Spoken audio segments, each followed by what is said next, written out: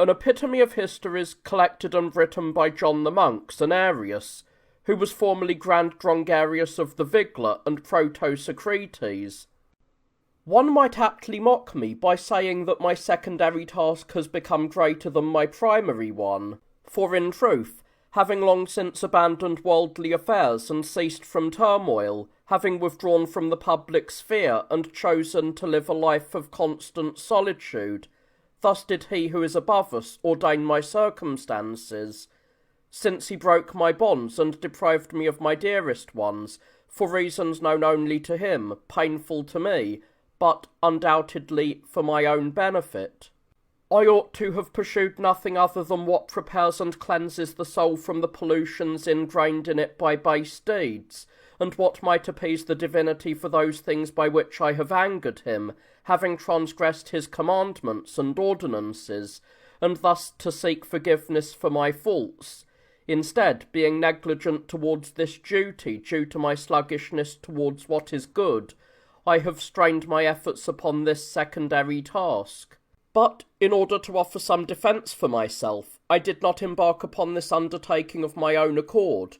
Rather, friends urged me towards it, seeing me at leisure and saying, "Employ your leisure for a work of common benefit, and there shall be a reward for you from God." They added that those who have laboured over histories and written of past events have done so in different ways.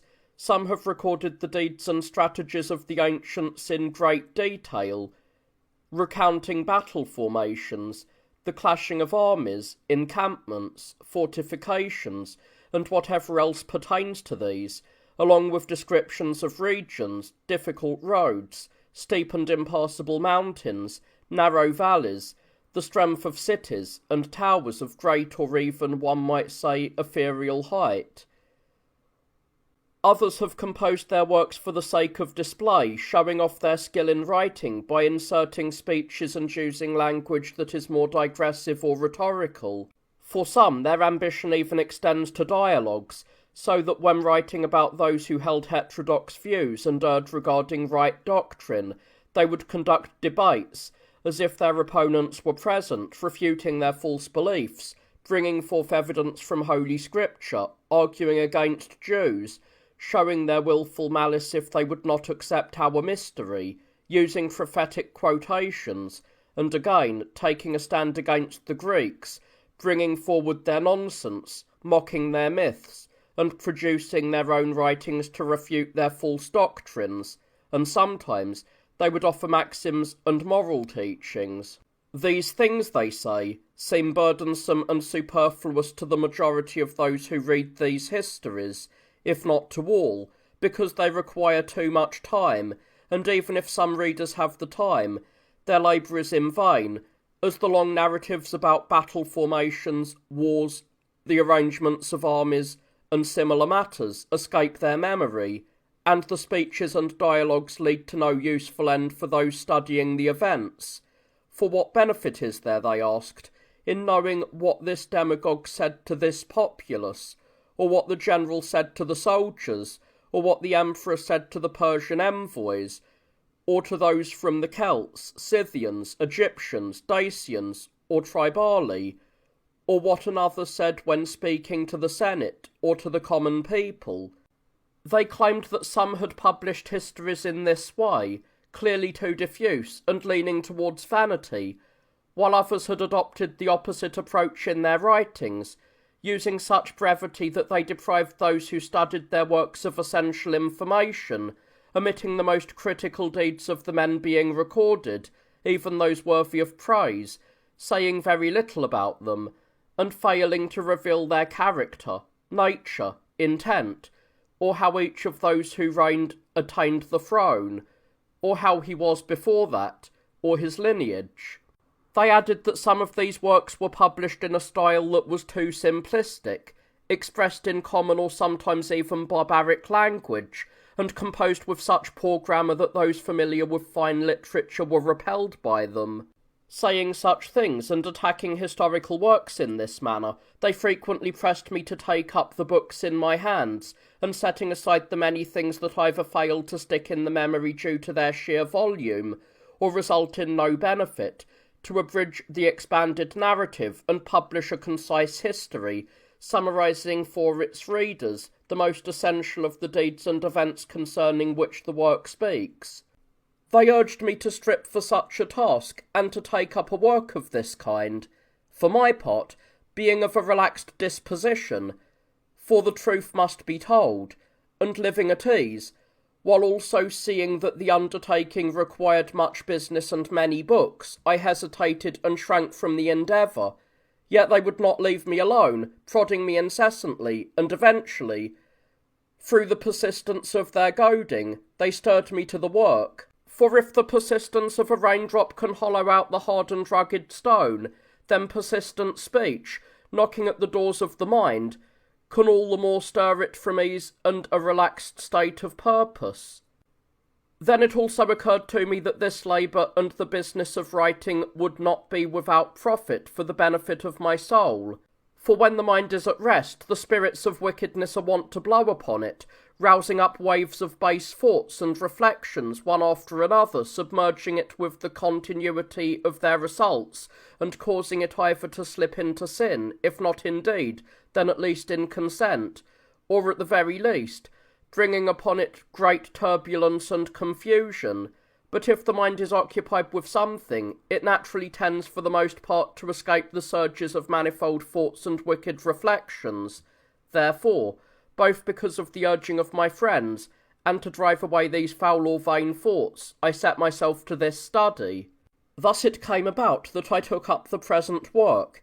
If I do not provide a strictly precise history for each of the recorded events, I ask those who read it to grant me a pardon, for, residing now in this remote place, it will likely not be possible for me to have at hand all of the books that I need for this composition, nor do all historical records show the same things about the same subjects, but they disagree in many, if not most, matters.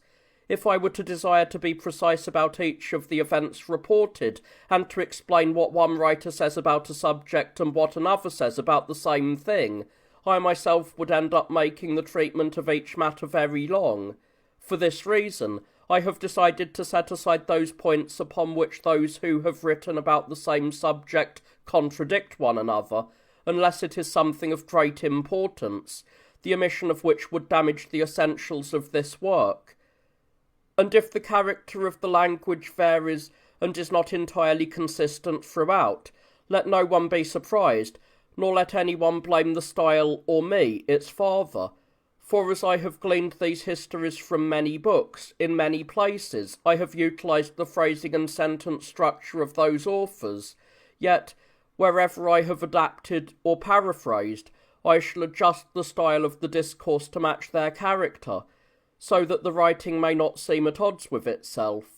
Before beginning this history, let me state in summary what will be recounted, so that those who read this work may know that they will become acquainted with many highly necessary accounts.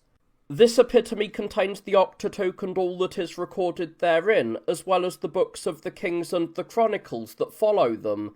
It includes what the Hebrew Josephus wrote in his Antiquities, or anything he stated beyond what the ancients said, or what he recorded more digressively or differently than they did, as well as the books of Urza and the accounts of the Hebrew captives. First, the captivity of the 10 tribes, which occurred when the Assyrian Shalmaneser took Samaria by siege, enslaved the nation, led them away beyond the Euphrates, and settled them there, while resettling Samaria with certain nations known as the Kuthians. Then I recount the captivity brought upon Jerusalem by Nebuchadnezzar, how the city was made desolate, the temple was burned, and the entire nation was enslaved. How after 70 years, in accordance with the prophecies, Cyrus, who had destroyed the Assyrian Empire, permitted the people to return to Jerusalem, rebuild the city, and restore the temple.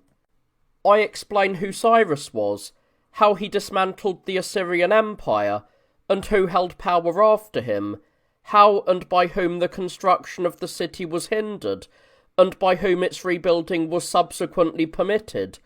I also write of the prophet Daniel, how he interpreted the dreams of Nebuchadnezzar and the visions of Balthazar, when that barbarian saw the finger of a hand writing on the wall, along with some of the prophet's other visions, all told with a concise explanation. I include an account of the 3 youths and the miraculous things done for them, or through them, by God, the story of Esther and how she saved the Hebrew race from total destruction, the story of Judith, who tricked and slew Holofernes and delivered his army to ruin, and the story of Tobit, and how he was struck with blindness, fell from prosperity into deep poverty, but was eventually restored to sight and gained abundances of wealth through his good works and the providence of God. Furthermore, the deeds of Alexander the Macedonian are summarized here, as it was necessary for the history to mention him, not least because he visited Jerusalem after his first defeat of Darius at Issus, and treated the high priest with special honour. I recount how he dismantled the Persian Empire and brought it under his own control, how long he reigned, and how his kingdom was divided into 4 realms upon his death. I cover the events brought upon the Jews by Antiochus Epiphanes, who was a descendant of one of Alexander's successors, and of how the Hasmoneans resisted him and redeemed their countrymen from his tyranny, who they were, and how long they presided over their fellow countrymen. I explain how, after the return from the Assyrian captivity to Jerusalem, the Jewish nation was not ruled by kings but was governed by high priests, and how the descendants of these Hasmoneans, while holding the high priestly office and directing the nation, also took the diadem for themselves. I recount how, when the brothers Hyrcanius and Aristobulus quarrelled over the Judean kingdom, Magnus Pompeius, then the Roman general, was called in to arbitrate between the kin, and instead captured the city of Jerusalem and subjected the nation to Roman rule. I explain how Herod, the son of Antipater, subsequently gained the kingdom of the Jews, who he was, his origins, the events of his household, and until what time his descendants held on to the kingdom. I detail by what means and from what time governors were sent from Rome to Judea, what Josephus wrote concerning our Saviour Jesus Christ, and also about John the Baptist, and for what reasons the Jews revolted against the Romans, how their nation was warred upon by the Romans, and by whom and in what manner Jerusalem was sacked in its final and irrevocable destruction. Since the history mentions the Romans and Rome, I deemed it necessary to write about them as well, to convey how the Roman nation had its beginning, and from whom and by whom the land of Italy was first settled. I recount how Romulus, who became the founder of Rome, was brought into the light, how his brother Remus was slain, how the former also disappeared, how this city was first ruled by kings, and what customs and laws it employed, how Tarquinius Superbus, having turned the monarchy into a tyranny, was deposed, and what wars and of what nature Rome endured because of his deposition. I describe how affairs of the Romans shifted to an aristocracy and then to a democracy, with consuls, dictators, and later tribunes managing public affairs. I explain what the consulate was in ancient times, what the dictatorship was, what the task of the censors was, and how much time was allotted to each of these offices. I detail what the triumph was among them, and where this name originated, along with as many events as took place during the times of the consuls, though not all, due to a lack of books recounting them. I relate how later, power shifted among the Romans from these offices into a monarchy, how Gaius Julius Caesar first took this for himself, though not completely, and how after he was killed on the rostra by those who cherished liberty, Augustus Octavius Caesar, who was the nephew of this slain Caesar, and had been adopted by him, pursued the murderers of his adoptive father. He had Antony as his ally in this endeavour, but later quarrelled with him, defeated him in a naval battle near Actium, and catching up with him after he had fled to Alexandria with Cleopatra, reduced the man to such necessity that he took his own life. I describe the great destruction of the Romans in these civil wars. First, the opposition of Octavius and Antony against Brutus, Cassius, and the other assassins of Caesar, and then their own fight against each other. I recount how Cleopatra, the Queen of Egypt and a descendant of the Ptolemies, was captured, and how she too took her own life, as it is supposed, by the bite of an asp. I tell how Octavius, having returned to Rome with brilliant victories, claimed autocratic power and transformed the Roman hegemony into a precise monarchy. I cover who reigned after him, how each acceded to power, how long and in what manner they ruled, and what end of life they met. I record who, after the holy apostles, adorned the thrones of the four great churches, that is, Rome, Alexandria, Antioch, and Jerusalem, and how many of these were deemed worthy of a martyr's death. I explain how Diocletian and Maximian Heraclius raged against Christians more than any others, and how, abdicating their power, they appointed others as Caesar in their stead, one of whom was Constantius Chlorus, the father of Constantine the Great, to whom the rule of Gaul and Britain was assigned. I relate how he, while dying, made his firstborn son, this very Constantine, who was equal to the apostles, the successor to his own rule, how he became sole monarch after defeating the others, having seen the sign of the cross in the stars in the heaven, how he drew near to Christ, spreading the faith, and granted freedom to the preaching of the gospel, how he built a city for himself in Byzantium, naming it New Rome, and transferred the empire from the elder Rome to this one. I detail who reigned in it after him, the character and piety of each, how long they held power, and how they departed this life. I note who presided over the church in Constantinople and for how long, which of them held the orthodox doctrine, which became heterodox, and how each of them passed away. I recount under which emperors and patriarchs and against whom the synods were convened. Thus, descending through time to the emperors of our own day, the work concludes, having mentioned many other obscure histories in the process. I must begin my writing by taking as its starting point the first principle, the cause of all things, who is without beginning and outside of time, and the production and creation of all that was brought by him from non-existence into substance and being. God is a nature in need of nothing, sufficient unto himself for glory and comprehension. He requires no glory from others, nor can he be comprehended by another, unless one were to say that his infinity and incomprehensibility are themselves comprehensible. By God, I mean the Father, the Son, and the Holy Spirit, the Godhead, according to the great Father and theologian Gregory. Thus existing, the divine first brings into being the angelic powers, those heavenly ministers and singers of the splendour above, not because he has need of them, but so that his goodness might not be confined to his own contemplation alone, and might flow forth and travel, and that beneficence might extend to many, for such is the nature of supreme goodness. Next, he brings into being this material and visible world. In the beginning, he created the heaven and the earth. As the earth was covered in invisibility, since there was darkness and water upon it, God brought forth light. He separated the light from the darkness, calling the light day and naming the darkness night. He set the evening as the beginning and the morning as the first dawn of the day. And there was evening, and there was morning, one day. I am aware that it is written in the little Genesis that the heavenly powers also came into being before all of these other things by the Creator of all, but because the little Genesis is not counted among the books of the Hebrew wisdom approved by the Holy Fathers, I do not consider anything written within it to be certain, nor do I subscribe to its account.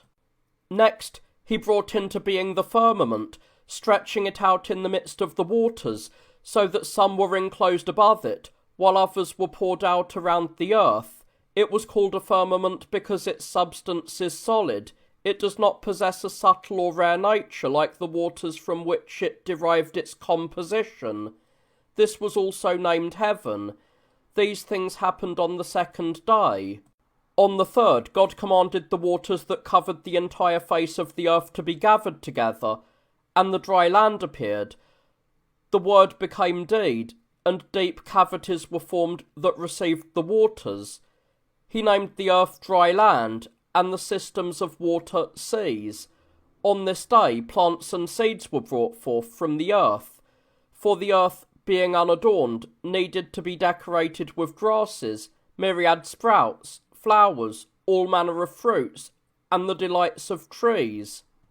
The fourth day saw the creation of the luminaries, the sun, the moon, and the remaining stars. The Creator adorned the heavens with these, and placed the light produced on the first day into these luminaries, ordaining their motions, risings, courses, and settings, so that the world beneath might be illuminated by them, and time might be measured by their risings and settings. They were to provide signs for those who attended directly to their appearance, and do not guess at them in an overly curious manner, or, as one might say, those who do not, in their precision, foolishly imagine that all of our affairs are swept along with the movements of the heavenly bodies. On the fifth of the days, at God's command, the waters brought forth creeping things of living souls, and birds. Some of these dwell in the waters, and swim through them, while the birds cleave the air, moving through it as if aloft. On the sixth day, the earth was ordered to bring forth living souls, quadrupeds, creeping things, and wild beasts, and all were brought forth according to the divine command.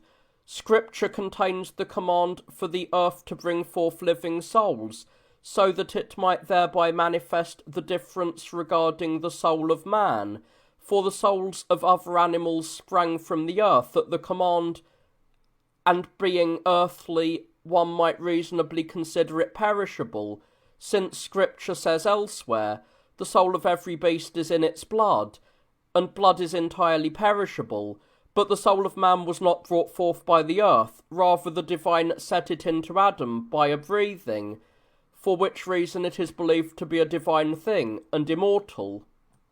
The sixth day also saw man moulded by the hand of God, the master craftsman, having first established all things and brought forth the world in order and rhythm, for which reason it is named Cosmos, prepared it like a royal palace for the reception of a king. Thus he brought forth man as a sort of king to rule over the things on earth, creating him not by a command, but by moulding him with his hands, and performing a creation for him that was not like that of the others, but distinct and incomparable. For all other things were brought forth by a word, but man was deemed worthy of direct workmanship. The book of Genesis says that God took dust from the earth, moulded man, and breathed into him a living soul, through which man is also said to have been made in the image of God. For certain attributes that essentially belong to the divine nature are imagined in the soul of man, not as inherent in the nature itself, but by grace. By nature, the divine is invisible, immortal, incomprehensible, and incorruptible. These same qualities belong to the soul by grace, not by nature, for the nature and essence of the soul is neither comprehensible nor visible, and it is incorruptible and immortal. Other characteristics of the divine nature are also observed in the soul by grace. He named the one who was moulded Adam, which signifies ruddy in the Hebrew dialect, as Josephus says, because he was moulded from red earth, for such was the virgin soil. Having thus brought forth the world in 6 days, on the 7th he ceased. For this reason the 7th day has been established among the Hebrews as a day without work, wherefore it is called the Sabbath, and in the Hebrew tongue Sabbath means rest. God placed Adam in the garden which he himself had planted, where the tree of life and the tree of knowledge, or according to Josephus, the tree of wisdom, were located. He commanded him to enjoy all other things, but to abstain from the tree of knowledge, forewarning him that death would be the penalty for transgression. The garden is watered by a river, which issues from it and divides into 4 heads. The first is named Pishon, which signifies multitude. This is what the Greeks call the Ganges, which flows through India and empties into the sea. The The second is called Gion. Its name signifies that which issues from the east, which Josephus says the Greeks call the Nile. Following this is the Tigris, which the same author says is also called Diglath, and the name implies a sharp and narrow flow. The remaining one is the Euphrates, which means either flower or dispersion. Both of these empty into the Red Sea. God brought forth all the animals before Adam, who gave a name to each of these kinds. God also created the woman, taking one of Adam's ribs while he was asleep, and brought her to him. Recognizing her as having come from himself, he named her woman, for among the Hebrews, woman is called Eva, and so she was named Eve. Thus, the life of both in the garden was blessed, as they were naked in their simplicity and lived an artless life. However, they were envied by the serpent, or rather by the spiritual dragon. The serpent approached the woman and counselled her to taste the plant of wisdom. Josephus says that at that time all of the animals could speak. She was persuaded, and finding the fruit sweet to the taste, she persuaded her husband also to partake of it. They realized they were naked, made loincloths for themselves out of fig leaves, and hid from God because of their nakedness. When God asked for the reason, Adam pointed to his nakedness and laid the blame upon the woman. She in turn said she had been deceived by the serpent.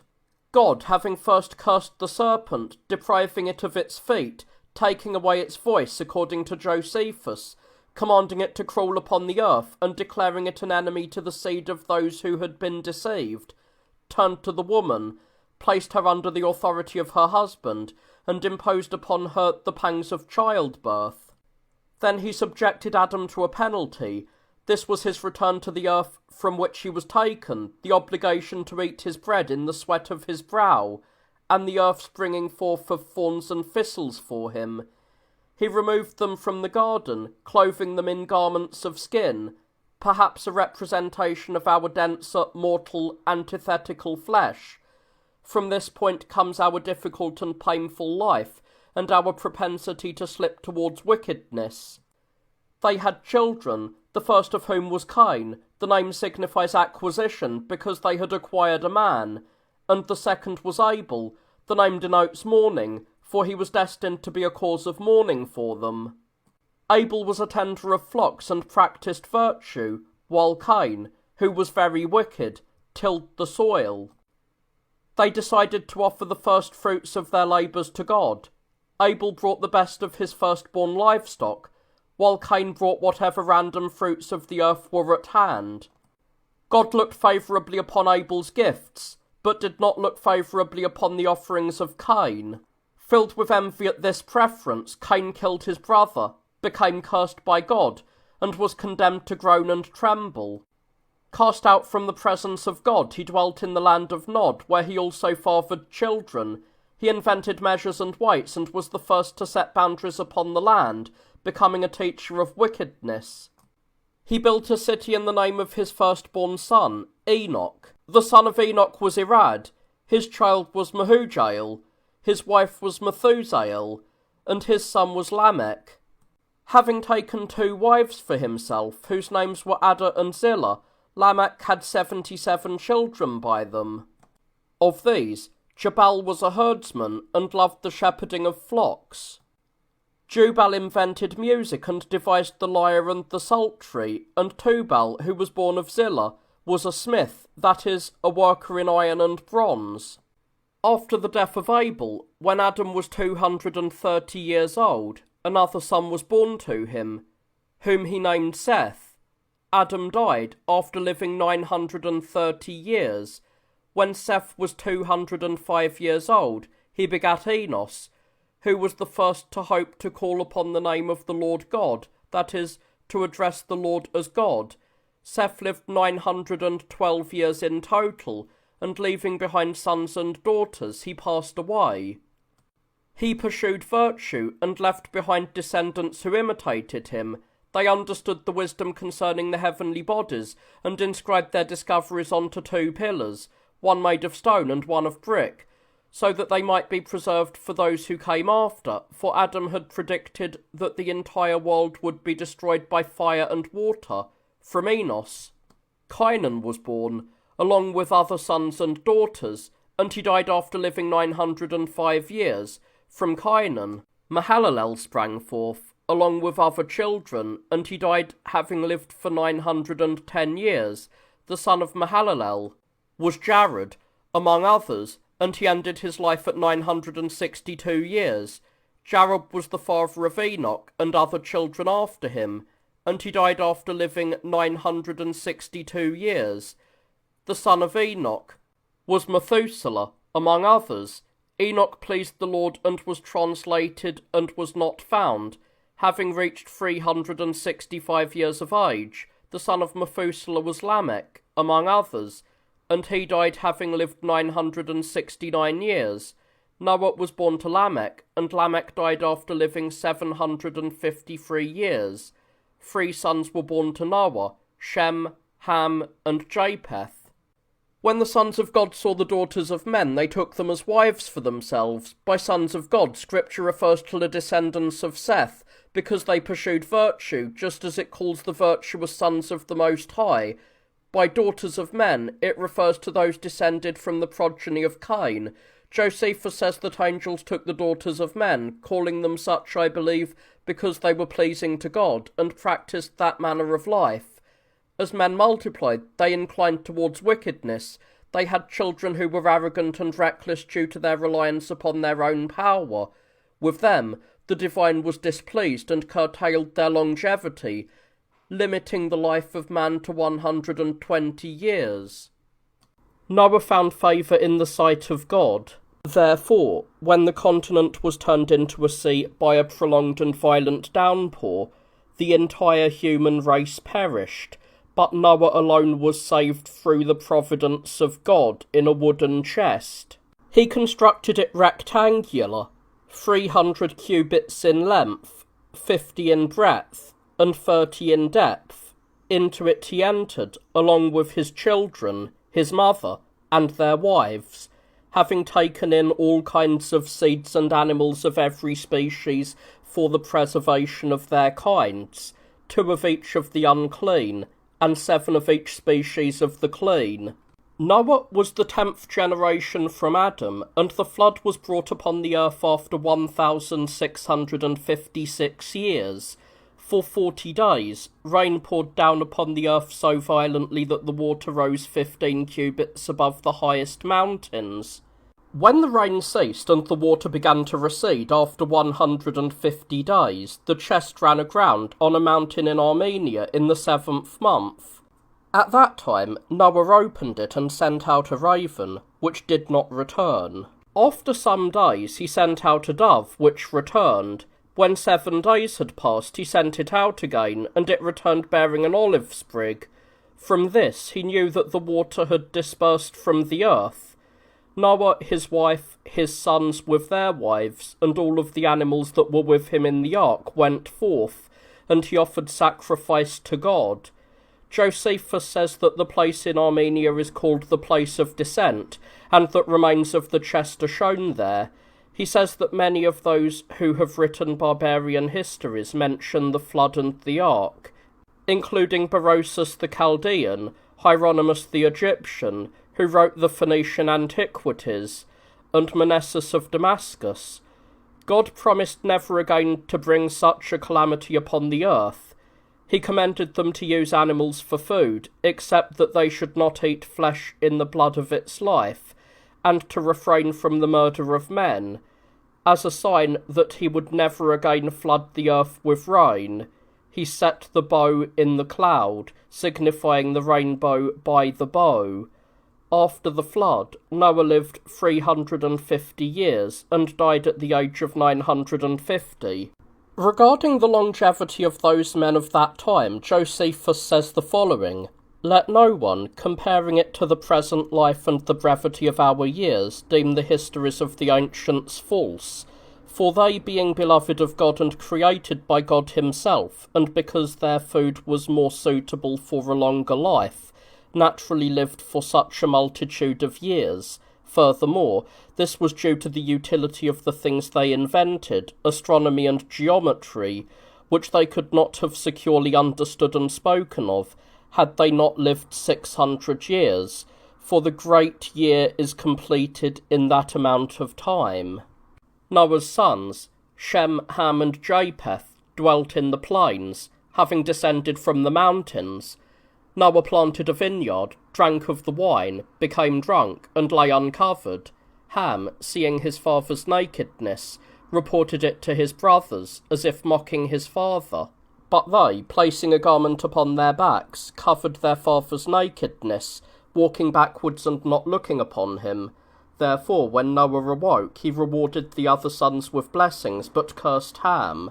The plain where Noah's sons dwelt is called Shinar. As each son had many children and generations proceeded, their descendants multiplied. One of Ham's grandsons was Nimrod, who was the first to appear as a giant upon the earth. Bold and valiant in action, he took authority over the others and turned their affairs into a tyranny. He proposed that they build a tower constructed of baked bricks and bitumen. Seeing them so maddened, God made them speak different languages, so that they were unable to understand each other's speech, through this division of tongues. The place where they were building the tower is called Babylon, because of this confusion of language, for the Hebrews call confusion Babel. Consequently, they were scattered because of the diversity of tongues, until every continent and island was filled with them. Once the descendants of Noah were scattered, the nations were formed and named from them. Japheth begat 7 sons, who advanced from the mountains of Taurus and Amanus throughout Asia as far as Tanias, and in Europe as far as Gadara.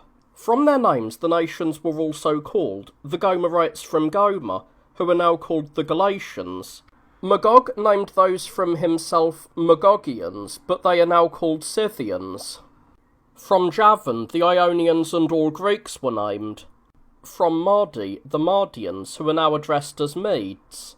And Tubal named those from himself Thobelians. These are the Iberians.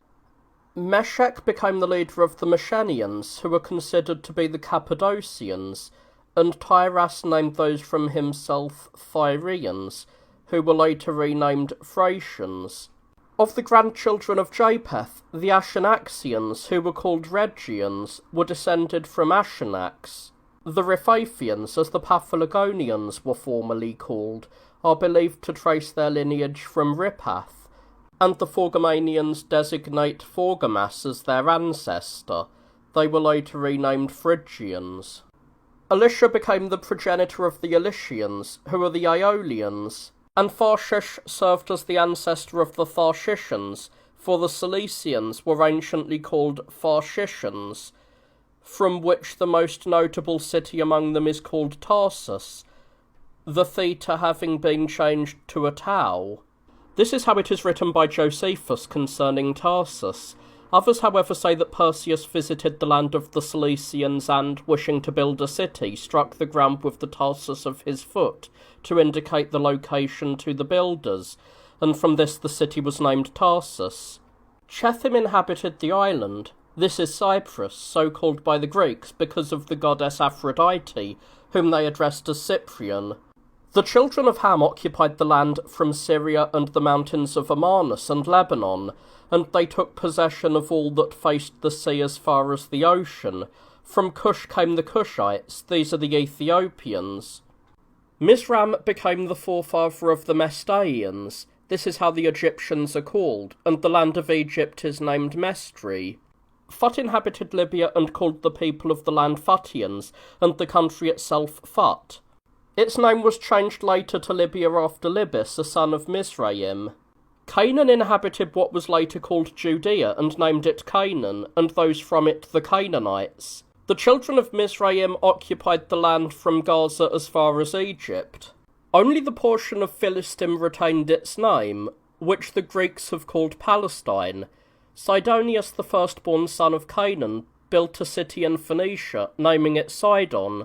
Amath built the city of Amath, which the Macedonians later renamed Epithenia after one of the Ptolemies, who was called Epiphanes.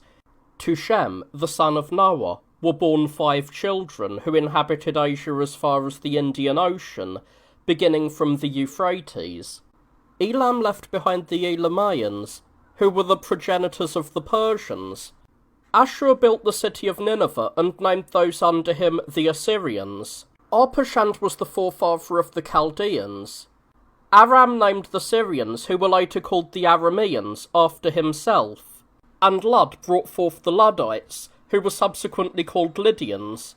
Of the 4 sons of Aram, one inhabited Trachonitis and Damascus, which lies between Palestine and Seol, Syria. Another inhabited Armenia, and a third Bactria. The son of Arpachshad was Kainan, and the child of Kainan was Shelah. This man was the father of Eber. Eber begat Peleg, so named because of the division of the earth. For when the partitioning of the people of that time occurred, the division of the earth was then brought forth. For the Hebrews called division Peleg. The nation was called Hebrews from Eber from the beginning. The son of Peleg was Reu. Reu was the father of Serug, who begat Nahor, and from Nahor came Terah. Terah was the father of Abraham. The forefather of the Hebrew race and patriarch of his own tribes was this great Abraham, who was Chaldean by birth, the 10th generation from Noah, born 292 years after God flooded the entire earth with rain. Descended from impious ancestors, he was the first to recognise the one God, the creator of all things, understanding the Maker from his works, and he declared that honour was owed to him alone. For this reason the Chaldeans revolted against him, so he migrated from there at the command of the God who had made himself known to him, and he took possession of the land of Canaan. When famine pressed upon Canaan, he migrated to Egypt. Being admired for his wisdom, he imparted arithmetic and astronomy to the Egyptians, who were ignorant of these matters. It is said that these disciplines travelled from the Chaldeans to Egypt, and from there to the Greeks. When the Assyrians attacked the Sodomites, among whom lived Lot, the nephew of Abraham and brother of Sarah, many Sodomites fell, and the rest were taken captive, and Lot was carried off with them. Learning of this, Abraham, with 318 of his household servants and 3 of his friends, pursued the Assyrians, and he saved both the Sodomites and Lot. Upon his return from the pursuit, the king of the city of Salima, named Melchizedek, welcomed him. This name, translated into Greek, signifies righteous king. For Salima was the name of Jerusalem at that time. The city was that ancient, having long held precedence over all others. God, accepting Abraham's virtue, promised a reward for it, but when Abraham said that every benefit seemed ungrateful to him as long as he lacked an heir, for he was still childless, as Sarah's womb was barren, God promised that he would give him a son, and that from him a great nation would proceed, equal in number to the stars. He commanded that he and the males under him be circumcised, so that his race might remain unmixed with other nations. And they were circumcised. Thus, a son was born to Abraham by Sarah when he was 100 years old, whom God commanded to be called Isaac.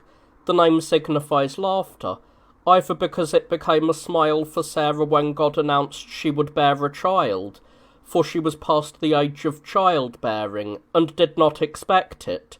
She was 90 years old when she bore Isaac, or because the child became a subject of laughter, that is, of joy and gladness, for his parents.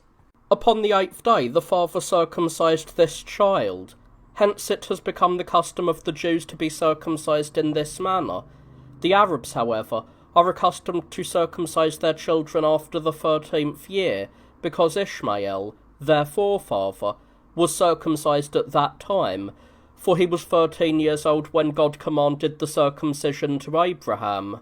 This name signifies heard by God, as God heard the supplication of Abraham and gave him the child.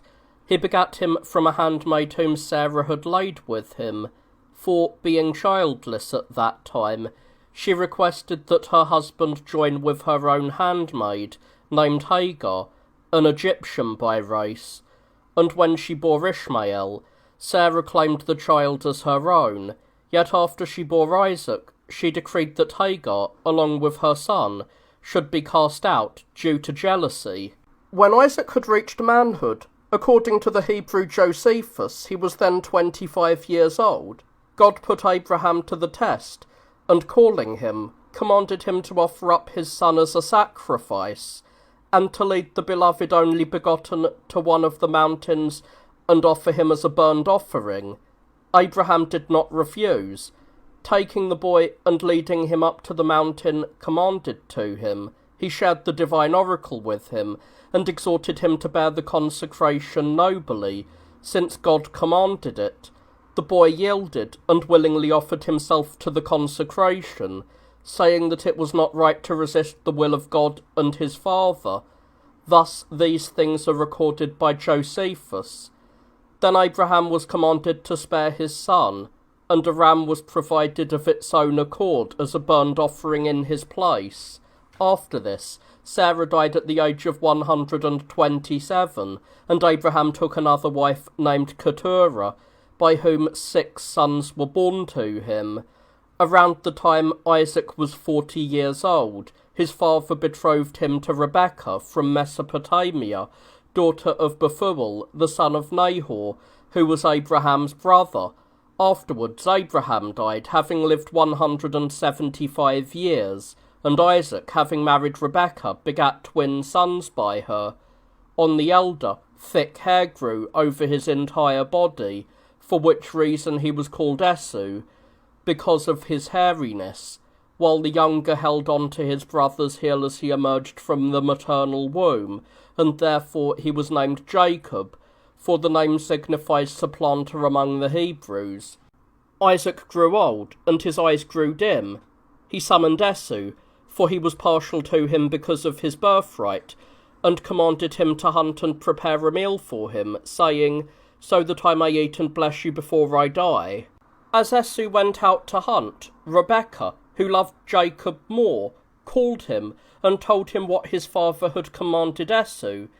She urged him to hurry to the flock and bring her 2 tender kids, so that she might prepare dishes for the old man, as she knew he loved, and that he might eat and bless him.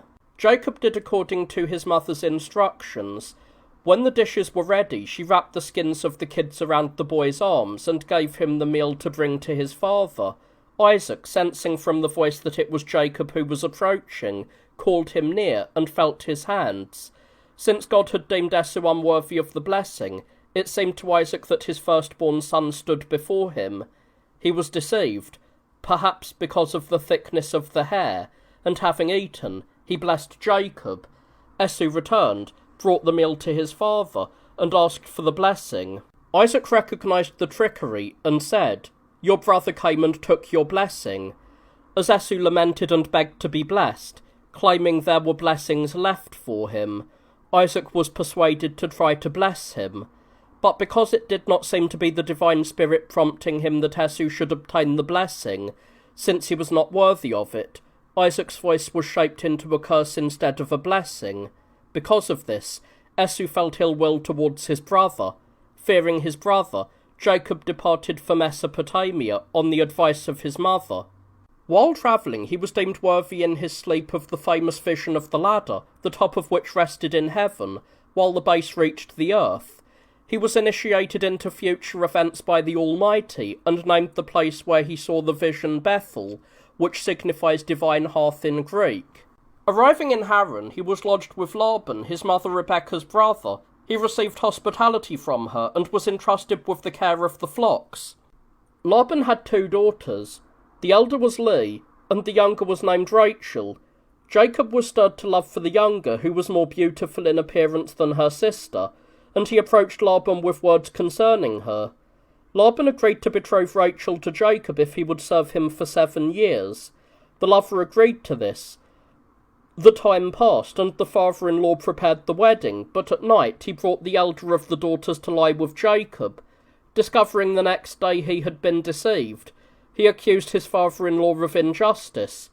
Laban promised him Rachel as well, after another 7 years. Jacob, enslaved by love, agreed to serve again, and after another 7 years, He also lay with Rachel. Leah had children by Jacob.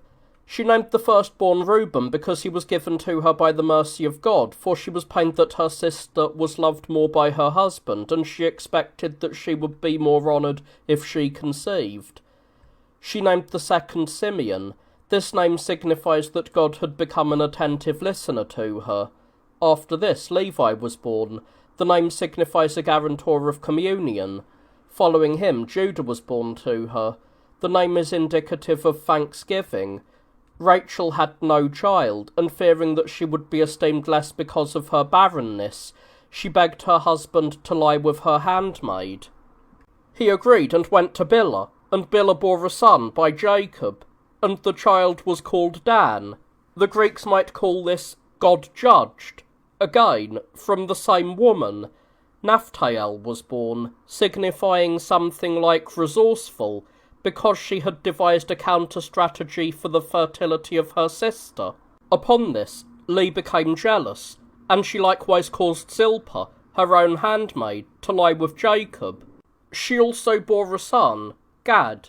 One might call him Fortune. Following this, she bore another, who was Asher. He might be called Blessed, because he became a cause of good repute and blessedness for Leah, due to her many children. When Reuben, the son of Leah, brought mandrake fruits, Rachel asked her to share them, and she set as a price for her sister the bed of Jacob for that night. For that night had been allotted to Rachel. Because of this, Jacob lay with Leah, and the woman bore 2 more children. Issachar, whose name signifies born of a wage, and Zebulun, which signifies pledged by her favour, as well as a daughter named Dinah. A son, Joseph, was also born to Rachel. The name signifies the addition of someone yet to come. Jacob served his father-in-law for 20 years, but when he wished to depart, he was not permitted. Therefore he fled secretly with his wives, their handmaids, and his children, taking with him his possessions, and the livestock he had received as wages for his service. Rachel also took her father's idols, not to honour them, but so that she might have them as a refuge if her father pursued and overtook them. When Laban caught up with them on the 7th day, God commanded him in a dream to make peace with Jacob.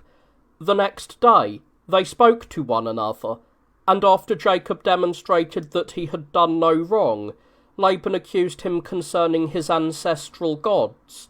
Knowing nothing of them, Jacob allowed him to search. Laban searched. Rachel placed the idols in the pack saddle of the camel that she was riding and sat upon them, claiming that her menstrual flow was troubling her. Thinking that his daughter would never approach his gods while in such a state, Laban passed her by. He departed, and Jacob, fearing his brother, sent messengers ahead to announce his return, along with gifts. When night fell, he encountered a phantom and wrestled with it, appearing to prevail. Realizing it was an angel of God, he begged it to tell him what portion he would have. The angel said he should consider prevailing over a divine angel a sign of great blessings, and commanded that he be called Israel. Others interpret this as the mind-seeing God, but Josephus says it signifies one who stood against a divine angel. Jacob called the place Peniel, which means the face of God. Because he had suffered pain in the broad sinew during his fight with the angel forbade him to eat the broad sinews of any animal, and this is forbidden to all of his race. When Esau came to meet his brother, they embraced and greeted one another. Esau then departed, and Jacob arrived at Shechem. While the Shechemites were holding a festival, his daughter Dinah went into the city to observe the festivities. Shechem, the son of the city's king, saw her and violated her by abduction. Afterwards, his father begged Jacob to join Dinah in marriage to Shechem, but he did not agree. Simeon and Levi, the girl's full brothers, took advantage of the fact that the men in the city were feasting and intoxicated during the festival, entered at night, and killed every male of military age, including the king and his son. This is what Josephus says. However, the book of Genesis records these events more persuasively. It says that when Hamor, the father of Shechem, requested that Dinah be joined to his son, Simeon and Levi replied, "If all the males in the city are circumcised, we will give our sister to your son," and that they accepted. All of the men in the city were circumcised on the third day after the circumcision, while those who were circumcised were still in a bad state and suffering from inflammation. They attacked them and killed them all, unbeknownst to Jacob. When Jacob was angered by this, God commanded him to take courage. Arriving at Bethel, where he had seen the dream, Jacob offered sacrifice. Proceeding further, he buried Rachel, who had died in childbirth. He called the child born of her Benjamin because of the pain his mother suffered for his sake. Travelling to Hebron, a city of the Canaanites, he found his father Isaac still alive, for Rebekah had already died. Shortly after, Isaac also died and was buried with his wife in the family tomb, having lived 185 years. Esau ruled over Edomia, having named the land after himself. He had been called Edom because, after returning from a hunt and suffering from hunger, he found his brother preparing lentil stew for himself as food, and asked him for some. His brother compelled him to sell his birthright for the lentil stew. On account of his hunger, he yielded the birthright to him with an oath. From this he was called Edom, on account of the readiness of the lentils, for they were very much that colour. Among the Hebrews, Edom is the name for red. Jacob loved Joseph, the son of Rachel, more than all of his other children, both for his physical beauty and the virtue of his soul. His father's affection, as well as the dreams he experienced, stirred his brothers to envy him. One of the dreams was this. In the harvest season, he seemed to be binding sheaves with his brothers and placing them upright, and while his own remained still, his brothers' sheaves ran towards his and bowed down to them. Another was that he seemed to see the sun, the moon, and the remaining stars bowing down to him. When he recounted these visions to his father in the presence of his brothers, he sought to learn their meaning. His father prophesied good fortune for the boy, and that a time would come when he would be honoured and bowed down to by his parents and brothers. This grieved Joseph's brothers, and they looked upon the youth with hostility. While the sons of Jacob were pasturing their flocks in Shechem, their father sent Joseph to check on them. Upon seeing him, they hastened to kill him.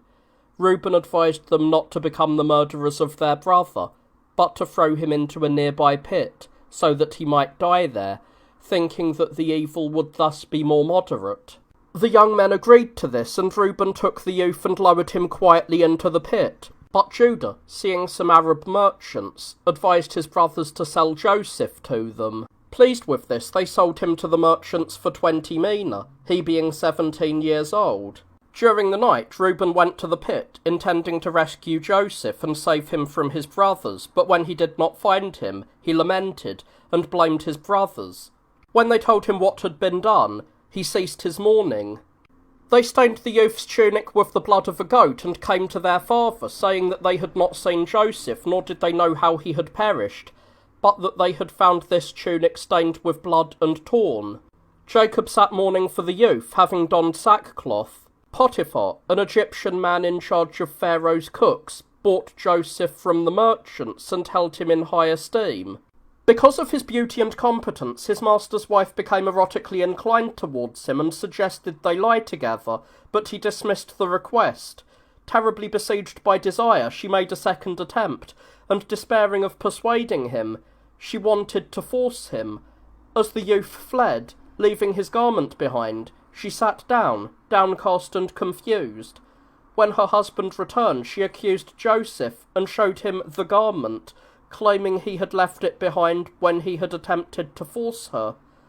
Potiphar threw Joseph into the prison for criminals, in which the king's cupbearer and his chief baker had also been locked up out of anger. Having become familiar with them, he was asked to explain the meaning of their dreams. The cupbearer dreamt he saw a vine from which 3 branches sprouted, upon which hung large and ripe clusters. He seemed to press these into a cup and offer it to Pharaoh, who received it graciously. Joseph interpreted the dream as signifying good things for him. Within 3 days he would be restored to his former service. He asked him to remember him once he was prosperous. The chief baker said he dreamt he was carrying 3 baskets on his head, 2 full of bread, and the 3rd filled with relishes and various cooked foods, and that these were snatched away by birds descending upon them. Joseph told him that the 3 baskets signified 3 days, and that on the 3rd day he would be hanged and become food for flesh-eating birds. It came to pass for both, exactly as Joseph had explained. Then God sent 2 dreams to Pharaoh, along with their interpretations. Pharaoh remembered the visions but forgot their meanings. He therefore summoned the wise men of Egypt, reported the dreams to them, and demanded their interpretations. When they were at a loss, he became angry. The cupbearer, though he had not done so before, now recalled Joseph and informed Pharaoh about him. He was immediately brought before him. Pharaoh said, "Tell me, young man, the meaning of the dreams I have seen." "I thought I saw 7 well-fed cows coming up out of the river to graze in the marsh, and 7 others, lean and wasted by famine, coming out of the marsh to meet them. The latter ate the former ones, yet remained just as lean as before. Again, I saw 7 stalks of grain growing from a single root, lush and bowed down by the weight of their fruit.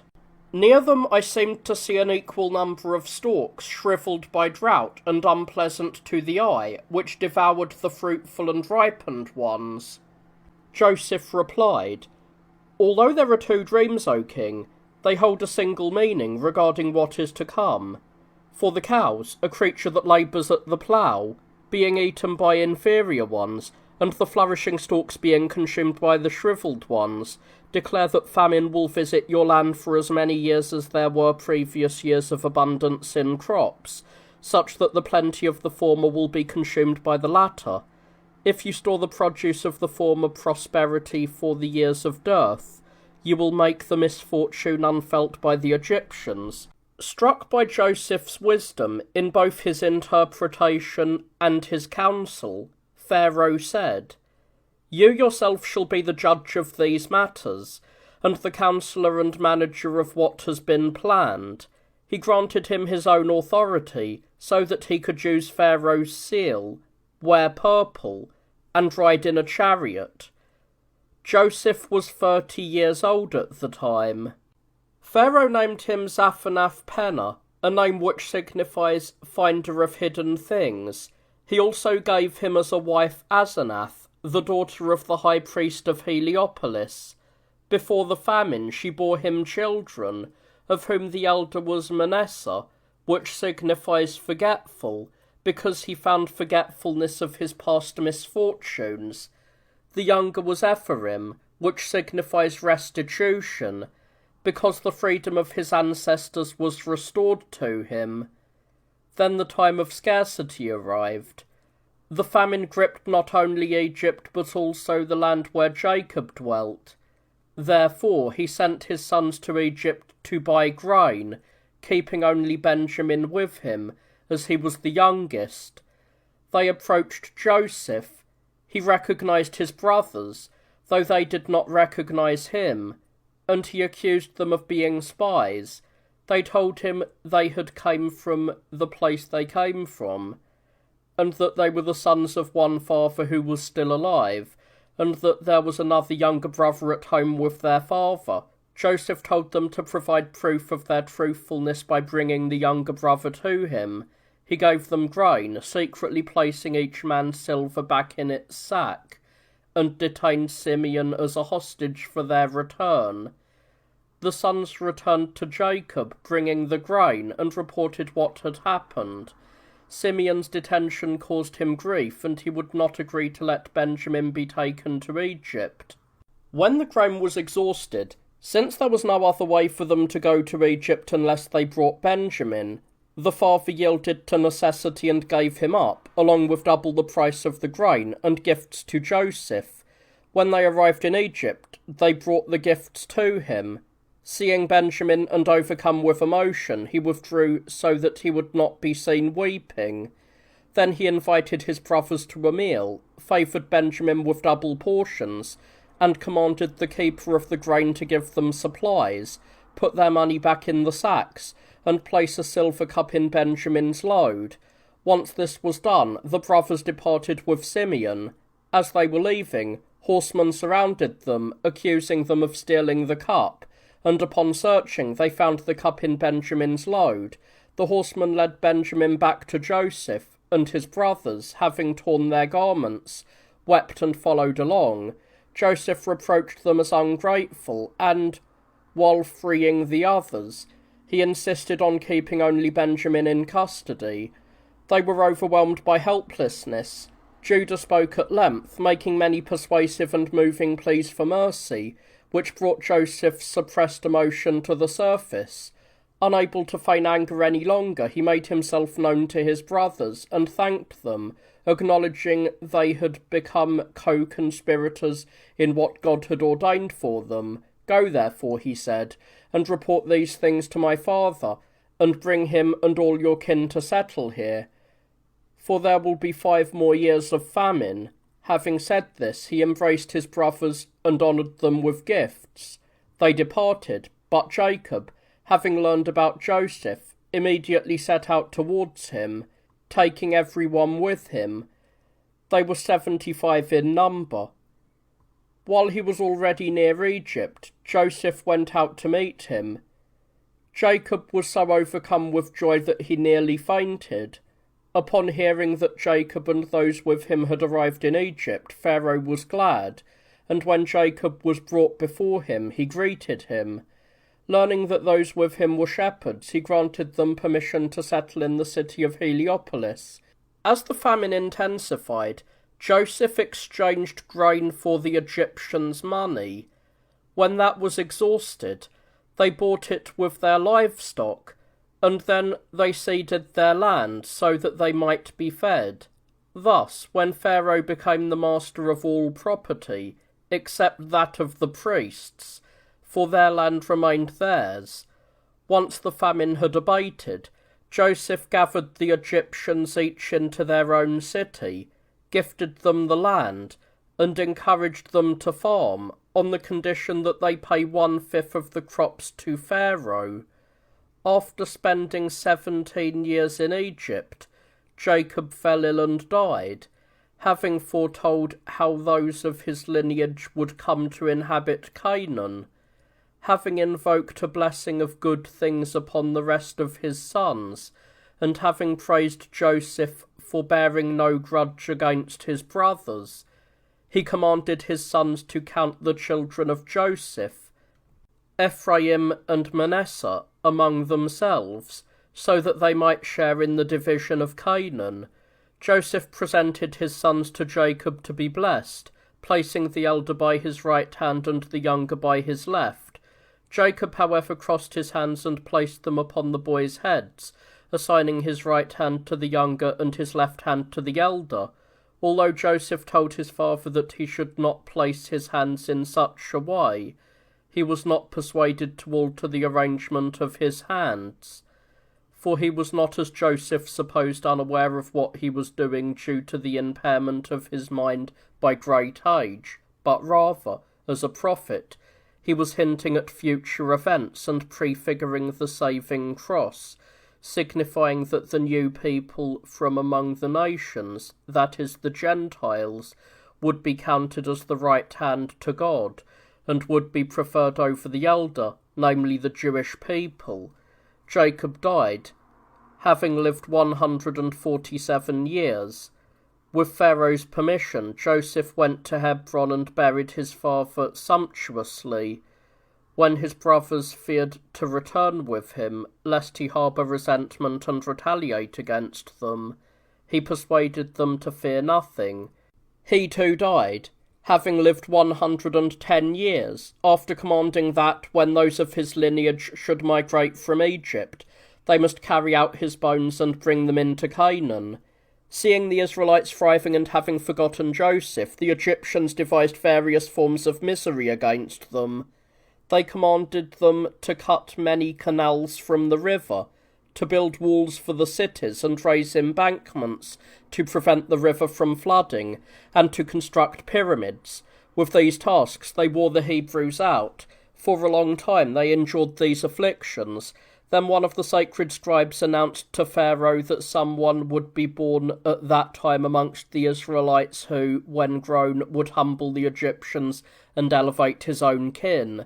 Fearing this, Pharaoh ordered that every male born to the Hebrews be destroyed by being thrown into the river, and that the parents of children who were not so treated should be killed, along with their entire household, and that Egyptian midwives should keep watch over the births of Hebrew women. While they were in this state, a man of noble birth was deeply troubled by these events. His wife was pregnant, and he prayed to God. In a dream, God commanded him not to despair, saying, "The child whom the Egyptians fear will be yours.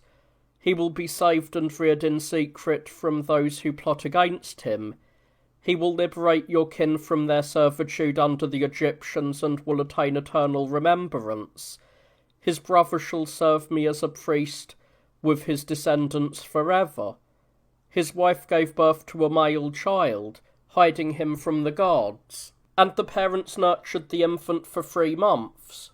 Fearing for his safety, they entrusted him to God, and having fashioned a basket and coated it with bitumen, they placed the infant inside and set him adrift upon the river. Miriam, the child's sister, watched to see what would happen.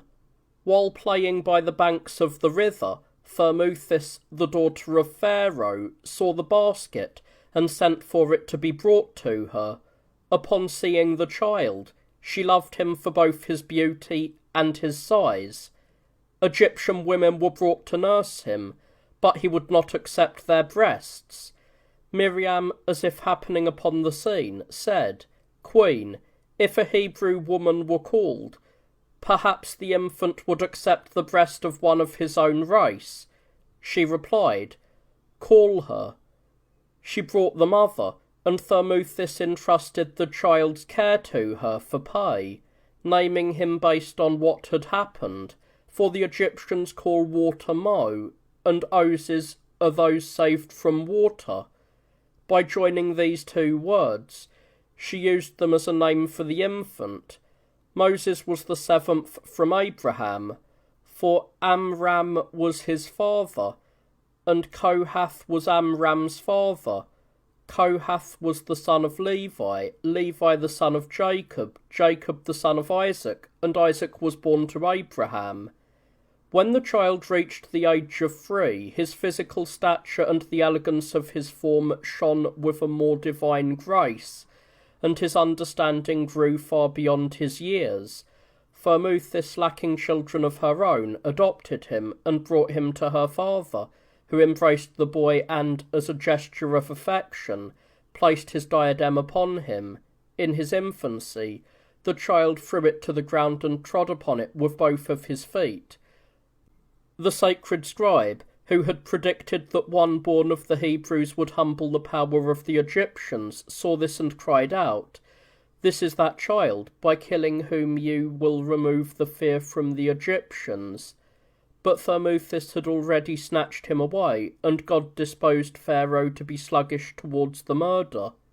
When Moses reached manhood, his virtue became evident to the Egyptians. The Ethiopians, who were neighbours to Egypt, were ravaging their land. The Egyptians marched against them, were defeated, and the Ethiopians, holding them in contempt, began to devastate all of Egypt. According to a divine oracle, Pharaoh was asked by his daughter for Moses, who was now a man, to be their general against the Ethiopians. She gave him up, having made her father swear not to do him any harm. Entrusted with the war, Moses did not lead the army against the enemy by the usual route, but through a region untrodden due to a multitude of venomous serpents. It was here that he demonstrated his wisdom. He made crates and filled them with ibises, for Egypt rears many of these, and they are tame, and brought them along the road. Since the ibises are enemies to these venomous creatures, he used them as the vanguard for his army, fighting against the serpents. Coming upon the Ethiopians, who had no forewarning, he defeated them and captured many of their cities. They were besieged at the city of Saba, the royal capital of Ethiopia, which Cambyses later named Meroe after his sister of the same name. The city was difficult to besiege. Tharbis, the daughter of the Ethiopian king, fell in love with Moses and sent messengers to him regarding marriage. He agreed, provided she surrender the city to him. The deed followed the words, and Moses celebrated the wedding and led the Egyptians back to their own land. But they hated him even though he had saved them, and they incited Pharaoh against him. Swayed by the sacred scribes and mindful of his killing of the Egyptian who was scourging the Hebrews, as is recorded in the first book of Genesis, though Josephus passes over this, Pharaoh set out to slay Moses. But since the roads were being watched, Moses escaped unnoticed through the desert and went to the city of Midian, where he was entertained by the priest of the city, who was known by two names, Reuel and Jethro. He gave his daughter Zipporah to Moses in marriage and made him the shepherd of his own flocks. While pasturing his flocks on Mount Sinai, Moses was deemed worthy of the vision of the bush, which fire burned but did not consume. He then heard a voice come from within, which commanded him not to approach, as the place was divine, and it foretold the future and ordered him to go to Egypt to deliver his kin from the suffering there and lead them out of Egypt, instructing him to offer sacrifices in that same place. These things were spoken to Moses by God out of the fire. He was at a loss as to how he might persuade his own people or force Pharaoh to permit their departure. God promised to make these things very easy for him, and to provide proof, commanded him to cast his staff upon the ground. When he did, it became a serpent, and upon taking hold of it again, it became a staff once more. Instructed to thrust his right hand into his bosom, he brought it out white as lime, and then it was restored to its former appearance. Being told to take water from the vicinity and pour it upon the ground, he saw the poured water turn to blood. He was commanded to take heart at these things, and delay no longer, taking his wife and their sons, Gershom, which signifies that he was in a foreign land, and Eliza, which signifies that he found the God of his fathers to be his ally. He set out for Egypt. As he approached, his brother Aaron met him. Both appeared before Pharaoh, and having spoken what was commanded by God, urged him not to act against the divine will. When Pharaoh mocked them, they demonstrated the signs indeed, and the staff cast down became a serpent. After the Egyptian enchanters did the same thing, and changed their own staffs into serpents, Moses cast his staff down again. It changed into a serpent and devoured the staffs of the Egyptians, which had appeared to be serpents, and he then took it back as it reverted to its original form. As Pharaoh remained obstinate, the waters were turned to blood. Then frogs covered the entire land of Egypt. Following this, gnats arose from the earth. While Pharaoh's enchanters appeared able to perform the other prodigies, they could not conjure gnats. They said to Pharaoh that this was the finger of God, yet he remained unyielding. Then came a plague of dog flies, followed by the destruction of the livestock, after Moses scattered furnace soot into the air. Sores and blisters broke out on both the livestock and the people, and then hail fell. After it came locusts, and upon these darkness covered the Egyptians for 3 days. Finally, they were brought the destruction of the firstborn.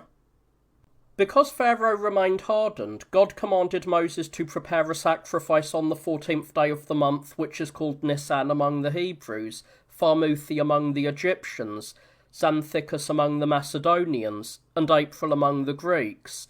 When the 14th arrived, everybody sacrificed, anointed their doorposts of their houses with the blood of the offering, and having supped, burned the leftovers of the meat.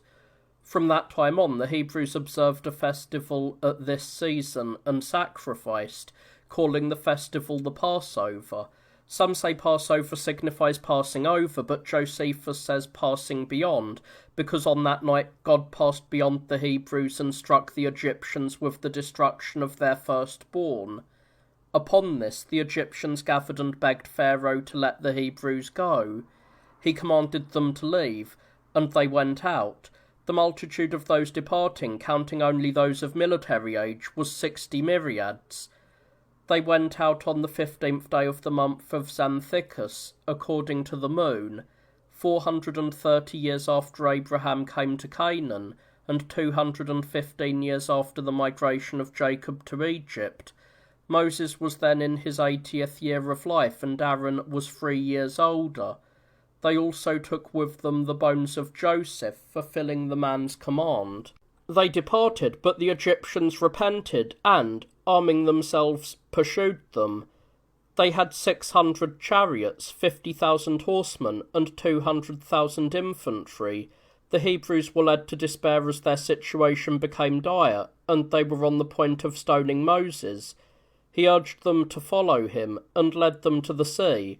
Standing by it and calling upon God for help, he struck the sea with his staff. It parted, leaving the land dry for the Hebrews, and they crossed over in haste. Seeing this, the Egyptians also positioned their cavalry at the front and pursued.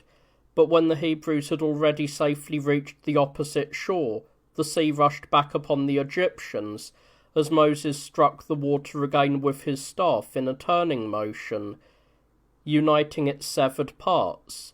Thus all the Egyptians who were in the waters perished. The Hebrews were in hymns and rejoicing, and Moses composed a song to God set in hexameter verse, as Josephus says. The Hebrews took the weapons of the Egyptians which had been washed up from the sea by the wind along with their bodies, and armed themselves with them. Moses led them to Mount Sinai to offer their sacrifices of deliverance, as he had been commanded. As they were being led there, the scarcity of food and the lack of water distressed them. While in this state, they arrived at a place where there was a spring, but the water was undrinkable due to its bitterness. The book of Exodus calls this place Marah, but Josephus records that it was called Mar by the Hebrews, stating that the Hebrews call bitterness Mar. They complained against their leader, but he, having first prayed to God, took a piece of wood, cast it into the spring, and sweetened the water. Josephus, however, appears not to believe that the sweetening of the water was a miracle, but rather supposes it was sweetened naturally, saying that Moses cast the wood into the water and ordered the spring to be drawn dry. They laboured, and the water, having been agitated and cleansed by the constant drawing, was then drinkable. He cured their lack of food by praying to God for quail. A multitude of quail flew into the Hebrew camp, which they caught and ate. Following this, God rained manna upon them, which was sweet like honey, and in size resembled coriander seed. It was called manna by them, as they asked what it might be, for man signifies a question in the Hebrew language. Such is Josephus's account of these events as well. It was commanded that each should collect an asserone of this each day, the asserone being a measure, and if anyone collected more, it was inedible by the next day, having been corrupted by worms and bitterness. This was ordered so that those who were strong might not collect so much that it would be lacking for the weak. They used this food for 40 years, for as long as they were in the desert. Later, they came to a waterless place called Rephidim, and being thirsty, they rose up against Moses. He prayed to God and was commanded to strike the rock with his staff. He struck it, and water gushed forth from it, both plentiful and very clear. The Amalekites marched against the Hebrews, having summoned their neighbours as allies. Moses separated the fighting men of the people from the others and placed Joshua the son of Nun in charge of them, while leaving a portion of the army to guard the water. He himself withdrew to the mountains, instructing Joshua to trust in God and lead the army against the enemy. As the battle joined, the Hebrews were dealing heavily with the Amalekites as long as Moses held his hands aloft, but whenever Moses, wearied by the elevation of his hands, let them down, it happened that the Hebrews were defeated. Therefore he placed his brother Aaron and Hur, the husband of his sister Miriam, on either side to hold up his hands. In this way the Hebrews were victorious over the Amalekites, and would have destroyed them all had not nightfall stopped them. Not one of the Hebrews died. From there they moved onwards, and within 3 months of their departure from Egypt they arrived at Mount Sinai, where Moses sacrificed to God. There his father-in-law Jethro met him, and seeing his son-in-law occupied by a multitude of matters, as everyone came to him for judgment, he advised him to entrust the hearing of cases to others, while he himself attended to the greater matters and the salvation of the people.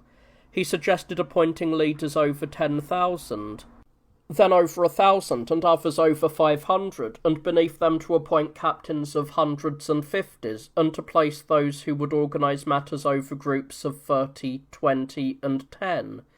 Moses followed Jethro's advice. He then commanded the people to encamp near Mount Sinai and ascend the mountain. The people moved their camp, observing various purifications, including abstinence from marital relations for 3 days. On the 3rd day at dawn, a cloud encircled the Hebrew camp, accompanied by fearsome lightning and violent winds, which terrified the Hebrews as they waited in their tents. Moses appeared full of courage, and upon being seen, he relieved them of their fear and informed them of what God had commanded and the laws they were to observe. He then brought the people, including women and children, near, so that they might hear God. They heard a voice coming from above. Afterwards he ascended the mountain again. As he stayed there a long time, the people gathered to Aaron, saying, "Make us gods, for we do not know what has become of Moses." Forced to comply, Aaron ordered each to bring the gold earrings and ornaments that their wives and daughters wore. They brought them, and from these they made a molten calf, and sacrificed to it. Moses, descending from the mountain and carrying in his hands the 2 stone tablets of the testimony, inscribed on both sides, saw the calf as he approached the camp. Enraged, he shattered the tablets, took the calf, burned it, ground it into powder, threw it into the water, and made the people drink it. He commanded the sons of Levi, and they went through the camp, and slew many, so that the fallen were numbered at 3,000.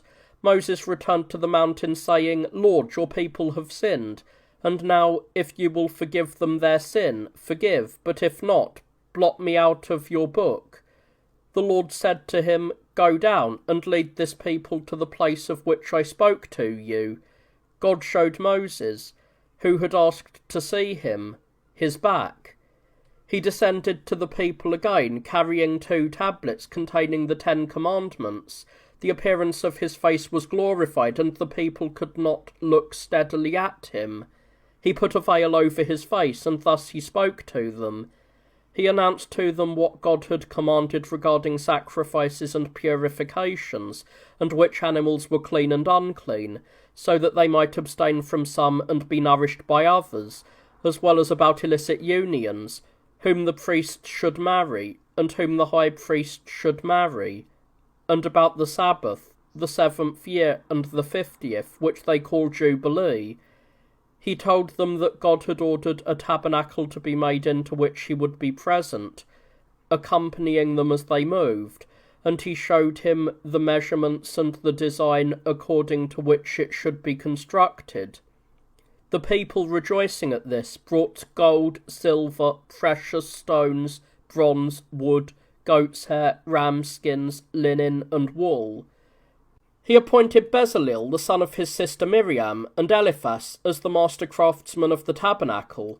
Once the tabernacle was crafted, Moses set it up. The ark was fashioned from incorruptible wood, which was covered inside and out by gold. In it they placed the 2 tablets containing the 10 commandments. The first commandment says that there is one God and that he alone must be worshipped. The second, that one should make no image of any living creature nor worship it. The third, not to swear by God for any vain purpose.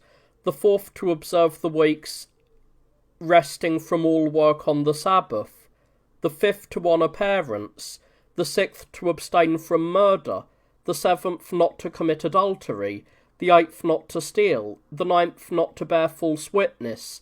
And the 10th, not to covet anything that belongs to another. They brought this ark into the inner sanctum. In the temple, they placed a table with 12 loaves of unleavened bread, a golden lampstand, and a wooden censer covered with gold on the outside. Before the tabernacle, he set up a wooden altar covered with bronze plates, opposite which were placed vials, mixing bowls, and censers, along with other vessels prepared for the sacred rites, all of gold. Robes were made for the priests and for the high priest. God appointed Aaron as the high priest. Gathering the multitude, Moses said, "Men, the work is finished, and God deems Aaron worthy of the honour of the priesthood." Moses commanded each to contribute half a shekel to be used for the expenses of the tabernacle. The shekel is a Hebrew coin equivalent to 4 Attic drachma. The number of contributors was 65,550. The contribution was made by free men between the ages of 20 and 50. The tabernacle was built in 7 months. God showed that the work was done according to his will by appearing in the tabernacle. He signalled his presence thus: a mist formed over the tabernacle alone, neither deep, dense, and cloud-like, nor so thin and sparse that one could see through it. A sweet dew flowed from it. Moses sacrificed in the courtyard of the tabernacle for 7 days, and on the 8th he proclaimed a festival to the people, and ordered them to sacrifice. They vied with one another. As the offerings lay on the altar, fire ignited of its own accord, and consumed everything upon it. The elder of Aaron's 4 sons, Nadab and Abihu, sacrificed contrary to the instructions, and were burned in their chests and faces by fire that ignited spontaneously, consuming them. Their bodies were carried outside the camp and buried. Moses set apart and purified the tribe of Levi from the others, handing over to them the tabernacle and the sacred vessels, so that they might serve as the priests directed.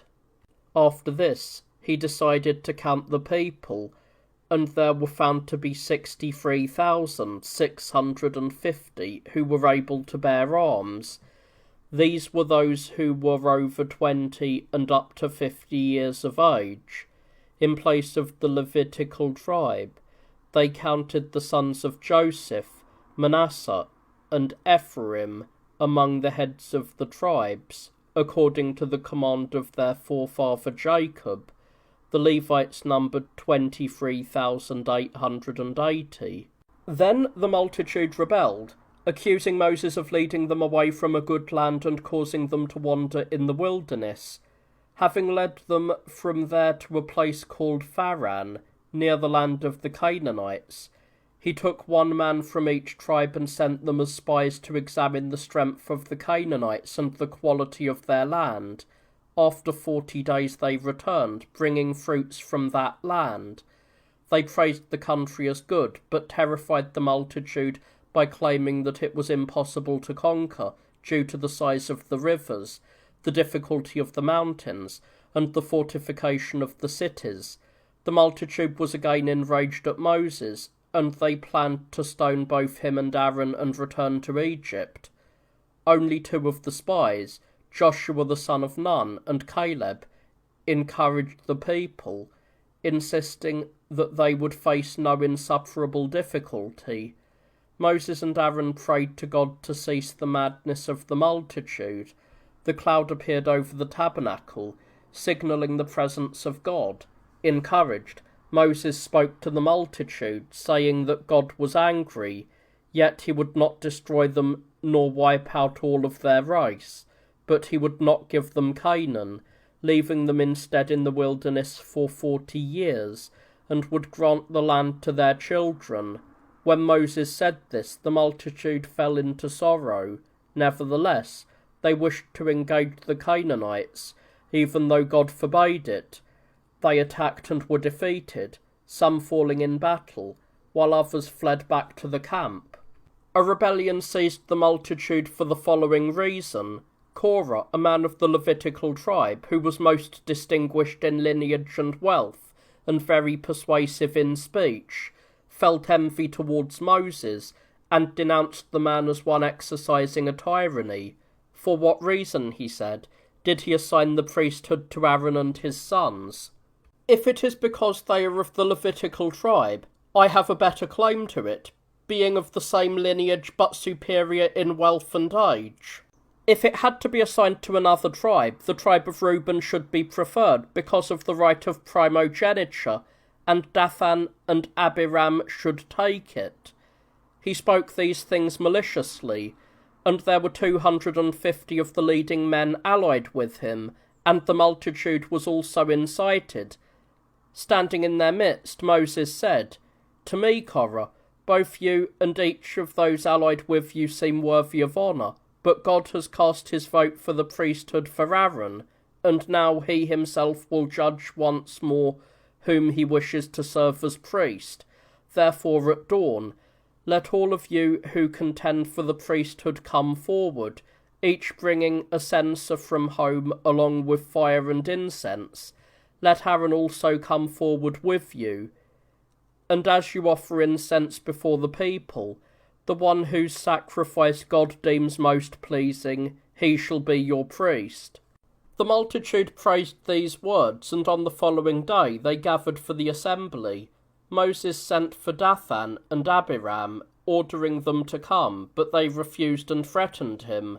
Moses, telling the leading men to follow him, went towards their tents, and upon arriving nearby, he lifted his hands to heaven and cried out with a loud voice, "Since I am suspected of wrongdoing, Master, come yourself as a judge and demonstrate that nothing happens by chance, but everything is directed by your providence. And if at your command I have given the priesthood to Aaron, let the earth split open beneath Dathan and Abiram and their generation where they stand. But if they speak the truth against me, may I fall into the evils I have invoked for them." He said this while weeping. Suddenly the earth shook, and with a harsh cracking sound the ground sank around their tents, and carried both them and their possessions into the abyss, and thus the chasm closed up again. At this the people shuddered, and Moses called the contestants for the priesthood. 250 of the prominent men, along with Aaron and Korah, came together and offered the incense they had brought before the tabernacle. A great fire shone forth, such as might be ignited at God's command, by which both the 250 and Korah were destroyed, so that their bodies were not even found.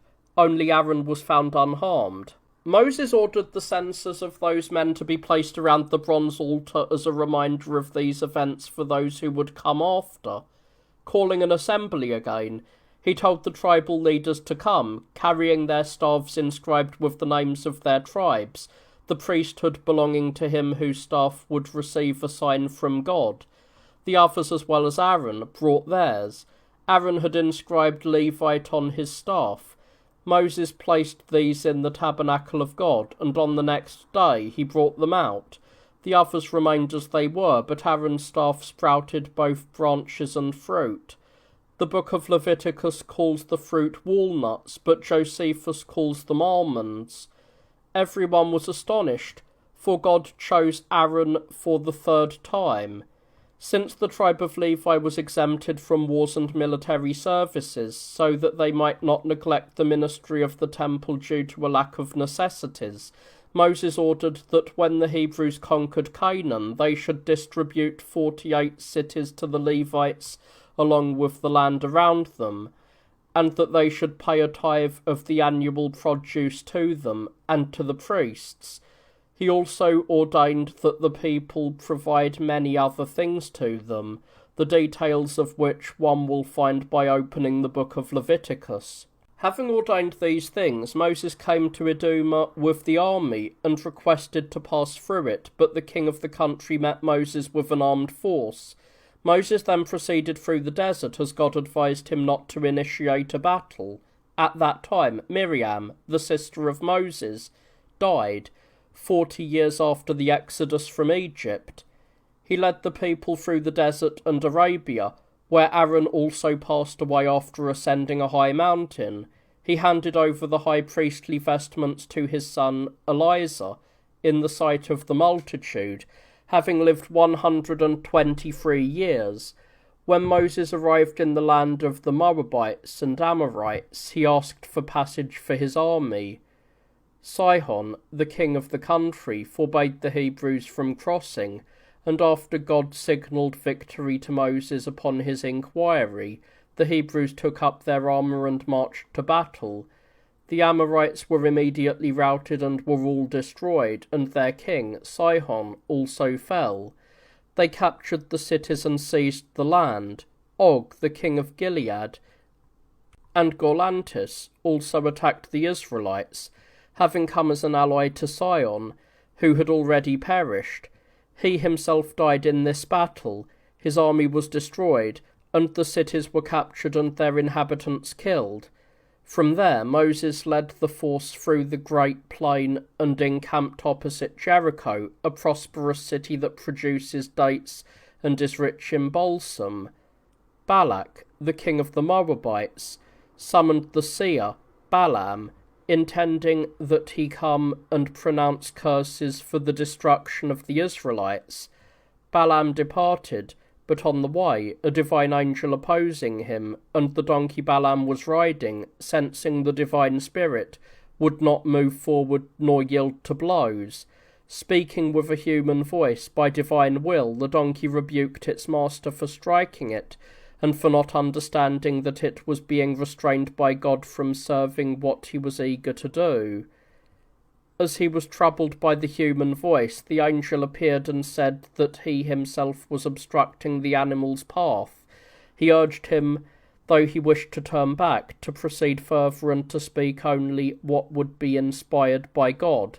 Balaam arrived at Balak's and was taken to a mountain.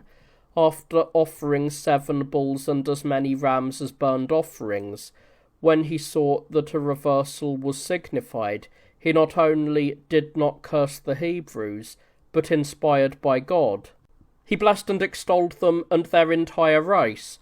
When Balak expressed his displeasure, Balaam said, "It is not for us, O king, to be silent or to speak as we wish, but when the Spirit of God takes us, it utters through us words it desires. If you wish me to gratify you, prepare another altar and sacrifices." He sacrificed again, and falling on his face, he foretold what misfortunes would befall kings and cities. Balak sent Balaam away with dishonour. Then, following Balaam's advice, he sent virgins to the Israelites. The young Hebrew men were ensnared by them and consorted with them, so that the transgression spread through the entire army, as they fell in love with the Midianite women and sacrificed to their gods, tasting forbidden foods. Moses brought the people to an assembly and told the young men that their actions were unworthy of themselves and their fathers, and he attempted to correct them.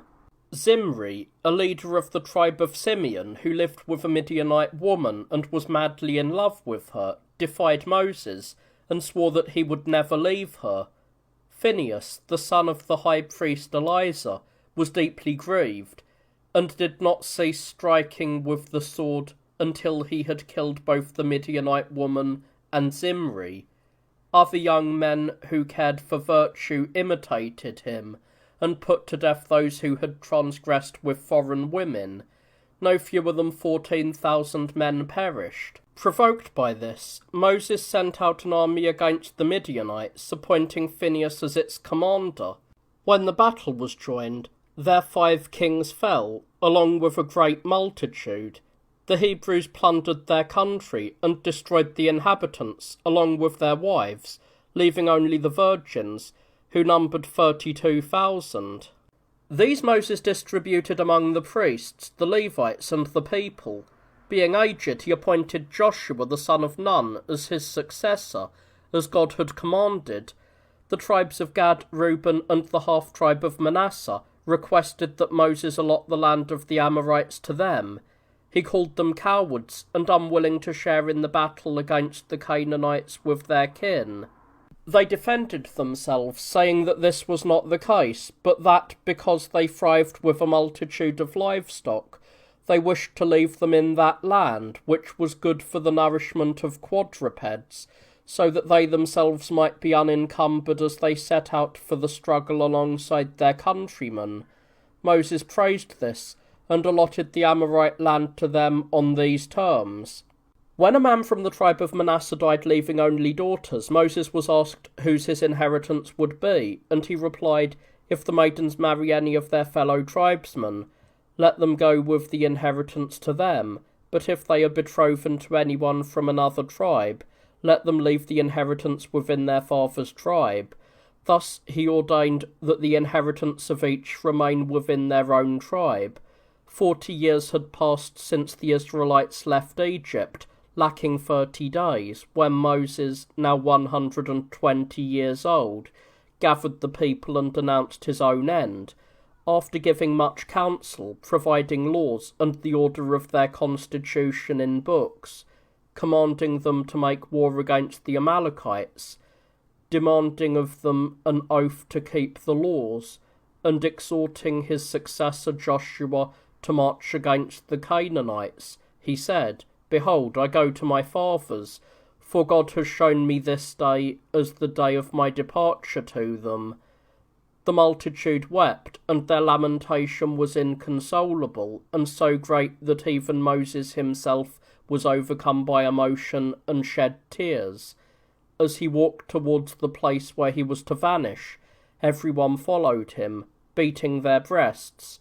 He signalled to those further away with his hand to remain behind, and only the elders, the high priest Eleazar, and the general Joshua escorted him until he reached Mount Nebo, to the summit of Pisgah, which is opposite Jericho.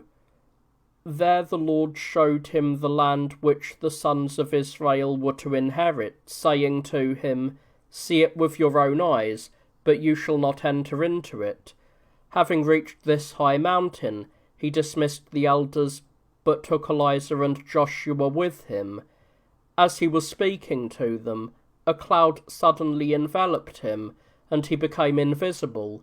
It is written in the sacred books that he died, so that on account of the excess of his virtue, some might not dare to say that he had been deified. He lived for 120 years in all, ruling for a third part of that time, lacking 1 month. They mourned him for 30 days. That is what Josephus says, but the book of Deuteronomy near the end contains these words, "And Moses the servant of the Lord died, and no one knows his burial place to this day." Once the mourning had abated, Joshua sent spies into Jericho, having summoned the tribal leaders of the tribes of Reuben, Gad, and the half-tribe of Manasseh, to remind them of their agreement with Moses. Accompanied by 50,000 armed men, he approached the Jordan. The spies who had been sent to Jericho arrived and surveyed the entire city, but they were discovered and reported to the king of that country, who immediately ordered them to be arrested. When Rahab, the woman to whom they had fled, learned of the raid by those seeking the men, she hid them by covering them with bundles of flax, and she told the searchers that those unknown men had dined with her and departed before sunset, deceived by the woman, the searchers rushed off in various directions to pursue them. Rahab then told the men to return to their own people, asking that they remember her and repay her when they conquered the land of the Canaanites. They agreed to be grateful and instructed her that, when the city was captured, she should bring her property and relatives into her home and hang a scarlet cord in front of the door, so that the house would be recognized and protected. They escaped back to their own people and reported what they had done. As the Jordan was flowing high, Joshua led the Hebrews across it in this manner. The priests went ahead carrying the ark, followed by the Levites carrying the tabernacle, and the people followed them. When the priests first stepped in, the current of the river was cut off, and all crossed over with confidence. The priests stood in the middle until the multitude had passed. Then they too left, letting the current flow freely again. They encamped 10 stades from Jericho. Joshua erected an altar from the stones that each of the tribal leaders had taken from the bed of the Jordan at his command. He offered sacrifices upon it, and celebrated the festival of the Passover. At that time the manna ceased, which they had used for 40 years, for they now had an abundance of everything they needed from the land. On the first day of the festival, Joshua initiated the siege of Jericho, organizing it as follows. The priests carrying the ark circled the wall, sounding 7 trumpets, followed by the elders, and then they returned to the camp. They did this for 6 days. On the 7th day, after doing the same and circling 7 times, the wall fell. The people entered, killed everyone, and burned the city. The spies saved only Rahab and her relatives, for she had hung the scarlet cord in front of her house. Joshua gifted her fields and held her in honour. He laid a curse upon those who would wish to rebuild the city, declaring that the one who laid the foundations would lose his firstborn son, and that the one who completed it would lose his youngest. A great quantity of silver and gold was gathered from the city, and all of it was dedicated to God as the first fruits of their success, and it was forbidden for anyone to appropriate anything from it. However, Acca from the tribe of Judah, having come across a gold-woven garment and a mass of gold weighing 200 shekels, appropriated these things and buried them in his tent. Afterwards, when a battle broke out, the Hebrews were routed, and 36 of their men fell. This deeply grieved the multitude. Joshua fell on his face and prayed to God. Having been informed that there had been a theft of the consecrated treasures, he committed the judgment to the casting of lots. When the lot fell upon Acca, he confessed the theft, and produced the stolen goods. He was put to death by stoning along with his entire family, and Joshua besieged the city of Ai and captured it. The Gibeonites and their neighbours, who were related to the Canaanites, feared that they would suffer the same fate as the people of Jericho and Ai. They sent an embassy to Joshua, claiming that they lived very far away and were not kin to the Canaanites, and they sought to establish a truce and a treaty of friendship with the Israelites. Joshua therefore made a peace treaty with them, and upon learning that they were indeed of the Canaanite race, he rebuked them for their deception. They replied that they had done this out of necessity, fearing their own destruction. To avoid breaking his oath, Joshua appointed them as public servants. This is how Josephus records it. However, the book of Joshua contains that he made them woodcutters and wine carriers for the entire congregation and for the altar of God. When the king of Jerusalem attacked the Gibeonites because of their treaty with the Hebrews, Joshua came to their aid, routed the enemies, and pursued them as they fled. At that time, hail larger than usual and lightning fell upon the enemy from heaven, and the day was extended, as God stopped the sun's course at Joshua's request, so that the enemies might not escape under the cover of night. The kings were discovered hiding in a cave, and all were killed. Joshua then returned to the mountainous region of Canaan, and after slaughtering many of its inhabitants and taking spoils, he returned to the camp at Gilgal. The place of the camp was called Gilgal, as the Israelites now recognized themselves as free from the Egyptians and the hardships of the desert, for the Hebrews call freedom Gilgal. The Canaanites near Lebanon and those in the plains, allied with the Philistines, marched against them. Their army consisted of 300,000 infantry, 10,000 cavalry, and 30,000 chariots. After God promised victory, a fierce battle took place, resulting in the destruction of the entire enemy army, save for a few, and the fall of their kings. 5 years had already passed, and no Canaanites remained. Joshua set up the tabernacle in the city of Shiloh to serve until a temple could be built for them. Gathering the people at Shiloh, he recounted the cities that had been captured and the number of enemy armies that had been destroyed, noting that 31 of their kings had been slain. He explained that the remaining cities would require long sieges due to their fortifications, and he proposed to release those who had marched with them from beyond the Jordan to return home, calling forward those from the 2.5 tribes, who numbered 50,000. He allowed them to depart for their inheritances. After crossing the Jordan, they erected an altar on the bank, which caused an uproar among the multitude of Israelites. Consequently, they sent 10 men of high standing along with Phinehas to question them about the altar. They replied that they had not raised the altar in a spirit of rebellion, but as a testimony to their future descendants of their kinship with the others, acknowledging the one God who is common to all Hebrews. Having heard this, Phinehas and those with him returned to Joshua. After distributing the land to the multitude, Joshua resided in Shechem. Having reached a great age, and being about to die, he exhorted the multitude and then passed away, having lived 110 years. He had spent 40 with Moses, and after his death, he had served as general for 25. The high priest Eleazar also died, leaving the high priesthood to his son, Phinehas. After this, the Canaanites, hoping to overcome the Hebrew race now that Joshua had died, marched against them, having entrusted their leadership to King Adoni-Bezek. The name signifies Lord of Bezek, for Adonai is said in the Hebrew tongue to mean Lord. The 2 tribes, Judah and Simeon, joined battle with the Canaanites, routed them, captured Adoni-Bezek, and mutilated him.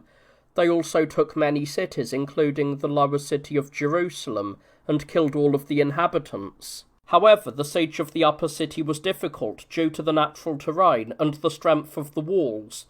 After capturing Hebron, they put everyone to the sword and gave it to Caleb as his inheritance, just as Moses had commanded. They also allotted land to the descendants of Jethro, who were kinsmen of Moses, because they had left their homeland to accompany the Hebrew people in the wilderness. Having prospered greatly, the tribes of Judah and Simeon laid down their arms.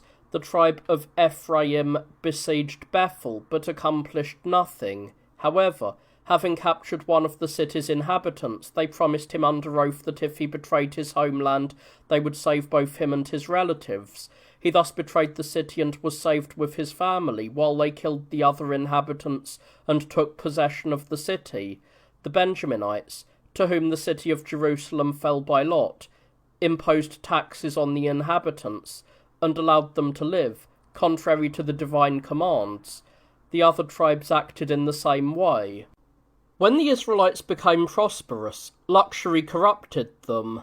They transgressed divine laws and became averse to hard work. The aristocracy failed, and the council of elders was no longer appointed. Consequently, a terrible civil strife seized them due to the following cause. A Levite was returning home, bringing with him his wife from Bethlehem. As it was already evening, he was hosted by an old man in the city of Gibeah, in the tribe of Benjamin. Some young men of Gibeah, seeing the woman, came to demand her. When the old man would not give her up, they threatened to kill him. He offered them his own daughter instead, so that those who had sought his hospitality would not suffer any violence. They snatched the woman away and departed, and having sated themselves with her throughout the night, they released her at the break of day. Broken by the night's ordeal, the shame before her husband and the grief, she expired. Her husband divided her body into 12 parts and sent one part to each tribe, informing them of the incident and the perpetrators of the calamity. They sent to Gibeah demanding the transgressors, but they refused to surrender them. The tribes marched against them, and though they engaged in battle twice, the Israelites were defeated. Then, through Phinehas the high priest, they prayed to God, and having joined battle again with the Benjaminites, they prevailed, so that all but 600 fell. These fled to the nearby mountains. The Israelites burned Gibeah, put the women and children to the sword, and did the same to their other cities. They also killed the inhabitants of Jabesh Gilead, including women and children, because they had not joined them in the war, sparing only 400 virgins, whom they gave to the survivors of the Benjaminites to be their wives, pitying them for their calamity. They then considered how the remaining 200 men might obtain wives, for they had previously sworn an oath, due to the atrocity, that no one would give a daughter in marriage to a Benjaminite. Upon reflection, it seemed best to them not to give their own daughters because of the oath, but to allow the Benjaminites to marry virgins they snatched for themselves, without them either hindering or encouraging the act. This was their decision, and the Benjaminites put their plan into action. Long after the Israelites had ceased from fighting, the Canaanites began to despise them, and took cities away from them. Those of the tribe of Dan fled to the mountains, and from there migrated to the interior. God became angry with the Israelites, as they had adopted the customs of the Canaanites, and turned against their own constitution. Consequently, the king of the Assyrians, Cushan-Rishathaim, marched against them and imposed heavy taxes, under which they were oppressed for 8 years. Then an energetic man from the tribe of Judah, named Othniel, rallying a few followers, destroyed the Assyrian garrison among them by divine mandate. After more men gathered, he defeated the Assyrians in battle and drove them off. For this he was chosen to lead the multitude and judge the people. Having held the leadership for 50 years, he passed away.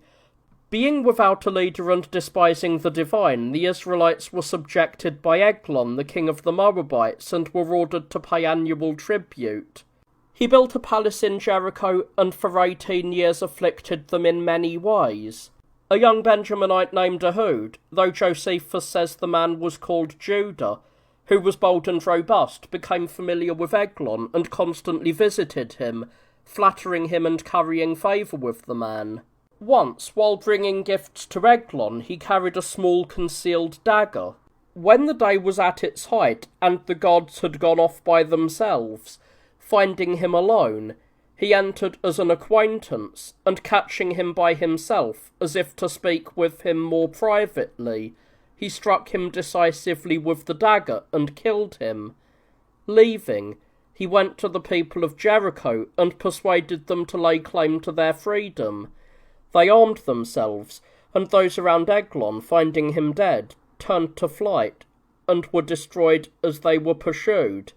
Thus the Hebrews were freed from the slavery of the Moabites, and the leadership of the multitude was entrusted to Ehud. Having led the people for 80 years, he ended his life. After him, Shamgar, the son of Anath, having ruled, died in the first year of his leadership, having struck down many of the Philistines. As the Hebrew people transgressed the divine laws, God became angry. Sisera, the commander-in-chief of King Jabin of Canaan, marched against them, afflicted them severely, and subjected them to tribute. This lasted for 20 years. Deborah, a prophetess, the name signifies bee, prayed to God for the people. God heard her and commanded that Barak be chosen as general. The name signifies lightning in the Hebrew tongue. The man was of the tribe of Naphtali. Deborah urged Barak to march against the enemy with 10,000 young men, as God had commanded. He demanded that she serve as co-general. The woman agreed, and when the battle against Sisera began with their 10,000, a heavy rain and hail broke out. These were driven by the wind into the faces of the enemies, obscuring their vision, and they turned to flight. Fleeing, Sisera took refuge with a woman named Jael, asking her to hide him. She received him and gave him milk to drink, and having drunk, he fell asleep. While he slept, Jael attacked him, drove a peg through his temple, pinned him to the ground, and showed the dead enemy to Barak's men.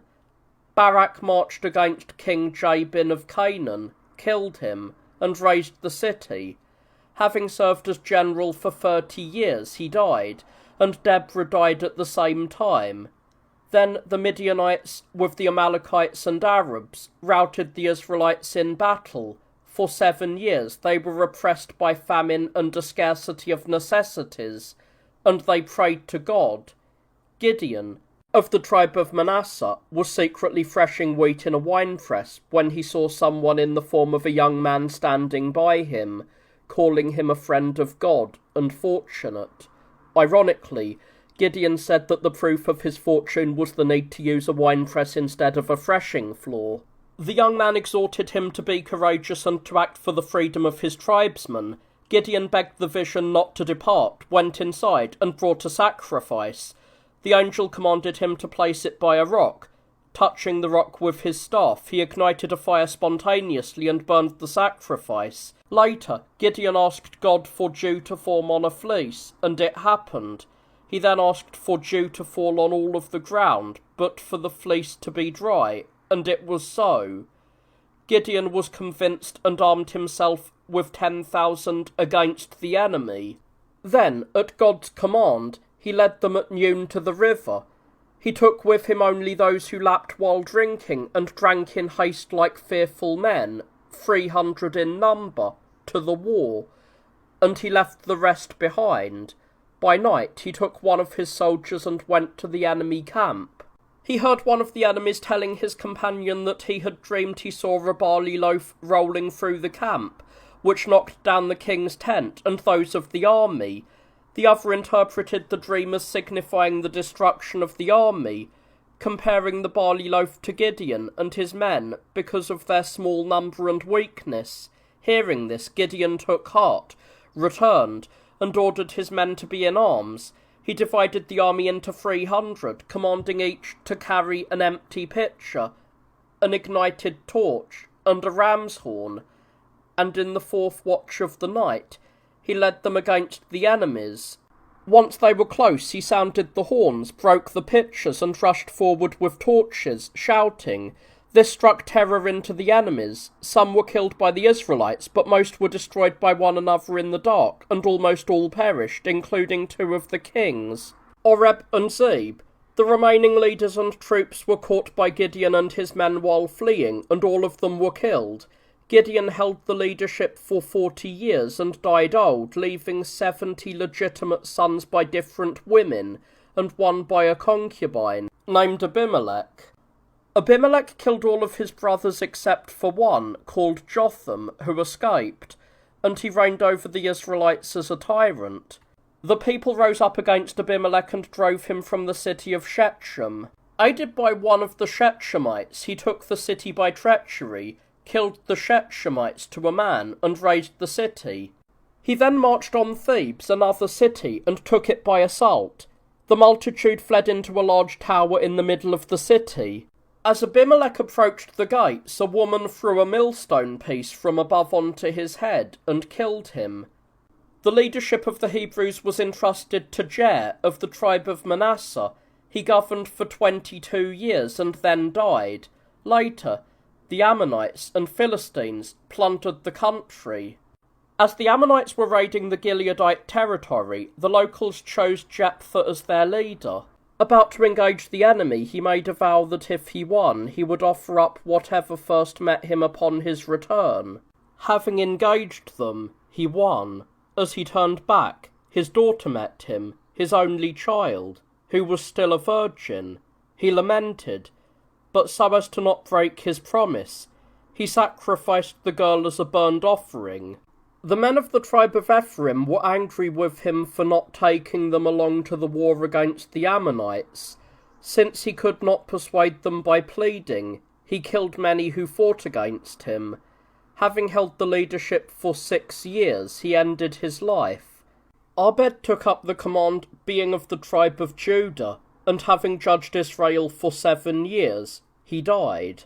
After him, Abdon of the tribe of Ephraim was appointed leader and died old, having ruled for 8 years. Then the Philistines prevailed over the Israelites and kept them as tributaries for 40 years. It was at this time that Samson was born, a name signifying strength, who would eventually attack the Philistines. The circumstances of his life were as follows. Manoah of the tribe of Dan lived with a barren wife and prayed to God that a child might be granted to them. Once, when the woman was alone, a young man appeared, both great and beautiful, announcing the birth of a child to her. He instructed her to drink neither wine nor strong drink, nor to cut the child's hair, for he said the boy would be a Nazirite to the Lord, that is, holy, and that through him Israel would be saved from the hands of the foreigners. She reported these things to her husband, who prayed to God that the one who had appeared to his wife might appear to him as well. The angel came again to the woman, but Manoah was absent. She begged him to wait for her husband's return. When Manoah arrived, he asked the angel what they should do when the child was born. He replied, "He shall not drink wine or strong drink. He shall not eat anything unclean, and his hair shall not be shorn." Manoah sought to know the name of the one speaking to him, but the angel replied that it was wonderful and remained silent. Manoah brought a kid, sacrificed it, and offered bread. The angel commanded him to place the meat and bread upon the rock, and when he did, the angel touched them with his staff, causing fire to flare up and consume them. Then, as Manoah and his wife watched, the angel ascended to heaven through the flames. After this, a son was born to them, who was named Samson. He grew, and the Spirit of the Lord accompanied him. Seeing a girl of the foreigners in the city of Timnah, he fell in love with her. Though his parents opposed the marriage of a foreigner, he insisted on marrying her. While visiting the girl's parents, he encountered a lion. Having nothing with him for defence, he tore the beast apart with his hands, and turning from the road, threw it into a thicket. Days later, while travelling to his fiancée, he found a swarm of bees gathered in the mouth of the lion. He took some honey from it, ate, and brought some to his father and mother. Going to the foreigners, he proposed a riddle to the 30 young men feasting with him at the wedding. He agreed that if they found the solution within 7 days, he would give each of them a linen garment and a robe, but if they could not solve the riddle, they were to give him a robe and a linen garment each. When the young men agreed, he posed the question, "Out of the eater comes something to eat, and out of the strong came something sweet." Unable to understand the riddle, they begged the girl to learn the answer from her husband and report it to them. Samson, at the girl's urging to tell her the meaning of the riddle, at first resisted, but when she wept, he revealed everything. She then told the young men. On the 7th day they said to Samson, "What is sweeter than honey, and what is stronger than a lion?" Samson was angered, but he gave the young men what he had promised, but he repudiated the marriage. Her father then gave the woman to another. Provoked by this, Samson captured 300 foxes, tied lighted torches to their tails, and released them into the fields of the Philistines during the harvest, thereby burning their crops and vineyards. In retaliation, the Philistines burned the woman who had been his wife and her relatives. Samson killed many of the foreigners, and sat upon a rock. The Philistines marched against the Israelites, saying, If you wish to be blameless, hand Samson over to us." 3,000 armed men went to the rock, and Samson voluntarily came down and surrendered himself to his tribesmen, who bound him and handed him over to the Philistines. He snapped his bonds, grabbed the jawbone of a donkey lying nearby, and killed 1,000 foreigners with it, and put the rest to flight. From that time the place was called Lehi, or Jawbone. Later, he became so thirsty that he was near death, and he cried out to God. God brought forth a spring of water from the cleft that Samson had made when he threw the jawbone to the ground. He then went to Gaza. The Gazarites lay in wait for him, and to prevent him from escaping, they closed the city gates. Around midnight he rose, took the gates, their frames, and the posts, carried them up to the top of the mountain, and left them there. He fell in love with a Philistine harlot named Delilah, and lived with her. The leaders of the foreigners promised the woman much if she would learn from Samson the secret of his strength, and report it to them. She tried in many ways to find out the source of his great strength, but he gave her various false reasons. The woman, testing his words, found them to be deceptions. When she persisted and pleaded more fervently, he revealed the secret to her, saying that according to God's command, he grew his hair long and was forbidden to cut it, and that his strength resided in it. While he slept, the woman cut his hair and handed him over to his enemies, weakened. They gouged out his eyes, and he who was once feared became a laughingstock to them. As time passed, his hair grew again, and his strength returned. During a feast for the Philistines, when their princes and nobles were celebrating in a house supported by pillars, Samson was brought out to be mocked, and a young boy led him by the hand. A multitude of about 3,000 men and women had gathered at the house to watch Samson being ridiculed. As he was mocked and struck, he said to the boy leading him, "Guide me to the pillars, so that I may lean against them, for I need to rest." Grabbing the 2 pillars, he shook the house down upon himself, and he and all those in the house perished. Such was the end of him, after he had judged the Hebrew people for 20 years. No longer did judges lead Israel. Instead, the high priest Eli was in charge of them. In his time, a famine occurred, and a man from Bethlehem named Abimelech migrated to the land of Moab with his wife and 2 sons because of the famine.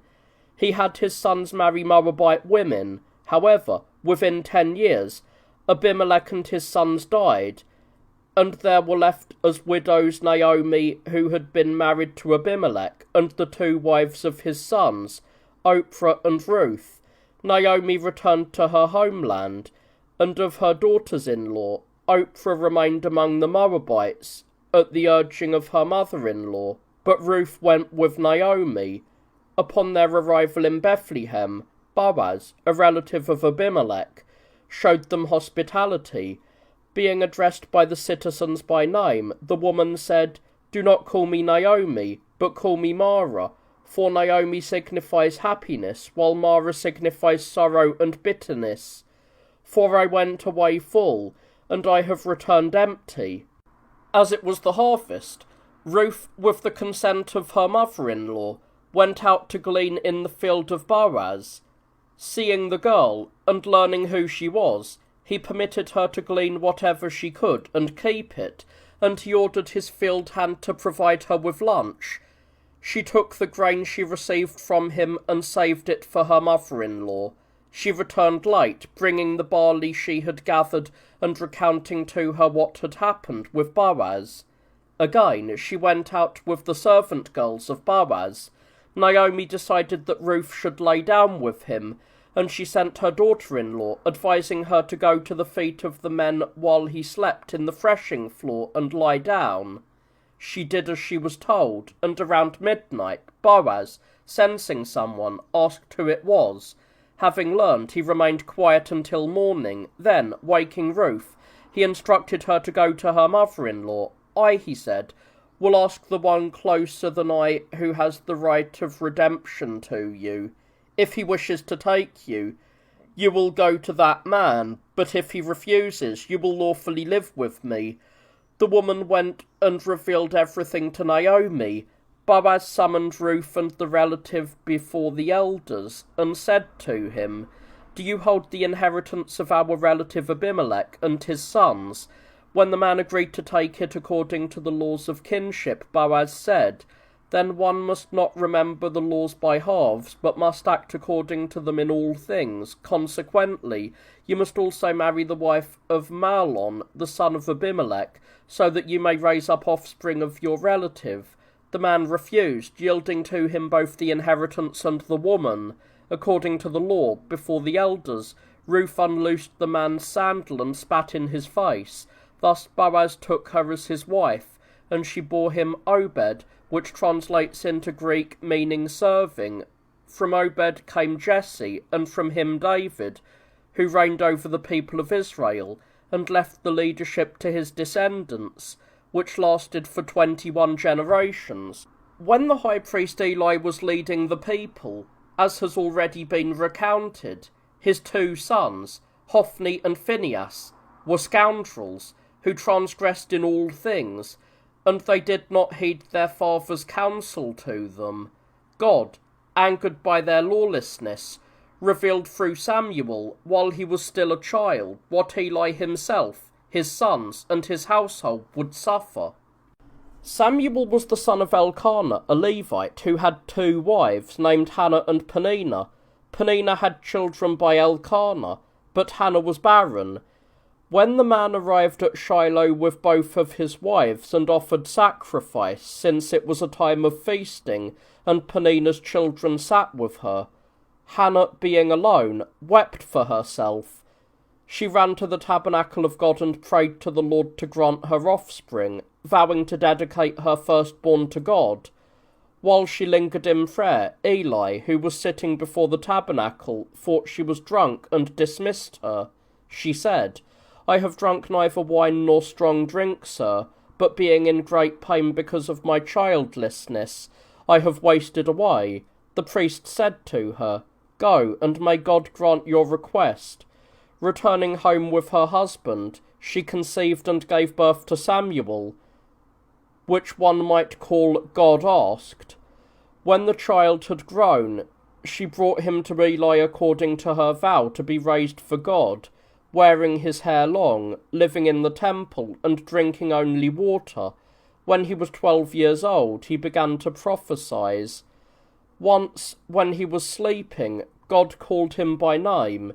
He went to the high priest, thinking perhaps he was being called by him.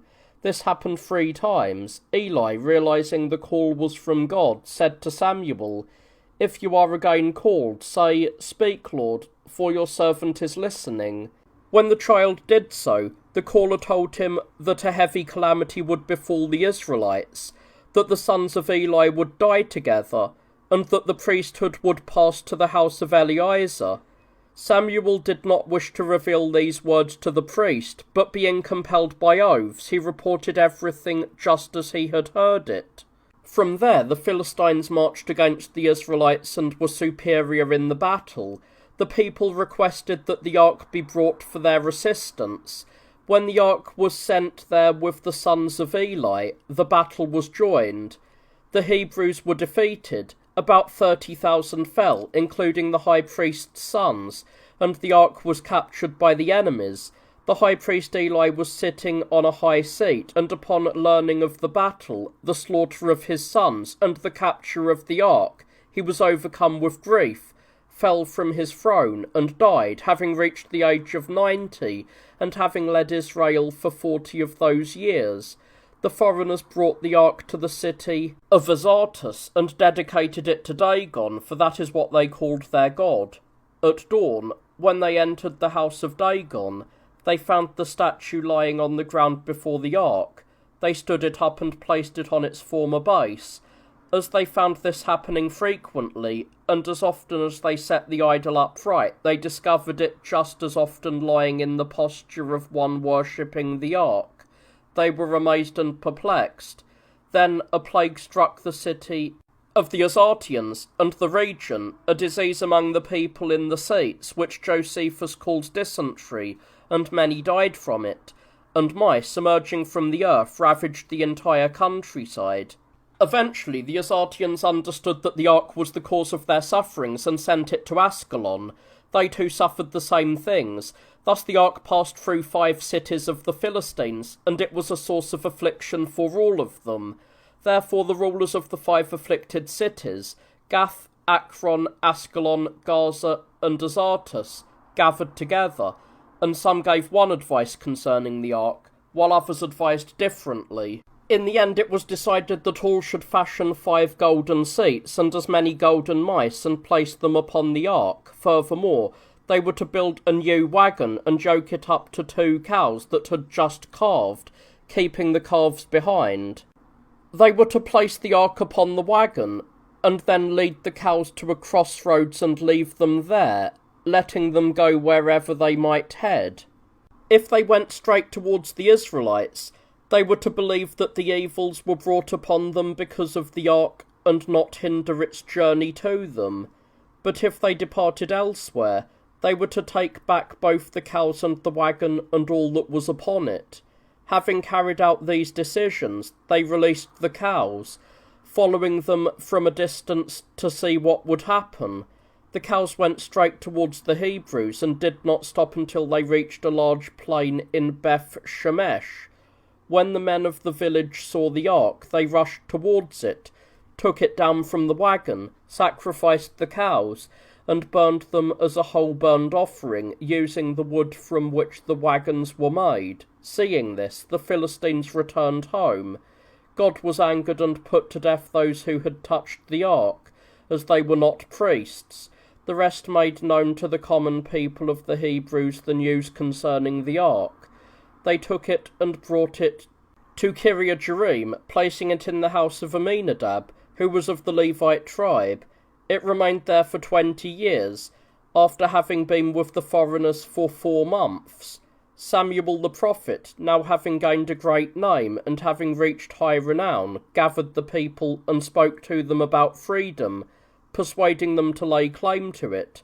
Learning of this, the Philistines unexpectedly attacked the Hebrews and terrified them, causing them to run to Samuel, saying that they despaired of their salvation unless he himself requested divine assistance for them. He exhorted them to be confident, assuring them that God would aid them, and after sacrificing a lamb, he prayed to God. Before the sacred flame had consumed the sacrifice, the enemies attacked the Hebrews, thinking they would easily overcome them as they were unarmed. But the earth was shaken by God, and thunder crashed and lightning flashed, causing the enemy to fall into cowardice and turn to flight. Samuel and the multitude pursued them and destroyed many. After this blow, they never again marched against the Israelites, and Samuel restored to the Hebrews the land that had been taken from them. He judged the people and ruled over them. Now aged, Samuel distributed the protection of the people and the duty of judgment among his sons. The elder was named Joel, and the younger Abijah. They did not walk in their father's ways, but turning aside, they betrayed justice for gifts and rendered judgments for bribes. Because of this, the people gathered before Samuel and said, "Since you are no longer able to lead us due to your old age, appoint for us a king who will lead the nation and fight our battles." Although Samuel was grieved by this, God said to him, "The people have not yet rejected you, but I have rejected you. Listen to them, and whomever I show you, anoint him as king." Samuel gathered the Hebrews and stated that he would appoint a king for them, but he prophesied that they would repent and would one day ask God to be delivered from their kings. They persisted in seeking a king and demanded that he not worry about what would come to pass. The prophet said, "Go now, and when I learn whom God gives you as king, I will send for you." A man of the tribe of Benjamin named Kish had lost his donkeys and sent his son Saul, a man who was tall and handsome, along with one of his servants, to search for them. After going about and searching without success, he arrived in Ramathaim and asked Samuel about the donkeys. God revealed to Samuel that this was the one he wanted to reign over the people of the Hebrews. When asked about the donkeys, Samuel told him that they had been found. He hosted Samuel, sent him off in the morning, and while walking with him outside the city, took the young man aside privately and poured oil upon his head. Kissing him, he said, "The Lord has anointed you as ruler over his people Israel, and let the sign of the anointing be that you will meet 2 men near Rachel's tomb who will bring you the good news of the finding of your donkeys." He told him of other signs to prove he was speaking the truth, including that he would prophesy when he arrived in Gibeah with the prophets there, and he commanded him to come to Gilgal when he sent for him.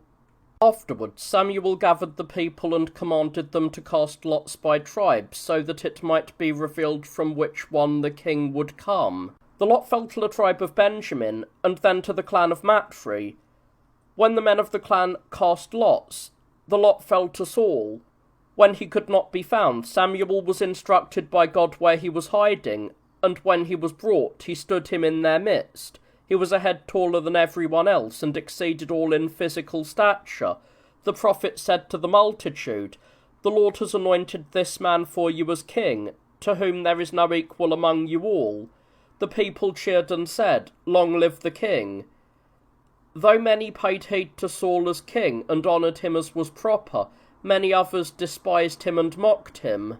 A month later, Nahash, the king of the Ammonites, campaigned against Jabesh-Gilead, declaring that he would spare the men, only if they allowed him to gouge out everyone's right eye. They requested a 7-day truce. Upon receiving it, they sent messengers to Gibeah. When those there heard the words of the Ammonites, they lamented. Saul was filled with great anger. He took 2 oxen, cut them in pieces, and sent them throughout the borders of Israel, threatening to do the same to anyone who would not join him in the campaign against the Ammonites. When the people gathered, he numbered them and found 700,000. The Spirit of the Lord came upon Saul, and he prophesied, saying that by tomorrow there would be salvation for the men of Jabesh. He rose up and travelled with the people throughout the night, and during the morning watch he attacked the Ammonites. Having divided his army into 3 parts, he surrounded them, killed many, including King Nahash himself, and put the survivors to flight. Entering their land and taking vast spoil, he returned in triumph. He was no longer disesteemed by anyone. Rather, he became famous for his bravery, and was honoured even by those who had previously mocked him. Samuel gathered the people again, and proclaimed Saul king for the 2nd time, anointing him with oil once more. Thus, the government of the Hebrews changed from an aristocracy to a monarchy, for under Moses and Joshua they had been governed by an aristocracy.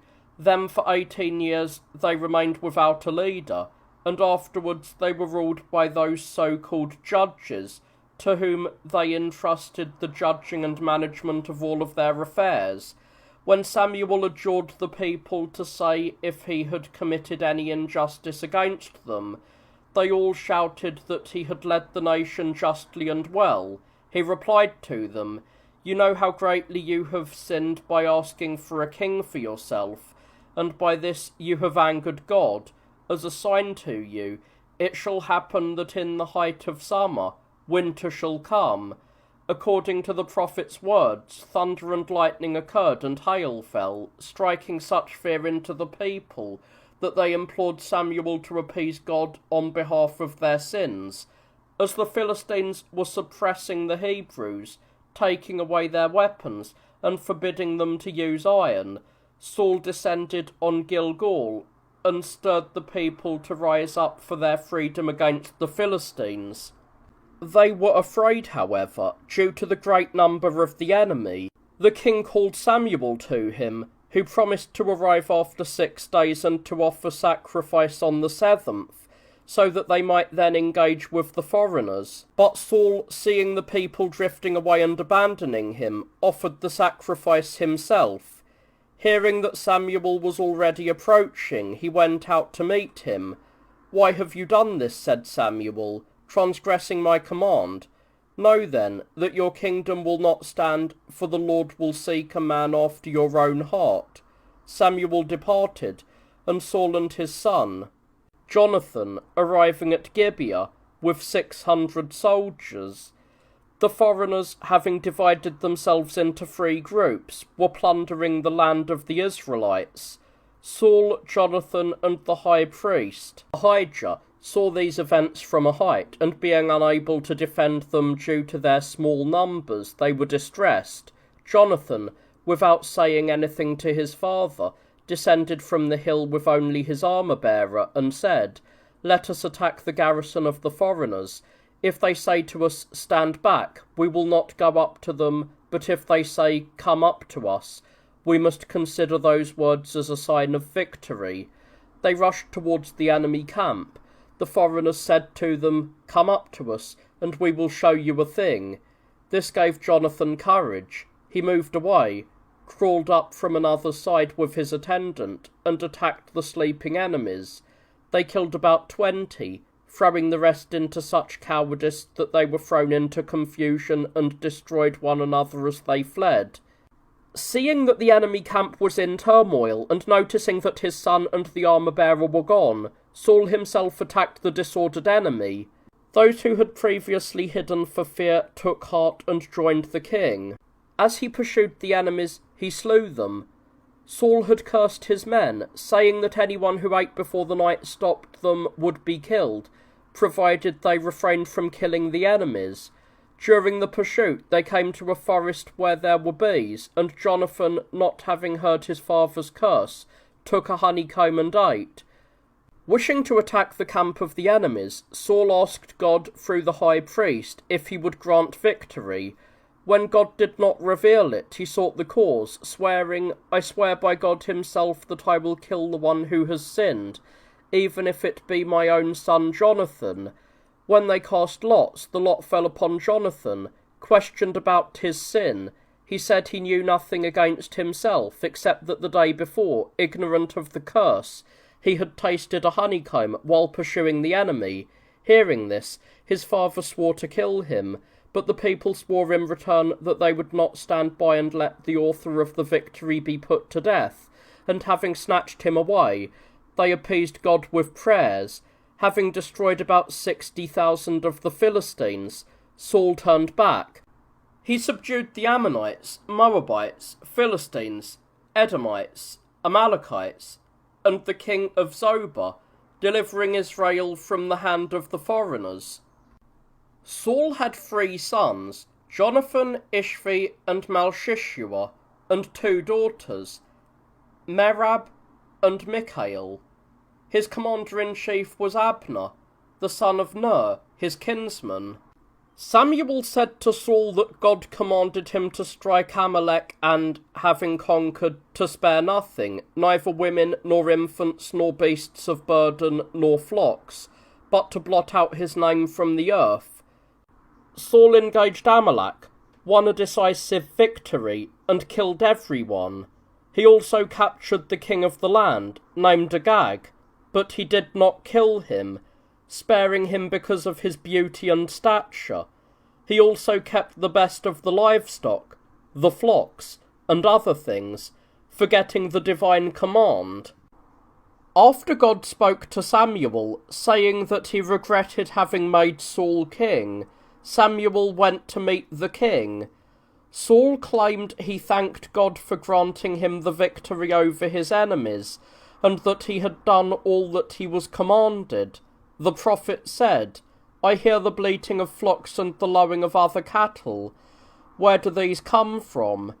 Saul said that the people had saved them to sacrifice to God, and that all the Amalekites had been destroyed except for their king. To this Samuel said, "Since you have transgressed what was commanded to you by God, know that you will be stripped of the kingdom."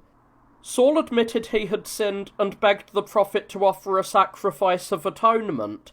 As Samuel withdrew, Saul grabbed the hem of his robe and tore it, forcing him to stay. The prophet said, "So shall your kingdom be torn and given to a man who is righteous and good." As the king still pleaded, Samuel agreed, asked for a gag to be brought, and after he was killed, Samuel left immediately for Ramathaim. God instructed Samuel to go to Jesse and anoint with oil as king one of his sons, whomsoever he would show him. Going to Bethlehem and offering sacrifice, he summoned Jesse and his sons. Seeing the firstborn, who was tall and handsome, he thought God would be pleased with him, but God said, "Do not look at his appearance or at the size of his body, for man looks at the face, but God looks at the heart." When the other sons of Jesse passed by, God was pleased with none. Samuel said, "The Lord has not chosen these. If there is anyone else left, let him come forward." Jesse said, "The youngest is still left, tending the sheep." The prophet commanded that he be called. When David arrived, a boy with red hair, beautiful eyes, and good looks, God revealed to Samuel that he was the one to be anointed. Samuel took the horn of oil and anointed him in the midst of his brothers, then returned to Ramathaim. The Spirit of God came upon David, but it departed from Saul, and an evil spirit pursued him, choking and afflicting the man. It was decided that someone who knew how to play the lyre should stand before the king, so that whenever the spirit came upon him and disturbed him, he would play the lyre and calm the agitation. David was sent for as such a person. The young man was greatly beloved by the king and became his armour-bearer.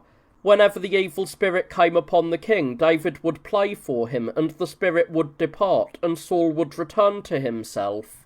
The foreigners marched against the Israelites, and the men of Israel drew up against them in turn. In the space between the two armies stood a man of the foreigners, Goliath by name, a man of great strength and taller than all the others. He was 6 cubits and a span in height. His breastplate weighed 5,000 shekels.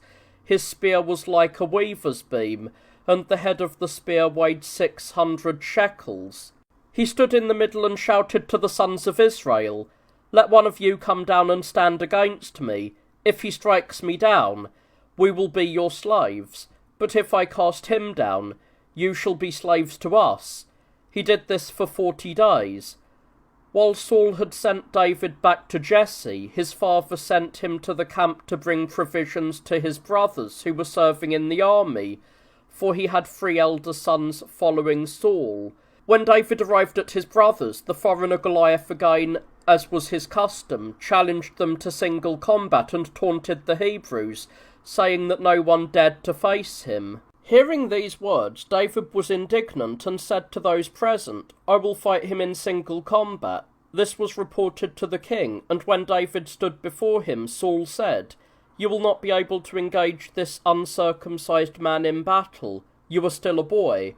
David replied that he trusted in God, who had strengthened him against the bear and the lion when they came against the flock and snatched away the lambs, saying he had chased them, recovered the stolen animals, and struck and killed the beasts.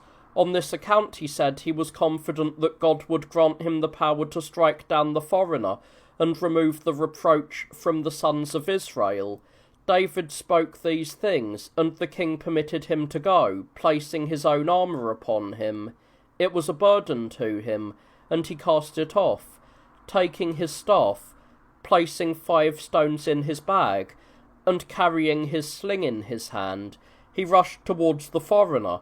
Goliath laughed at him and asked if he was coming against a dog with his staff and stones. David replied that he considered him even worse than a dog. The foreigner, enraged and boasting that he would give David's flesh to the birds and the beasts, rushed at him. David acted quickly, placed a stone in his sling, and struck the enemy on the forehead. The blow was powerful, and the foreigner fell face down. David ran up, drew the man's own sword, cut off Goliath's head, and despoiled him of his armour. This struck cowardice into the foreigners, and they turned to flight. Saul led his own army against the fleeing enemy. A great multitude of Philistines was killed, more were wounded, and their camp was plundered. David brought Goliath's head to Saul and dedicated the sword to God. As the army returned, the women met them dancing and singing that Saul had destroyed thousands, while the maidens sang in response that David had destroyed 10,000. This stirred Saul to envy, and he said, "And what is he lacking but the kingdom?" And he began to eye David with suspicion. When the evil spirit came upon Saul, and David was playing for him as he was accustomed, Saul cast his spear at him. He did this twice. David dodged it, for the Lord was with him. Fearing him, the king made him a commander of 1,000, that he might go out against the enemies and face danger. But David, having God as his ally, prospered, and the people loved him, and Saul's daughter, Michal, loved David. This love was reported to the king, and he used it as an opportunity for treachery. He said that he would give him his daughter if he brought him 100 foreskins, thinking he would fall when fighting the foreigners. Upon learning this, David went with his men, struck the foreigners, and brought 100 foreskins to Saul. Josephus, however, says that David did not bring 100 foreskins, but 600 heads of the foreigners.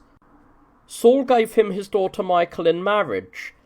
Seeing that David had God as his ally, and was loved by the multitude, he feared him even more, and plotted against him, attempting to kill him. He ordered his son Jonathan and his most trusted servants to execute him. Jonathan, loving David, revealed the order to him, advised him to be on guard, and promised to speak to his father about him and reveal everything to him. Indeed, he did speak to him, and turned him towards gentleness. Saul changed his mind, and swore that he would do no harm to David. Jonathan, having revealed this to David, brought him to the king, and he remained with him as before. When the Philistines mobilized again and attacked the Hebrews, David was sent by Saul to array himself against them, and he returned with victory. Saul's envy of the man grew along with his successes. When the evil spirit came upon him again, choking him, David was present, plucking his lyre and playing for him. Saul, holding his spear, cast it at David, but he, foreseeing, dodged and withdrew. Saul sent guards to David's house by night to kill him the next day. Michal, his wife, leaned out and let her husband down through a window. He escaped. When Saul sent for David in the morning, Michal prepared the bed as if someone were lying in it, and placed the liver of a newly slaughtered goat underneath the covers, so that the motion of the coverlet, as it moved, would give the impression that someone was lying by the bed. She admitted those sent, and said the man was ill. They reported this to Saul, and he ordered that he be brought in the bed. Those who were sent went, lifted the coverlet from the bed, realized the trick, and reported it to the king. Having thus escaped death, David went to Samuel, and lived with him in Naioth at Ramah. Saul sent men to bring David, but upon arriving and finding an assembly of prophets, they too began to prophesy. Learning this, the king sent others. When they likewise were possessed, he sent others still. When the third group were also seized by the Spirit, he set out himself in anger, and upon approaching, he too began to prophesy. It was then that those present uttered the saying, "Is Saul also among the prophets?" Arriving where Samuel was, he became as one damaged, stripped off his robes, and lay naked all throughout the day and the night. David fled from there and revealed to Jonathan his father's plot against him, but Jonathan did not believe it. David asked him to put his father's intentions to the test, and reveal them to him while he waited outside the city. Jonathan spoke to his father concerning David, and having learned that his father's intent was thirsting for the man's death, he secretly reported everything to him, and urged him to save himself. He made David swear to remember him even if he should die, and to show kindness to his descendants. Having said this, Jonathan returned, and David, in flight, arrived in Nob to the high priest Ahimelech, who asked him if he had come alone. David told him that the king had given him a secret command, and so that no one might know about it, I am alone. He ordered me to meet my young men here. Having said this, he asked for bread. The high priest said that he had none other than the holy bread, and asked, "If you have kept yourselves from women, take this and eat." David also asked for a sword to be given to him. The high priest replied that he had no weapon other than the sword of Goliath, which he himself had dedicated to God. Taking this, David went to Gath, where Achish, the king of the foreigners, was located. Once he was recognized and became afraid, he feigned madness and acted as one deranged. Having thus escaped from the foreigners, he arrived in the tribe of Judah and hid in the cave that is called Adullam. There his brothers and relatives came to him. Then others flocked there as well, until they all numbered about 400. From there he went to the Moabites and asked the king of Moab to allow his parents to dwell with him until his affairs reached some conclusion. He agreed and received Jesse and his household. David then went into the land of Judah, as the prophet Gad had commanded. When Saul learned that a multitude had gathered to David, he summoned his friends and rebuked them for siding with him. A servant of Saul, a Syrian by race, named Doeg, who had been present when the high priest gave David the bread and the sword of Goliath, reported to the king that he had seen David arrive to the high priest, inquire of God through him, and receive both provisions and the sword. The king summoned the high priest and accused him of conspiracy with David. He commanded the soldiers standing there to kill the high priest and all of his kin. When they were hesitant to lay hands on those dedicated to God, he ordered Doeg to carry out the killings. He killed all of them, numbering 305, and attacked the city, slaying everyone to a man, sparing neither women nor infants nor any other age. Only one son of the high priest escaped death, named Abiathar, who fled to David and reported what had happened. When the foreigners invaded Keilah and were plundering the land, David, commanded by God, attacked them with his 400 men, struck them down, and brought back all of the spoils. Saul sent a multitude of soldiers to kill him there, but he departed from there into the wilderness. Saul did not cease seeking to put him to death.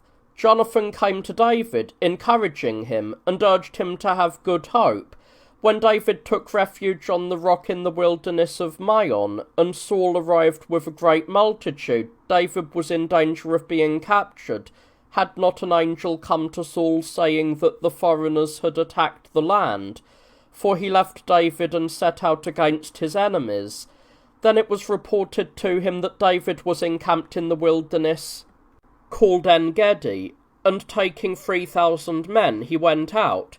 While travelling, he was bothered by his stomach. There was a cave there, in which David and his men were hiding further inside. Saul entered this cave to relieve himself. David was urged by his men to kill Saul, but he was not persuaded. Instead, he secretly cut off the hem of his robe and took it. When the king had gone out, David came forward and cried out behind Saul. The king looked back at the sound. David bowed down and said, "Do not believe the slanders. Behold, the Lord delivered you into my hands. For when I cut off the hem of your robe in the cave, it was easy for me to kill you as well." At the same time, he showed him the piece of cloth and shouted, "May the Lord judge between you and me." Saul, prickled in his conscience by these things, lifted up his voice and, weeping, said to David, "You are righteous. I am the cause of your evils, but you have repaid me with good. From this I am convinced that God is keeping you as king of Israel. Give me your oath that you will not destroy my house, but will preserve my lineage." David swore to Saul, and they departed from one another. At that time Samuel the prophet died, a righteous and good man. He had led Israel alone for 12 years after Eli, and for 18 years alongside Saul. David went into the wilderness of Maon and sent to Nabal the Carmelite, a wealthy man who was shearing his flocks, men to greet him and ask him to give something to David and his men, according to his own choosing, as they had kept his flocks and shepherds untouched. Nabal, being a harsh and insolent man, answered David's men inhumanly and shamelessly, asking, "Who is David? And who is this son of Jesse?" and calling him a runaway. David was angered by this and swore to destroy everything belonging to Nabal, and he set out towards him with 400 armed men. Nabal's wife, being intelligent and beautiful, learned how David had spoken to her husband, and how he had kept their property unharmed, and what blasphemous things Nabal had answered to David. Without sharing anything with her husband, she took various and abundant gifts onto donkeys and set out towards David. Meeting him, she bowed down and begged him not to hold a grudge against her husband, for his character matched his name, as Nabal signifies foolishness. She asked him to put aside his anger and accept the gifts she brought. David praised the woman, granted forgiveness, and returned.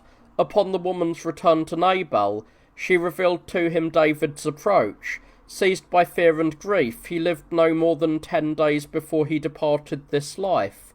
Learning of this, David sent to Abigail to woo her for himself. She said she was not worthy to live with such a man, yet she went, and David took her as his wife. Saul continued to plot against him, camping with 3,000 chosen men by the hill, called Hachilah, where David was staying with his 600 men. During the night, David and Abishai went to Saul's camp and entered where he was sleeping. Although Abishai urged him to kill him, David would not permit it. Instead, they took the king's spear and water jug and left without anyone noticing, even though Abner, the commander of the army, and many others were lying around the king. Climbing to the top of the mountain, David shouted to Abner, "Why do you not guard the king? For some men came in to kill him, and you did not know it. Search for the spear and the water jug, and you will see what danger has passed you by." Saul recognized David's voice, and realizing that David had spared him even when he could have killed him, he admitted he had sinned and acted foolishly, urging David to be confident and return to his home. David replied, "May the Lord repay everyone for his righteousness and his faithfulness." David then departed with his 600 men, going to Achish, the king of Gath, where he stayed for 4 months. When the Philistines planned to march against Israel, Achish said to David, "Will you go out to me to the war, you and your men?" He promised him eagerly that he would fight as his ally. When the foreigners approached the land of Israel, Saul was terrified and inquired of God whether he should fight. Receiving no answer, he sought a medium and went to her in disguise, so he would not be recognized, asking her to bring up the soul of Samuel. When she had brought it up through her incantations, Saul said, "I am greatly distressed, for the foreigners have gathered here against me, and the Lord has departed from me." The phantom of Samuel answered, "The Lord has done to you what he foretold through me. He is taking the kingdom from you and giving it to David, and is handing the people over to their enemies. Tomorrow you and your sons shall fall." Hearing this, Saul was deeply grieved and left. The forefathers encamped, with David and his 600 men behind him. The satraps were not pleased that David was accompanying them, saying, "Might he not turn against us, his fellow men in battle?" And they demanded he be sent back. Persuaded by the satraps, Achish ordered David to leave. He departed with his men, and he found Ziklag, which Achish had given him for a residence, burned to the ground, and both his wives and everyone there taken captive by the Amalekites. David and his men lamented this, and he asked God through the high priest if he should pursue them. God having permitted it, he pursued them with 400 men, having left 200 to guard the supplies. Finding them scattered, eating and drinking, he attacked them suddenly, and except for 400 who fled on camels, he killed them all and rescued all of the spoils. The 400 who were with David did not want to share the spoils with the 200, arguing that they should be content with having their own wives saved. David judged this opinion unjust, declaring that the spoils should be divided equally among all. This became law from that day, ordering that those who guarded the supplies should share equally with those who fought.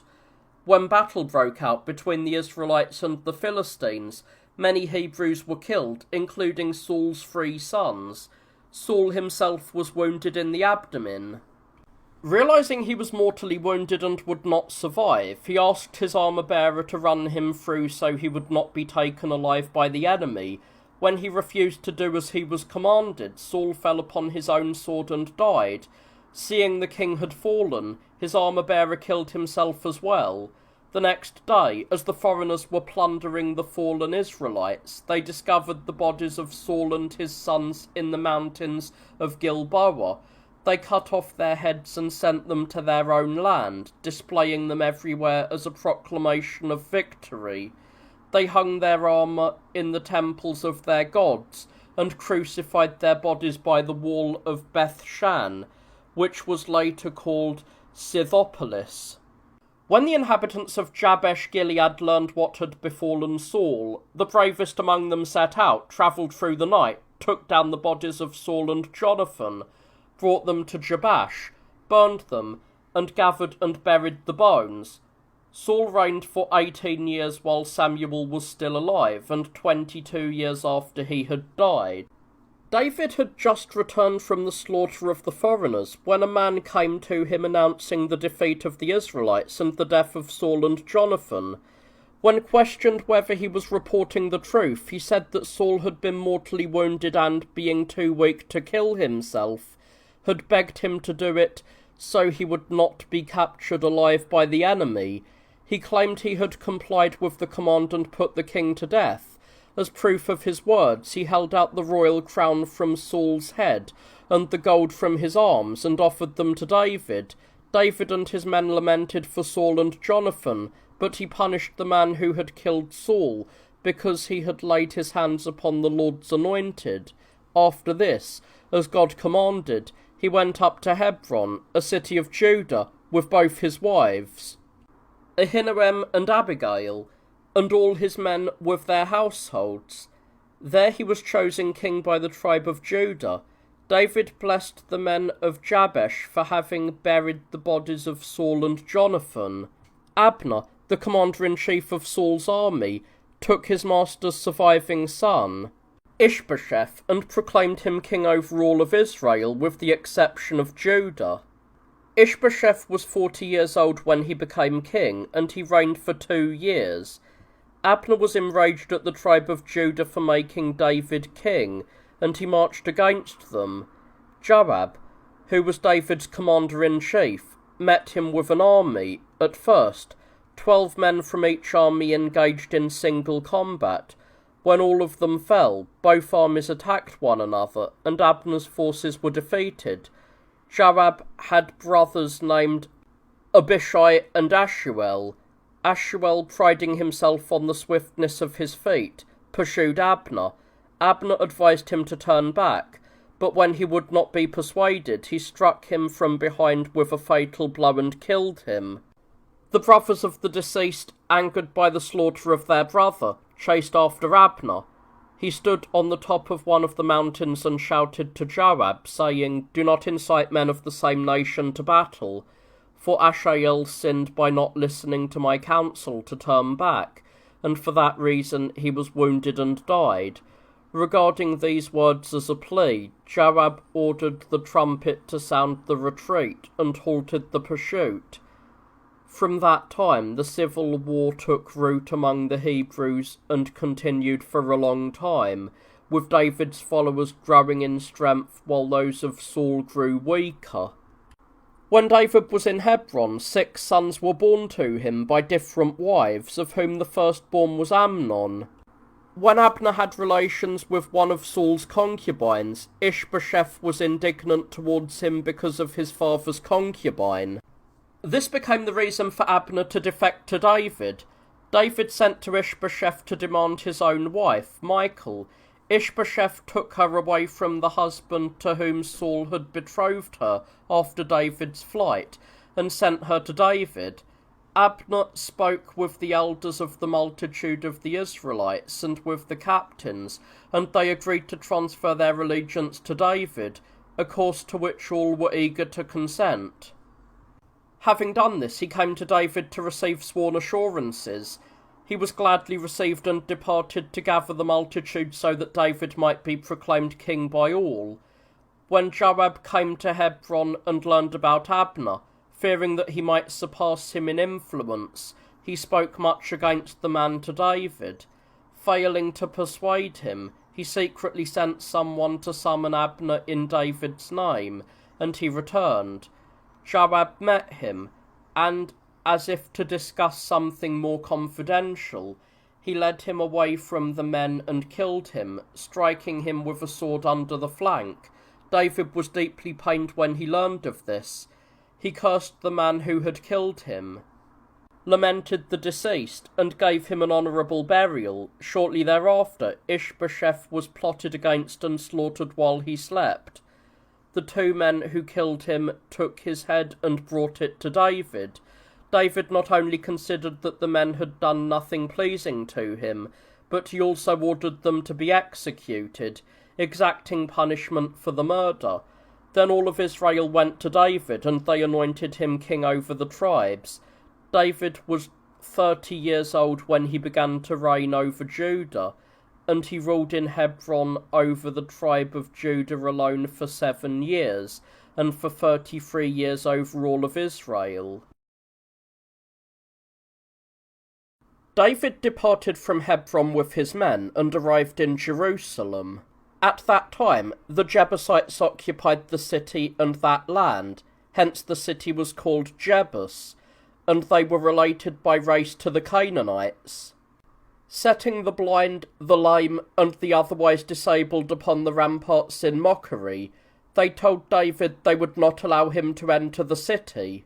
Enraged by this, David took the city by siege, drove out the Jebusites, rebuilt it, and named it the City of David. In the time of Abraham, it had been called Salem. He dwelt there after building a palace.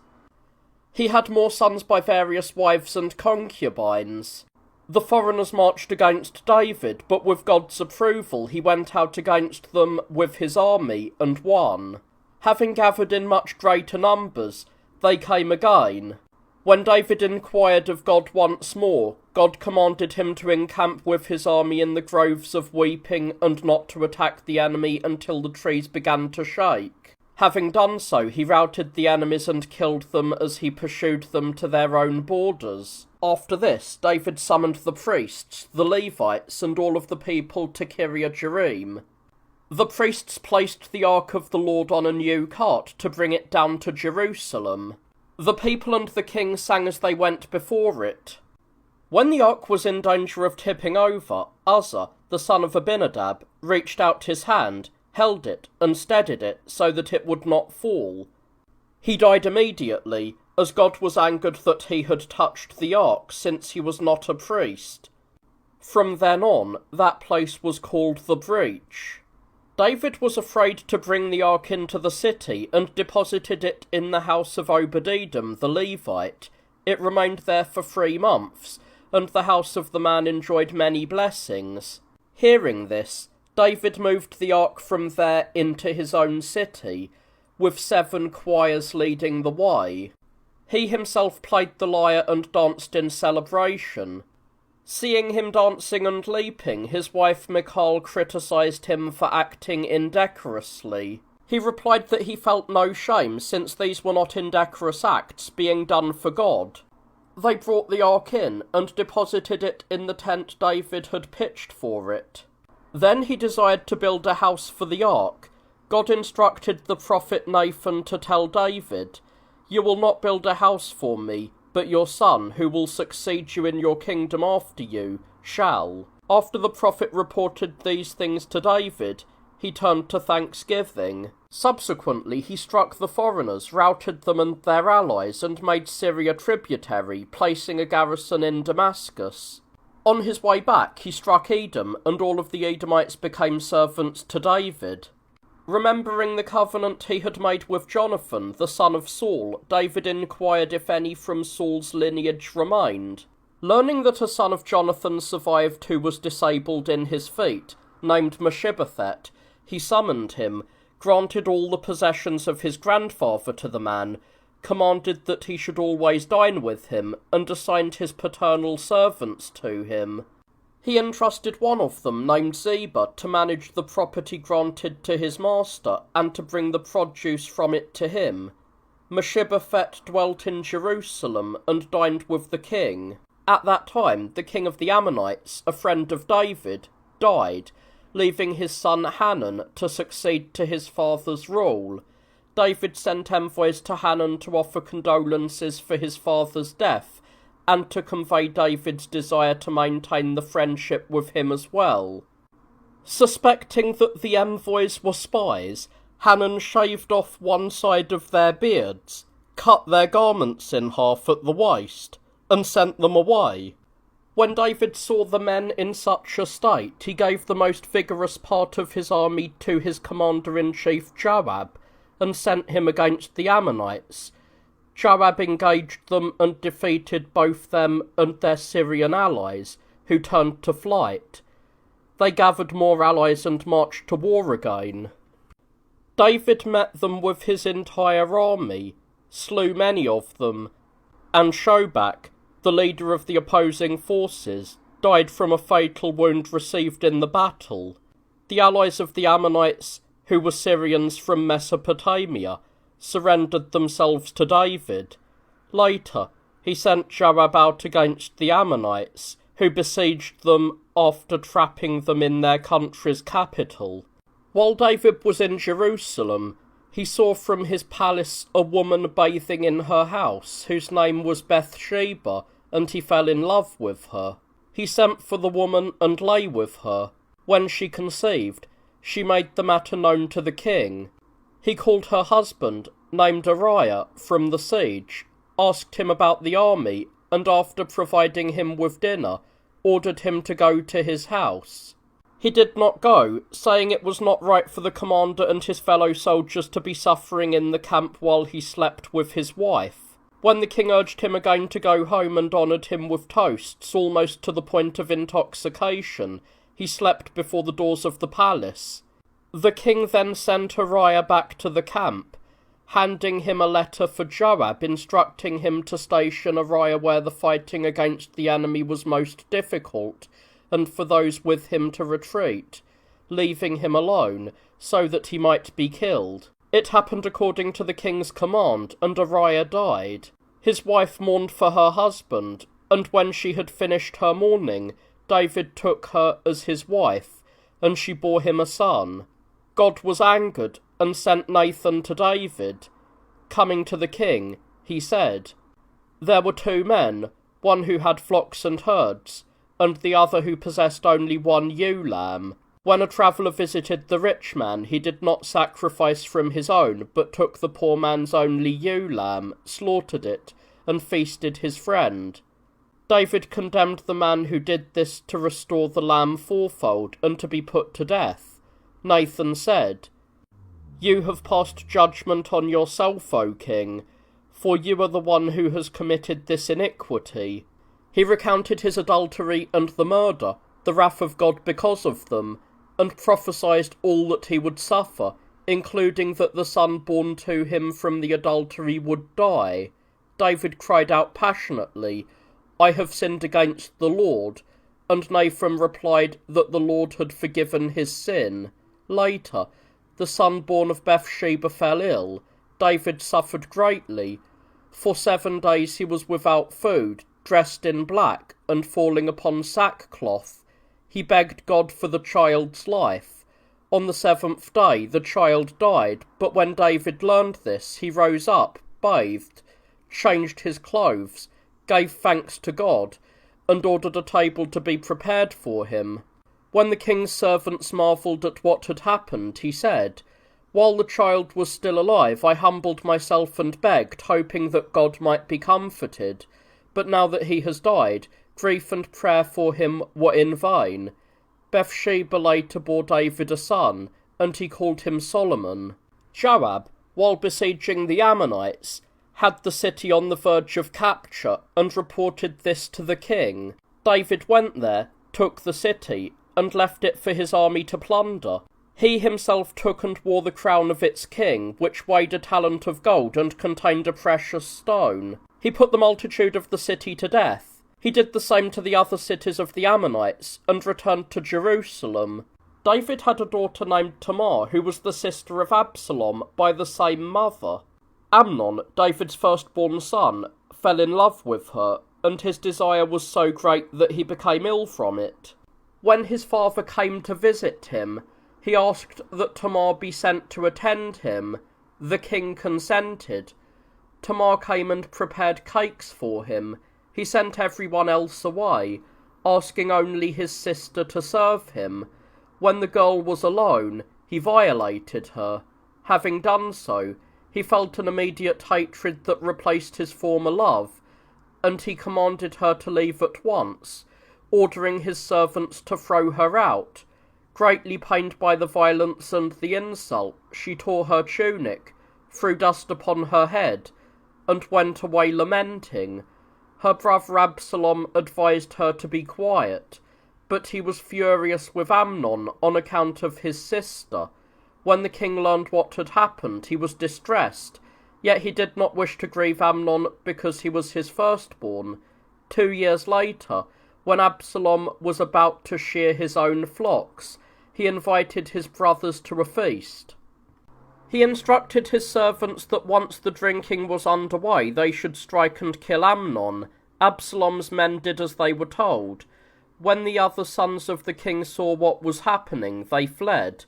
When a rumour spread that Absalom had killed all of the king's sons, David tore his clothes and fell to the ground lamenting. Meanwhile, the king's sons arrived and reported the murder of Amnon. Grieving as they spoke, Absalom fled to his maternal grandfather, the king of Gath, and spent 3 years living there. As time softened the king's anger, Joab devised a plan to reconcile the king with Absalom. He prepared a woman to approach the king, mourning and lamenting that having had 2 sons, one had killed the other, and now the relatives were seeking to put the surviving one to death for the murder of his brother. She begged the king to grant her the safety of her child. The woman approached the king and told the story passionately, and the king promised her that he would spare the life of her child. The woman thanked him, then said, "And so that I may have a guarantee of your promise, be reconciled yourself with your own son, and do not add a voluntary murder to the involuntary death of your son you have already lost."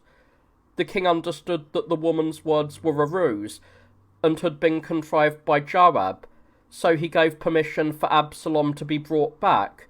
Joab went and brought him to Jerusalem, though he was not permitted to appear before his father. After this, the king was reconciled with Absalom. He summoned him, granted his request for forgiveness, and promised him amnesty for his sin. Having acquired horses, chariots, and many followers, Absalom would go to the palace every day and, by speaking kindly to the multitudes, caused many to favour him. 4 years after his return, he pretended he was going to Hebron to offer sacrifices, claiming he had made a vow during his exile. He was permitted to go by his father. Upon arriving, he sent messengers to many, and a great number flocked to him. Including Ahithophel, his father's counsellor, he was proclaimed king by everyone. Upon learning this, David departed from Jerusalem with his companions, and the 600 men who had been with him since the time of Saul set out with him again. It was also reported that Ahithophel had defected to Absalom, which caused David even greater fear and deeper grief. He called upon God and entrusted the judgment of all these matters to him. Hushai, a companion of David, went over to Absalom under a pretense of defection according to David's plan. As David was leaving, Ziba, the servant of Mephibosheth, approached him, leading a pair of donkeys carrying provisions. He accused his master of staying in Jerusalem and expecting his kingdom to pass to him, as the multitude would choose him. David was indignant at this, and granted to Ziba everything he had previously gifted to Mephibosheth. Then Shimei, a man from the kindred of Saul, came out against him along the road. He threw stones at the king, cursed him, and called him a man of blood and a lawless person. Though David's men rushed to kill Shimei, the king would not permit it, saying, "The Lord has told him to do these things, let him be." Having arrived at the Jordan, he refreshed those who had grown weary along with him. Absalom arrived in Jerusalem, and when Hushai came to him, he asked, "Why, being a companion of my father, have you come to me after leaving him?" He replied, "I will be with him whom the Lord has chosen, and I will follow him whom all the people have selected." Absalom then asked Ahithophel what he should do. He advised him to lie with his father's concubines, so that everybody would know that his enmity towards his father was irreconcilable. Absalom acted according to this advice. When Ahithophel requested 10,000 men to pursue King David and those with him immediately, while they were exhausted from their journey, so that he might strike the king and bring the others back, Absalom asked Hushai about this advice. He declared it not good, saying, "You are not ignorant of your father's and his men's courage and experience.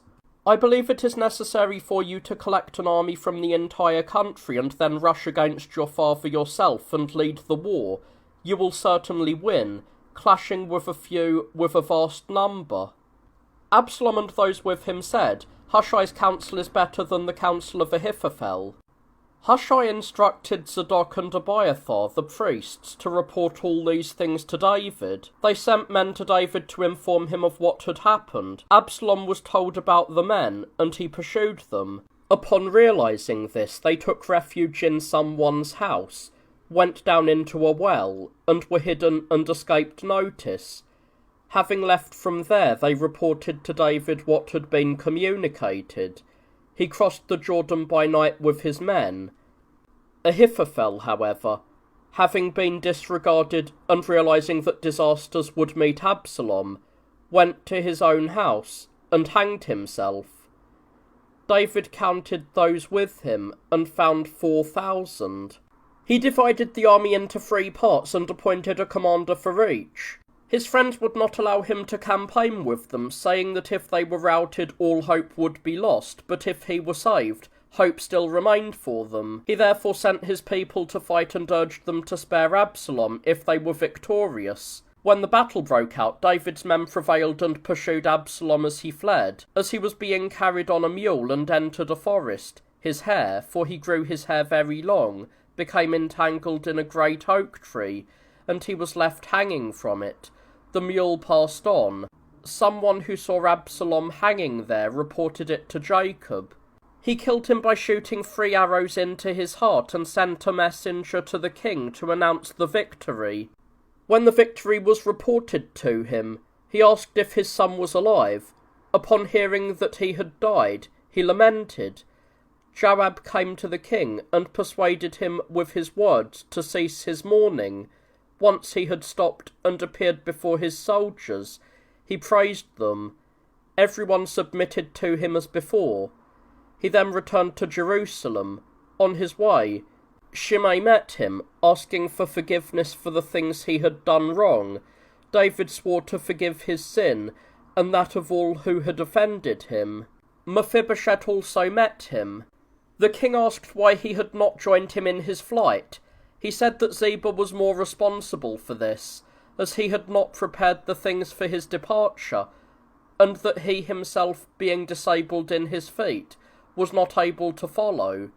He also claimed that Ziba had wickedly slandered and lied about him.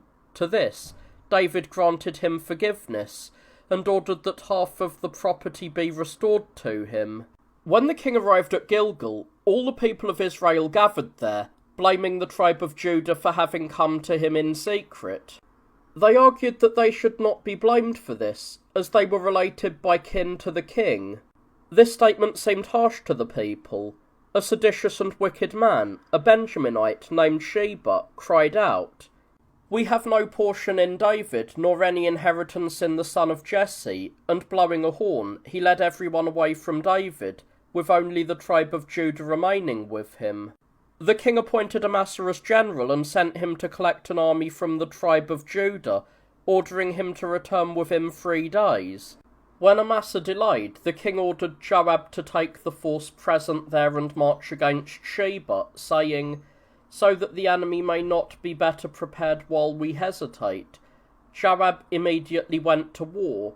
As he was departing with a great force, Amasa met him.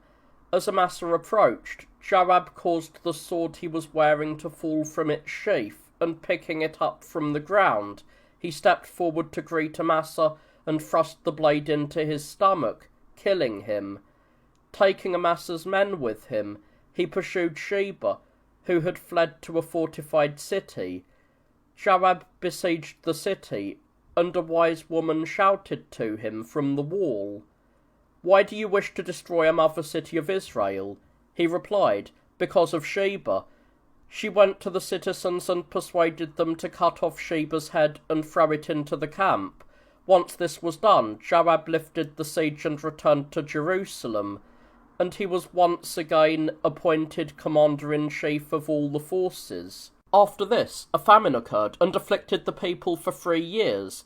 When the king inquired about this, God revealed that the famine was occurring because of the Gibeonites, and that they needed to receive justice for the fact that Saul had killed many of them, failing to keep the oaths made to them by Joshua and the elders. The king therefore summoned the Gibeonites and asked what they wanted as an atonement. They requested that 7 men from the house of Saul be given to them. The king gave them the 7 men as requested. Sparing Mephibosheth, they took the men and executed them. Afterwards, God brought rain upon the land. After this, when war broke out against the foreigners, David pursued the enemy with his own army. Being exhausted, he was weak and weary. One of the opponents, seeing him in this state, rushed to strike him, but Abishai, the brother of Joab, shielded the king and killed the foreigner. Because of this, those around David swore that they would no longer allow him to go out into battle. When the foreigners campaigned again, the king sent an army against them, causing many to be slain and the survivors to flee. After a short time, the foreigners came again against the land of the Israelites. Among them was a man of giant stature, who had 6 fingers on each hand, and likewise on his feet. Jonathan, David's nephew, grappled with him, struck him down, and stripped him of his armour, providing the turning point for victory for his countrymen. Consequently, the foreigners did not add any more to the fighting against the Hebrews. Having attained peace from that time on, David composed songs to God, and having constructed musical instruments, taught the Levites to sing the hymns with them. These were the instruments. The kinneret was 10-stringed and played with a plectrum, while the nabola, having 12 tones, was struck with the fingers. There were also bronze cymbals, both large and broad. David also had a company of valiant men. The most distinguished of these were 37, who had performed many heroic deeds. Once, when the foreigners were camped at Bethlehem, the king longed to drink water from the well in Bethlehem. 3 of the brave men around him ran, passed through the middle of the enemy camp, drew water from that well, and returned through the enemies, who were astonished by the boldness and remained still, and brought the water to the king. He said, "May the Lord be merciful to me. I will not drink this, for it was brought at the cost of the men's blood and the peril of their lives." Therefore he did not drink it, but poured it out as a libation to God. Wishing to count the entire population, David ordered Joab to construct the census. Although Joab did not approve of the plan, and claimed the action was not good, the king would not be persuaded. Joab went out and counted the people, and the number was 800,000 men of Israel who drew the sword, and 500,000 fighting men from the tribe of Judah. Afterwards David repented and confessed that he had sinned. Gad the prophet, at the command of God, went to David and said, "Choose one of these three options that you prefer. Whether you choose for there to be a famine in the land for 7 years, or to be pursued by enemies for 3 months, or for a pestilence to strike your people for 3 days. David replied, "I am in distress on every side, but it is better for me to fall into the hands of God." The pestilence came upon the people from the morning until the time of the meal, and 70,000 of the people died. David entreated God, and the destroying angel stretched out his hand over Jerusalem. The king said, "I have sinned, O Lord. I the shepherd, but the sheep, the people, have not sinned. I am worthy of punishment, not they." Moved by the king's contrition, God stopped the destruction, and through the prophet Gad, commanded him to erect an altar and sacrifice there on the threshing floor of Ornan the Jebusite. David did so, having purchased the threshing floor from Ornan. As Josephus wrote, "It is said that in that place Abraham led Isaac to be offered for a burnt offering."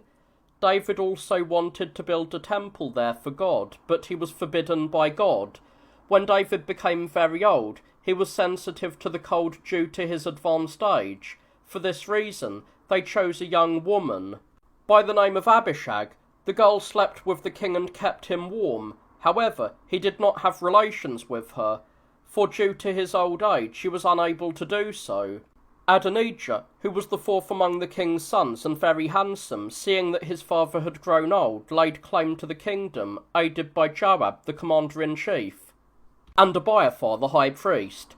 Once, after preparing a lavish sacrifice, he invited his brothers, the leaders of the tribe of Judah, and Abiathar and Joab.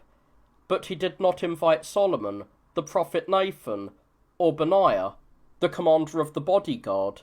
Nathan said to Bathsheba, "Have you heard that Adonijah has become king?" She entered before the king and said, "You swore, my lord king, that your son Solomon would reign after you, and behold, Adonijah has become king, and you are unaware of it." While Bathsheba was still speaking, the prophet Nathan entered and asked the king if Adonijah had been made king with his approval. He swore by God, "Today Solomon shall be made king." Calling for Zadok the high priest and Benaiah, he ordered them to take the prophet and the soldiers of the royal guard with them, to place Solomon on the king's mule, to lead him outside the city to the spring called Gihon, to anoint him with the holy oil, to proclaim him king while blowing the horns, and to escort him through the middle of the city. They did so immediately, as they had been commanded. Solomon's proclamation as king was broadcast everywhere. When this became known to Adonijah and those feasting with him, the others departed to their own homes, but Adonijah, fearing the more, fled to the altar, and asked for the assurances of his safety from Solomon. He forgave him for his sin at that time, saying, "But if he is found doing any evil in the future, he shall be put to death." Seeing that his death was approaching, David summoned Solomon and charged him with keeping the commandments of God, and to govern according to his laws, so that our seed, he said, may remain upon my throne forever, as the Lord promised me. He further added that he should not let Joab go unpunished for killing Abner and Amasa, nor should he spare Shimei, who had cursed him when he was fleeing.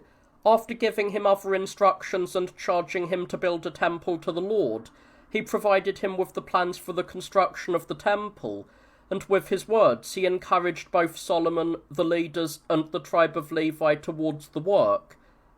He said that he had left much for the construction of the temple. 10,000 talents of gold, 100,000 talents of silver, emeralds and other precious stones, bronze and iron beyond counting, and other abundant materials.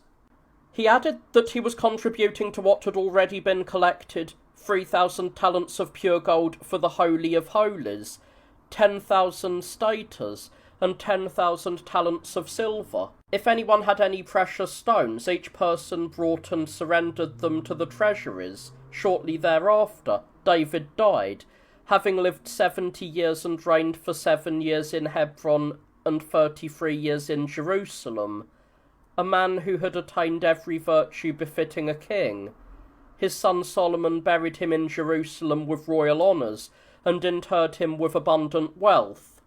When Solomon assumed the kingdom, he was very young, in his 12th year. Adonijah, however, went to Bathsheba, Solomon's mother, and said, "You know that the kingdom belonged to me, both by birthright and by the choice of the people.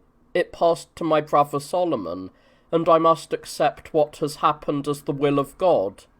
But I ask one request, that the young woman Abishag, who slept with my father, be given to me in marriage, since my father did not know her due to his old age, and she is still a virgin." Bathsheba promised to convey his words to her son, and to do her utmost to bring about the marriage for him. Having gone to her son, she urged him to give Abishag to his brother Adonijah. Solomon, angered by this request, asked in astonishment if she did not also desire him to surrender the kingdom to Adonijah as the elder. He immediately commanded Benaiah, who was over the bodyguards, to kill Adonijah. He ordered Abiathar to go to his home country and live on his lands, saying, "You are spared from death only because of how you laboured with my father." Thus, as God had previously foretold to Eli, the honour of the priesthood was taken from the house of Itamar and transferred to Zadok, who was of the lineage of Phinehas. When the commander Joab learned of these things, he became terrified and fled to the altar, saying that even when summoned he would not leave, but would die there and nowhere else. When this was reported to the king, he was persuaded to send and kill Joab there as well. From then on, Benaiah was appointed commander of the entire army, and Zadok was granted the high priesthood. The king restricted Shimei to Jerusalem, ordering him not to leave it, under the penalty of death. 3 years later, when his slaves fled, Shimei went out in search of them. When Solomon learned of this, he ordered the man to be executed. Solomon took the daughter of Pharaoh as his wife, and he raised the walls of Jerusalem higher, and made them more fortified. God appeared to him in a dream, and told him to ask for whatever he wished. He asked that understanding and wisdom be given to him. God, approving of his request, promised to give him wisdom and great intelligence, such as no one before him or after him had possessed, and to add what he had not requested, wealth, victory, and glory, provided that he keep his commandments and ordinances. After this, 2 women came to him. One of them said, "My king, we live together, and no one else is with us. We both gave birth to sons at the same time. A little later, this woman fell upon her son while sleeping, and, upon waking, found him dead. While I was asleep, she placed the dead child in my arms, and took the living one from me, claiming him as her own. When I realized the deception, I demanded my child, but she would not give him to me. The other woman stubbornly insisted that the living child was her own, and the dead one belonged to her opponent. She swore that she had not committed such a wicked act. As those standing by were perplexed as to how the truth could be determined, the king ordered the living child to be cut in two with a sword, and given in halves to each of the women. The true mother of the infant took this hard.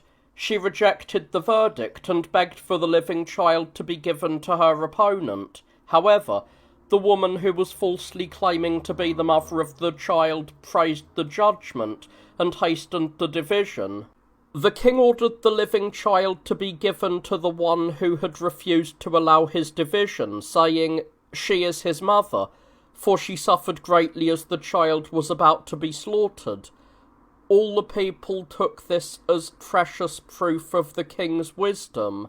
He surpassed all who came before him in wisdom and understanding. He composed 3,000 proverbs and 5,000 songs, and he wrote about every plant from the cedar to the hyssop. He also examined and philosophized about the nature of animals, whether land-dwelling, aerial, or aquatic, and their unique characteristics. Furthermore, he discovered incantations against demons for the benefit of mankind, and he left behind methods of exorcism by which demons were driven out. Josephus states that this healing power remained effective until his own time, and he tells a story to verify this claim. He says that a certain man, Eleazar by name, one of his own countrymen, possessed a ring that had under its seal a root of the type Solomon had indicated. He would bring this ring to the nostrils of the possessed person, and through the scent the demon would be drawn out through the nostrils of the sufferer. Then, invoking Solomon, he would recite the incantations that Solomon had composed, and adjure the demon never to return to the person. He says that Eleazar performed this in the presence of Vespasian and his sons, and to provide proof of his power over the demons, he would place a cup full of water nearby, and command the demon, as it left the sufferer, to overturn it. The cup would then be overturned, without anyone seeing what knocked it over.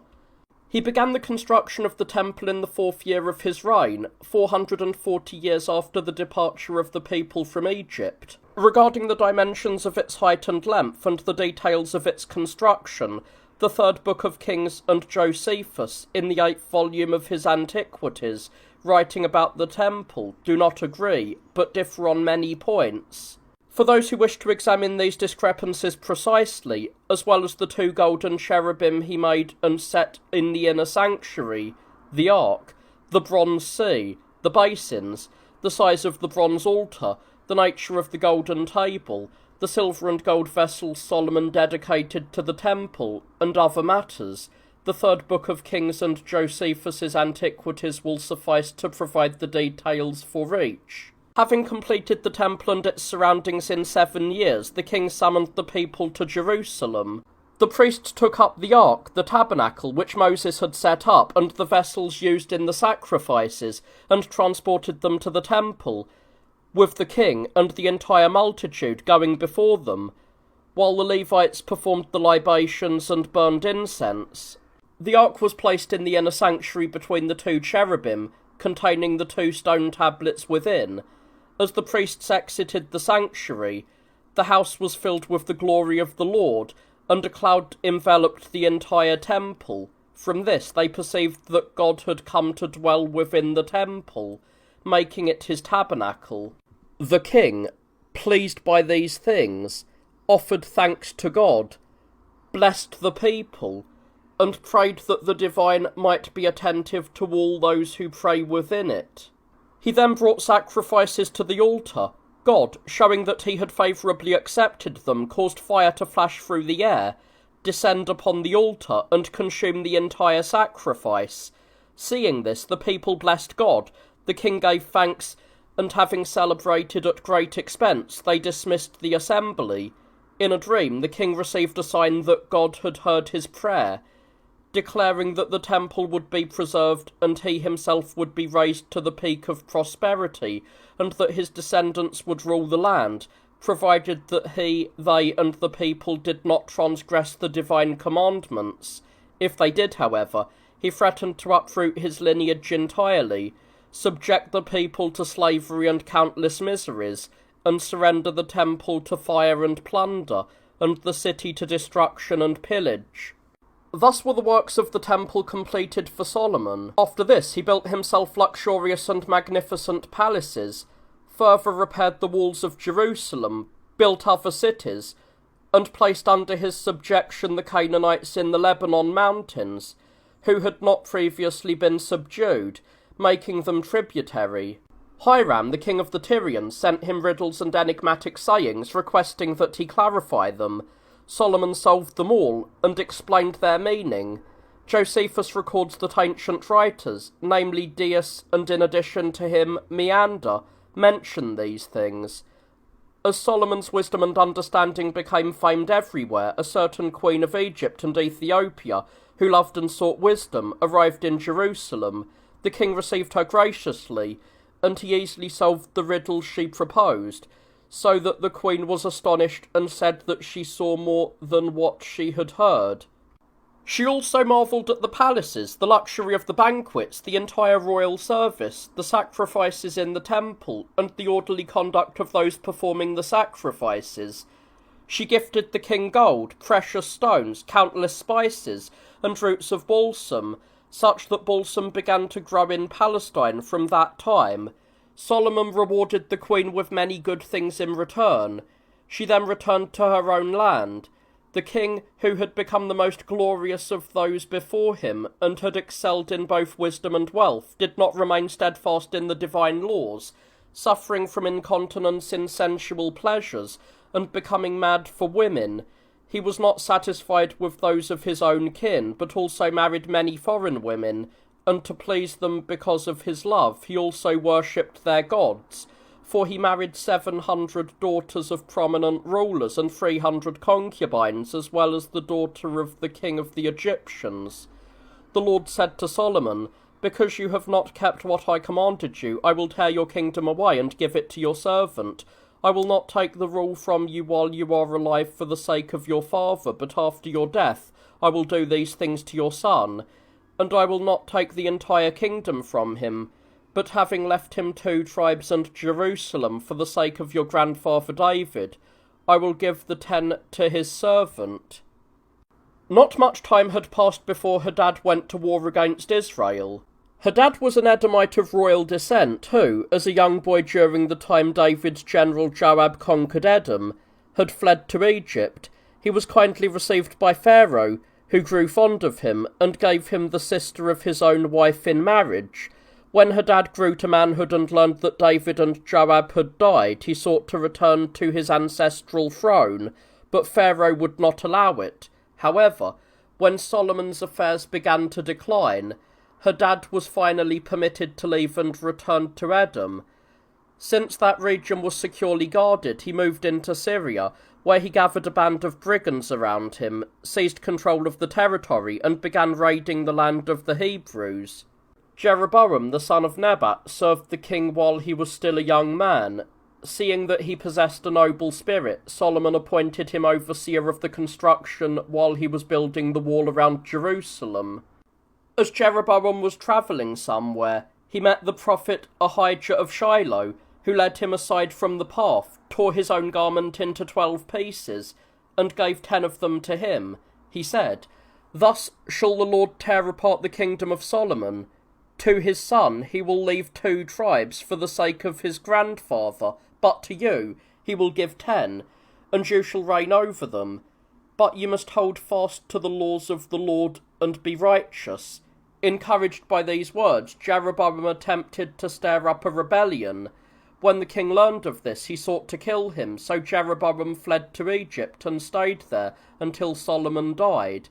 King Solomon died, as the Book of Kings records, having lived 52 years, for it is recorded that he ascended the throne at the age of 12 and reigned for 40 years. However, as Josephus writes, he lived for 94 years and reigned for 80. He lived a fortunate and glorious life, but he transgressed in his old age, persuaded by unholy passions for foreign women and following their religions. He was succeeded in the kingdom by his son, Rehoboam. All the people gathered before him and pleaded with him to lighten the yoke of servitude that had been imposed upon them by Solomon, and to show himself more kind than his father. He told them to wait and that he would answer them after 3 days. He then summoned the older men who had served his father and asked them how he should answer the people. They advised him to speak to them more gently and not to act proudly or arrogantly. After consulting the elders, he shared his dilemma with the younger men, who had been raised with him, and told them of the elders' advice. They advised him to speak more harshly to the people and make his words correspond to the weight of his authority and his royal dignity. He followed their advice, and when the multitude gathered again, he said, "If my father made your yoke heavy, I will make it heavier still, and if he used whips against you, I will punish you with scorpions, and you shall find my little finger thicker than my father's loins." Hearing this, the crowd shouted, "What portion have we in David?" And in their distress they departed. When Rehoboam sent one of his men to speak with them and appease them, they killed the man in their rage by stoning him. Terrified, Rehoboam fled to Jerusalem, with only the tribe of Judah and the tribe of Benjamin remaining with him. As for the others, now that Jeroboam had returned from Egypt following the death of Solomon, they summoned him and chose him as their king. Rehoboam prepared to fight against the Israelites and Jeroboam for the kingdom, but he was prevented by God through the prophet Shemaiah. Jeroboam, fearing that the multitude, by going to Jerusalem and mingling with the people there, would turn back to their former king and abandon him, made 2 calves of gold and placed one in Bethel and the other in Dan. Gathering the people, he said, "God is everywhere, O men, and not only in Jerusalem. Behold, therefore, I have made 2 calves in the name of God, and there is no longer any need for you to go to Jerusalem. Go to these and worship and offer sacrifices, for I shall appoint priests from among yourselves." Deceived by this, the people transgressed the law of their fathers and provoked God to anger, to the point that Israel was delivered into captivity to the foreigners. Having appointed priests and built an altar, Jeroboam held a festival, and he himself ascended the altar, with the priests surrounding him. Just as he was about to sacrifice, a prophet sent from the gods stood by and said, "Thus says the Lord, altar, there shall be one named Josiah from David, who shall sacrifice your priests upon you and burn their bones. And that it may be clear that my words are true, behold, the altar shall split, and the fat upon it shall be poured out upon the ground." Immediately the altar split, and the fat of the sacrifice was poured out. Jeroboam stretched out his hand, ordering that the prophet be seized, but his hand withered and remained motionless. Having begged the prophet, Jeroboam regained the use of his hand. He then invited him to dine with him, but he refused, saying that he had been forbidden by God to eat bread or drink water in the city, or to return by the same road he had travelled to get there, so he departed, taking a different path. There was a false prophet in the city who deceived Jeroboam and spoke only to please him. Learning what the prophet of God had said and done, and how he had departed, he pursued him and overtook him, and requested that he return and be hosted by him. When he refused, citing God's prohibition, the wicked man said, "But I also am a prophet, and I have come at the command of God to bring you back to share a meal with me." The prophet, believing the words of the false prophet, turned back. While he was being hosted there, the word of the Lord came to the prophet that, because he had not kept what was commanded of him, he would be killed by a lion on the road. As he was returning, a lion killed him and sat by the body, guarding the corpse and the donkey. Learning of what had happened, the false prophet gathered the body of the deceased and buried it, and he charged his own children to bury the body with the prophet's when he died. Why did he contrive this? So that when the altar was demolished according to the prophet's prediction, and the bones of the priests and false prophets were delivered to the fire, he himself might escape the indignity if he were buried with the man of God. Thus these things came to pass, yet Jeroboam persisted in the same impiety, in which he advanced daily by breaking the law, and he made the false priesthood of the high places a commodity for sale to those who wished to buy it. This act was counted to him as a sin, and it resulted in the destruction and ruin of his house. If the selling of that unholy priesthood for money was reckoned as a sin, what could one say about those who sell and buy the truly divine priesthood, which is the instrument of the fearful and bloodless sacrifice? Abijah, the son of Jeroboam, fell ill, and the king sent his wife to the prophet Ahijah to ask if he would live. She disguised herself in the clothing of a private citizen and went. The prophet, discerning the ruse, said, "Do not hide yourself, wife of Jeroboam. Go and tell your husband that, since you have abandoned God and made yourself molten gods, expect that the kingdom will be taken from you, and you will be utterly destroyed, you and all your household. Because the multitude followed you in your impiety, they too shall not remain unpunished. But go, woman, and you will find your child dead, who shall be buried with mourning, for he alone of Jeroboam's house was good." When the woman returned, she found the child dead and reported to her husband what the prophet had said. He, however, being foolish, did not improve at all. While Rehoboam, the son of Solomon, was reigning in Jerusalem, the priests and Levites among the Israelites, along with all the multitude who understood what was good, departed from their own cities and came to Jerusalem, and from this the kingdom of Rehoboam grew. Yet he himself also sinned against God, and the whole house of Judah neglected the worship of God. For this reason, Shishak, the king of Egypt, marched against Jerusalem with a heavy force in the 5th year of Rehoboam's reign. When Rehoboam and the people were besieged in the city, he begged God to grant them salvation, and they confessed the sins they had committed against God. God, being entreated, said he would not destroy them, but would deliver them into the hands of the enemy. When Rehoboam admitted the Egyptians into the city under terms, the Egyptians broke the covenant, plundered the treasures of God, emptied the royal treasuries, and took away all the golden weapons that Solomon had made and the golden spears that David had dedicated.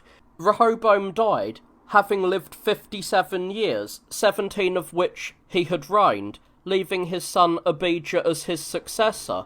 Jeroboam marched against him, having always been at war with Rehoboam. Abijah did not fear the attack, but having drawn his men up against him, he won a renowned victory, such that Jeroboam no longer dared to take the field against him. Abijah died after reigning in Jerusalem for 3 years, having done evil in the sight of the Lord. He was succeeded by his son Asa, who observed the divine laws like his ancestor David. Jeroboam died after completing 22 years in power. He was succeeded by his son Nadab, who became as impious as his father. While besieging Gibbethon, a city of the foreigners, he was conspired against by Baasha, the son of Ahijah, and died after ruling for 2 years. Baasha, having secured control of the kingdom of the 10 tribes, utterly destroyed the entire family of Jeroboam. He too transgressed just as Jeroboam had, and likewise caused the people to sin. God threatened him through the prophet Jehu that he would destroy his house just as he had the house of Jeroboam. He also died, having reigned over Israel for 24 years. His son, Elah, became the successor to his father's kingdom. Zimri, the commander of his cavalry, killed him while he was drunk, and after he had reigned for 2 years, seized the kingdom, and utterly destroyed the entire family of Baasha. The army of the Israelites, while besieging Gibbethon, learned that Zimri had killed Elah and become king, so they proclaimed their own commander, Omri, as king in the camp, and after capturing the city of Tirzah, they took control of it. Zimri, the former king, withdrew into the innermost part of the palace and set it on fire, perishing along with it after holding power for 7 days. Then the people were divided. Part of them chose Zimri and the other part chose Tibni. However, Omri's followers prevailed, and having killed Tibni, they secured the rule for Omri without further faction. He first resided in Tirzah as king, and then in the mountain of Merion, where he built a city that is called Samaria, having named the mountain Samarion after Sherma, from whom he bought it. He was worse than those before him. He ended his life in Samaria, having reigned for 12 years. The kingdom then passed to his son Ahab. The kings of the Israelites, one after another, were destroyed in a short time because of their lawlessness. But Asa, the king of Jerusalem, was beloved by God. In the 10th year of his reign, the king of the Ethiopians marched against him with a heavy force. Asa called upon God to be his ally, and joining battle with the Ethiopians, he slew many, pursued the rest as they fled, plundered their camp, and both he and the people carried off much spoil. As the king and his army were withdrawing, the prophet Azariah met them and told him and the people that God was the giver of victory to them, provided they practised righteousness. He promised them prosperity if they pursued virtue, but warned that many grievous things would befall them if they neglected the commandments of God. Asa, therefore, having lived his life in piety and reached a ripe old age, died, after reigning for 41 years, leaving the sovereignty to his own son, Jehoshaphat.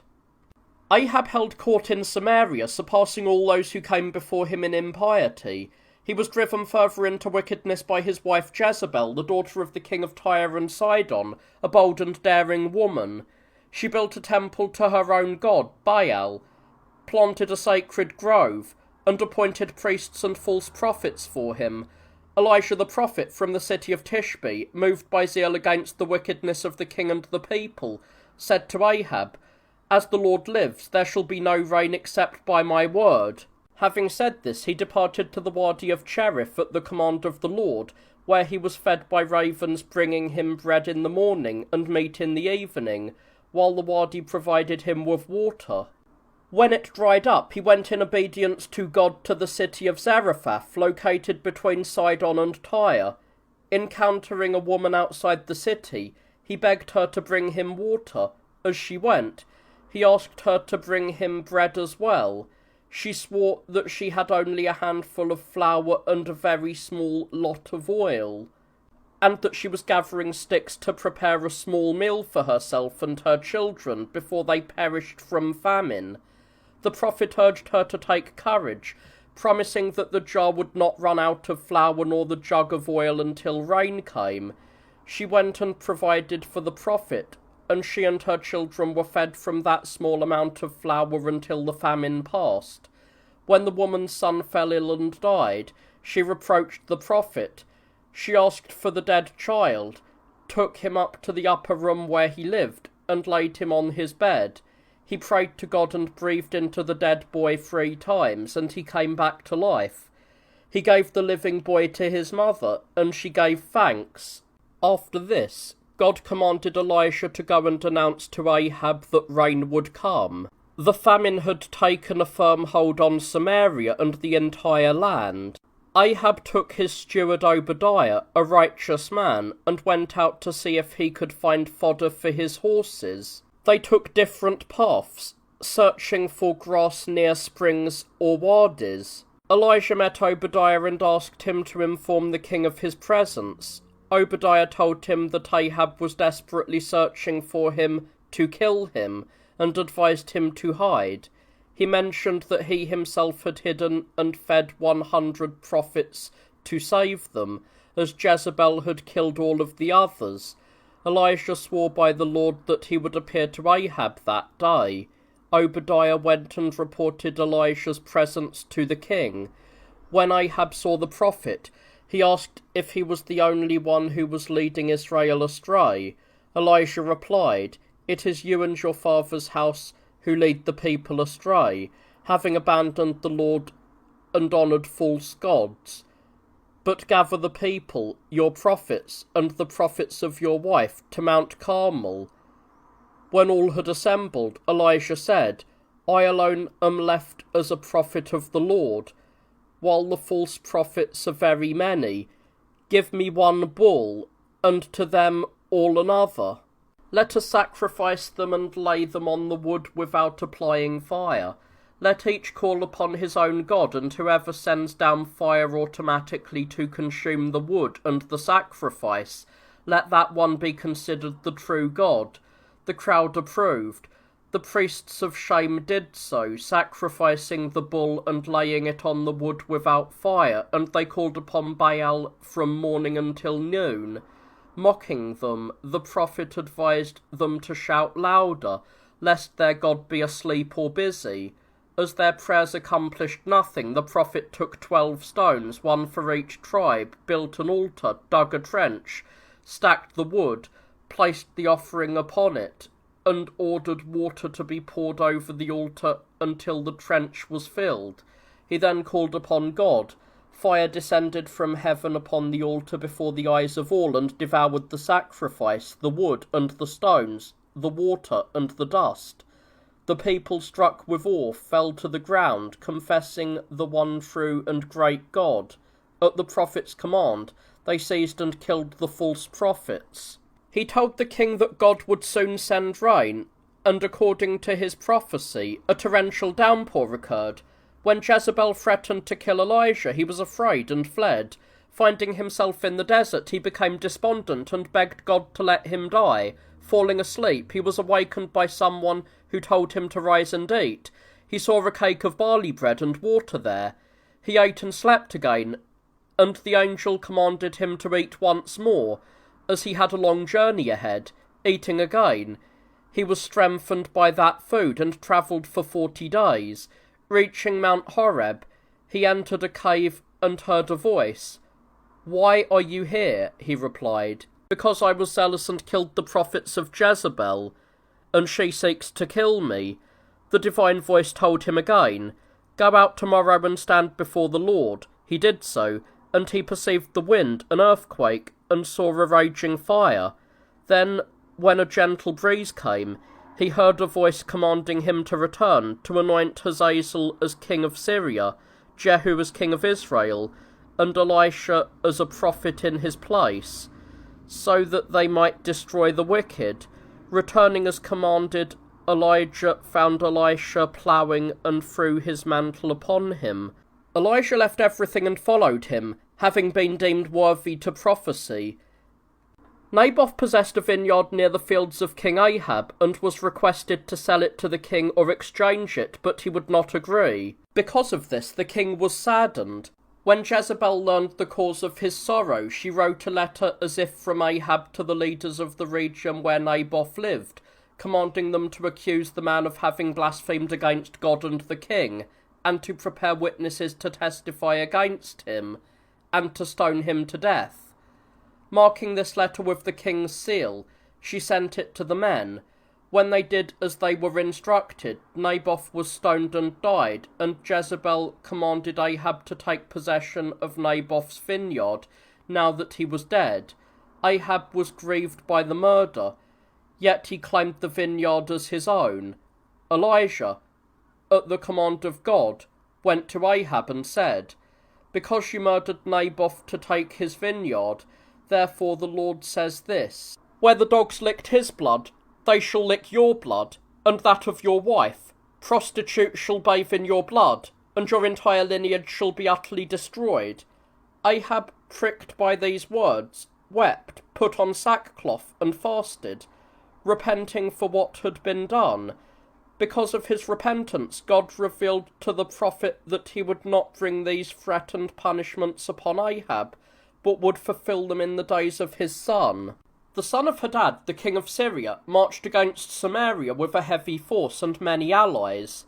While besieging it, he sent word to Ahab, saying, "Your wealth, your wives, and your children are mine. I shall take them by war. If, however, you yield to me what I desire, I will lift the siege and depart."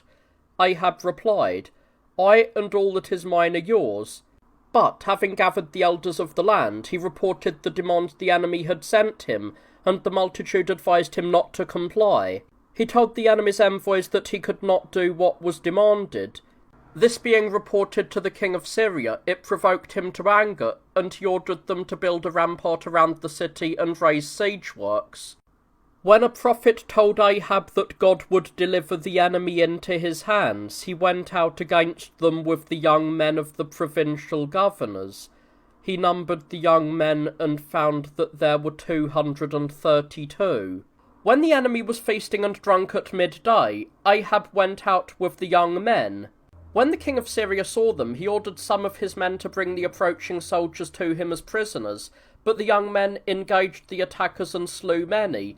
The entire army of Israel followed behind the young men, suddenly rushing upon the Syrians and putting them to flight, such that even their king barely escaped to safety. Returning from the pursuit, Ahab plundered the enemy's camp and went back to Samaria. The prophet again foretold the Syrians' return.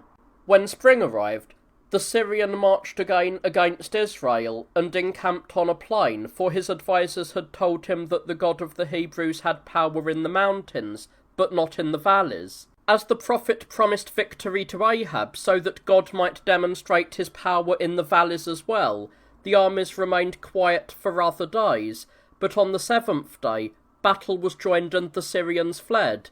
Ahab pursued and slew them. Many who survived fled to the city of Aphek and were destroyed there when the wall fell upon them. The son of Hadad fled with a few others and hid. Those around him put on sackcloth, bound ropes around their heads, and approached Ahab, begging him to spare their master. He agreed. They brought their leader, who was riding in a chariot, to Ahab. He took him into the chariot, greeted him, and told him to have courage. Then, under covenant, he allowed him to depart, having given him many gifts. The prophet Micaiah asked one of his countrymen to strike him on the head. When he refused, he prophesied that he would be struck by a lion, and the prophecy came to pass. He then made the same request of another. When he struck him, he bound up his head and approached Ahab, saying that he had been entrusted with a prisoner by a commander, but the prisoner had escaped, and the commander was seeking to kill him. When Ahab said that this was just, he unbound his head, and was recognized as the prophet Micaiah. He said to Ahab, "Because you let go the king of Syria, a man deserving death without punishment, you yourself shall die in his place, and your people in place of his." Ahab was saddened to hear this. After 3 years of peace, wishing to take the city of Ramoth from the Syrians, claiming it belonged to him, he asked Jehoshaphat, the king of Jerusalem, to join him in the campaign.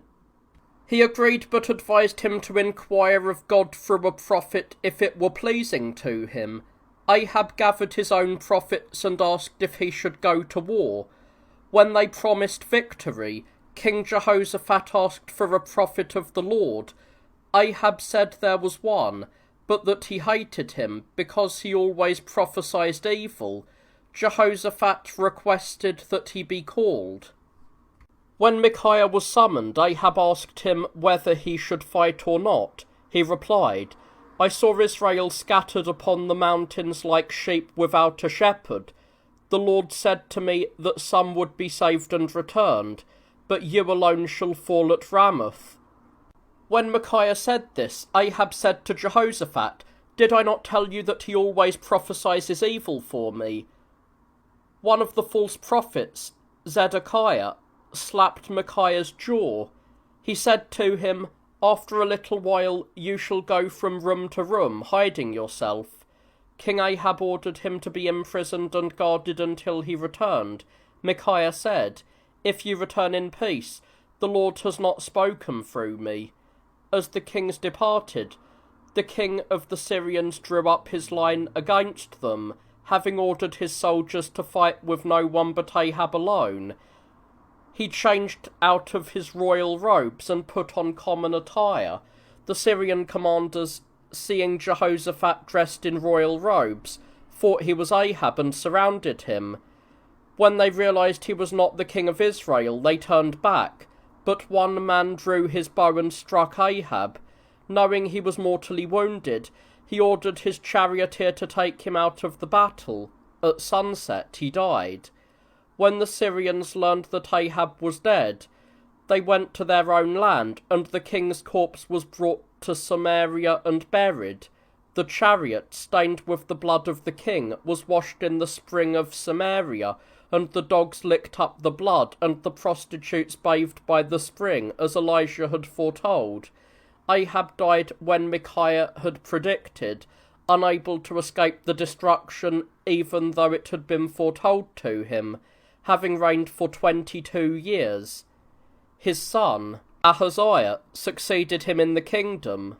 When Jehoshaphat, the king of Jerusalem, returned from his alliance with Ahab, the prophet Jehu rebuked him for joining forces with an impious man, though he said that God had delivered him despite being displeased with his actions. The king gave thanks. Afterwards, travelling through the land under his rule, he commanded the people to keep the laws, and having established judges everywhere, he ordered them to judge justly. When the Moabites and Ammonites, having recruited the Arabs, attacked him, he called upon God for help. A prophet told him that God would fight on his behalf and instructed him to lead out the army, but not to engage the enemy. Instead, they were to stand and watch for the help that would come from God.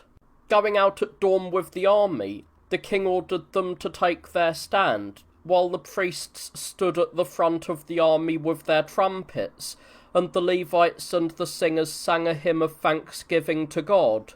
The enemies turned against one another and slew each other so that no one was left alive. Jehoshaphat allowed his army to plunder the enemy's camp. Together, the foreigners, fearing him as one who had the divine as an ally, remained at peace. Ahaziah, the king of the Israelites, was similar to his parents in wickedness. Around the 2nd year of his reign, the Moabites withheld the tribute they had been paying to his father. Having fallen ill, he sent messengers to inquire of the god of Ekron, named Baal-zebub, whether he would recover. Elijah met the men and commanded them to turn back and tell the one who sent them to the god of the foreigners that, because there was no God in Israel, he would not rise from his bed. The men returned and repeated what they had heard. Ahaziah asked who had said these things. When they claimed not to know, he demanded they describe the man's appearance. When they said he was hairy and girded with a leather belt, he understood it was Elijah. He sent a captain with 50 of his men to bring the prophet to him. The captain found him on the top of the mountain and ordered him to come to the king. When Elijah prayed, fire poured forth from the heavens and consumed the captain and those with him. The king sent another captain of 50. Celestial fire destroyed them in the same way. The 3rd captain was sent with his men. Upon coming to the prophet, he fell down, worshipped him, and begged to be spared, saying he had come unwillingly, compelled by the king's command, and urged him to go to the king. Elijah, told by an angel to go and not be afraid, came down from the mountain, went to the king, and said, "Because you sent to a foreign god to ask if you would live, know that you shall not rise from your illness, but you shall die." Ahaziah died according to the prophet's prediction, leaving the kingdom to his brother, who was called Jehoram. He shattered the pillars of Baal which his father Ahab had set up, but in other respects he was impious and wicked, resembling his parents. Elijah, about to be taken up, set out with Elisha.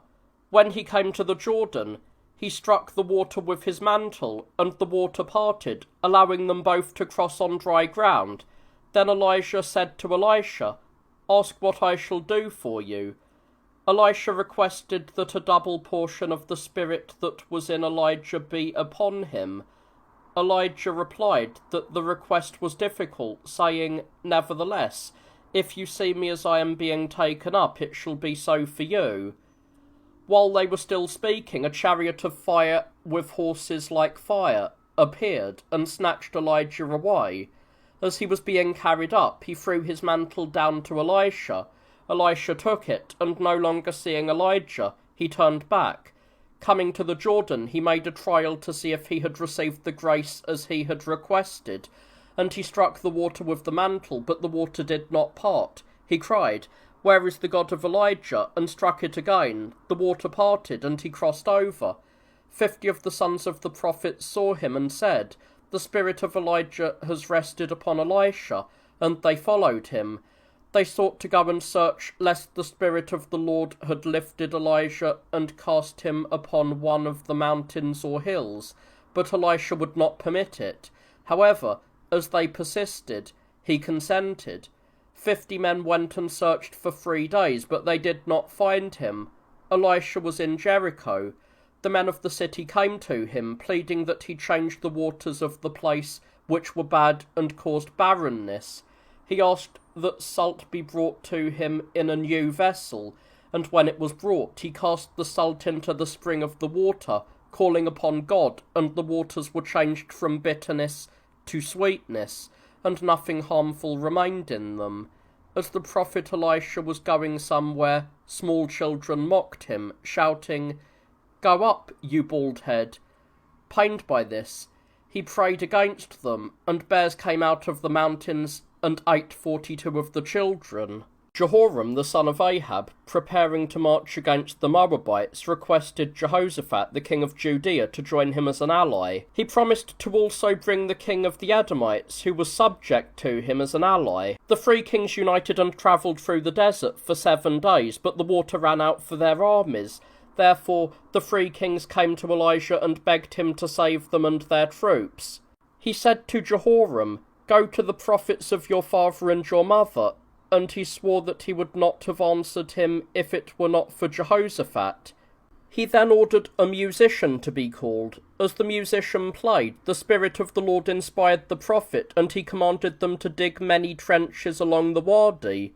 "For you shall see the wadi filled," he said, "neither by a wind blowing nor by rain falling, but you shall drink to your fill, and you shall overcome your enemies." He prophesied thus, and the next morning the wadi was filled with water. A flood occurred, and the water covered the entire surface of that land. When the sun rose and its fiery rays struck the water, it appeared red in the sunlight. The Moabites, who were encamped in the mountains and watching from above, assumed the water was blood and believed that the kings had fought against one another and killed their own soldiers, so they rushed in disorder to plunder the spoils. As the enemies surrounded them, some were slain and others fled. The Israelites pursued them, invaded the land of Moab, tore down the cities, and devastated the country. The king of Moab, having returned to his city, took his firstborn son up onto the wall, and in despair sacrificed and offered him as a burnt offering to his God. Seeing this, the kings pitied his despair and lifted the siege. Jehoshaphat returned to Jerusalem and died. Having lived for 60 years, 25 of which he reigned, he was a godly and righteous man. Leaving many children, he made his eldest, named Jehoram, his successor in the kingdom, sharing the same name as the king of the Israelites, who was his maternal uncle. While Elisha was staying in Samaria, a widow came to him, weeping because she owed a debt she could not pay, and the creditor was taking her sons to be his slaves. The prophet asked what she had in her house. She replied that she had nothing but a very small amount of oil. He instructed her to borrow many vessels and pour the oil into all of them. The woman did as she was commanded, and they were all filled with oil. She reported what had happened to the prophet, who advised her to sell the oil, pay the debt, and use the remainder for her living. While being hosted by a Shunammite woman and resting in her house, for she had no child, he foretold that she would conceive and bear a son, and according to the prophet's prediction she gave birth. When the child had grown he died. The woman went to Elisha on Mount Carmel, and falling at his feet, she wept over his misfortune. He commanded his student Gehazi to go, giving him his own staff to lay upon the dead child, but the woman swore she would not return unless he himself went with her. The prophet was persuaded, and going there, he found the child laid upon his bed. He prayed, went up onto the bed, lay with the child, and breathed in him. When the prophet had done this 7 times, the dead child revived, and he gave him back alive to his mother. From there he went to Gilgal. There was a famine, and the sons of the prophets came to him. He ordered his servant to prepare a stew for them. The servant gathered herbs from the field, with which a poisonous plant was mixed, and having boiled them, he brought them to the men. As they ate, they recognized the poison and cried out to the prophet that they were dying. He ordered flour to be cast into the pot, and permitted them to eat, and no harm came to anyone from the food. When someone brought him 20 loaves of bread and cakes of dried fig, he commanded his servant to set these before the people. When the servant said, "What would this be for 100 men?" he replied, "Give it to them, and let them eat, for they shall be satisfied and shall leave some over." And the word came to pass. Naaman, a great man under the king of Syria, was afflicted with leprosy. An Israelite girl had been taken captive, and Naaman's wife had her as a servant. She said to her mistress, "If my lord would go to the prophet Elijah, he would be freed from his disease." She reported the girl's words to her husband, and Naaman carried the matter to the king of Syria. The king wrote a letter to the king of Israel regarding Naaman's healing. Naaman took 10 talents of silver, 6,000 pieces of gold, and 10 changes of raiment, and went to Samaria, and handed the letter to the king. Upon reading it, he tore his garments, saying, "The king of Syria is looking for a pretext against us." When Elijah learned of this, he sent word to the king of Israel, "Let Naaman come here." When he arrived, Elijah sent a messenger to tell him to go to the Jordan and wash 7 times, and thus he would be freed from his leprosy. Naaman was angry that the prophet did not come out to him, pray, and lay his hands upon him. He went away in indignation, saying, "Are there not rivers with us better than the Jordan? I will go and wash in them and be cleansed." As he was leaving, his servant said to him, "Do the prophet's words, as it is easy." Naaman went down and dipped in the Jordan River 7 times and was cleansed. Returning, he gave thanks to the prophet, confessed that there was no God other than the one in Israel, and begged him to take something of what he had brought. But he refused. Naaman departed. Gehazi pursued him and said, "The prophet sent me to take from you a talent of silver and 2 garments, to be given to some who have just come to him in need." Naaman gave them to him, and Gehazi returned to Elijah. The prophet knew what Gehazi had done, and said to him, "Because you took the silver and the garments from Naaman, his leprosy shall cleave to you and your descendants." And he went out a leper. The sons of the prophets who were with Elijah went to the Jordan to cut wood so that they might build dwellings for themselves. Elijah accompanied them. When they were cutting the wood, the iron head of one man's axe fell into the river. The owner of the axe called upon the prophet and showed him the place where the iron had sunk. The prophet took a piece of wood and cast it into that spot. The iron rose to the surface, and the one who had lost it reached out and took it.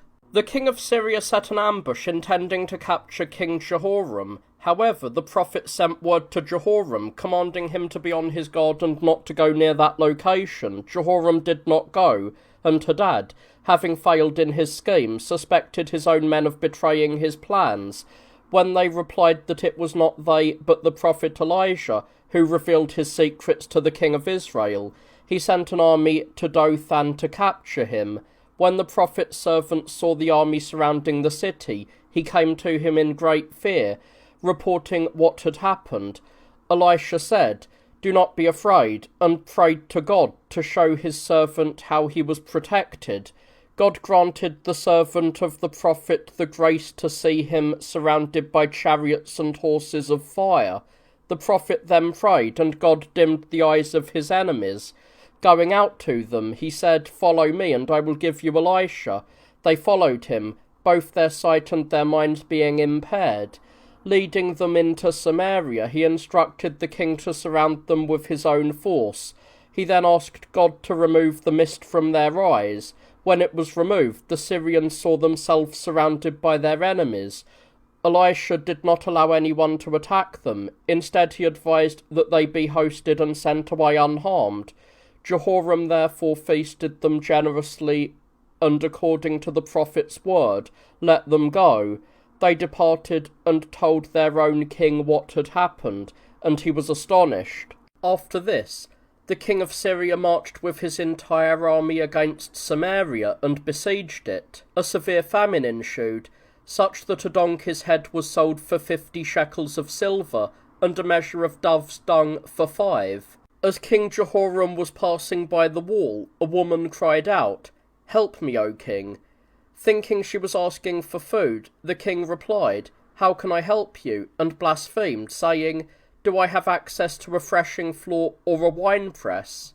When she asked for judgment, he allowed her to speak. She said, "I made an agreement with another woman who lives near me to sacrifice our children and feed on them, 1 each day. I sacrificed my own, but she is breaking our agreement." Hearing this, the king was overcome with grief, tore his clothes, and became enraged against the prophet for not praying to God to end the suffering of the people.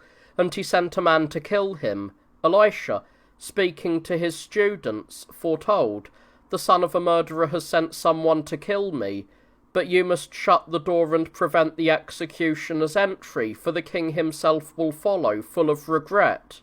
They did as the prophet said, and Jehoram, having changed his mind, hastened to the prophet, and blamed him for not entreating God to end their misery. The prophet replied, "Tomorrow 2 measures of barley will be sold for a shekel, and a measure of fine flour for a shekel." One of the king's attendants said, "You speak of things that are impossible, prophet." Elisha answered, "You will see what is promised, but you will not enjoy it because of your unbelief." That night God caused the Syrians to hear the sound of chariots, horses, and a great tumultuous army.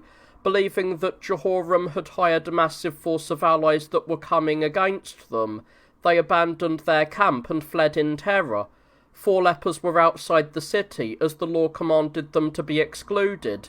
These lepers, already perishing from hunger, decided to go to the Syrian camp, saying, "If they spare us, we shall be fed and live. If they kill us, we shall be delivered from our suffering." They arrived at the camp at dawn and saw no one. They entered one tent and found it empty of people. They went from there to another and found it also deserted. After visiting several and encountering no one, they first ate and drank, then took gold, silver, and garments from there, and hid them, and then came to the city and announced what had happened. The king, hearing this, claimed it was an enemy ambush, and ordered that no one go outside, but he sent men to scout. They went and encountered no one along the road, but found it full of garments and goods. Upon learning this, the king allowed the multitude to plunder the camp. Thus such an abundance of necessities occurred that 2 measures of barley were sold for a shekel, and a measure of fine flour likewise, a measure being an Italian half mediminus. The king's chief officer alone did not partake of the abundance, according to the prophet's word, for he had disbelieved in his prediction. As the crowd rushed to the city gate, he was trampled and died. After this, the king of Damascus fell ill. Elisha went to Damascus at that time, and when the sick king heard of the prophet, he sent Hazael, the most honoured of his servants, to ask if he would live. He also sent with him many gifts. When asked, the prophet foretold that the sick king would die, but he instructed Hazael to say nothing of this to him. The prophet himself wept. When asked by Hazael the reason for his weeping, he said he was lamenting because he foresaw all the grievous things that would happen to the Israelites at his hands, for he would become the king of Syria. Hazael returned to his master and reported that the prophet had said he would live.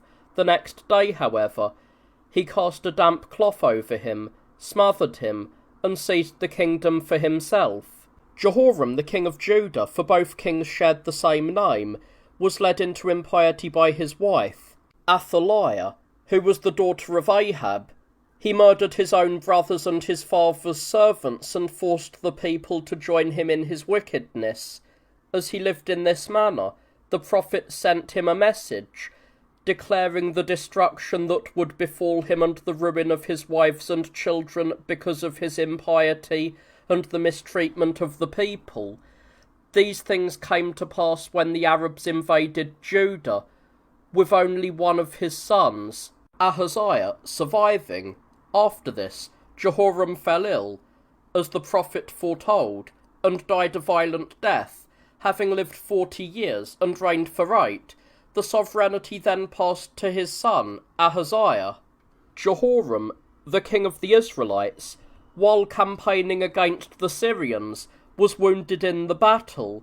He withdrew to have his wounds treated, leaving Jehu, the son of Nimshi, in command of the army. Elisha sent one of his disciples to anoint Jehu as king, as God had chosen him. The disciple came, took Jehu aside from the others, as if to tell him something confidential, and going into a room, poured oil on his head, declaring that God had chosen him to be king, so that he might wipe out the house of Ahab. No sooner had he spoken than he rushed out of the room. When those with Jehu asked what the one who called him over wanted, calling him a madman, Jehu replied, "You have judged correctly, for he spoke to me words full of madness. He said that God had appointed me king." The people, hearing this, sounded their trumpets and proclaimed Jehu king. He immediately took his picked cavalry and set out to fall upon Jehoram with his men. When a watchman reported that horsemen were arriving, Jehoram sent someone to ask what they wanted. Jehu gave no answer, but urged the man to follow him. Then he sent a second man, and when he did not return, Jehoram himself boarded his chariot, along with Ahaziah, who had come to visit him, and was his sister's son, and met Jehu in the field of Naboth.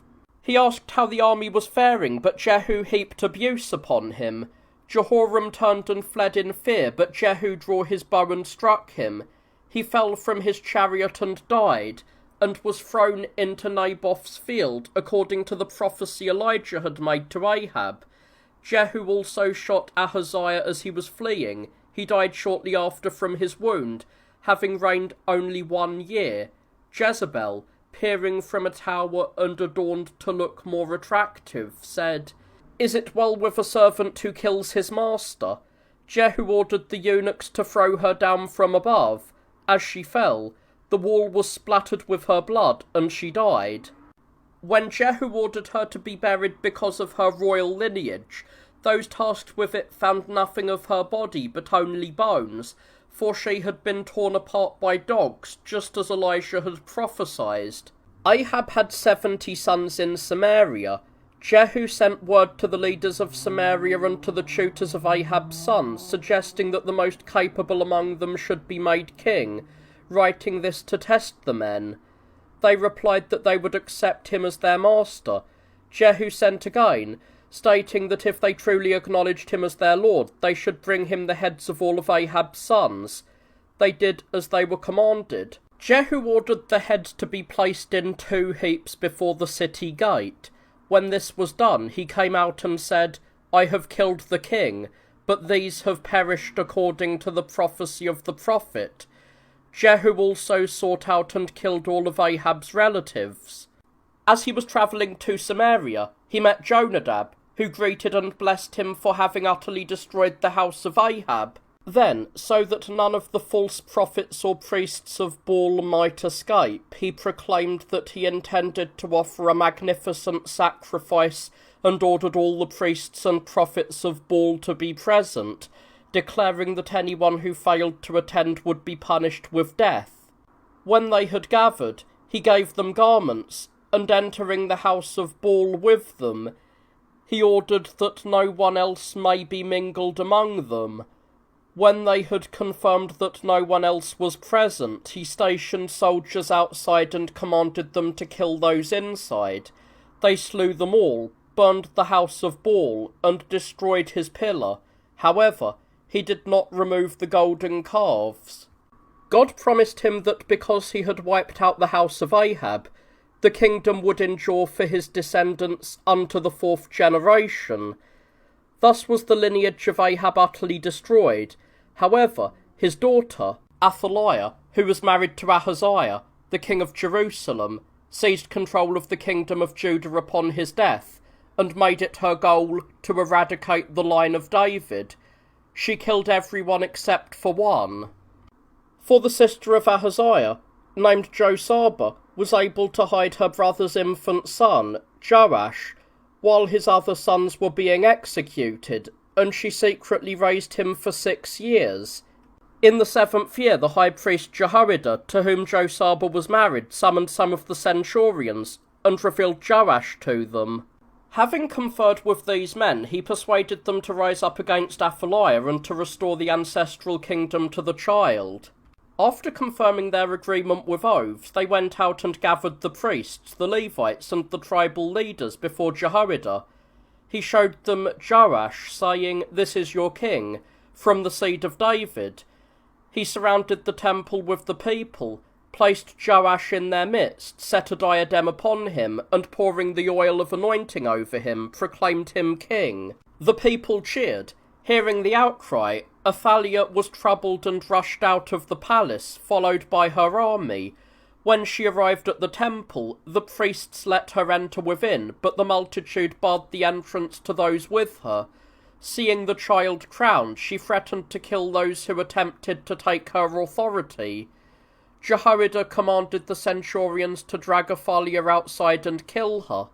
They did so, and Jehoiada made the people and the king swear an oath to honour God and to keep his laws.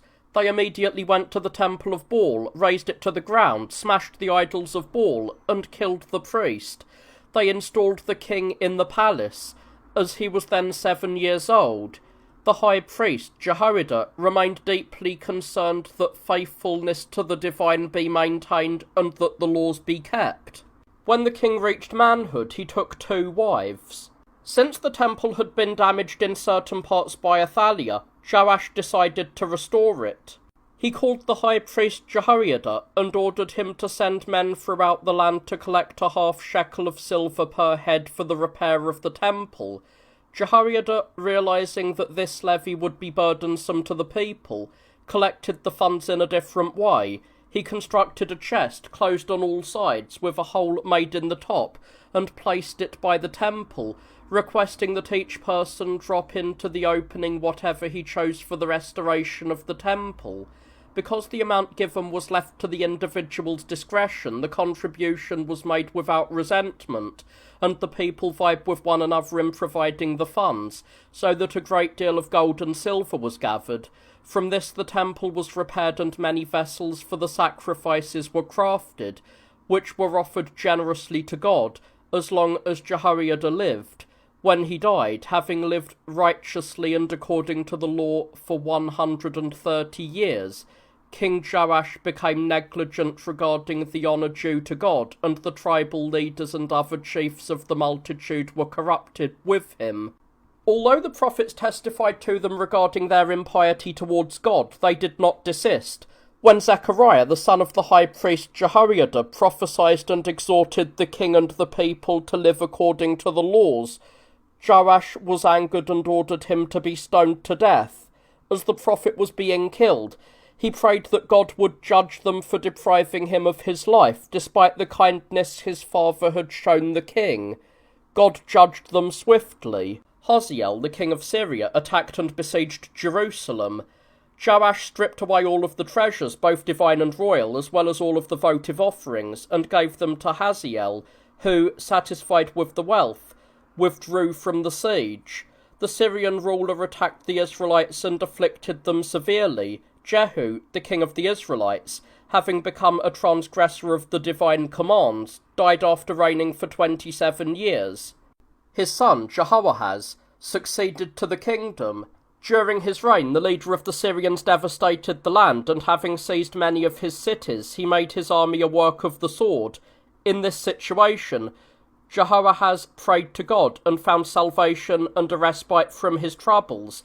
He died after reigning for 17 years, having as his successor to the kingdom his son, Joash, who bore the same name as the one reigning over the tribe of Judah. This Joash was not like his father, but was a good man. When Elisha fell ill and was dying, he mourned him, calling him father and armour, since he had overcome his enemies through him. The prophet comforted him and commanded him to take a bow and shoot arrows.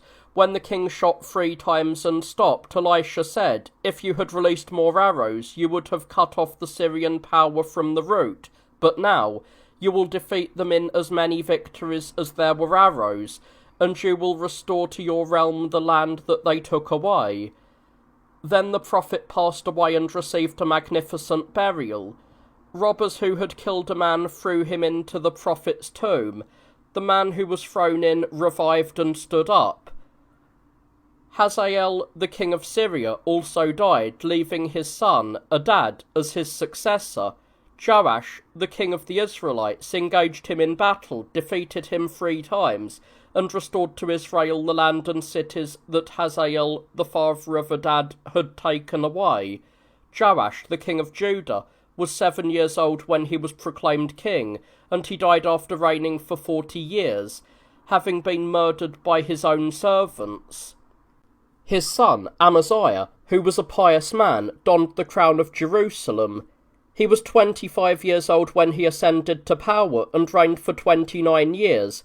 Having punished those who killed his father, he left their children unharmed in accordance with the law, which states, "Fathers shall not die for their sons, nor shall sons die for their fathers." He campaigned against the Edomians and Amalekites, hiring allies from among the Israelites. A prophet advised him to abandon the allies and to wage the war with his own people alone. He was persuaded, dismissed the Israelites, and forgave them the wages he had promised.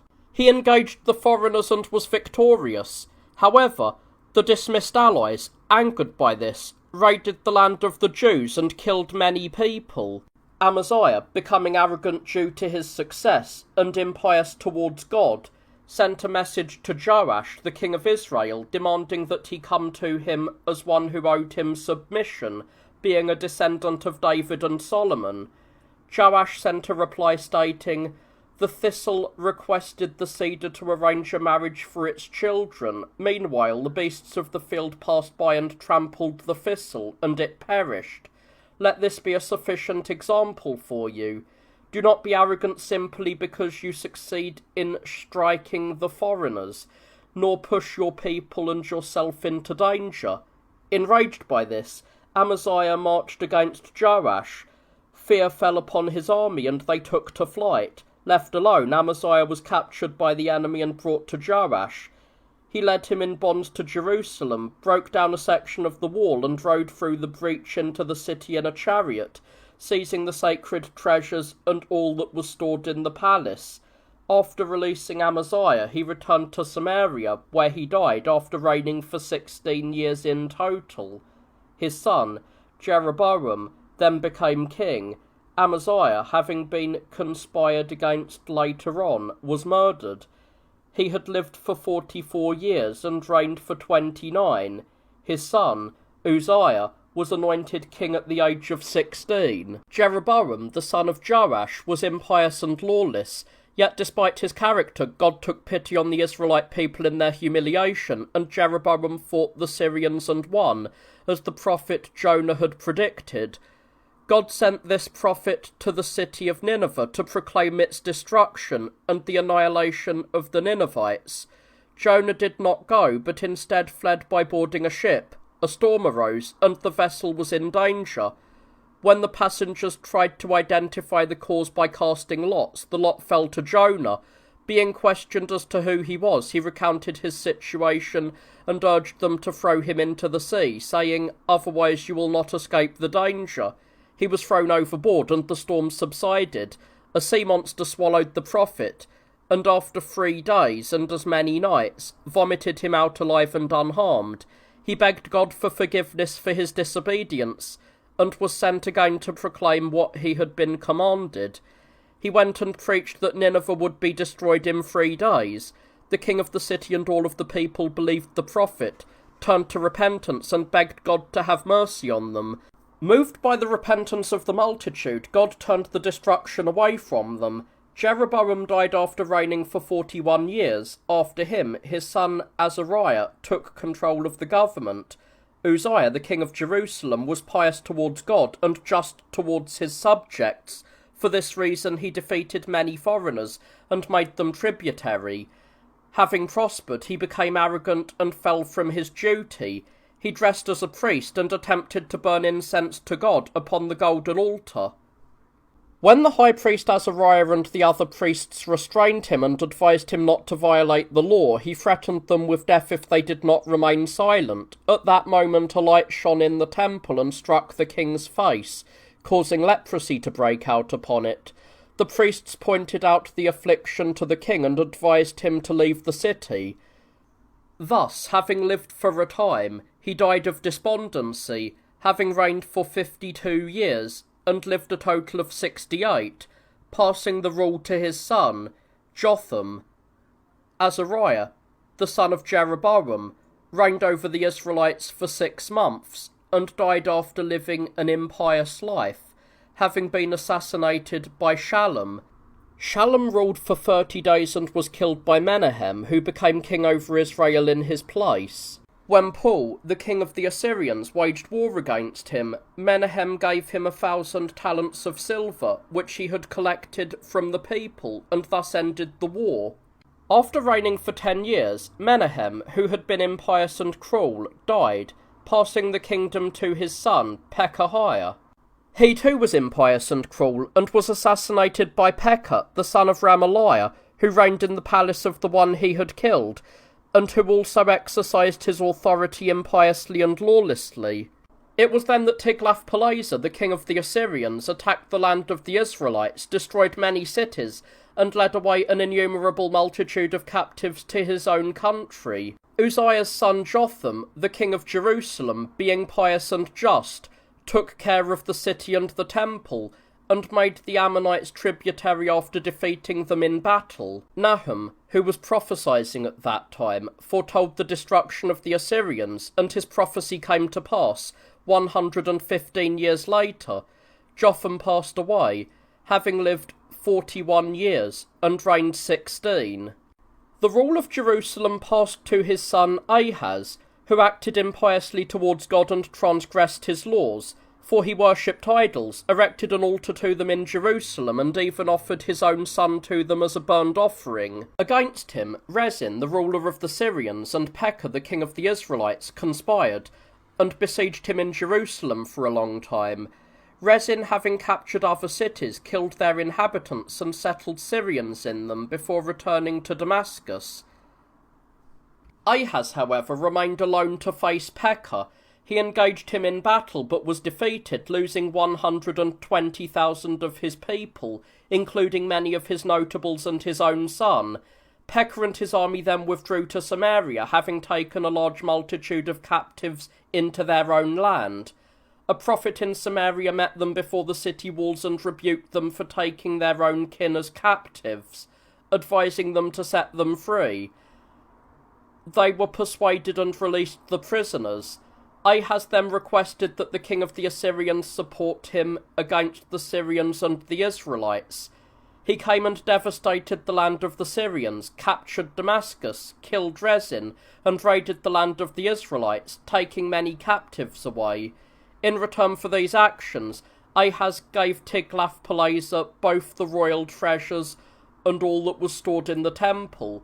He became so impious that he not only worshipped the gods of foreign nations, but also chose the temple and plundered its votive offerings. He became so impious that he not only worshipped the gods of foreign nations, but also closed the temple and plundered its votive offerings. Having lived in this manner, he died at the age of 36, having reigned for 16 years, and left the kingdom to his son, Hezekiah. It also happened that the king of the Israelites died at that time, having been conspired against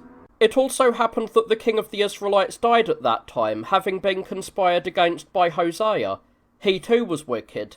Therefore, when Shalmaneser, the king of the Assyrians, marched against him, he was enslaved and ordered to pay annual tribute. Hezekiah, being pious and just, assembled the priests and Levites, and commanded them to open the temple and to offer sacrifices according to the law. He instructed the people to prioritize nothing above the honour of the divine. Furthermore, he sent messengers throughout the entire land, calling everyone to observe the Feast of the Unleavened Bread, which had not been celebrated for a long time due to the lawlessness of those in power. He also encouraged the Israelites to worship their ancestral god according to ancient custom. They were not persuaded, however, but even murdered the prophets who advised them to do so. Some, however, were convinced, turned towards piety, and flocked to Jerusalem to worship God. King Hezekiah, along with the leaders of the people, went to the temple and offered a magnificent sacrifice through the priests. He provided the people with many animals for a feast, and instructed the priests to go out into the land and purify it. Then he waged war against the foreigners and captured their cities. Hosea, the king of the Israelites, called upon So, the king of Egypt, for an alliance against the Assyrians. Learning of this, Shalmaneser became enraged. He besieged Samaria for 3 years, captured the city, destroyed the kingdom, took the people captives, and relocated them in his own land, along with the king of the Israelites, Hosea himself. Having displaced them from their own country, he resettled other nations from a place called Cuthan into Samaria and its territory. Thus, the 10 tribes of Israel were carried away 947 years after they had left Egypt, and 240 years and 7 months after they had abandoned Rehoboam and chosen Jeroboam as their king. The people who were resettled in Samaria, called Kuthians, after the place in Persia where they formerly lived, were of 5 nations and continued to worship their own gods. According to the 4th book of Kings, God stirred up lions that destroyed many of them. However, as Josephus records, a plague broke out among them. Realizing that these evils were coming upon them due to the anger of God, they requested their king to send them priests from the Israelites to initiate them into the Hebrew religion. Once this was done, the destruction ceased. By the Hebrews, they are called Kuthians, but by the Greeks, they are called Samaritans. In the 14th year of the reign of Hezekiah, king of Jerusalem, Sennacherib, the king of the Assyrians, marched against Judea and captured all of the cities of the 2 tribes. Fearing for Jerusalem, Hezekiah sent word to him, promising to pay whatever tribute he might impose. Sennacherib demanded 300 talents of silver and 30 of gold, and he provided sworn assurances that he would depart if he received them. Having received the payment, he himself rushed against the Egyptians and Ethiopians, but left his commander-in-chief, Rabshakeh, along with 2 other generals and a heavy force, to plunder Jerusalem. They pitched their camp before the walls and sought to meet with Hezekiah. He was too afraid to go out himself, so he sent 3 of his honoured officials. They said, "If Hezekiah trusts in the Egyptians, he is as foolish as a man leaning on a reed staff, and a splintered one at that, which gives no support to the one who is holding it, but breaks and pierces his own hand. Such is Pharaoh, the king of Egypt." Rabshakeh spoke these words to the envoys in Hebrew. They requested him to speak to them in the Syrian dialect, so that the multitude might not understand, but he raised his voice even higher and spoke again in Hebrew for all to hear. "Do not let Hezekiah deceive you by saying the Lord will deliver us. Did he deliver Samaria?" They reported this to Hezekiah. Upon hearing it, he tore his clothes, put on sackcloth, fell down, and prayed to God, asking for help in his hopelessness. He also sent to the prophet Isaiah, urging him to pray to God that he might be merciful to the people. The prophet foretold that the enemy would be defeated without a battle, and that Sennacherib would be killed after returning from Egypt without achieving his goal. Sennacherib also sent a letter to Hezekiah saying, "Do not let your God, in whom you trust, deceive you into thinking Jerusalem will not be handed over to me. Consider where the kings of the nations are whom my fathers destroyed." Upon reading this letter, Hezekiah placed it in the temple and entreated God, saying, "See, Lord, and hear the words of Sennacherib, which he is sending to taunt you, the living God, and save us from his hand." Isaiah encouraged the king, saying that God had heard him. That night an angel in the camp of the Assyrians killed 185,000, and by daybreak their bodies were found to be dead. The remainder of the army departed from Jerusalem. While Sennacherib was besieging Pelusium, he lifted the siege because mice had eaten the bows and the other weapons of the Assyrians in a single night. This is not recorded in the Book of Kings, but Josephus records it, having found it in Herodotus. He says that Berosus, who wrote the Chaldean history, states that when Sennacherib returned from the Egyptian war, he found the army with Rabshakeh in Jerusalem, and because God brought a pestilential disease upon the Assyrians, 185,000 were destroyed in one night, along with their leaders and captains. Fearing for the rest of the army, he retreated from there with his remaining forces and went to Nineveh. A little later, he was conspired against by his elder son and killed. His killers fled, and his son Negril succeeded him. Relieved of his fear, Hezekiah gave thanks to God. Shortly after, when he fell ill, Isaiah came to him by God's command and said, "Set your house in order, for you will not live." The prospect of death and the fact that he had no children and was about to leave the kingdom without a legitimate heir made his affliction greater. Despondent over these things, he wept, begging God to grant him a longer life. Isaiah returned and brought the good news of his recovery after 3 days and an addition of 15 years to his life. Considering the magnitude of the miracle, he asked the prophet to show him a sign as proof of what had been promised. The prophet prayed for God to grant a sign, and the sun, which had already declined by 10 degrees and cast a shadow, turned back 10 degrees. From this, Hezekiah was freed from his illness. The Babylonian king. Baladan sent an embassy to Hezekiah with gifts, wishing to have him as an ally and a friend. Hezekiah showed the envoys his treasures, his weapons, and all of his royal magnificence, and after sending return gifts to Babylon, he sent them away. Isaiah said to Hezekiah, "Days will come, and the wealth you have displayed will be carried away to Babylon, and your sons will become eunuchs to the king of Babylon." Since it was impossible for the word of God not to come to pass, Hezekiah said, "Let there be peace in my days." Having lived out the time that was allotted to him in peace, he died, having completed 54 years of life, and reigned 29.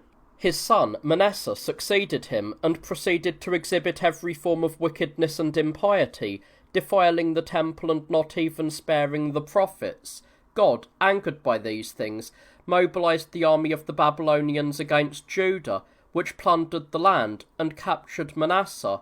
Realizing that he was the cause of his own misfortune, he turned to repentance and entreated God to release him from his disasters.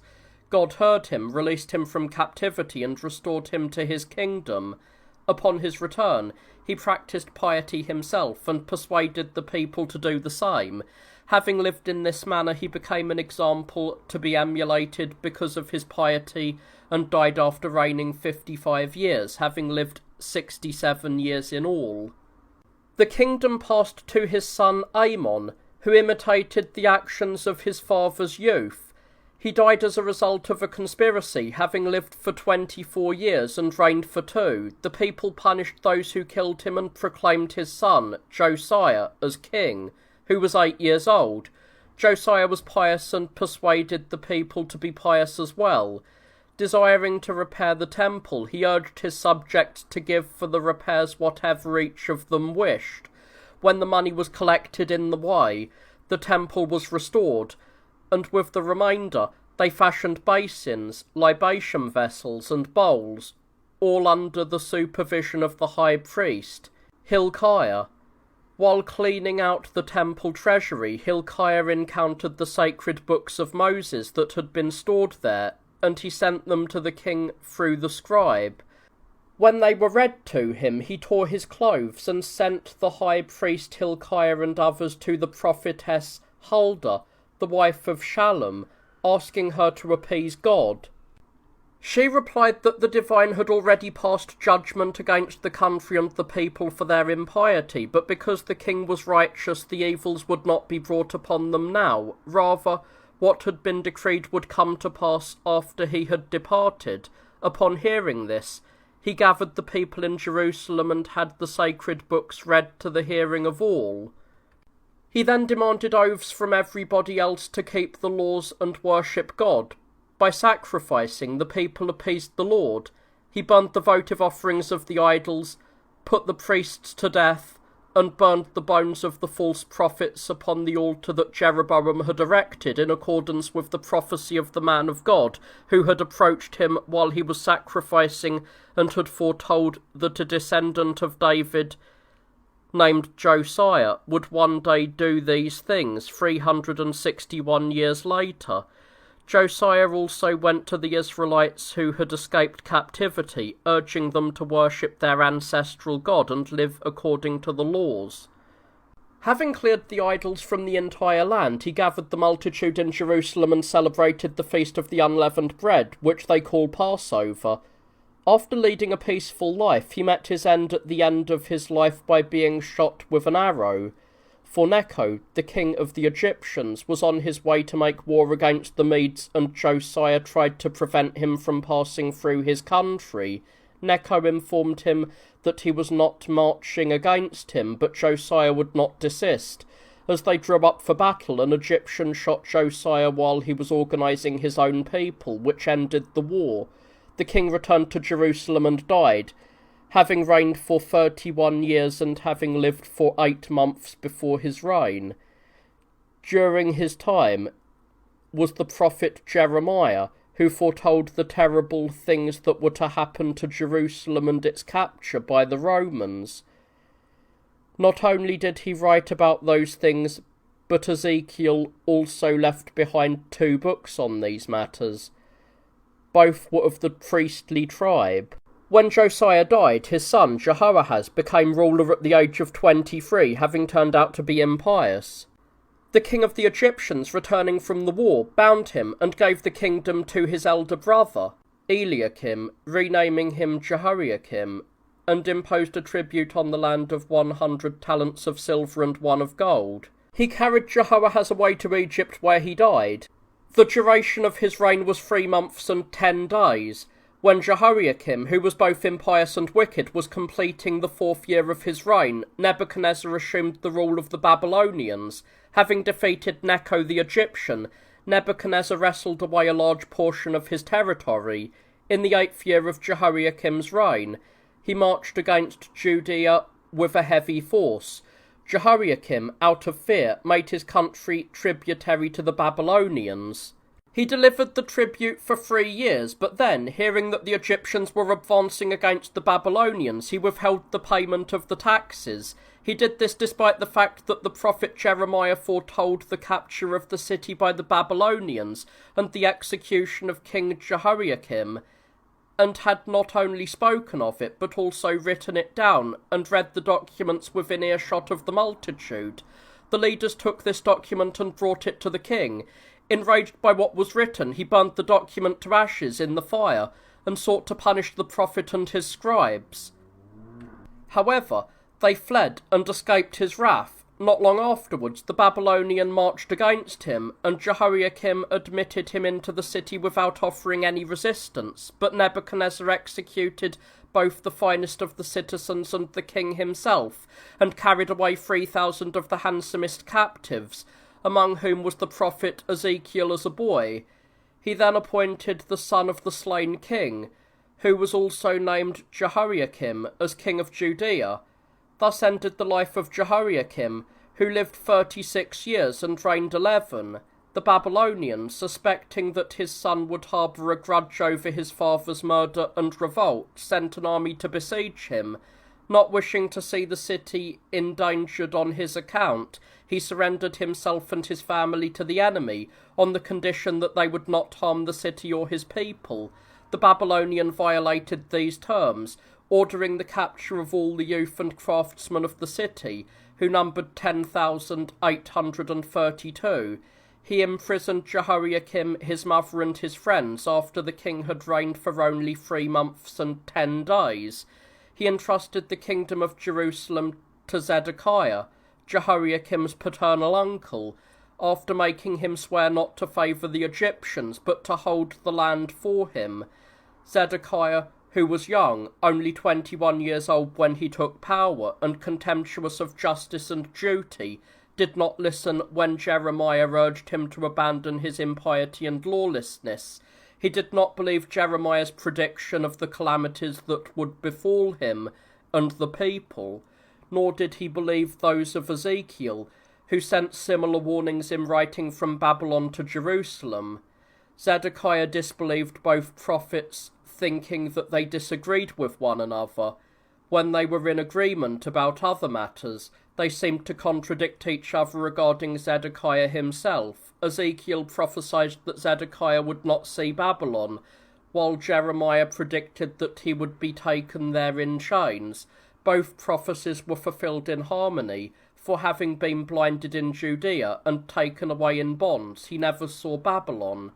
This Zedekiah kept faith with the Babylonians for 8 years, but then turned towards the Egyptians. For this reason, Nebuchadnezzar marched out and besieged Jerusalem.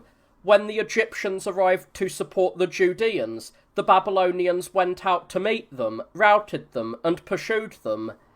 The false prophets claimed that the enemy would no longer besiege them, but Jeremiah foretold that they would return, capture the city, raze it to the ground, and burn the temple, leading away the remaining people as captives to serve for 70 years, until the Persians and Medes should overthrow the Babylonian Empire.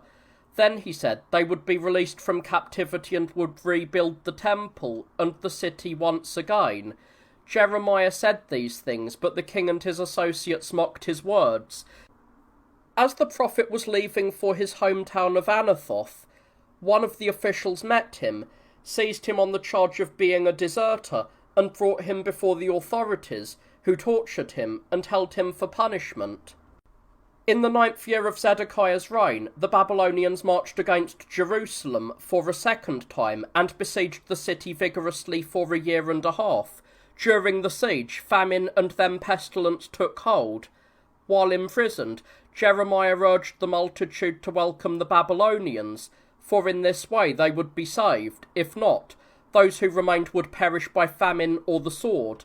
If anyone defects to the enemy, he said, he will escape death. However, the prophet was considered trustworthy by no one, and the leaders stirred up the king against him. Seeking to appease them due to the circumstances, the king gave them permission to treat the prophet as they wished, and they cast him into a muddy pit. When Zedekiah learned of this, he ordered him to be pulled out, and calling him privately, asked what they had to say regarding the current troubles. The prophet advised him to surrender the city to the Babylonians. Zedekiah said he feared he would be killed, but the prophet asserted that if he did so, he would suffer no such hardship. The king then released him, but the Babylonians continued to besiege the city with fierce assaults, and he captured it in the 11th year of Zedekiah's rule. Zedekiah fled the city with his wives, children, relatives, and friends, but the enemy pursued and caught him. Abandoned, for his leaders and friends had scattered. Having captured him alive along with his children and wives, they brought them up to Babylon. He reproached him for his ingratitude and faithlessness, and ordered his sons and friends to be killed before his eyes. Then, having blinded his eyes, he took him away in bonds to Babylon. Only then did he realize that both of the prophets had foretold the truth. This was the end of those who had reigned from the seed of David. There were 21 in total, and 514 years, 6 months and 16 days had passed since Saul ascended the throne. Nebuzaradan, the captain of the guard of the Babylonian king, was sent to burn the temple and the palaces, to raze the city, and to plunder everything in the temple. The temple was burned 470 years, 6 months and 10 days after it was built. It had been 1062 years, 6 months and 10 days since the migration of the Hebrews out of Egypt, and 1957 years, 6 months and 10 days from the flood. From the creation of the first man until that time, 3,513 years, 6 months and 10 days had passed. Nebuzaradan, having razed Jerusalem, brought the people, the high priest Sariah, and the sacred vessels to Babylon. Nebuchadnezzar dedicated the vessels of God to his own gods, and settled the captives in his own land.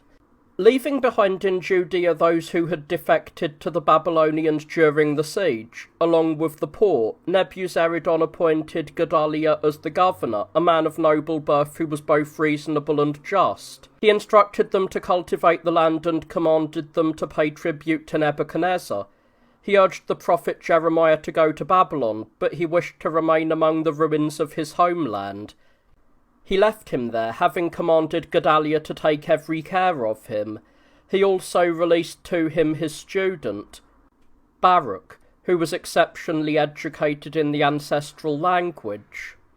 All those who had fled Jerusalem due to the siege came to Gedaliah. He advised them to farm the land, to dwell in whichever city each desired, and to rebuild the ruins. Recognising that Gedaliah was a good man, they grew to love him dearly. Along with the others returned a man named Ishmael, who was of the royal lineage, and had fled to the Ammonites during the time of the siege. Some told Gedaliah that this man was plotting against him when he approached him, and that if he would allow them to kill this man, he would escape the plot. He did not believe them, or perhaps said that he considered it better to die himself than to kill a man who was entrusted to him. After some time, this Ishmael came with others to Gedaliah, and, having been entertained as a guest, killed both Gedaliah and those dining with him. Then, attacking the Babylonians who had been left in the city at night, he killed them and all of the Jews who were there. The next day, when 80 men from the country came to Gedaliah with gifts, Ishmael killed them as well, except for a few who promised to show him furniture, clothing, and grain that were hidden in the fields. Taking a large number of captives, he departed for the land of the Ammonites. When some of the Jewish leaders learned of this, they roused those with them and pursued him. They recovered the captives, but Ishmael escaped with 8 men. Those who survived, fearing the Babylonians, decided to depart for Egypt. Although Jeremiah advised them to stay, promising that if they remained the divine would provide for them and they would suffer no harm, but that if they left, he would not be with them. They did not believe him. Instead, they disobeyed and set out for Egypt, taking Jeremiah and Baruch with them. Once the prophet had arrived there, the divine revealed the future to him. He foretold to his countrymen that the Babylonian would march against the Egyptians and conquer Egypt, and that he would kill some of them and lead others away as prisoners of war. For these reasons he was stoned to death by his fellow countrymen. What he had foretold came to pass, for it was in the 5th year after the destruction of Jerusalem that Nebuchadnezzar set out against Seol, Syria, and having conquered it, he attacked the Ammonites and the Moabites, and from there marched against Egypt. Having subjugated it, he killed the reigning king, and installed another, and he carried the Jews who were there away to Babylon. After Jeremiah was buried in Egypt, it is said that King Alexander, having gained control of Egypt along with other territories, and seeing the Egyptians honouring the prophet, had his remains moved to the city he had founded, Alexandria. Nebuchadnezzar, having seen an extraordinary dream, and learned its interpretation in his sleep, forgot both the dream and its meaning. In the morning he summoned the Chaldeans, seers, and Magi, and demanded that they tell him the dream and its significance. They wanted him to state the dream first, and then request the meaning from them. The king was angered by this, and condemned them all to death, as they could not find the dream. Daniel and his 3 companions were included among the wise men and sentenced alongside them. Daniel then approached the captain of the king's guard and asked that the execution of the condemned be postponed for 1 night, saying, "Perhaps through this we will beseech God and learn the dream." The king granted the request. Daniel took his 3 kinsmen, and through the night they entreated God. The dream and its significance were revealed to him from above. In the morning he went to the king and said that both the dream and its meaning had been made known to him by God, who had pitied those unjustly in danger of dying, from a king who intended to kill so many without cause, for demanding things which are impossible to know, which are known only to the divine nature. The things you saw are as follows. You seemed to see a great statue standing, whose head was of gold, its shoulders and arms of silver, its belly and thighs of bronze, and its shins and feet were partly iron and partly clay. Then a stone, broken off from a mountain, seemed to strike the statue and crush it, reducing the gold, silver, bronze, iron, and clay so much that they were winnowed away by the wind and scattered. But the stone seemed to grow and increase to such a size that the whole earth was filled by it. This then is your dream.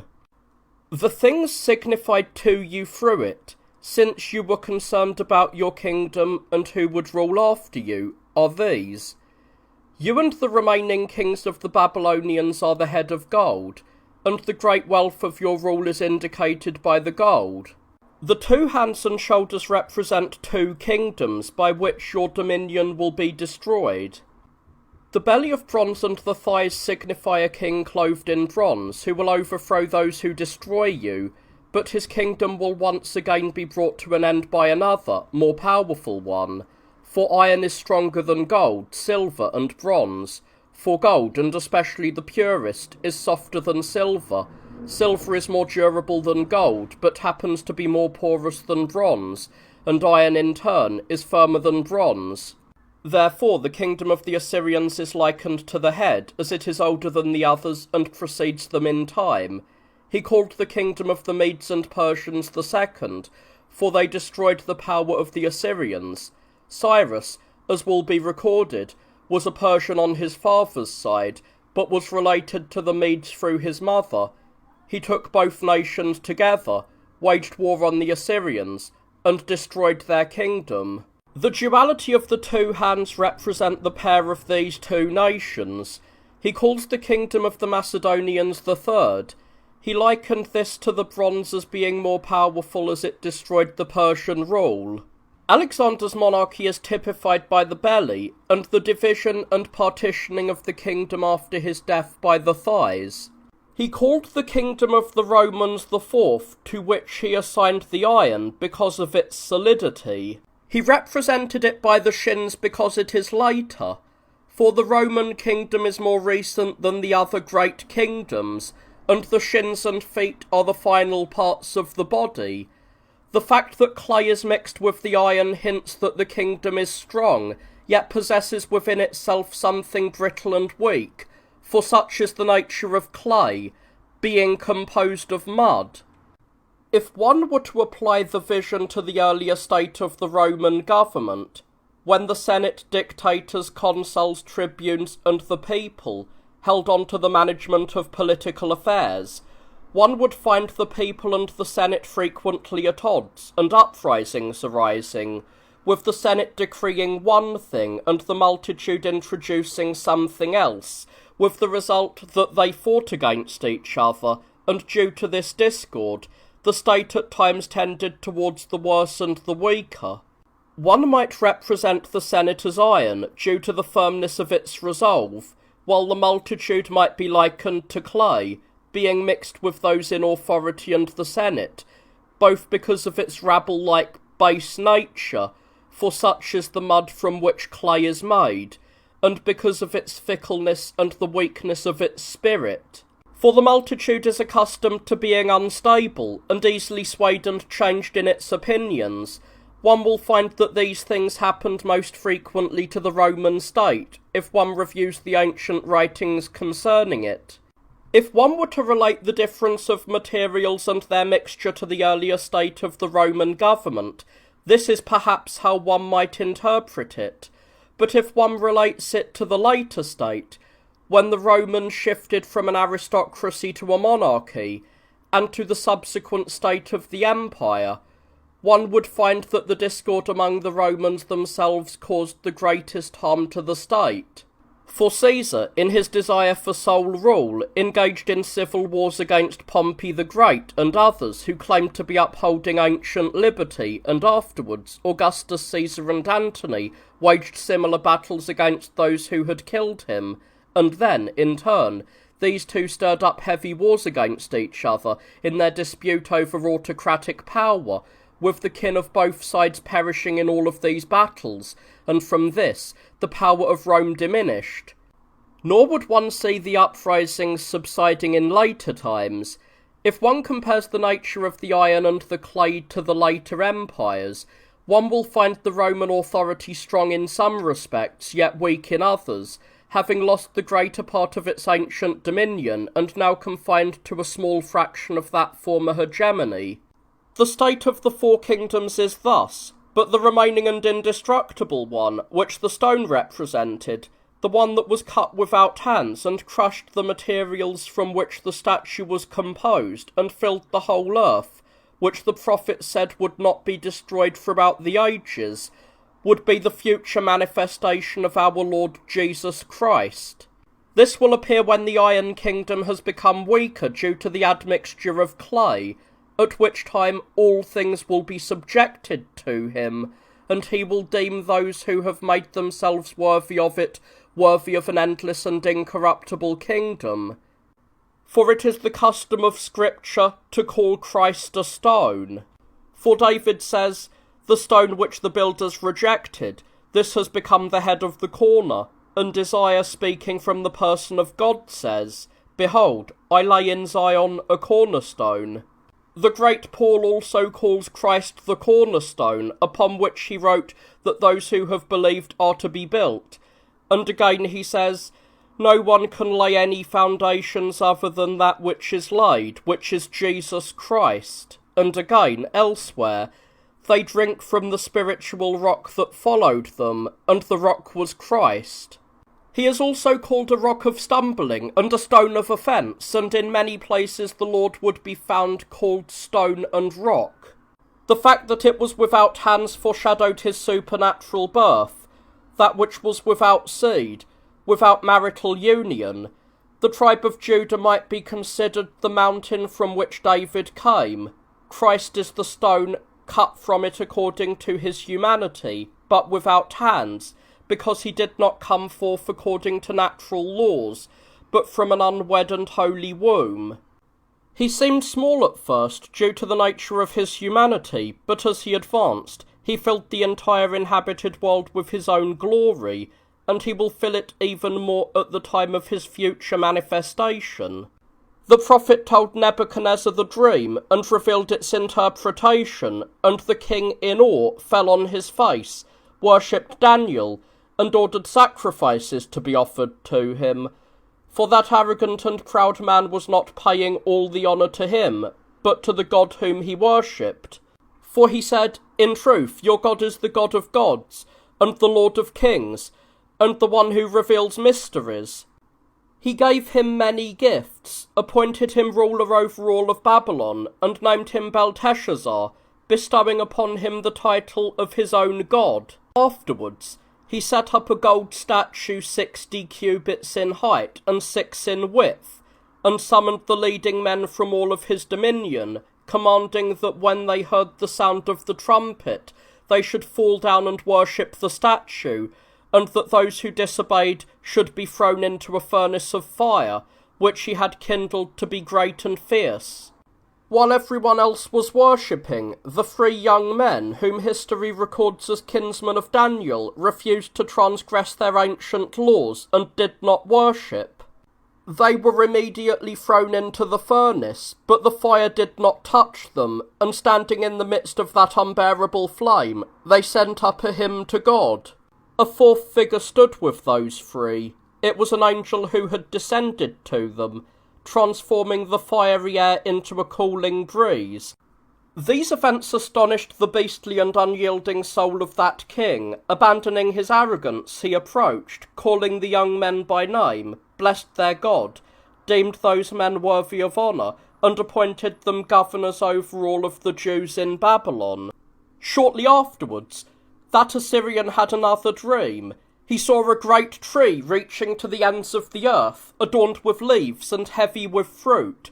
Wild beasts sheltered beneath it, and birds dwelt in its branches. Then he saw a watcher come from heaven, who cried out in strength, "Cut down the tree, strip off its branches, shake off its leaves, and scatter its fruit, but leave the stump of its roots. It shall be lodged in a chain of iron and bronze, in the grass of the field and in the dew of heaven. Its portion shall be with the beasts, its heart will be changed from that of a human, and the heart of a beast will be given to it, and 7 times shall pass over it." Having seen this vision, he again summoned the Magi and wise men of Babylon and sought to learn what was signified by it. They were perplexed and could not tell him the interpretation of the dream. Then he again turned to Daniel and related the dream to him, asking him to state its meaning. "For you are able," he said, "because the Holy Spirit of God is in you." Daniel replied, "My Lord King, may this dream be for those who hate you." He then explained its significance to him, saying, The great tree that you saw is you, O king, because you have grown great and powerful. Your greatness has reached the heaven, and your dominion to the ends of the earth, referring to his pride of mind and the arrogance of his spirit. And that you saw a watcher, a holy one, descending from heaven, that you saw that watcher crying out for the tree to be cut down, but the stump of its roots to be left, and the rest, expect to fall from your kingdom and to be driven out from the fellowship of men, to dwell with beasts and eat grass, not however to be deprived of your kingdom entirely, but for it to be restored to you again. The watcher signifies a divine angel, for the word ear, when translated into Greek, signifies watcher, through which the incorporeal is hinted at, for one who is clothed in a body is enslaved by sleep, but he who is not enslaved by it possesses an incorporeal nature, and thus can be a watcher. For that is the significance of the stump of the tree's roots being left. Such was the interpretation of the vision that Daniel provided for Nebuchadnezzar. Everything came to pass according to the divine oracle. Having fallen into madness due to his arrogance and pride, the king spent 7 years in the wilderness, and with no one seizing his kingdom, he received it back again after propitiating God. He died after reigning for 43 years. Josephus says that many ancient historians recall him, including Berosus, Megasthenes, Diocles, and Philostratus. Upon his death, his elder son, Evil Merodach, succeeded to the throne. He immediately released from his bonds King Jehoiakim, who is also called Jeconiah, whom Nebuchadnezzar had kept imprisoned, deemed him worthy of honour, bestowed gifts upon him, and shared his table with him always. When he had passed, the kingdom went to his brother, called Belshazzar, against whom Cyrus marched with the Persians and Medes. The king made a feast for his nobles, and while reclining and drinking with his concubines, he ordered the sacred vessels brought that Nebuchadnezzar had plundered from Jerusalem, and dedicated them to his own gods. Once they were brought, he used them, though his father had not, and while drinking he blasphemed against God. Suddenly he saw the knuckles of a human hand emerging from the wall, and writing upon the plaster of the wall.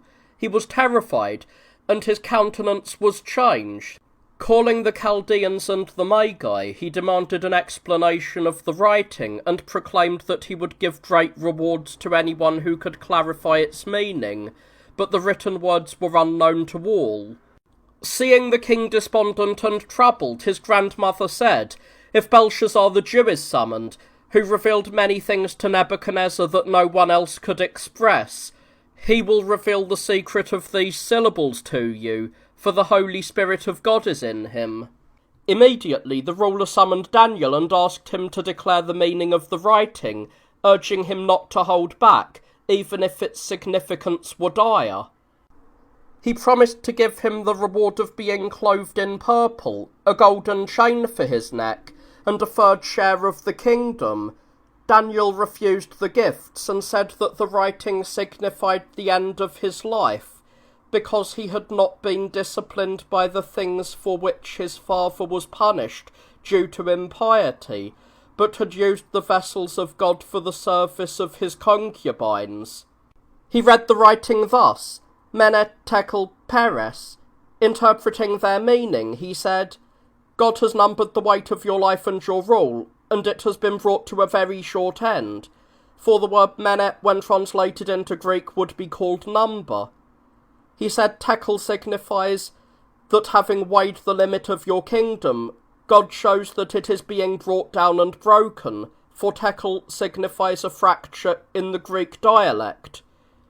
Translating Peres as division, he said that his kingdom had been divided by God among the Persians and the Medes. Daniel read the writing on the wall in this way, and provided such an interpretation of those syllables. Sorrow took hold of the king, and shortly thereafter the prophet's prediction came to pass, as Cyrus the king of the Persians marched against him. By him Babylon was taken, and Belshazzar was killed in the capture.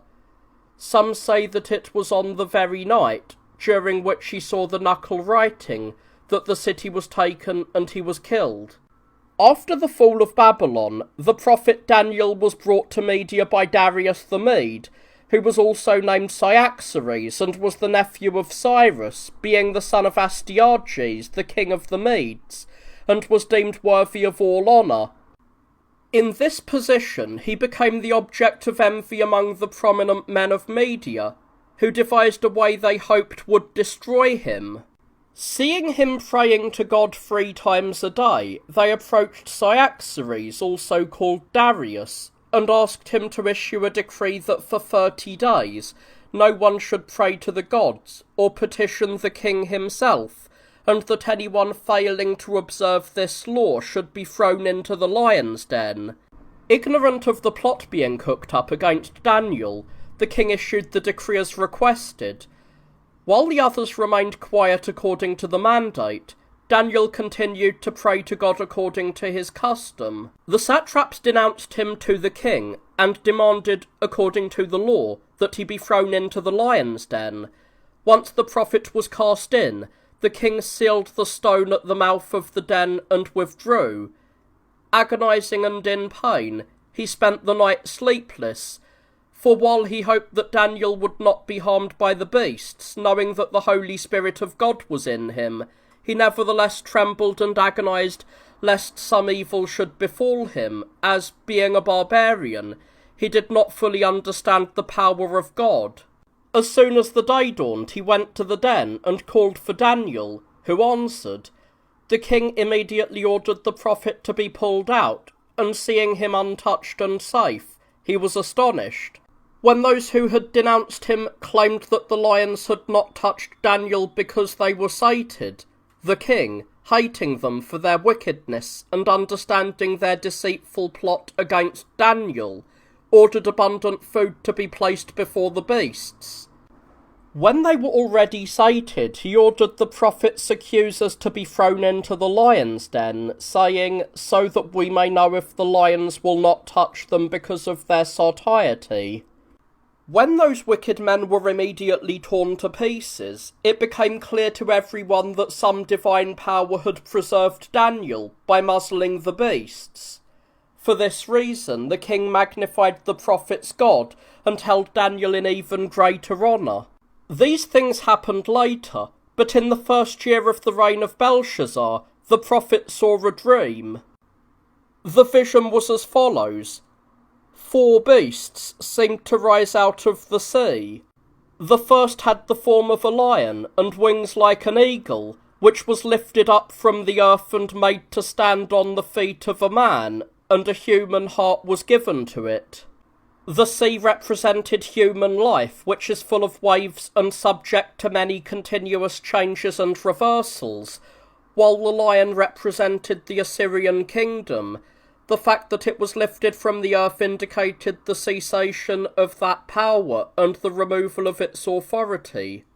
Standing on human feet hinted that it would become equal to its subjects, and being given a human heart meant that through experience it would be taught to think in human terms, and not to imagine, out of arrogance, anything beyond human nature. For the wings that were unnaturally attached to the beast represented the pride of those kings and the loftiness of their minds, which rose above the clouds. The second beast resembled a bear, and it stood on one side, and it had 3 ribs in its mouth. And it was told, Arise, devour much flesh. The bear was a representation of the Persian kingdom because of the cruelty and harshness of that nation. For the Persians are harsher in punishing than all other barbarians, inflicting the most bitter and long-lasting torments through flaying and the removal of skin. Since some may be ignorant of the punishment of boat torture, it is well to explain it for those who do not know. They fit together 2 boats of equal size, cut in such a way that the head, hands and feet of the person being punished are left outside of the boats. They lay the victim on his back inside, and then nail the boats together. They then mix honey and milk and pour it into the mouth of that wretched man until he is completely sated. They also pour this mixture over his face, hands and feet, and place him in the open to be exposed to the sun. They do this to him every day. Flies, wasps, and bees, attracted by the sweetness of the substances poured over him, gather and settle upon his face and his other limbs. Those which, as mentioned, are left outside of the boats, annoying and stinging the wretch. His belly, filled with the milk and honey, produces liquid excrement. As this rots, maggots and worms swarm forth. The man lying in this filth, his flesh rotting within it, and being consumed by the worms, dies in this way, most piteously, and over a long period of time. It is recorded that Parysatis, the mother of Cyrus and Artaxerxes, used this punishment against the man who boasted of killing Cyrus while he was fighting his brother for the kingdom, and the victim lasted for 14 days under this torture of the boats. The boat torture is recorded to be something like this. The command, "Arise, devour much flesh," was not an order, but a prophecy of what would come to pass, for there was great destruction of the Assyrians and their allies by the Persians and the Medes. One might say that devour much flesh signifies the cruelty of the Persian nation. The 3 ribs or wings that it held in its mouth were prefiguring the rule over 3 parts of the inhabited world. For Cyrus, who destroyed the Assyrian kingdom, subjected the entire east as far as the Hellespont. His son Cambyses took Egypt and Ethiopia under his control. These are the southern regions. Darius, the son of Hystaspes, subdued the nomadic Scythians. These inhabit the northern climates. Xerxes, the son of Darius, launched an expedition against the Western Europe, attempting to conquer it as well, but he was repelled and defeated in a naval battle by the Athenians, and retreated in disgrace. The fact that the beast stood on one side signifies it would not be entirely cast out from its domination, but would be restricted to a small part of it.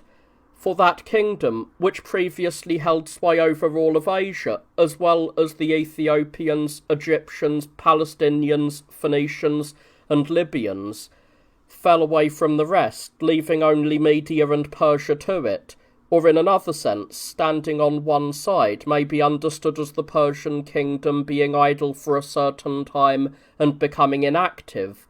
For after Alexander destroyed it and then died, his monarchy was divided into 4 realms. As his successors went against one another, and were weakened by their mutual conflicts, the Persians, seizing an opportunity, took heart, and recovered much of their own dominion. The 3rd beast resembled a leopard, and had 4 wings of a bird upon it. This beast also had 4 heads, and it is said that dominion was given to it. This beast represented the Macedonian kingdom. Alexander was likened to a leopard because of his quickness and agility, which the wings also indicated. The group of 4 wings hinted at the 4 quarters of the inhabited world, which he traversed like a bird, and over which he gained control of almost everything.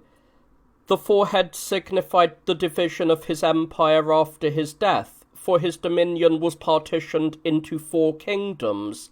Ptolemy, the son of Lagus, gained control of Egypt, and his descendants held it until Cleopatra. Seleucus mastered Syria and its adjacent regions. Antigonus brought Asia under his rule, and Antipater reigned over Macedonia, though some historians record that it was Aridaeus, Alexander's half-brother, on his father's side. For the man from Chaeronea, that is Plutarch, says that after Alexander's death, Perdiccas, who was in the position of greatest power, immediately dragged Aridaeus along as a mere figurehead of royalty. He was born of a low-born common woman, and was deficient in intelligence, not being so because of nature, but because Olympias had destroyed his mind with drugs. The prophet did not describe the form of the 4th beast, but said it was exceedingly fearsome and terrible, having great iron teeth, devouring and crushing and trampling what remained, and he said its difference from the preceding beasts was great. By this the Roman Empire is signified. This is why the prophet gave it neither form nor name, for the Roman authority is manifold, directed first by kings from Romulus to the Tarquins, then, upon the dissolution of their tyranny, governed as an aristocracy, with the Senate and consuls managing affairs, and at other times governed as a democracy, as the people frequently rebelled against the Senate, later falling back into monarchy, and from there returning to the title of empire. He called the beast fearsome and terrible because it became more powerful than the other kingdoms, having brought under itself all that the Macedonian kingdom had now subjugated, that is, all of Greece, Carthage with Libya, Sicily, Sardinia, and other islands, and various other western nations over which Alexander did not rule. Those who wish to know these things should read the books of the Roman Dio and the writings of Polybius. He said the beast was fearsome and terrible and had iron teeth, as the Roman hegemony became more dread-inspiring than the other kingdoms. Indeed, in the image seen in the dream by Nebuchadnezzar, he had placed iron as the representation of the fourth kingdom. He said that the beast would devour and crush with its iron teeth, and trample the rest with its feet. The devouring and crushing are interpreted as the imposition of taxes, as heavier burdens were placed upon the subjects, which nourish and fatten those who rule, while they wear down and impoverish those who are taxed. Those who would not endure the tax-bearing, claiming their liberty, were trampled by the feet of the beast and destroyed. By the feet, the military is hinted at, as the empire relies and stands upon this, transitioning from one place to another. He says that the beast had 10 horns, indicating that in the final times the kingdom will be divided into many hegemonies. A little horn rises in the midst of the 10, 3 of the horns are uprooted by it, and that horn has eyes and a mouth, speaking great things, and it makes war against the saints. Some have interpreted this horn as the Antichrist. It was called Little, as it is to grow from the small tribe of the Hebrews.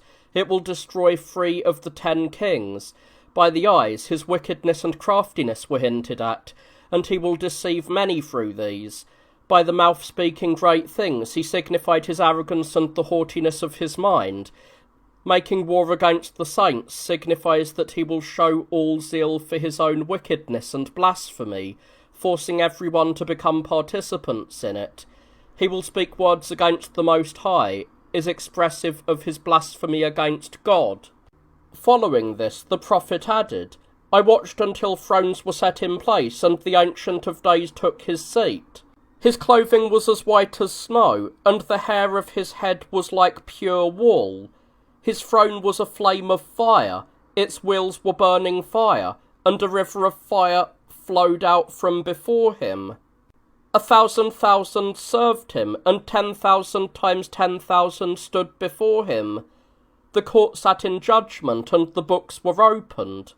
The things that the horn is said to do were shown to Daniel to be not lasting for long, but only until the Eternal One set up a court, that is, established a time for judgment, and unfolded the memory of what each person had done. For he called these memories books, and the Eternal One the Ancient of Days. The whiteness of the hair and the clothing shows his purity and flawlessness in every respect. In order to show that what the Antichrist will do happens by the permission of God, and not because the divine nature is unable to stop these things, or prevent them from occurring in the first place, he introduces the thousands of ministers and the 10,000 times 10,000 standing by, as well as the fiery throne, the corresponding wheels, and the flaming river. He watched until the beast was killed and its body given to be burned by the fire. For because of the madness of the Antichrist, the entire kingdom will be taken away. It is not the beast itself that will be given to be burned, but its body. Since he is hinting at the kingdom by mentioning the beast, it is likely that there are many within the kingdom who worship God and pursue virtue. Therefore he says that these will not be given to be burned, but rather those who are workers of wickedness, who are occupied throughout with the desires of the body, and who have nothing of anything spiritual. After the destruction of the beast, the prophet says he saw one like a son of man coming on the clouds and reaching the Ancient of Days, to whom he says dominion, honour, and kingship were given, and that all peoples, languages, and tribes would serve him, and his authority would be eternal and would not pass away, and his kingdom would not be destroyed. These words clearly prophesy the second coming of our Saviour Jesus Christ, for he is called the Son of Man because of our nature, which he assumed, and he comes upon the clouds in accordance with his promise, when he said, "You will see the Son of Man coming on the clouds of heaven." These things then were revealed to Daniel in the first year of the reign of Belshazzar, but in the third year he saw another vision. Being in Susa, he says, I lifted up my eyes, and behold, a ram stood before Ulai. It had high horns, and one was higher than the other, and the higher one came up last. And it was pushing towards the sea, and the north and the south, and no beast could stand before it, and it did according to its will, and became great. Again, the prophet is taught here about the kingdoms. The Persian authority was likened to a ram because of the wealth surrounding it. The ram stood by the Ulai, that is, by the gate of Susa, for this was the royal city of the Persians, where the kings kept their palaces, and the prophet saw the vision while living in this city. The two horns that directed this kingdom represented two lineages. The lesser horn symbolized Cyrus and his son Cambyses, for the rule of the kingdom rested with them, and the lineage of Cyrus did not extend further. The greater horn hinted at the lineage of Darius, which progressed until the last Darius, whom Alexander defeated. For after Cambyses, the son of Cyrus, died, the Magi deceitfully usurped the kingdom, but they held on to it for only a short time before they were exposed for who they were, and were overthrown by the 7 houses of the Persians.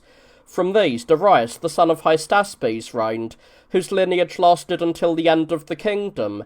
That is what the prophet indicates by adding that the higher one came up last, meaning that one of the horns would last for a long time and until the end of the Persian kingdom. The ram was pushing toward the south, the north, and the sea, for it subjugated the southern and northern climates and most of the islands, hinting at these through the sea, and it brought these into slavery. Those who inhabited the islands even fought alongside Xerxes when he campaigned against Greece. This is why the prophet saw the ram pushing towards these places. No beast could withstand it. He called the partial kingdoms beasts because they were fearsome to their subjects. These would be the kingdoms of the Syrians, the Cilicians, the Arabs, the Egyptians, the Jews, and others. No one of these was able to stand against the Persian authority in the end, but it subjugated everyone it attacked. And it became great signifies either that the authority became great by ruling over many nations and lands, or that, puffed up by good fortune, it imagined things that were great and beyond human nature. The prophet, being perplexed about what he saw, beheld a goat coming from the west across the whole earth, and it had a conspicuous horn between its eyes. Reaching the ram, it became enraged against it, struck it, broke its horns, threw it to the ground, and trampled it, and there was no one to deliver the ram out of its hands. The goat represented the Macedonian kingdom, for it was swifter and more agile than the ram. It came from the west, just as Alexander did. Alexander first brought Egypt under his control and then rushed against Darius for the second time. Having defeated him, he dismantled the Persian kingdom, for he had previously met Timotheus in Cilicia and defeated him, capturing his wife, his daughters, and his chariot, and plundering the Persian camp. But Darius fled from there, gathered forces again, and fought Alexander as he marched against him from Egypt. only to be defeated again at Arbela and perish while in flight. He says conspicuous for the horn, meaning distinguished and notable. Through this he hints at the kingdom of Alexander. He says the horn grew between his eyes because of Alexander's sharpness of mind, his understanding, and the nobility of his spirit. He says both horns of the ram were broken when the goat struck it. This means both of the powers in which it trusted, both the Persian and the Median. For the kings of the Persians ruled over both Persians and Medes, as Cyrus was born of both, as has been said, and brought the kingdoms of both under himself, and both these lineages dismantled the Assyrian kingdom. And the goat became exceedingly great, for it did not only bring the subjects of the Assyrian rule under itself, but also conquered many others, for it attacked India, defeated Porus, won over Taxiles, and seized other parts of India. Then, showing that even this man, despite his prosperity, would pass away shortly, the prophet added, and when it was strong, the great horn was broken, and 4 horns grew up in its place. For after Alexander died, quickly following that good fortune, his domination was divided into 4, as has already been mentioned regarding the third beast, which appeared to Daniel in his dream to be coming up from the sea, having 4 heads. And out of one of the horns came a fearsome horn, and it grew exceedingly great towards the south, towards the east, towards the west, and towards the power. It grew up to the host of heaven, and some of the host and of the stars fell to the earth, and it trampled them. Through these words, Daniel is instructed about Antiochus Epiphanes, who was the son of Antiochus the Great. Indeed, he was more powerful than the kings before him, that is, those from the line of Seleucus, and having seized Egypt and other lands, he campaigned against the Jews, took control of the city of Jerusalem and the entire nation, plundered the temple, and defiled it, by sacrificing pigs within it. Having set up an altar to Zeus, he forced the entire nation to adopt Hellenistic customs, forbidding them from circumcising their males. The phrase, "it grew up to the host of heavens," hints at his madness against God. The words, "some of the host and of the stars fell to the earth, and it trampled them," refers to those from the Jewish people who acted impiously due to the coercion he brought upon them. They had fallen away from their lawful and godly conduct, yielding to the tyrant and being trampled by him. They were called stars because of the purity and brilliance of their piety, or because God had promised Abraham that he would multiply his seed as the stars of the heavens. And it was established even against the prince of the host, for he raved even against God himself, the prince of the heavenly hosts. And the sacrifice was disturbed by a carcass, and it happened and prospered, and sin was given upon the sacrifice, and righteousness was cast to the ground. For by sacrificing forbidden things he disturbed the sacrifice, he confused and defiled it. By carcass he means the pigs, and by sin upon the sacrifice, the lawlessness committed upon it. By righteousness was cast to the ground, the annulment of the laws and the unjust murders of those who would not consent to act impiously are indicated. But he says that even while doing these things and acting so impiously, Antiochus prospered. Following this, Daniel adds, "And one saint said to a certain one, 'How long will the vision last regarding the sacrifice that was taken away and the sin of desolation that was given?'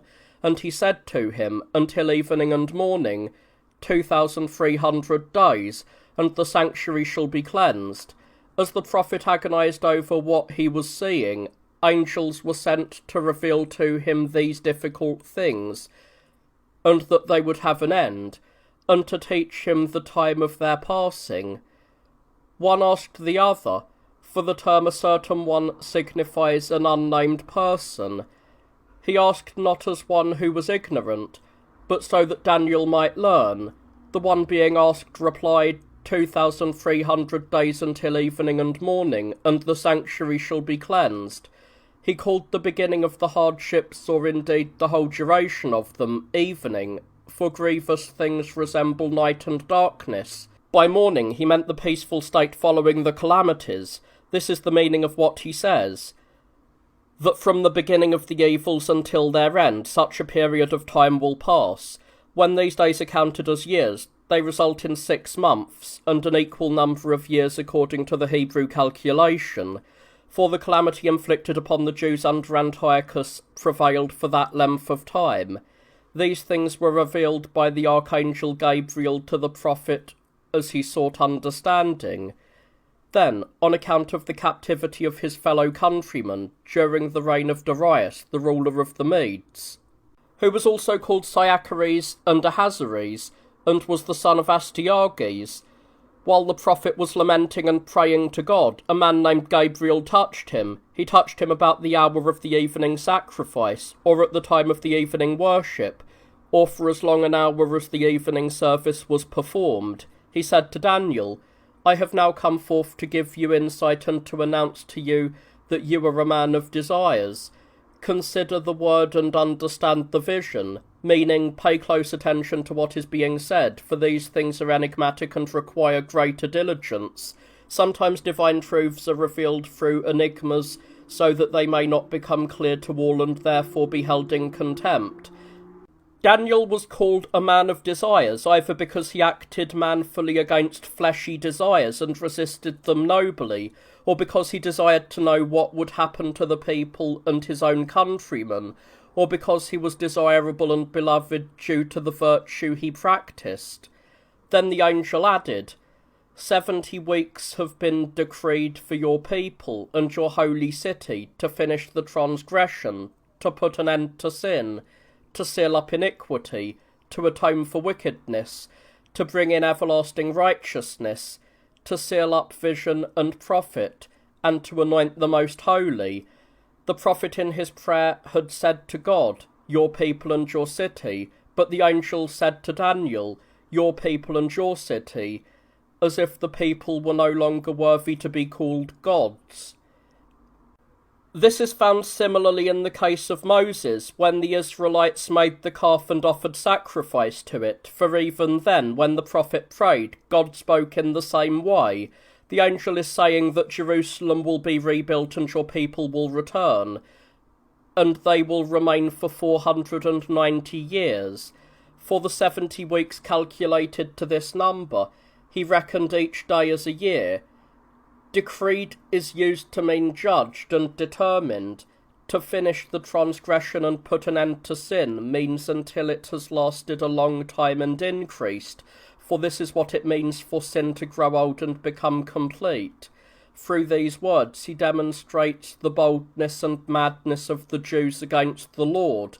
They had sinned much and paid the penalty even before this, but they were called back again. Yet when they raved against the Saviour and reached the depths of wickedness and committed the complete sin, they were no longer granted a recall. To seal up sin and atone for wickedness signifies the forgiveness of offences granted by the Lord to those who believe in him, for he is the one who takes away the sin of the world. To seal up signifies to put an end to. To bring in everlasting righteousness means his coming into the world, for he is righteous redemption and sanctification. Furthermore, to seal up vision and prophet means that the prophecies have reached their end, or that what was spoken by them concerning Christ has already come to pass, or that the gift of prophecy has departed from the Jews, or both. For when Christ came, he sealed the prophecies, that is, he fulfilled and confirmed them, and indeed brought them to an end. For there is no longer among them a ruler, a prophet, or a leader, and he brought in everlasting righteousness, which is the Lord himself, our Saviour. For the Apostle says, wisdom was given to us from God, righteousness and sanctification and redemption. And elsewhere, writing about the gospel, he says, righteousness is revealed in him, and the Lord teaches, seek the kingdom of God and his righteousness, which he himself brought by revealing it to us through his teaching. To anoint the most holy signifies the arrival of the Master, Christ. For who else would be called the most holy if not our Lord and Saviour? He, being the fountain of holiness, is anointed with the Holy Spirit, according to his humanity, as Isaiah proclaimed, saying, the Spirit of the Lord is upon me, because he has anointed me, and as David sang, God, your God, has anointed you with the oil of gladness beyond your companions. And as the chief of the apostles, Peter, taught regarding the Saviour, writing that God anointed him with the Holy Spirit and with power, he seals and confirms the ancient scriptures, doing and suffering everything that had been foretold through them, and he atones for wickedness, reconciling those who have sinned to God the Father and propitiating him for those who have offended. Then the divine archangel added, and you will know and understand that from the going forth of the command to answer and build Jerusalem until Christ the Prince, there will be 7 weeks and 62 weeks. The temple began to be built under Cyrus, for Cyrus was the first to allow the Jewish nation to return. But it was halted by Cambyses, the son of Cyrus, due to the envy of the neighbouring nations. However, the rebuilding was permitted again to the Jews while Darius, the son of Hystaspes, was on the Persian throne. If the time is calculated from any of these, it is not found to agree with the words of the archangel, but exceeds them. Yet if the time is calculated from the years of the reign of Artaxerxes, it is found to be neither more nor less. It is from this point that it must be calculated, because it was then that the city was enclosed by a wall. The remaining parts were added to the temple, and the city was filled with inhabitants. When Nehemiah, while cupbearer to Artaxerxes, requested permission to return to his homeland, upon going there he built the wall around the city, settled it, and finished the temple, which had been incomplete. Indeed, if one counts backwards from the manifestation of the Saviour, through whom alone the forgiveness of sins was granted, righteousness was brought in, and the predictions of the prophets were fulfilled, one will find that the time reaches the 20th year of the reign of Artaxerxes, which is when Nehemiah was granted permission to return to Jerusalem. The history that follows will recount these things more broadly in order. The one whom he previously called Most Holy, he now calls Christ the Prince, naming him according to his humanity. For just as he is called the firstborn of the new creation and the firstborn from the dead, so too is he addressed as Prince. The divine apostle Peter also named the Saviour the Prince of Life while speaking to the Jews, as the divine Luke recorded in the Acts. Just as he is called the firstborn and preeminent according to the great Paul in his humanity, so too was he addressed by the archangel Gabriel as Prince. One might wonder why the weeks were not counted all together, but were divided into 7, 62, and 1 other. The archangel did not do this by chance, but to teach some new things that would happen through these divisions of time. If the times are counted from the building of Jerusalem that took place under Nehemiah, as mentioned, until the high priest Hyrcanus, under whom the Asmonean lineage ceased to hold the high priesthood, the number of 62 weeks is completed. From the 20th year of the reign of Artaxerxes, who gave Nehemiah the right to return to Jerusalem and wall it in, until Darius, whom Alexander overthrew, there are 114 years, and from the overthrow of the Persian kingdom, which happened in the 6th year of Alexander's campaign against Asia, until Gaius Julius Caesar, who first attempted the monarchy of the Romans, 282 years passed, and from the autocracy of Caesar until the 15th year of Tiberius Caesar, when Christ was baptized by John and began his signs, 73 years, so that these amount to 469 years. Such years amount to 483 years according to the Hebrew calculation of years, for the Hebrews do not calculate the year as we do with a solar calendar, but count it according to the lunar cycle. They reckon it at 354 days, so that 11 days remain over from each year. Indeed, when these extra days are calculated into years, they amount to the 483 Hebrew years. Since the angel was speaking to Daniel, a Hebrew, he was naturally speaking in years familiar to him, so the 62 weeks were measured out up until the removal of the high priest Hyrcanus, whom King Herod killed, and more will be said about this later. From that time on, the high priesthood was not fixed for life according to the law for those deemed worthy of it, but was given illegally for a year or limited to a shorter period, with those who wished to do so purchasing it, which Josephus also records, and in this way the 7 weeks passed. The divine archangel indicated this by saying, "And after the 62 weeks the anointing shall be destroyed, and judgment is not in it," meaning that the anointing of the high priesthood would be corrupted. For as those promoted to it were anointed illegally, the anointing itself did not possess its proper power, but being corrupted, it lacked divine grace. Therefore he also added, "And judgment is not in it," which means that they would not be appointed according to judgment and testing, but indiscriminately, either by favour or by money. With these things happening in this way, the 7 weeks also slipped by, lasting, that is, until the manifestation of our Lord.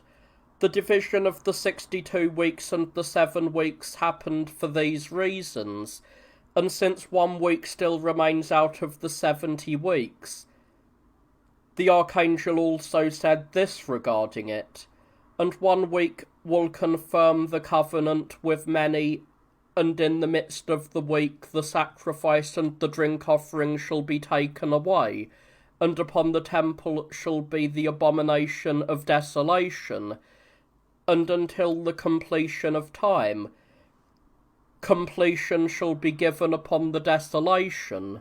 He says that the remaining week, the one after the 69, will introduce the new covenant so powerful that through it the sacrifices and drink offerings will be taken away, that is, removed from the midst, in the middle of the week. For after his baptism, Christ taught and demonstrated signs for 3 years and beyond, and in this way came to the Passion. And when he, the Lamb of God, who takes away the sin of the world, was sacrificed for the whole world, the legal sacrifice and drink offerings ceased.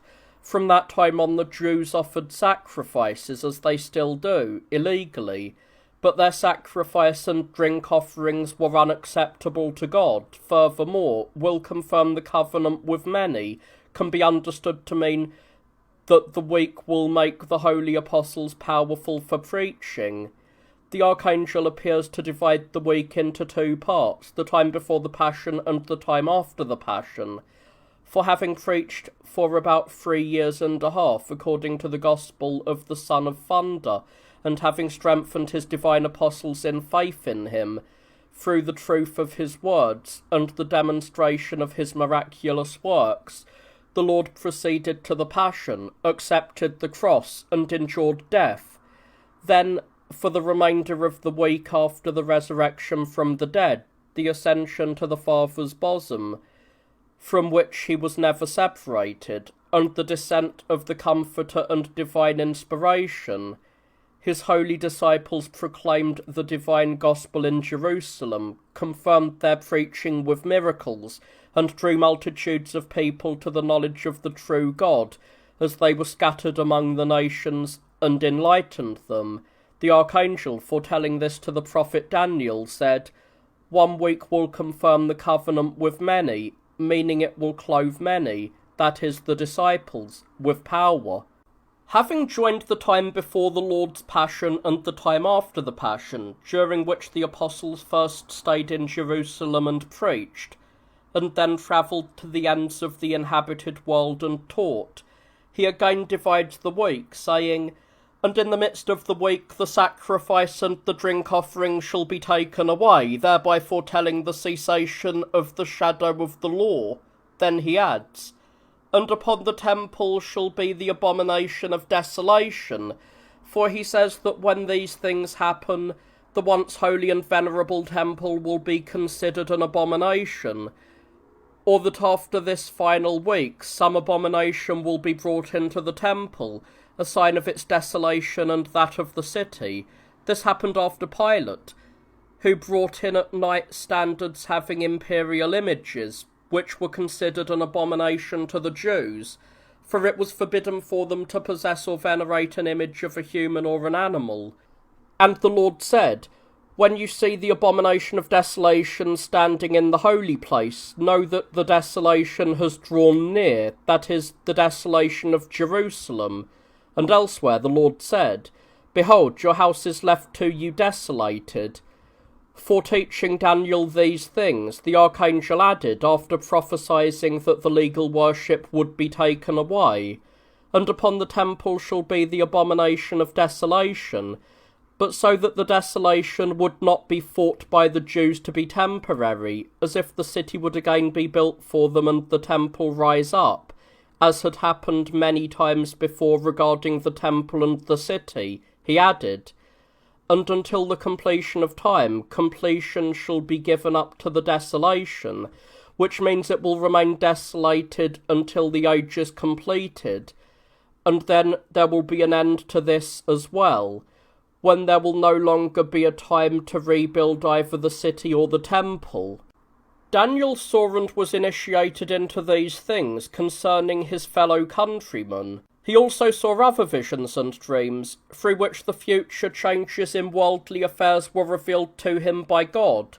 He was instructed not only in the foreknowledge of these changes, but also in the times during which each of them would be accomplished. Anyone who wishes to know these things more completely will find them by going through the book of the prophet's visions, and from this, one might have a firm grasp that nothing is without providence, nor carried along aimlessly or by chance, but that all things are governed and conducted by divine providence.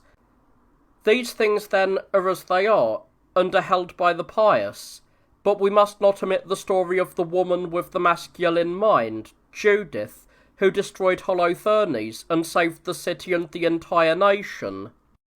The story of her affairs is as follows. In the 12th year of his reign, the leader of the Assyrians, Nebuchadnezzar, waged war against Arphaxad, the king of the Medes, and he summoned the surrounding nations to be his allies. Because many others, and the Jews as well, did not accept the invitation and refused to fight as his allies, Nebuchadnezzar was enraged and swore that truly, after finishing the war against the Medes, he would come against Cilicia, Damascus, Syria, Judea, and Egypt, and lay them waste, plunder them, and bring them to desolation. Having therefore lined up against Arphaxad the Mede, and prevailed over him by force, having taken his other cities and even Ecbatana itself, where the royal palace of Arphaxad was, and having captured and killed him, he called Holofernes the chief commander of his own forces, and instructed him to fulfill the oath he had sworn, and to campaign with a heavy force against those who had not wished to be his allies against the Medes, and to preserve those who subjugated themselves to him, and leave their cities unplundered, but to spare none of those who disobeyed, but rather put the people to the sword and give their cities over to looting and destruction. Nebuchadnezzar gave these orders to his chief commander, and Holofernes marched out and advanced upon the nations against which he had been sent, dealing with the others according to his instructions. But as he was about to campaign against the Israelites and take up arms against them, for they did not come to him nor submit, he asked who these people were, and in what they trusted, that they dared to resist. Achior, the leader of the Ammonites, told him their genealogy, how they had settled in those cities from the beginning, and the power of their God. He then added, Now therefore let us inquire, if they are sinning against their God, we shall go up and make war upon them, but if not, let my lord pass by, lest their God defend them, and we be defeated. When Achior said this, Holofernes, seized with anger, ordered those standing by him to bind Achior and lead him away and deliver him to the children of Israel, that he might be captured with them and perish. Those who seized the man led him to Bethulia, and the men of the city shot at those approaching with slings and arrows. They threw the bound Achior at the foot of the mountain and returned. The men of the city went down, untied Achior, brought him into the city, and asked what had happened, and he told them everything. They called upon God for defence, The next day Holofernes led his army against Bethulia, consisting of 170,000 infantry and 12,000 cavalry, not counting the baggage train, and he encamped by it. Then he decided not to fight, but to seize the waters from which they drew their supply, so that, falling from thirst, they would either perish or surrender their city. He stationed part of his army as guards over the water. As the enemies besieged them for 34 days, their water failed, and the people gathered before the leaders and demanded to surrender the city and themselves to the enemies, so that they might either serve them and live, or be slaughtered and be rid of their sufferings. Uzziah, the leader of the city, said, "Let us wait for 5 more days, brothers, and if help comes to us from God, well and good, but if not, I will do as you advise." In that city there was a woman named Judith, a widow, who was chaste, wise, and beautiful to behold. Hearing of the decree made by the people and the leaders, she summoned Uzziah and the other leaders of the city and reproached them for putting God to the test, because they had said they would surrender the city to the enemy after 5 days if no help came to them from God. They agreed that she spoke well, but countered by citing the people's thirst and the duress they were under. She instructed them to stand at the city gate that night, while she herself would go out with her maid, though she would not tell them her plan until it was carried out. They said to her, "Go," and they departed, while she turned to prayers to God. Then, laying aside the mourning garments of her widowhood, she bathed her body, anointed herself with ointment, changed into festive clothing, and adorned herself. Having beautified herself to be more alluring, she gave her maid vessels containing wine, oil, a bag full of flour, dried figs, and bread, and she went out of the city with her maid, heading towards the enemy camp. Encountering the Assyrian god, she was detained and led to Holofernes. He marvelled at her beauty and said to her, "Do not fear, for you have come for your salvation." The woman said to him, "Accept my words, my lord, and may the words that Achior spoke be in your heart, for it is true, that unless the sons of Israel sin, your sword will not prevail. But now, since food and water has failed them, they have decided to touch things forbidden by the law, and they have resolved to consume the first fruits of the grain and the tithes of the wine kept for the priests, which it is not lawful for anyone else even to touch." Having decided this, they have sent word to the council in Jerusalem requesting permission for this. If they thus break the law, there will be no defence for them from God, and they will be given over to destruction. Learning of this, I am fleeing the city so that I may escape its ruin. Now I will remain with you, my lord, and I will go out by night into the ravine and pray to God, and he will tell me when they have sinned, and I will report it to you. Then I will lead you through Judea as far as Jerusalem, and I will place your throne in the midst of it." Her words pleased Holofernes, and he ordered her to be taken into the tent where his treasures were kept, and for food to be given to her. But she said, "I will not eat your provisions, lest it become a snare for me, but I will be fed from what I have brought with me." Holofernes asked her, "If these should fail, from where will such things be provided for you?" She replied, "As your soul lives, my lord, the provisions will not fail me before God accomplishes through my hand what he has purposed." At midnight she asked to go out to the ravine for prayer, and Holofernes permitted it. She did this for 3 days.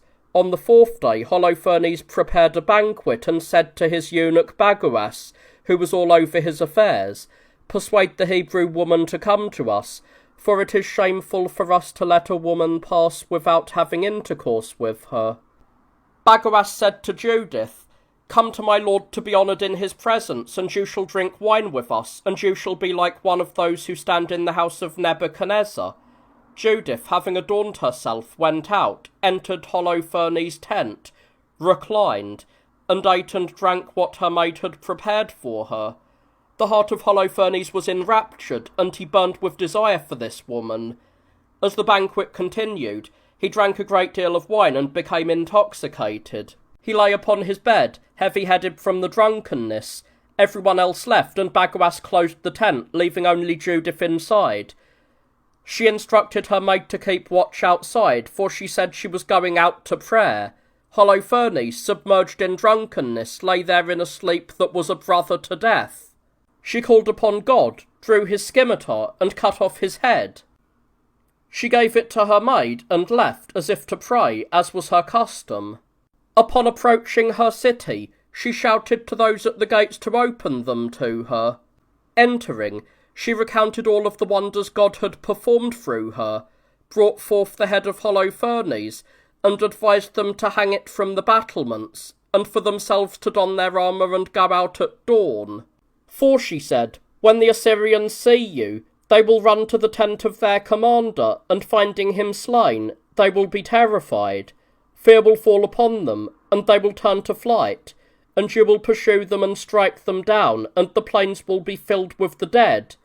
Having given this advice to her citizens, she said, "Call Achior for me." And when he came, she showed him the head of Holofernes. The man was astonished and said, "Tell me what you have done." She recounted before everyone what God had done through her, and how she had kept her chastity and widowhood undefiled. Achior believed in God and was circumcised. The leaders of the city and the multitude hung the head of Holofernes from the wall and did the rest according to Judith's advice. They cut down the Assyrians like grass, and plundering their camp, were filled with many spoils. The tent of Holofernes and everything in it was set aside for Judith, which she went and dedicated to God in Jerusalem. She sang a song to him, crowned with an olive branch, as did all of Israel. She returned to her home, lived in chastity until she grew old and died, having lived 105 years. So much for the story of Judith. Next, we must briefly recount the story of Tobit. Tobit descended from the tribe of Naphtali, and had been taken captive in the days of Enemessar, king of the Assyrians. He was pious towards God, and just towards men. While his fellow tribesmen sacrificed to Baal, he alone went to Jerusalem to sacrifice to the Lord, regulated his life according to the commands of the law, and even in captivity did not defile himself with the food of the Gentiles. He became honoured by Enemessar, and acquired great wealth, which he shared with those of his own kin who were in need. While travelling to Media, he entrusted 10 talents of silver to one of his fellow countrymen living there, named Gabahel. Having taken a wife from his own people, named Anna, he fathered a son by her, called Tobias. After Enemessar died and his son Sennacherib succeeded to the rule of the Assyrians, having campaigned against Judea, fled shamefully from there, and returned home. In his anger over the defeat, he killed many of the Israelites. Tobit buried them by night, but being discovered doing so, and sought after, he fled, and all of his property was plundered.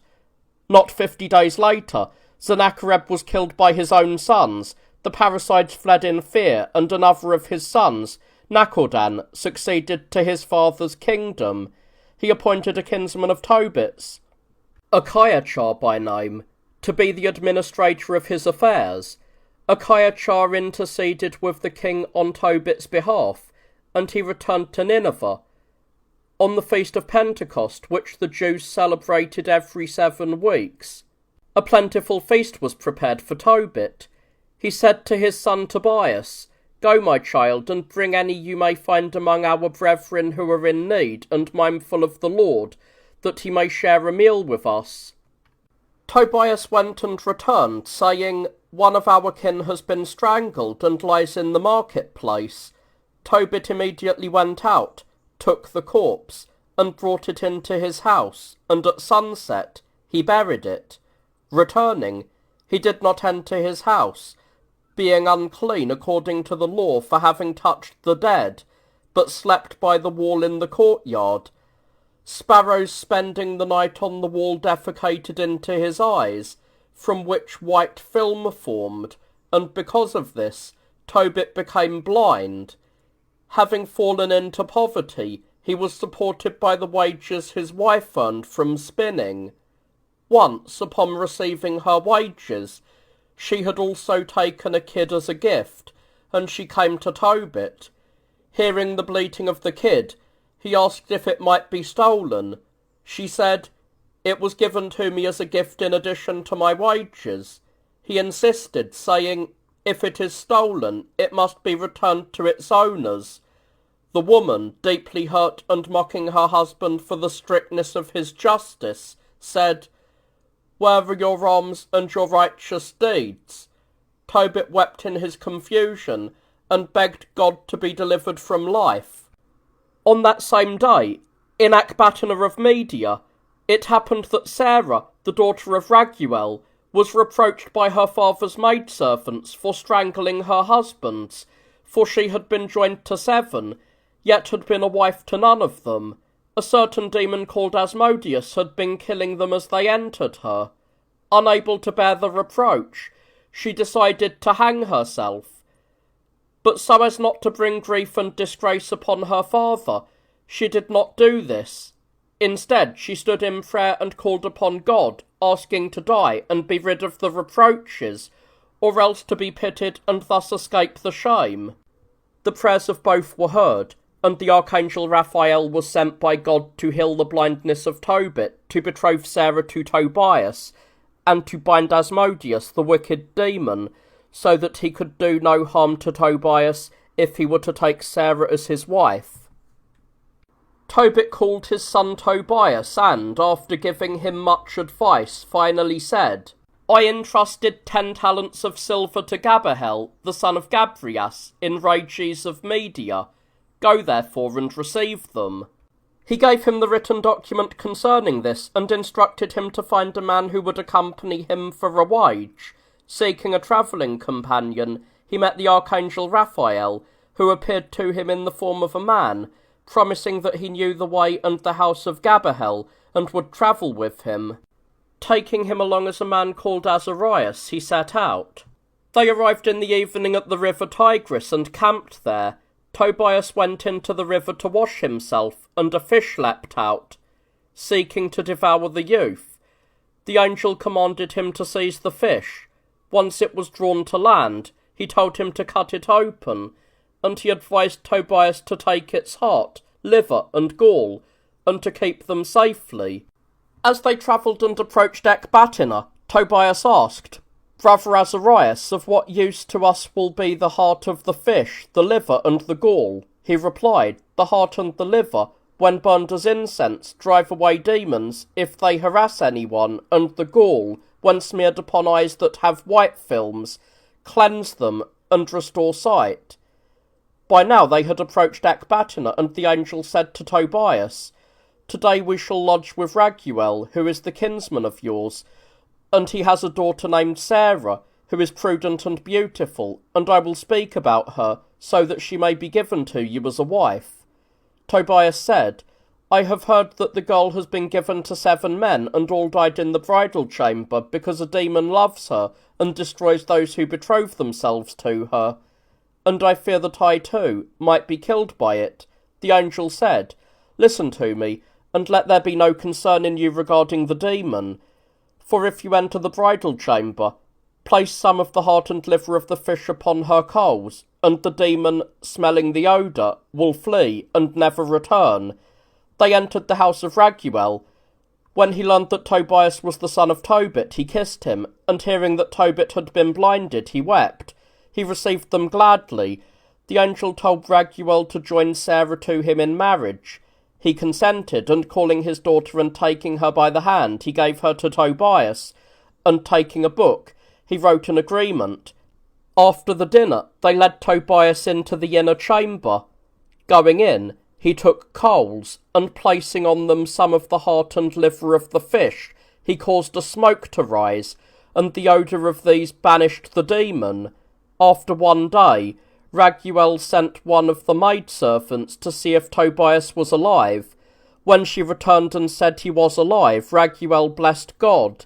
He said to Tobias, "We shall celebrate the wedding for 14 days, and you shall not leave from here before these have passed. And then, taking half the portion of my possessions, go, and the rest you shall receive upon the death of myself and my partner in life."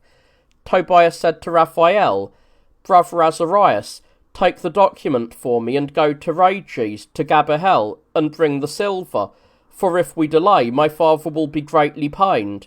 The angel went, delivered the document to Gabahel, and received the silver and returned.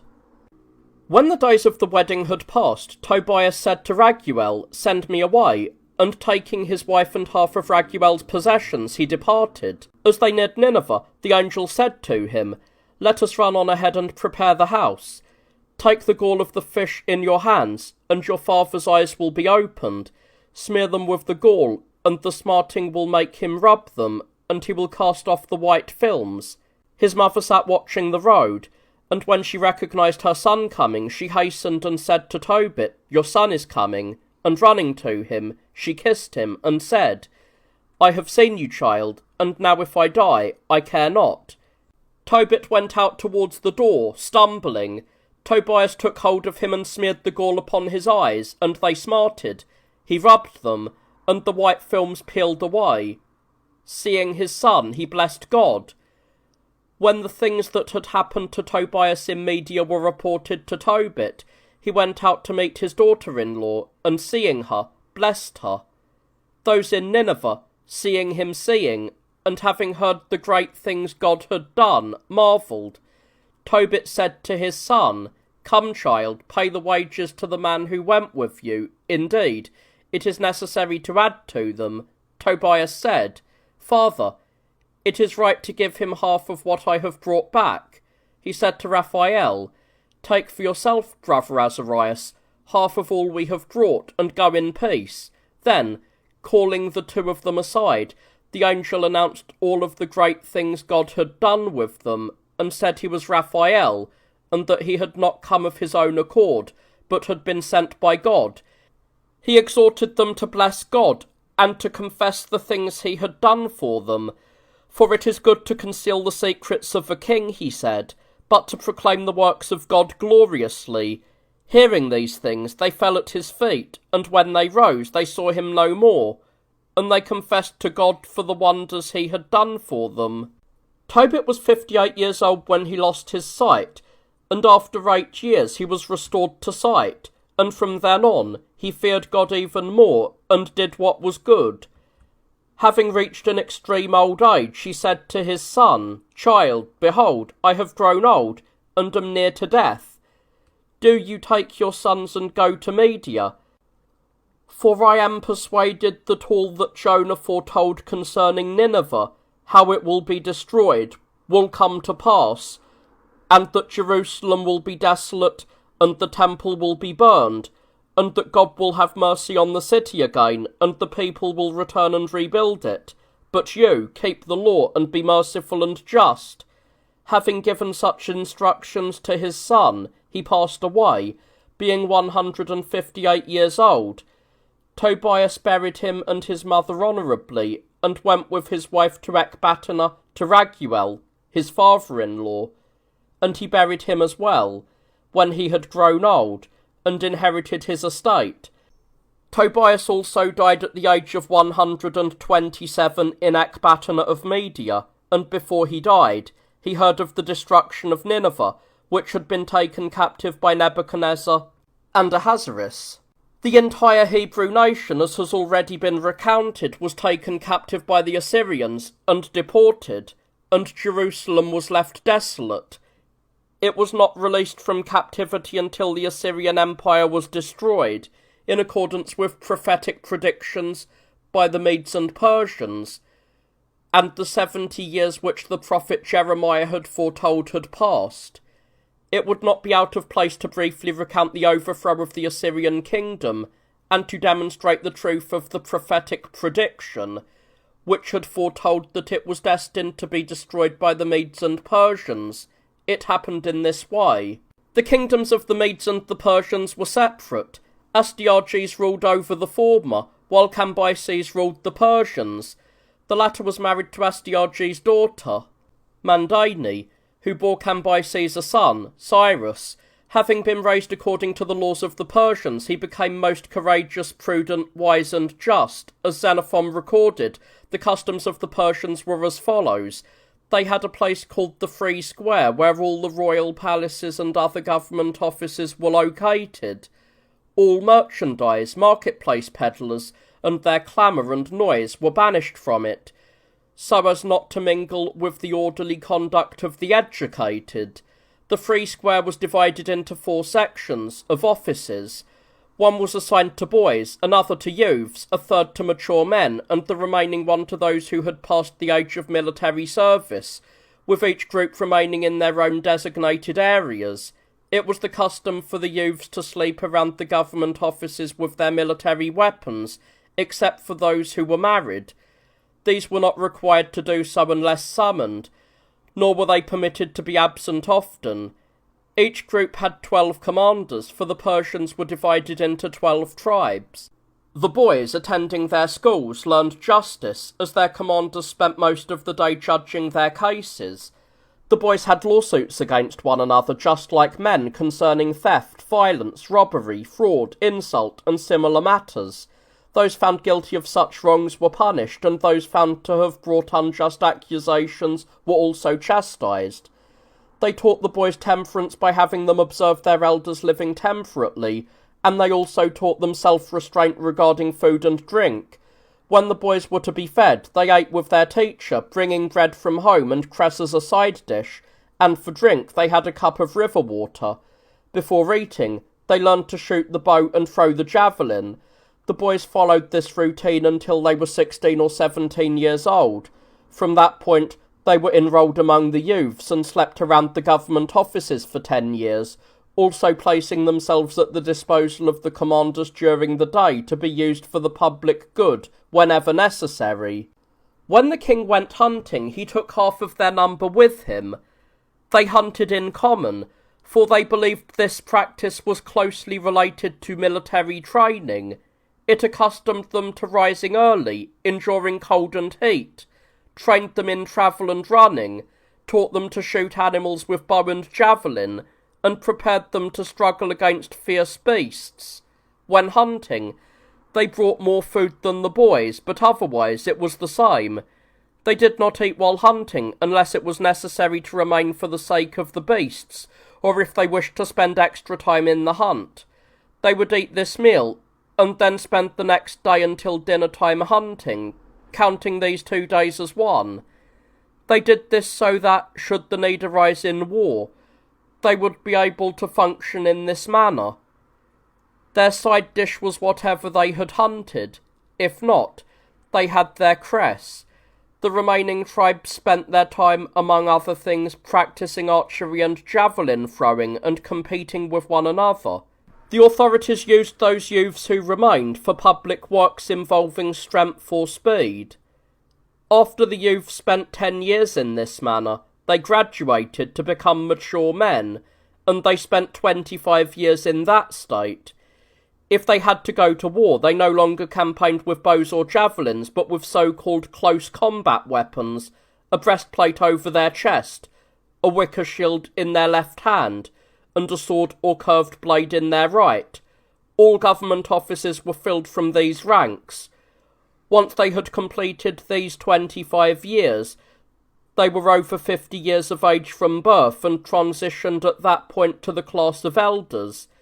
The elders no longer campaigned outside their own borders, but remained at home to judge all public and private matters, including capital cases, and they elected all of the officials. If anyone, whether among the youths or the men, transgressed any of the laws, the elders excluded him. The one excluded remained without honour for the rest of his life. Among the Persians it was considered shameful to spit, to wipe one's nose, to be seen full of flatulence, or to be seen urinating or defecating. They were able to avoid these things by adhering to a moderate diet and consuming their fluids through physical labour.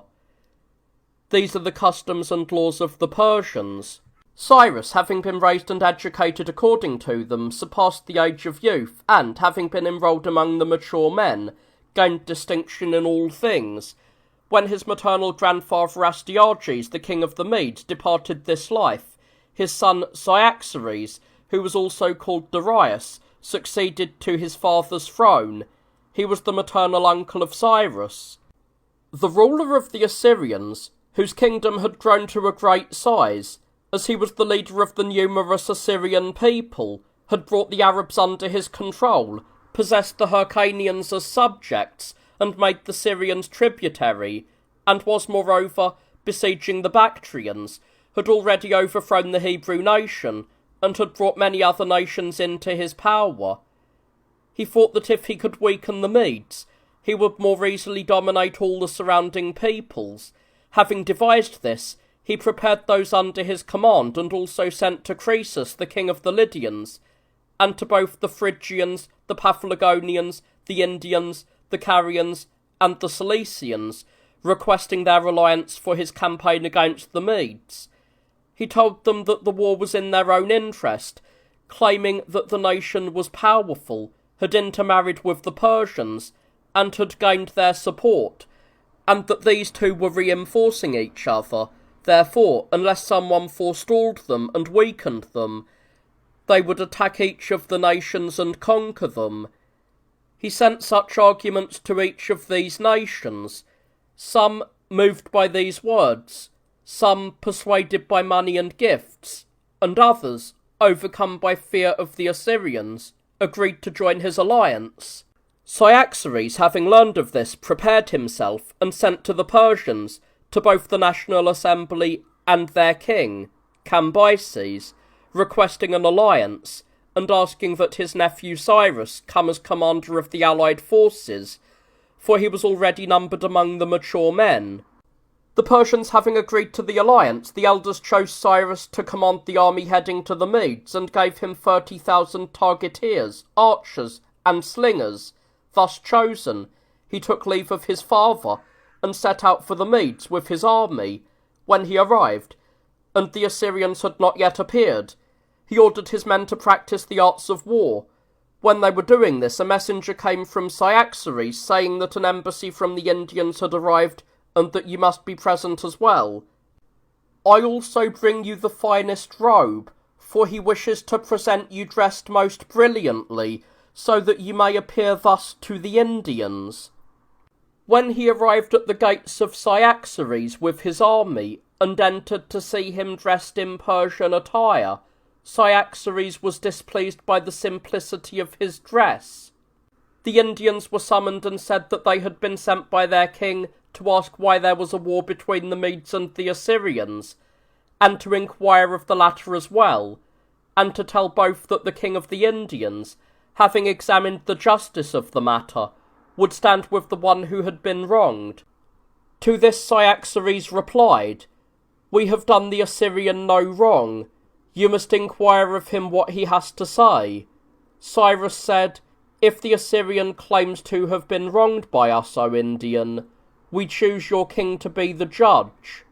The Indians departed having heard this, but Cyrus, not wishing to sit idle with his army, said to Cyaxares, "I remember hearing you say recently that the Armenian neither sends you an army nor pays the tribute, having violated his treaty. If you wish, send me, and add a modest number of horsemen. I believe with the help of the gods that he will both send the army and pay the tribute." Cyaxares consented, promising to send him the horsemen when he neared the borders of Armenia. Cyrus set out as if going on a hunt, for he was accustomed to hunting between the borders of the two, the Medes and the Armenians. He went and hunted, and began to ascend the mountains of Armenia, moving gently forward. When Cyaxares learned of this, he sent him the cavalry. When they arrived, Cyrus summoned his commanders, revealed his secret plan, and said that they had come because of the Armenian, who had acted ungratefully towards Cyaxares. He ordered Chrysantis to take half the Persians and station them in the mountains, taking care not to be recognized as an army. Rather, he was to send ahead some men resembling bandits, both in their number and in their dress, so that if anyone chanced upon them, they would be taken for thieves. Chrysantis went with the Persians towards the mountains, while Cyrus sent word to the Armenians, commanding them to bring tribute and the army as quickly as possible, while he himself set out in battle order. When the Armenians heard this, they were stunned. Their king began to gather his army, but also sent his wives, his younger son, and his wealth into the mountains, for his residence was not surrounded by walls. When those sent to the mountains fell in with those waiting there, the wives, the son, and the daughters of the Armenian were captured, and the Armenian himself, being at a loss, surrendered to Cyrus. In the meantime, Tigranes, the elder son of the Armenian, arrived from a journey. He had once been a hunting companion of Cyrus, and learning of what had happened, he went straight to Cyrus just as he was. Seeing his father, mother, sisters, and his own wife held captive, he wept. Cyrus said, "You have come at the right time." After speaking at length with the Armenian, and proving him guilty of wrongdoing, he finally asked, "Tell me how large your forces are and how much money you have." When the Armenian replied that he had 8,000 horsemen, 40,000 infantry, and wealth amounting to more than 3,000 talents of silver, Cyrus said, "Send me half of your army, and as for the money, pay Cyaxares double the 50 talents of the annual tribute, and lend me another 100. Having said this, he gave the Armenian back his wife and children as a gift, and returned his own wife to Tigranes, who was a newlywed, and set them all free. The Armenians and the Chaldeans, who were their neighbours, had constant disputes and wars. Cyrus reconciled them to one another, and then departed. He sent the army he had received from the Armenian to Cyaxares, and when he arrived among the Medes, he shared the spoils with his own commanders. Then, with Cyaxares, they invaded the enemy's territory, and they encamped and gathered much booty there. Learning that the Assyrians were approaching, they drew up in order and advanced, encamping at a distance of a parsang from one another. The next day, Cyrus led out his army and formed his line, with Cyaxares on the other wing with the Medes, while the Assyrians and their allies were on the other side. After exhorting one another, the Persians charged at a run, with Cyrus himself in the lead. The enemy did not stand their ground, but fled into their fortifications.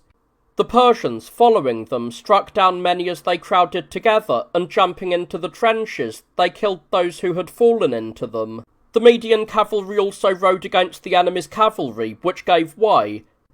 There was a pursuit of horses and men, and slaughter on both sides.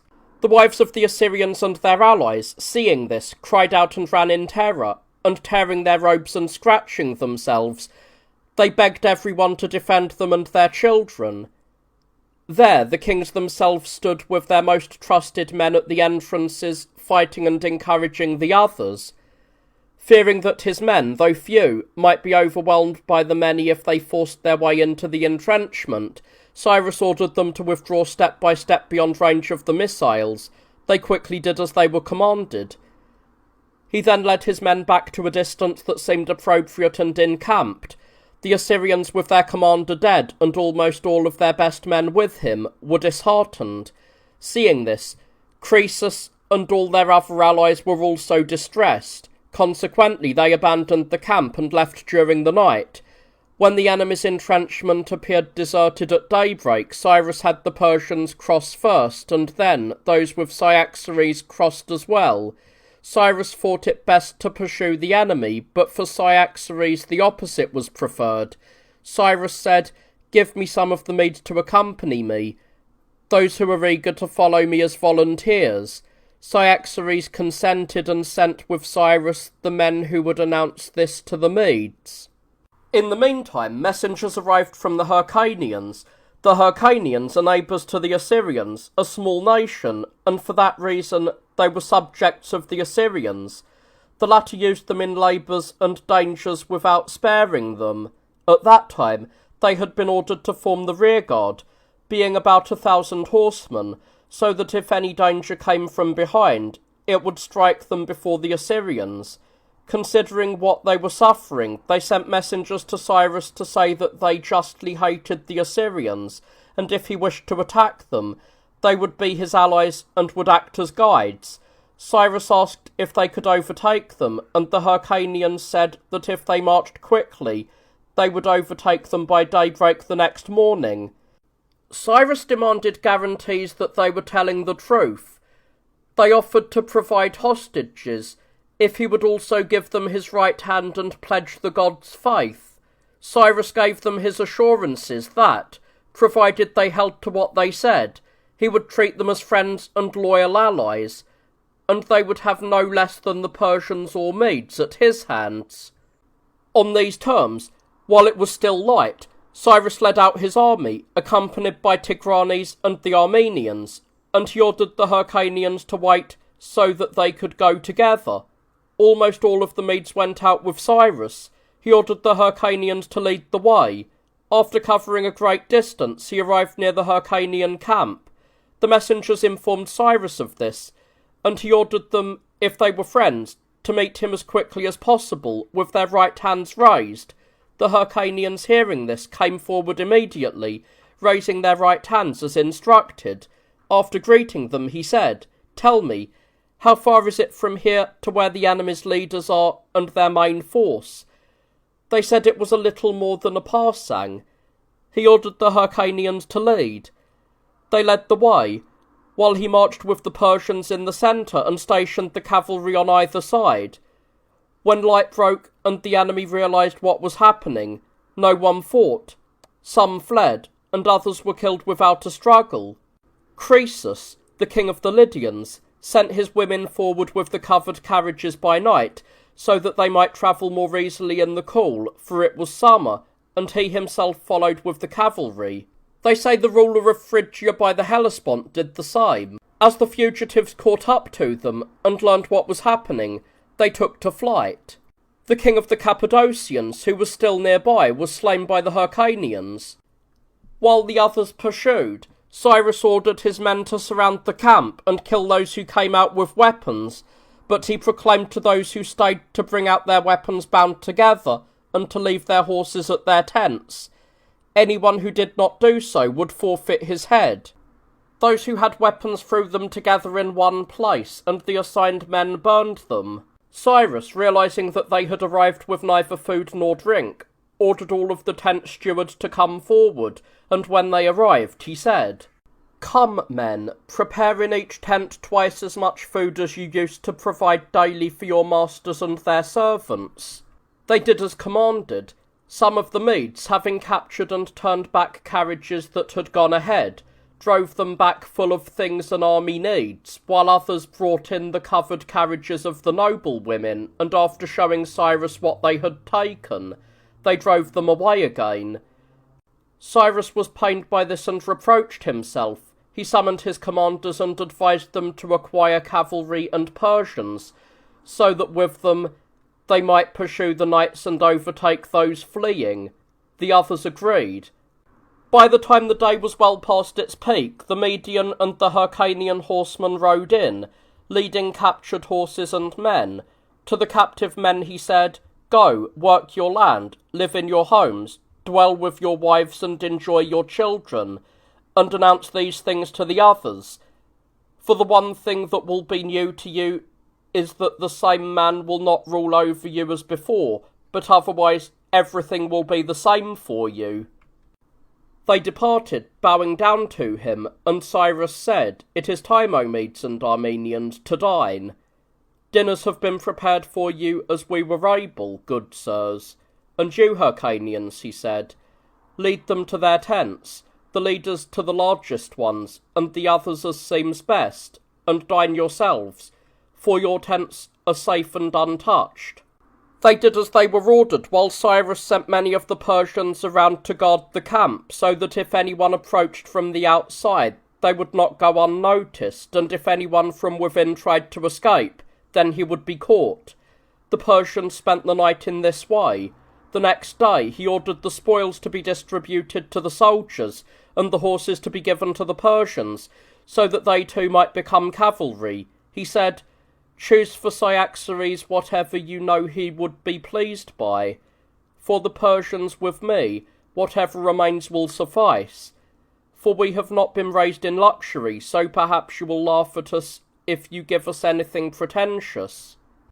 Just as I know we will provide you with much laughter while sitting on our horses, and I imagine even when we fall to the ground." He then summoned the commanders and ordered them to take the horses and to distribute them equally among them by lot. At this time, Gobryas, an elderly Assyrian man, arrived with a retinue of cavalry and asked to see Cyrus. He was brought before him and said, "Master, I am an Assyrian by birth. I possess a strong fortress and rule over a vast territory. I also maintain a force of 1,000 horsemen, which I used to provide to the king of the Assyrians, and I was his closest friend. But since he has been killed by you and his son, whom I hate because he killed my only and beloved son out of envy, now holds the throne, I have come to you. I offer myself as your servant and ally, and I ask you to become my avenger." Cyrus replied, "Gobryas, if you are truly as you say and mean what you say, I accept you as a supplicant and promise with the help of the gods to avenge the murder of your son." Gobryas said, "On these terms, in all truth, I give you my right hand and receive yours." After this was concluded, Cyrus ordered Gobryas to return home, taking his weapons with him. He departed. Meanwhile, the Medes arrived, having set aside for Cyrus the finest tent and the women from Susa, said to have been the most beautiful women in all of Asia, as well as 2 of the best musicians, and the next best items for Cyaxares. They handed the remaining tent to Cyrus to be given to the Persians. Cyrus ordered Cyaxares' closest associates to guard what was meant for him, and said, "I gladly accept what is given to me."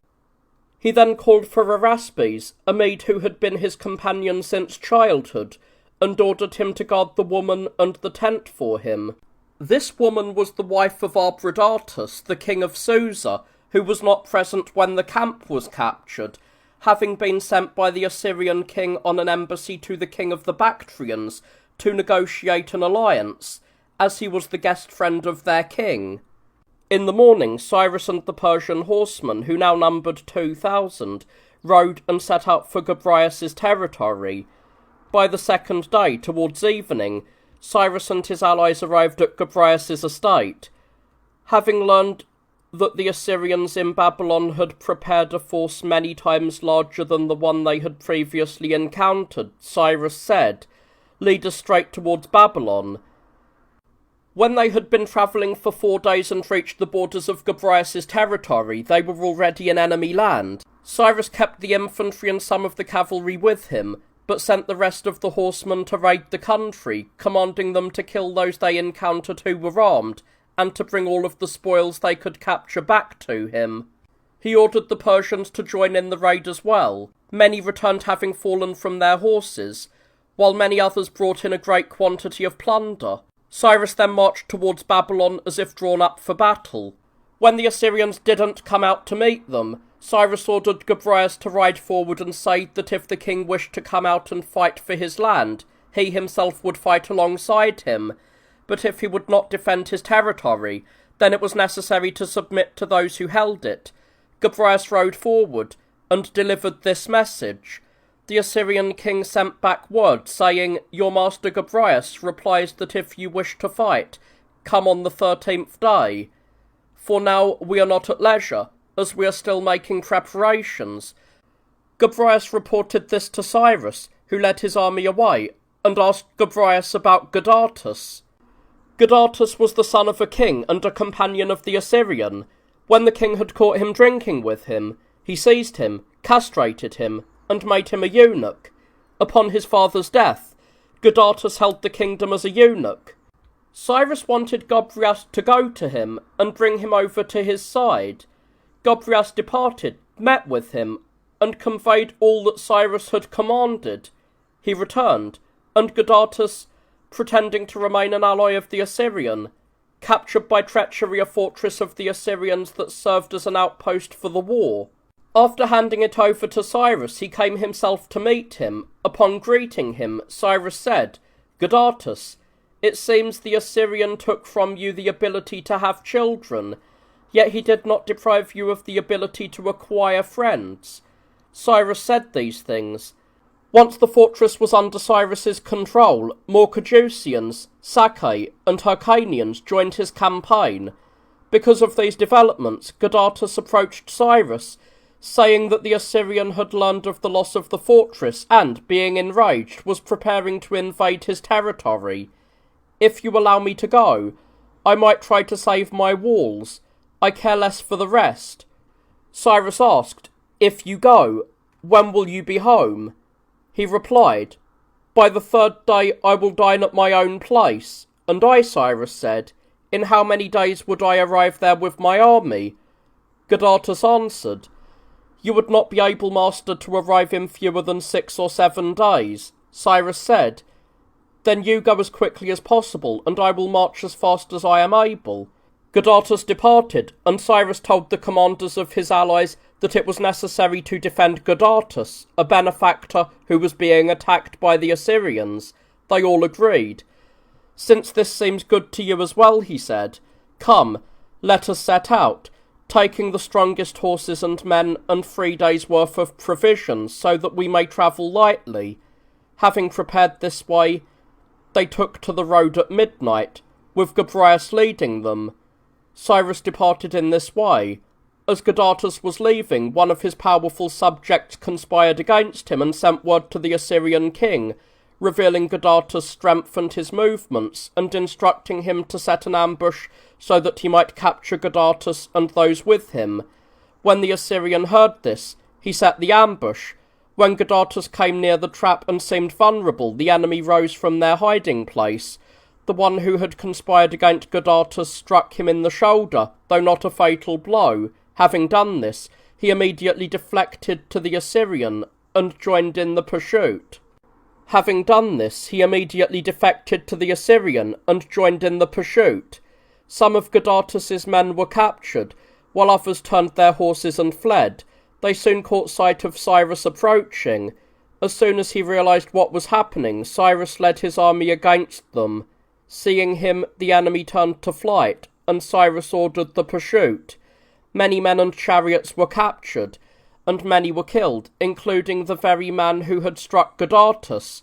The rest, including the Assyrian king himself, fled into one of the great cities. After accomplishing this, Cyrus withdrew into Gadatas' territory and went to visit him. Gadatas met him with his wound bandaged and expressed his gratitude, saying, As for me, I was lost, but thanks to you, I have been saved, for you came to my aid so readily. The Caduceans, who had been ordered by Cyrus to serve as the rearguard, and had taken no part in the pursuit, wishing to perform some brilliant exploit of their own, raided Babylonia without consulting Cyrus. The Assyrian, leaving the city where he had taken refuge, chanced upon them. Realizing they were alone, he attacked, killing their leader and many others, and after pursuing them for some distance, he turned back. The surviving Caduceans reached the camp towards evening. Cyrus handed over the wounded to those who would take care of them, addressed the others with words of encouragement, and advised them to choose a leader from among themselves, which they did. Gadatas arrived, bringing Cyrus many and varied gifts, as well as a large number of horses. Cyrus said he would accept the horses so that he might complete the Persian cavalry and bring their number of horsemen to 10,000. He instructed Gadatas to take back the wealth and keep it until he decided he was able to reciprocate the gift. He advised him to place his city under a secure guard, and to join him on the campaign. Gadatas was pleased with this advice. He made his preparations and followed Cyrus. As they marched and arrived at the borders of the Syrians and the Medes, there were 3 Syrian fortresses there. Cyrus attacked one of them and took it by force, while for the other 2, Cyrus, by instilling fear, and Gadatas by persuasion, caused the garrisons to surrender them. Then he sent to Cyaxares, requesting him to come to the camp so that they might deliberate about whatever was necessary. The messenger departed, while Cyrus ordered the tent that the Medes had set aside for Cyaxares to be furnished as splendidly as possible, including all other appointments, and to introduce the women into the women's quarters of the tent, along with the musicians who had also been set aside for Cyaxares. In the meantime, the messenger reported Cyrus's message to Cyaxares, who set out with those Median horsemen who had remained with him. When Cyrus learned that he was approaching, he took the Persian horsemen, who were now numerous, along with the present Medes, the Armenians, and the most capable cavalry from the other allies, and went to meet him, displaying his force to Cyaxares. When Cyaxares saw many brave men following Cyrus, while his own retinue was small and of little account, it seemed a dishonour to him. Grief seized him, and he was moved to open tears. Cyrus took him aside, sat him down, and conversed with him, asking the reason for his anger and sorrow. After much had been said on both sides, Cyrus finally said, "By the gods, uncle, stop blaming me for the present situation. Once you have tested us and seen how we feel towards you, then either thank me or blame me." Cyaxares consented, and Cyrus approached and kissed him. When the Medes, the Persians, and the rest saw this, they were overjoyed. Mounting their horses, Cyrus and Cyaxares set out for the camp, and brought Cyaxares to the tent that had been set aside for him. The Medes came to him bearing gifts, each of them one of the finest things he had ever taken. When it was time for dinner, Cyaxares busied himself with the meal, while Cyrus concerned himself with ensuring that the allies would remain. He gathered those of his friends who were capable of helping him with the necessary task and asked them to devise a way to persuade the allies not to abandon them, but to continue to assist them. The next day they all gathered before Cyaxares. Even before they met with him, the friends of Cyrus brought forward one after another of the leaders of the allied nations, who were requesting him to stay and share the war with them. At this moment, Cyaxares came out of the tent and said, "Allies, we must consider whether it seems the right time to continue the campaign, or to disband the army now." Each of them stepped forward to speak, and all gave their opinion that they ought to continue the campaign. Finally, Cyrus said, "It does not escape me, men, that if we disband the army, our position will become weaker while the enemies will grow stronger.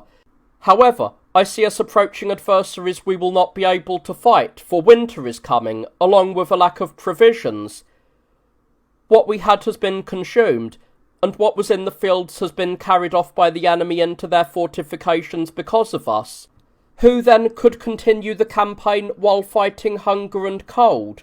I believe we should seize the enemy's strongholds and establish as many of our own as possible, for if we secure fortresses, we will strip the land from the enemy and serve to our advantage."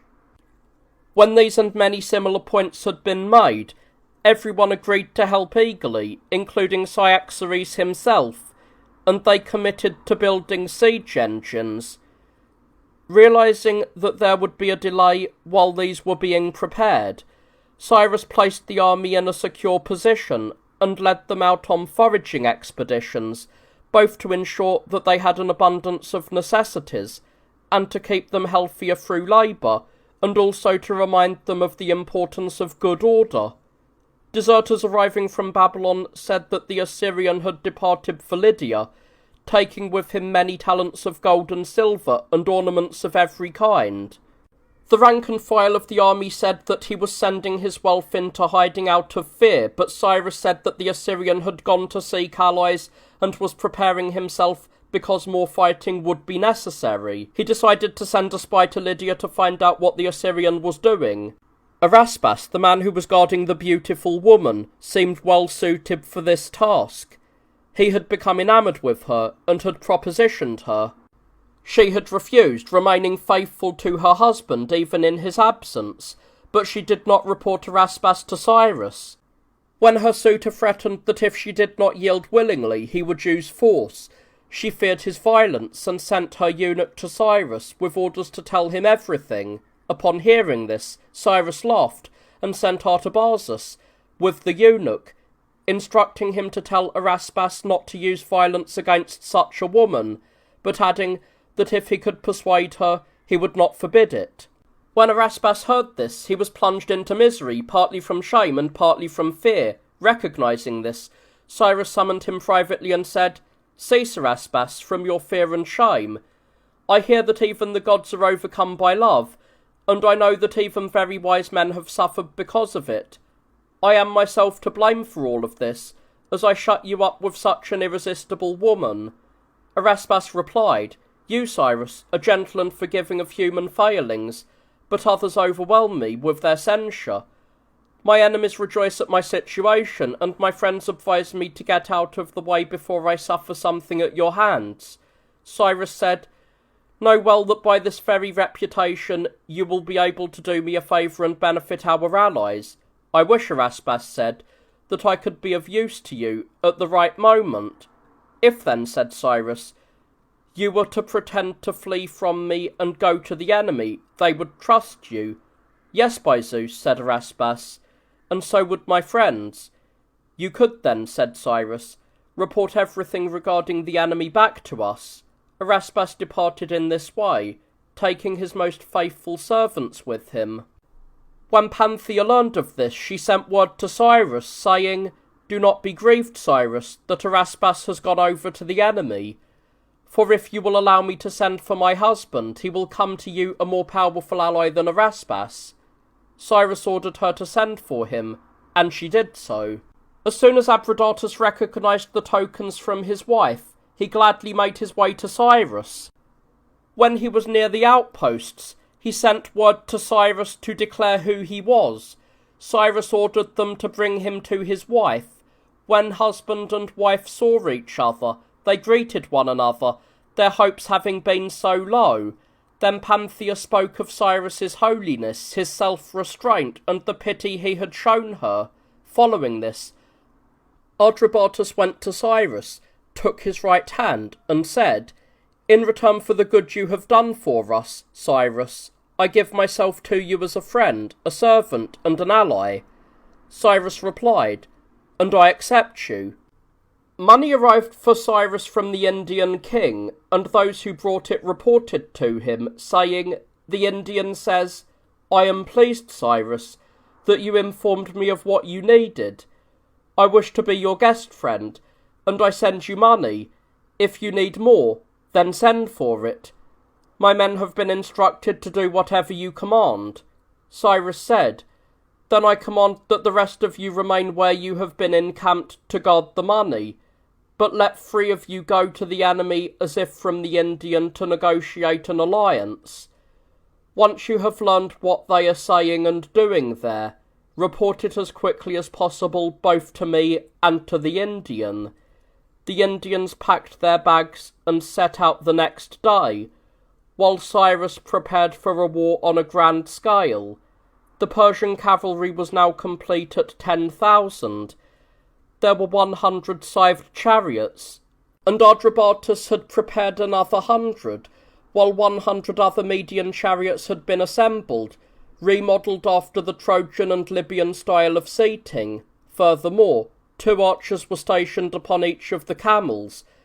While Cyrus was arranging these matters of war, the Indians returned from the enemy and reported that Croesus had been chosen as commander-in-chief, and that many kings, many nations, and Greeks were preparing to fight as allies. When Cyrus's army heard this, they became anxious. As soon as Cyrus perceived fear spreading throughout the ranks, he spoke to them and shifted their mood to one of greater cheer. Then he said, "It seems to me, men, that we should advance upon them as quickly as possible." Everyone agreed. Cyaxares remained behind with 1/3 of the Medes so that the home territory would not be left undefended, while Cyrus marched as fast as he could. As the scouts ahead began to discern smoke rising or dust, and saw men gathering fodder and wood, they conjectured that the enemy army was somewhere nearby and reported this to Cyrus. He ordered them to remain at their posts and report whatever they saw, while he sent a troop of horsemen forward to capture some prisoners.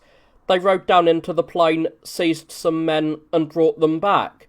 The captives said that they were from the camp. Cyrus asked, "How far is the army from here?" They replied, 2 parsangs. He further inquired, "Was there any talk of us among them?" "Yes, by Zeus," he said, "and a great deal, because you were already approaching." "Well then," said Cyrus, "were they happy to hear we were coming?" "No, by Zeus," they said.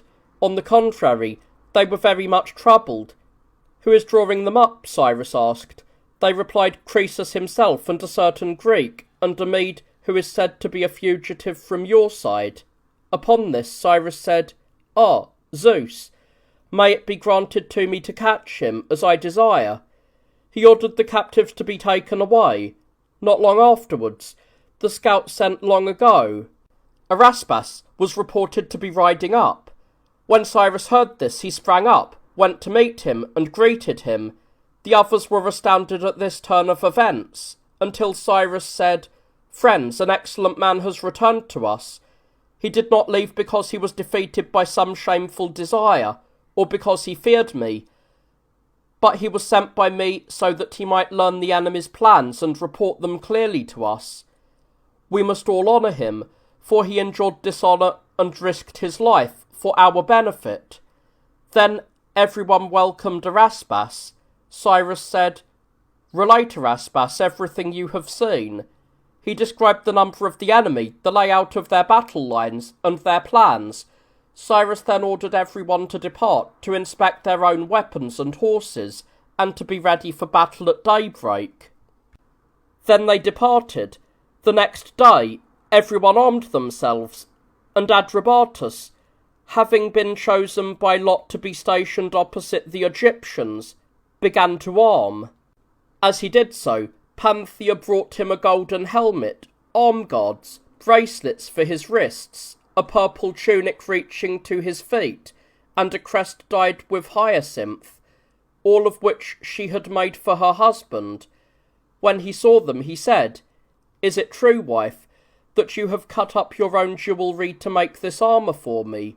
"Yes, by Zeus," said Panthea, "for you are my greatest ornament." Saying this, she helped him put on the armour, trying to hide her weeping, though tears streamed down her cheeks. As Adrabatus prepared to mount his chariot, Panthea ordered those present to withdraw, and said, "That I cherish you more than my own soul, Adrabatus, I believe you know well. Yet, feeling as I do towards you, I swear by the bond of our love that I would rather be buried with you as a brave man than live with you in shame, sharing your disgrace. I also believe we owe a great debt of gratitude to Cyrus, for when I was taken captive and chosen for him, he did not treat me as a slave, nor as a free woman in a dishonourable state, but guarded me for you as if he had taken his own brother's wife. Furthermore, when Araspas, who was guarding me, deserted him, I promised Cyrus that if he allowed me to send for you, you would come and prove yourself a man far more faithful and better than Araspas." She spoke those words, and Adrabatus, admiring them, prayed, "Grant me, O Zeus, to appear as a husband worthy of Panthea and a friend worthy of Cyrus." Having said this, he mounted his chariot. Cyrus gathered his commanders, encouraged them for the war, and prepared to depart. When they drew near enough to the enemy to see them, Cyrus arrayed his men in the best formation possible, and moving along the ranks, incited them with words for battle. Croesus, having set his army opposite Cyrus's, signalled for them to advance against the enemy. They approached in 3 phalanxes, one directly in front, one on the right, and one on the left, so that fear fell upon the entire army of Cyrus, for they were surrounded on all sides except the rear. Nevertheless, at Cyrus's command, they all turned to face the enemy. For a long time, there was profound silence everywhere, but when Cyrus judged the moment right, he began the paean, and the whole army echoed it. Cyrus stood up, and with his cavalry he joined the fray, followed by his infantry in the ranks. Artaxerxes, the commander of the camel corps, attacked the left flank, releasing the camels as Cyrus had ordered. The enemy horses from a distance could not endure them. They fled, reared up, or collided with one another. The chariots also charged the right and left wings at the same time, and many of the enemy were captured by them as they fled. Obradatus shouted, "Friends, follow me," and charged without sparing his horses, with the other charioteers rushing forth alongside him. Obradatus crashed into the Egyptian phalanx, joined by those stationed closest to him, while others veered away towards the fleeing chariots. Obradatus and his men overturned some with the momentum of their horses, and crushed others beneath them. Whatever the scythes touched, whether weapons or bodies, was violently torn apart. In this indescribable chaos, as the wheels bounded over all manner of debris, Adrabatus and some of those that had charged with him were thrown out and cut down. The Persians followed, slaughtering the disorganized Egyptians, though those who stood their ground fought the Persians. There a fierce battle raged. The Egyptians had the advantage in both numbers and armour. The Persians could not hold their ground, but retreated step by step, striking and being struck, until they reached the siege engines. Once they arrived there, the Egyptians were struck in turn from the towers. There was great slaughter, the clash of armour, and much shouting. Meanwhile, Cyrus, having finished his own pursuit, arrived. He was pained upon seeing the Persians pushed from their position. Ordering those with him to follow, he charged into the rear, and falling upon them, they slew many. When the Egyptians realized this, they turned. They fought in confusion, both infantry and cavalry. One man, having fallen beneath Cyrus's horse and being trampled, struck the horse in the belly with his sword, and the horse, writhing from the wound, threw Cyrus. All immediately cried out and rushed into the fight. One of Cyrus's attendants jumped down and hoisted him onto his own horse. Once mounted, Cyrus saw the Egyptians being struck from all sides. As he rode past the siege engines, he ascended one of the towers, and saw the plain filled with horses, men, and chariots, some fleeing, some pursuing, some winning, and some losing. And he could no longer see anything standing except for the Egyptians. They were surrounded on all sides and huddled beneath their shields, no longer taking action but suffering many terrible blows. Cyrus, admiring them and pitying them for being brave men who were being destroyed, would not allow anyone else to fight them, but sent a herald to them, asking whether they wished to be destroyed or saved. They asked, "By doing what honourable thing can we be saved?" Cyrus replied, "If you surrender your weapons to us, to those of us who choose to save you, even though we have it in our power to destroy you." Upon hearing this, the Egyptians gave their pledge, and he accepted it. After accomplishing this, Cyrus withdrew his troops as darkness fell, and encamped. Cyrus's men ate dinner and slept, but Croesus immediately fled towards Sardis with his army, while the other tribes withdrew during the night in whatever direction they could. At dawn, Cyrus led his troops to Sardis, and upon reaching the city, he erected his siege engines and prepared ladders. The following night, he sent Chaldeans and Persians up the parts of the Sardian fortifications that were considered the most precipitous. A Persian man, a slave of one of the gods in the Acropolis, guided them. When the heights were secured, the Lydians fled from the walls. At daybreak, Cyrus entered the city, having ordered that no one move from their ranks. Croesus shut himself up in his palace and called out to Cyrus. Cyrus left guards for Croesus, encamped his own men, and went to him. When Croesus saw him, he said, "Hail, master." "And you, Croesus," said Cyrus, "but would you be willing to give me some advice?" "I would, Cyrus," he replied. "Well then," said Cyrus, "seeing that my soldiers have toiled and risked so much and now believe they have captured the wealthiest city in Asia after Babylon, I deem it right that the soldiers should be rewarded, yet I do not wish to permit them to plunder the city." Croesus said, "Allow me to speak to whichever Lydian I wish, telling them that I have secured from you an agreement that there shall be no plundering, and know that you shall receive from the willing Lydians everything of value in Sardis. But first, he said, send to my treasuries and take whatever you wish. Cyrus agreed to do this, and they spent the day accordingly. The next day, Cyrus called some of his friends and ordered them to take charge of the treasuries, and others to take the wealth that Croesus surrendered. He then asked if anyone had seen Adrabatus. When one of the attendants said that he had died in the battle, Cyrus struck his thigh, leapt upon his horse, and rode to the spot. When he saw Panthea sitting on the ground and the corpse lying there, he wept and said, Alas, O noble and faithful soul. The woman said, I know he suffered this on my account, and perhaps, Cyrus, on yours as well, for I, foolish woman, urged him much to show himself a friend worthy of you, and he himself was always thinking of what he could do to please you. He has died without blame, while I, who urged him on, sit here alive. Cyrus wept in silence for a time, then offered many words of consolation for the tragedy, and departed.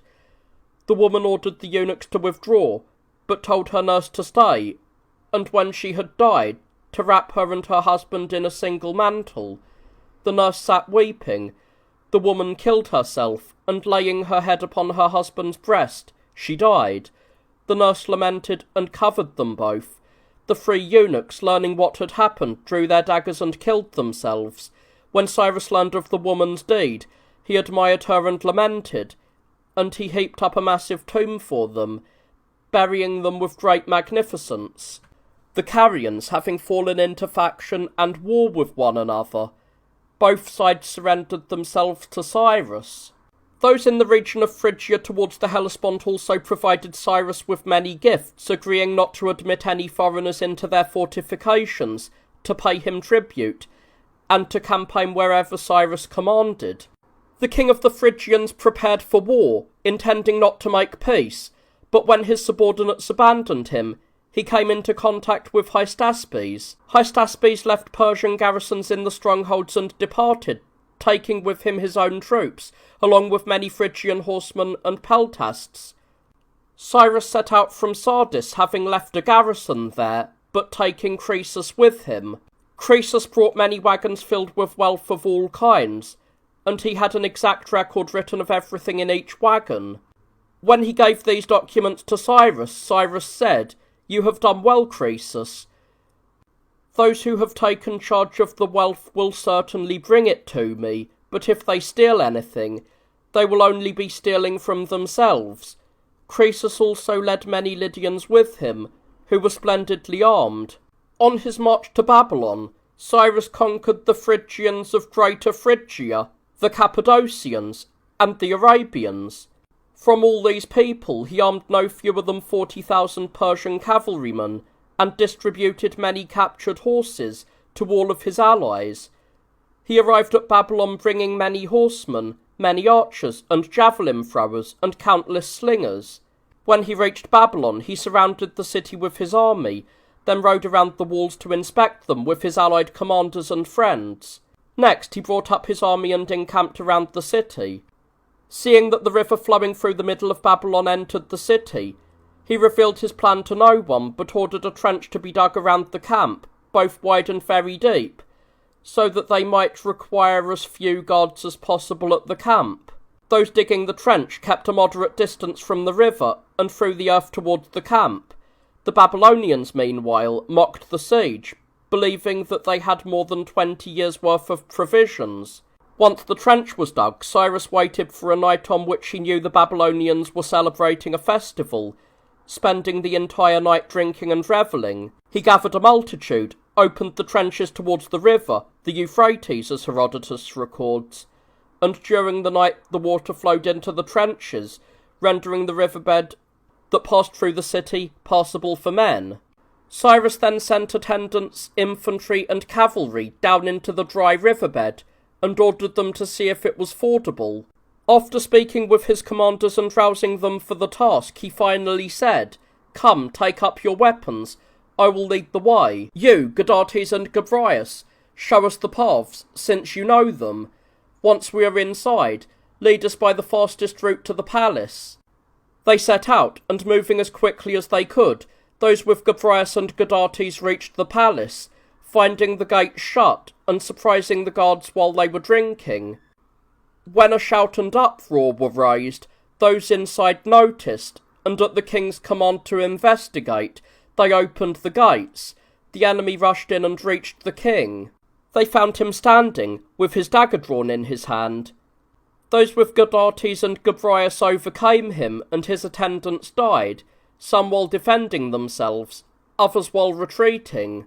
Cyrus sent his cavalry divisions along the streets with orders to kill those they found outside, and to proclaim that those who spoke Syriac would remain indoors, while anyone caught outside would be killed.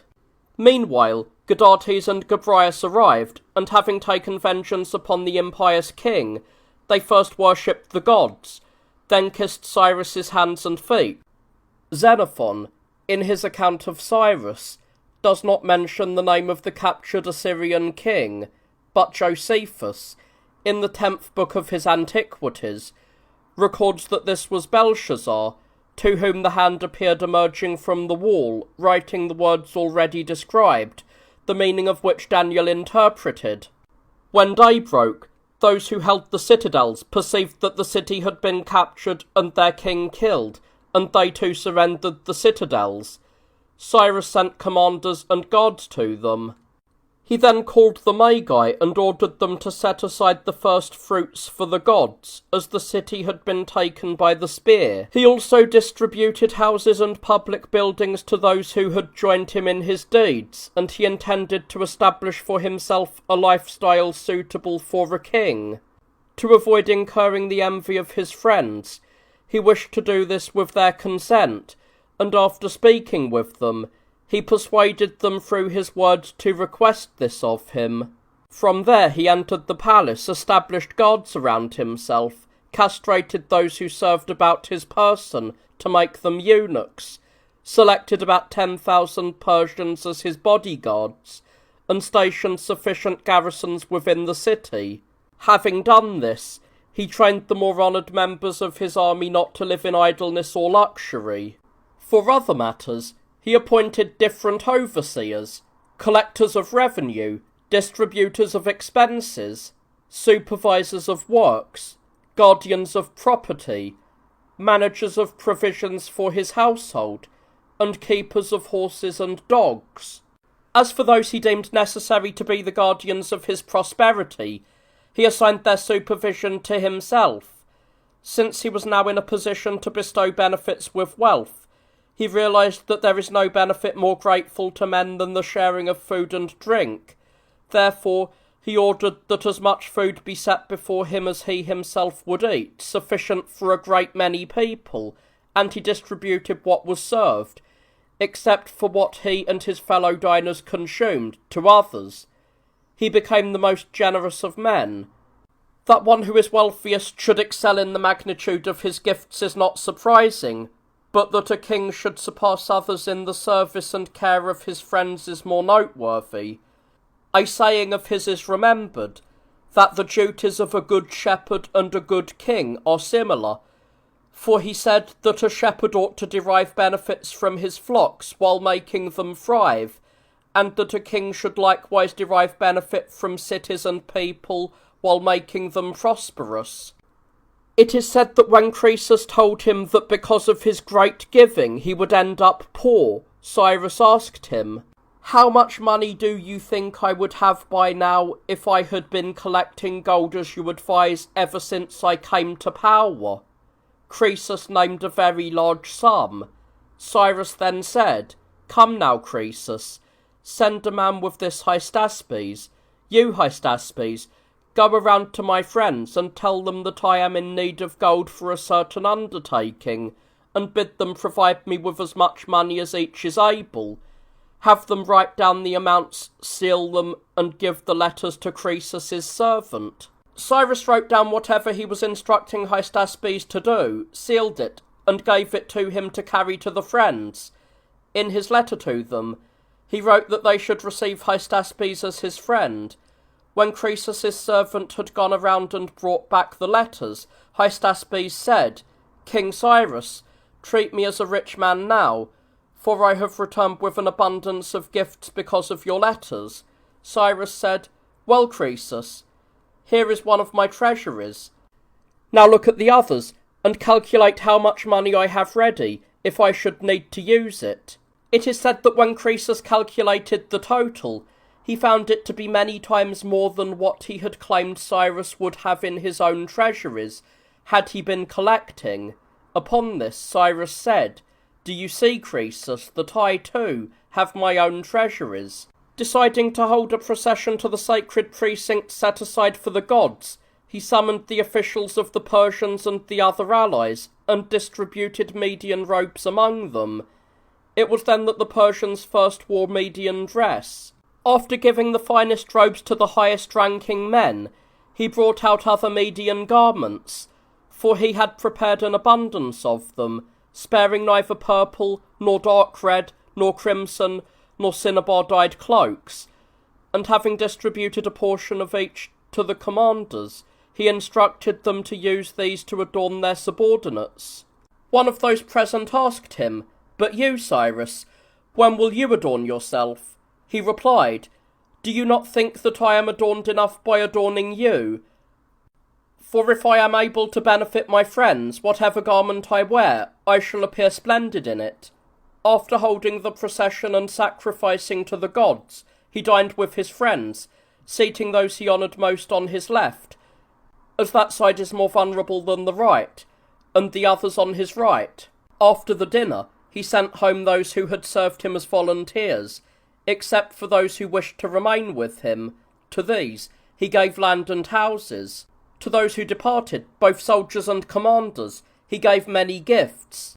He then distributed the wealth that he had taken from Sardis among his own soldiers and leaders, according to each man's merit.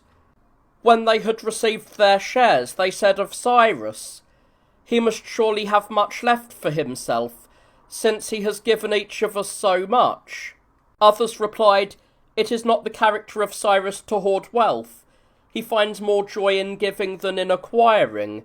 Perceiving this, Cyrus gathered all his friends and those in positions of authority, and said, "It seems to me a trait of the most honest character for a ruler to make his power manifest, and from that power to strive for virtue. I therefore wish to show you as much of my wealth as can be seen, and to describe what cannot." Having said this, he showed them much greater wealth, and described that which was stored away where it could not easily be seen. He then said, "Men, you should consider these things no more mine than your own, for I collect them so that I may have the means to reward any of you who performs a noble deed, and so that, if any of you is in need of anything, you may come to me and take it." When he had settled affairs in Babylon, he prepared to return to Persia. On his journey, as he passed through Media, Cyrus turned aside to visit Cyaxares, and after greeting him, said that a house had been set aside for him in Babylon, and he presented him with many fine gifts. Cyaxares sent his daughter to him, bearing a golden crown, bracelets, a necklace, and a most beautiful Median robe. The girl crowned Cyrus, and Cyaxares said, "I give you this girl herself, my daughter, as your wife, and I also bestow upon her the whole of Media as a dowry, for I have no legitimate male heir." Cyrus replied, "I appreciate the lineage, Cyaxares, as well as the girl and the gifts, but I wish to marry her with the consent of my father and mother." Having said this, he proceeded to Persia. Upon arriving at the Persian borders, he left his army there and entered the city with his friends, bringing enough sacrificial animals for all of the Persians to sacrifice and feast. He brought gifts for his father and mother as was fitting, and for his friends, as well as gifts appropriate for the magistrates and elders. He also gave gifts to all of the Persians, both men and women. After spending some time with his parents, he departed. Upon reaching Media, with his father's approval, he married Cyaxares' daughter. Immediately after the wedding, he took her with him and set out again. When he arrived in Babylon, he sent satraps to the conquered nations, namely to Arabia and Cappadocia, to Greater Phrygia, to Lycia and Ionia, to Caria, and to the Phrygia by the Hellespont, and Aeolis. He did not send satraps to the Cilicians, Cypriots, or Paphlagonians, because they appeared to have joined his campaign willingly. Nevertheless, they too paid tribute.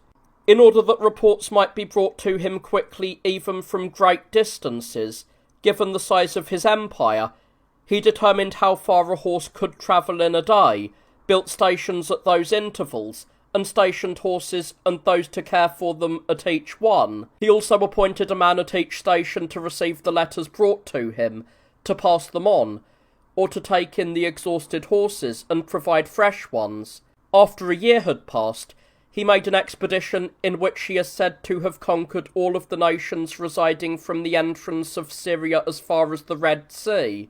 After this, he campaigned against Egypt and conquered it as well, such that his empire was bounded in the east by the Red Sea, in the north by the Euxine Sea, in the west by Cyprus and Egypt, and in the south by Ethiopia.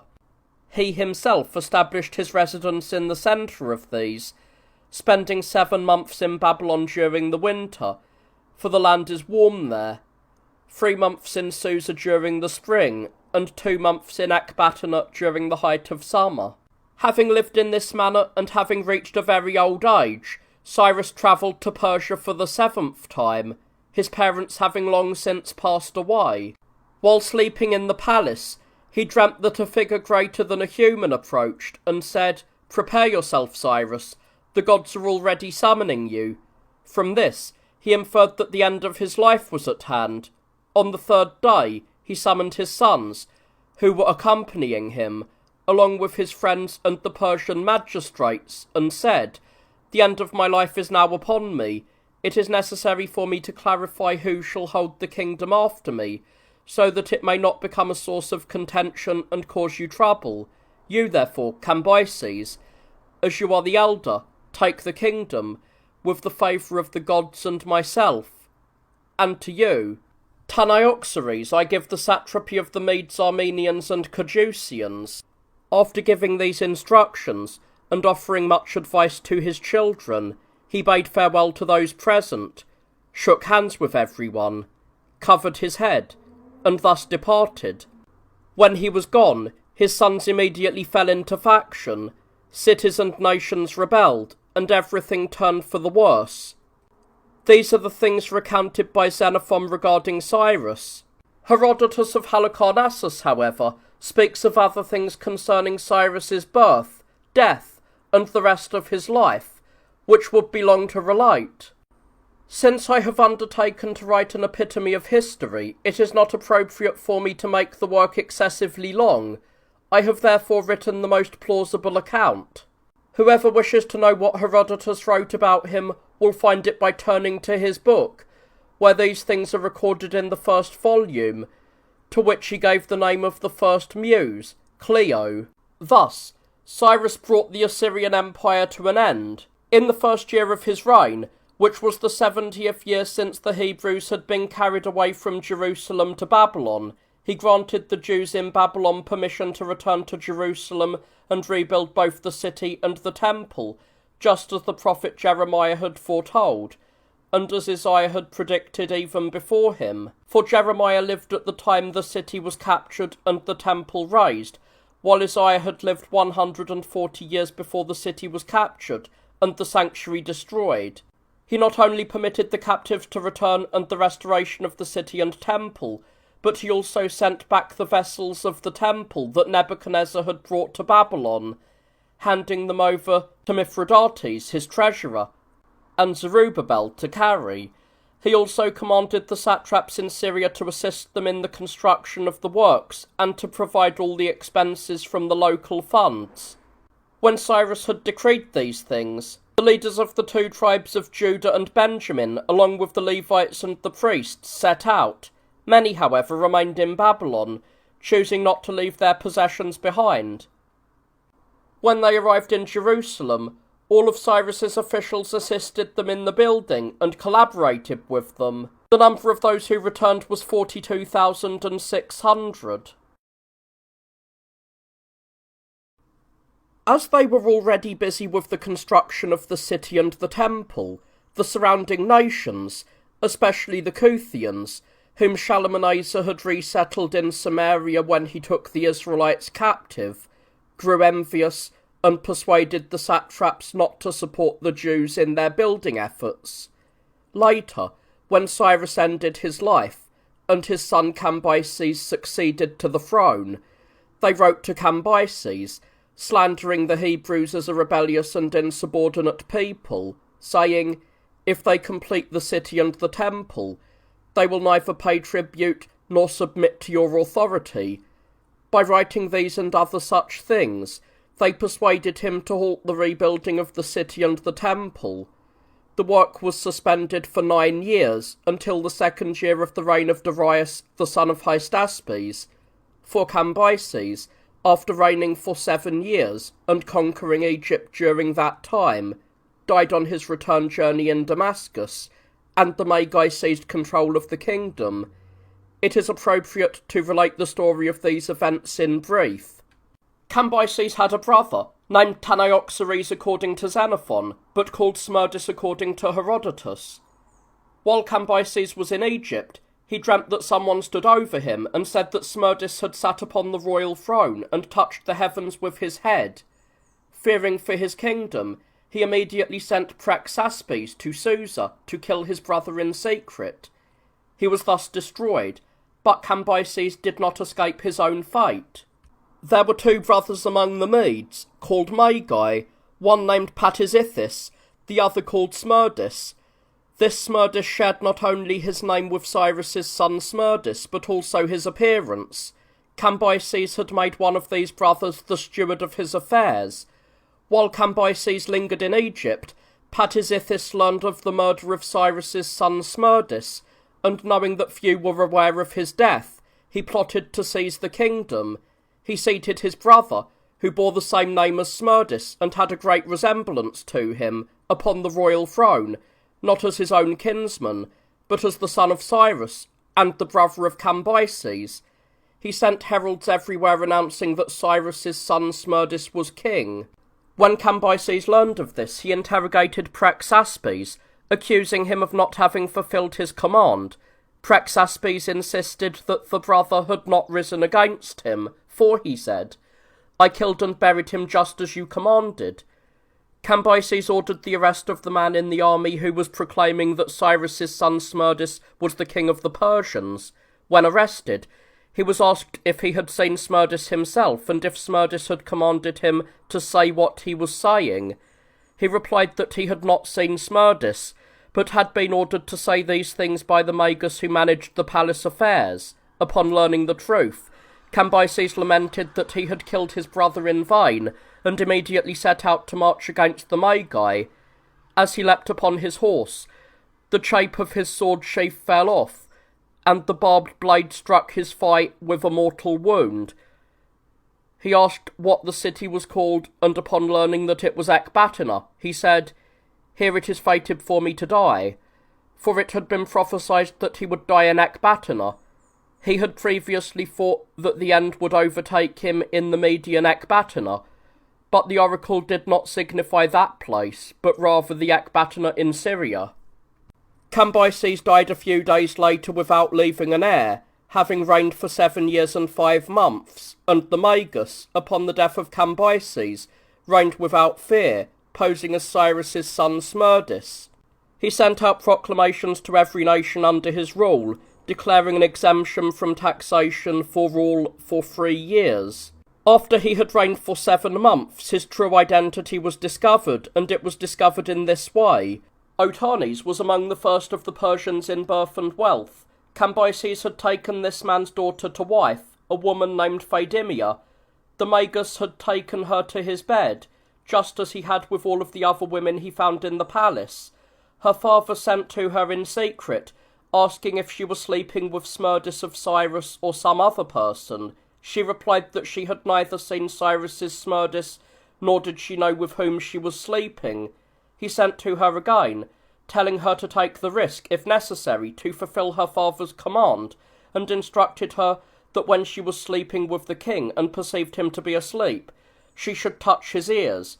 If she found he had ears, she would know that she was sleeping with Cyrus's Smerdis, but if he lacked them, she should conclude that he was the Magus Smerdis.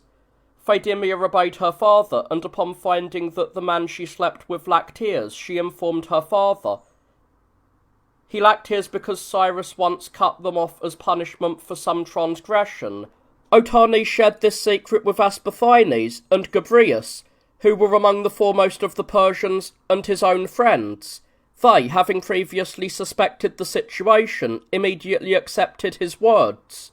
It seemed best to them to recruit others, and so Otanes brought in Interfernes, Gobryas brought in Megabyzus, and Aspathines brought in Hydarnes. They also shared the secret with Darius the son of Hystaspes, who had just arrived in Susa from Persia. He accepted their account, and advised them to set to work immediately, saying that if they let the present day pass in vain, he himself would inform the Magus of the plot. The others were persuaded by Darius's advice and proceeded with the task. Another event occurred that spurred them to hasten the attempt. Knowing that Prexaspes had carried on the murder of Cyrus's son Smerdis, and that he was therefore held in suspicion by the Persians, the Magi summoned him, befriended him, and secured his oath with lavish promises that he would not reveal their deception to anyone. When he agreed to these terms, they further commanded him to gather the multitude beneath the palace walls, and, standing upon a tower where all could hear, to proclaim that they were ruled by Smerdis, the son of Cyrus, and no one else, as he had spared the prince and not killed him as Cambyses had ordered. When he agreed to do this, the multitude was assembled, and Prexaspes ascended the tower. He spoke of the blessings the Persians had received from Cyrus, but then added that he himself had killed Cyrus's son Smerdis under duress from Cambyses. He informed them that the Magi held the kingdom, and he cursed the Persians if they did not take vengeance upon them. Having said this, he threw himself down and died. The 7 men, learning on the way of what had befallen Prexaspes, rushed immediately into the palace and entered, meeting no resistance from the guards, who were struck with reverence by the status of these men. Passing into the courtyard, they encountered the eunuch messengers, who asked them what they wanted, and attempted to bar them from proceeding further. The 7 dealt with them, and then ran inside. The Magi, who were within, and had become aware of the commotion from the eunuchs, turned to defend themselves. One took up a spear, and the other a bow. One struck Aspathines in the thigh with his spear, and Interfernes in the face, which cost the latter his eye. But the bows were useless to them in close-quarter combat. The Magus holding the bow retreated into a bedroom, with Darius and Gobryas falling in after them. Gobryas grappled with the Magus, but Darius, in the darkness, and fearing that he might strike his comrade, stood idle. Gobryas asked why he remained inactive, and when Darius explained the reason, Gobryas said, "Then thrust your sword through both of us." Darius thrust his dagger and struck the Magus. Having killed both of the Magi, the others cut off their heads. They left their 2 wounded comrades behind to guard the citadel, while the rest carried the heads of the Magi out, showing them to the Persians and explaining what had happened. Upon learning of the deception, the Persians killed every Magus they encountered. When the uproar had subsided and some days had passed, they consulted on the administration of the state. Otanes advised choosing a democracy. Megabyzus favoured an aristocracy, but Darius counselled that they should return to a monarchy. The other 4 agreed with his opinion, and they decided to mount their horses. Whoever's horse whinnied first at sunrise, once they had reached the outskirts of the city, would hold the kingdom. Darius explained the plan to his groom. The man was clever and said, "Take heart, master, for the kingdom shall be yours." When night fell, he took a mare that Darius's horse was fond of and tied her in the outskirts of the city. He then brought the stallion there, led him around near the mare, and finally allowed him to mate with her. At dawn, when the 7 men arrived at the outskirts and were riding through, as soon as they reached the spot where the mare had been tied, Darius's horse, remembering her, whinnied. From this, the kingdom fell to Darius. Some say this is the plan contrived by Obares, for that was the name of Darius's groom, while others say the trick was different, that he had touched the genitals of the mare whom Darius's horse loved with his hand, and then hidden his hand in his trousers. Then, as the sun was rising and the 7 men were mounting their horses, he brought his hand to the nostrils of Darius's horse, which immediately scented it and snorted and whinnied. Whether by one way or the other, Darius attained the kingdom. When he was a private citizen, he vowed to God that if he became king, he would send all of the vessels of God that still remained in Babylon to the temple in Jerusalem. He had long enjoyed a friendship with Zerubbabel, for which reason, having recently arrived from Jerusalem to join him, he was deemed worthy to serve among his 3 bodyguards. In the first year of his reign, Darius prepared a feast for his nobles. When they had dined and departed, he retired to his bed. After sleeping for a little while, he awoke, and began to converse with his bodyguards. He set a contest of speech for each of them. The first, whether wine is the most powerful; the second, whether kings are; and the third, who was Zerubbabel, whether women are; and above all, truth. He promised to give the winner the prize of wearing purple, a fine linen headdress, a golden neck-chain, drinking from golden cups, sleeping on gold, having a chariot with golden bridles, sitting in the seat of honour next to him, and being called his kinsman. At dawn, having summoned the nobles, he commanded each of the bodyguards to declare his position on the problem. The first exalted the power of wine, how it deceives the minds of those who abuse it, alters the dispositions of souls, and makes those who have drunk it into different people. The second philosophized that the king was the most powerful, as men rule over all other things through wisdom, yet they in turn are dominated by the kings to whom all things are subject. But Zerubbabel declared that women surpassed all in strength, as even kings and those who plant the vines are born of them, and men prefer women to their parents, their homelands, and their dearest friends. Women even master the kings themselves, who flatter and humble themselves if they perceive them to be displeased. He argued that truth is even more powerful than these, since God is true, and is so called, and while all other things are mortal, truth is an immortal and eternal thing. When everyone agreed that his opinion on truth was the best reasoned, Darius permitted him to ask for whatever he wished, in addition to what had been promised. He reminded him of the vow he had made, that if he attained the kingdom he would rebuild the temple of God in Jerusalem and restore the vessels that still remained in Babylon. This, he said, is my request. Pleased by this, the king wrote to the satraps to provide cedar wood for the construction of the temple, to assist Zerubbabel in building the city, to grant freedom and tax exemption to all of the captive Israelites who had returned to Judea, and to provide 50 talents for the erection of the temple. He also sent all of the vessels that were still in his possession. Whatever Cyrus had decreed regarding the Jews, Darius also reaffirmed and ordered.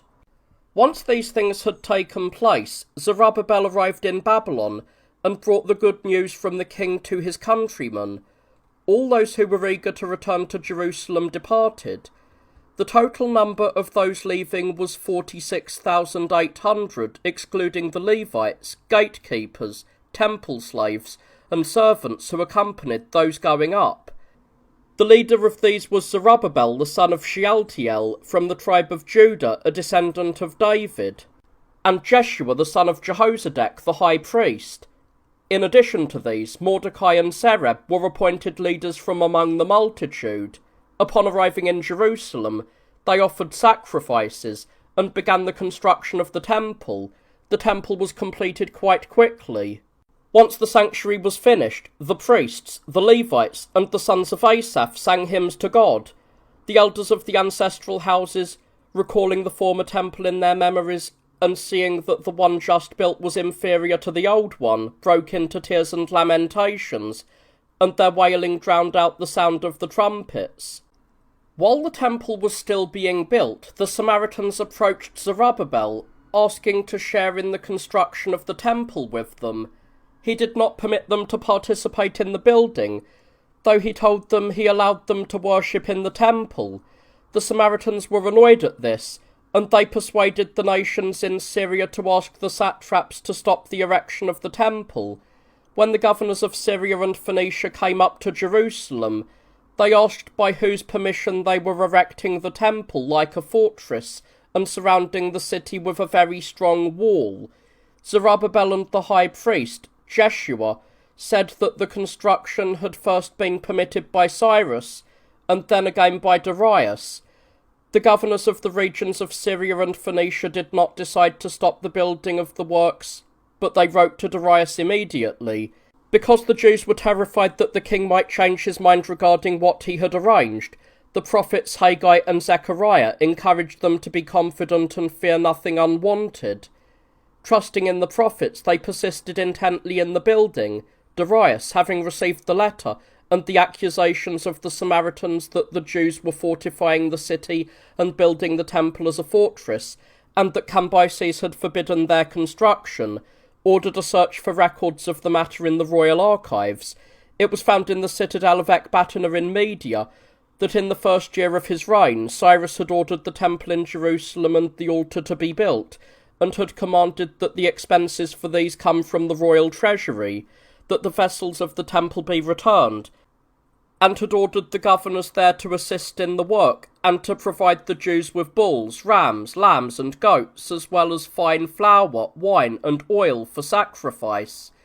Finding these things in the record, Darius wrote back to those who had sent the letters, "I have found the copy of the letter in the records of Cyrus, and have sent it to you, and I wish for everything to be done as it contains. Farewell."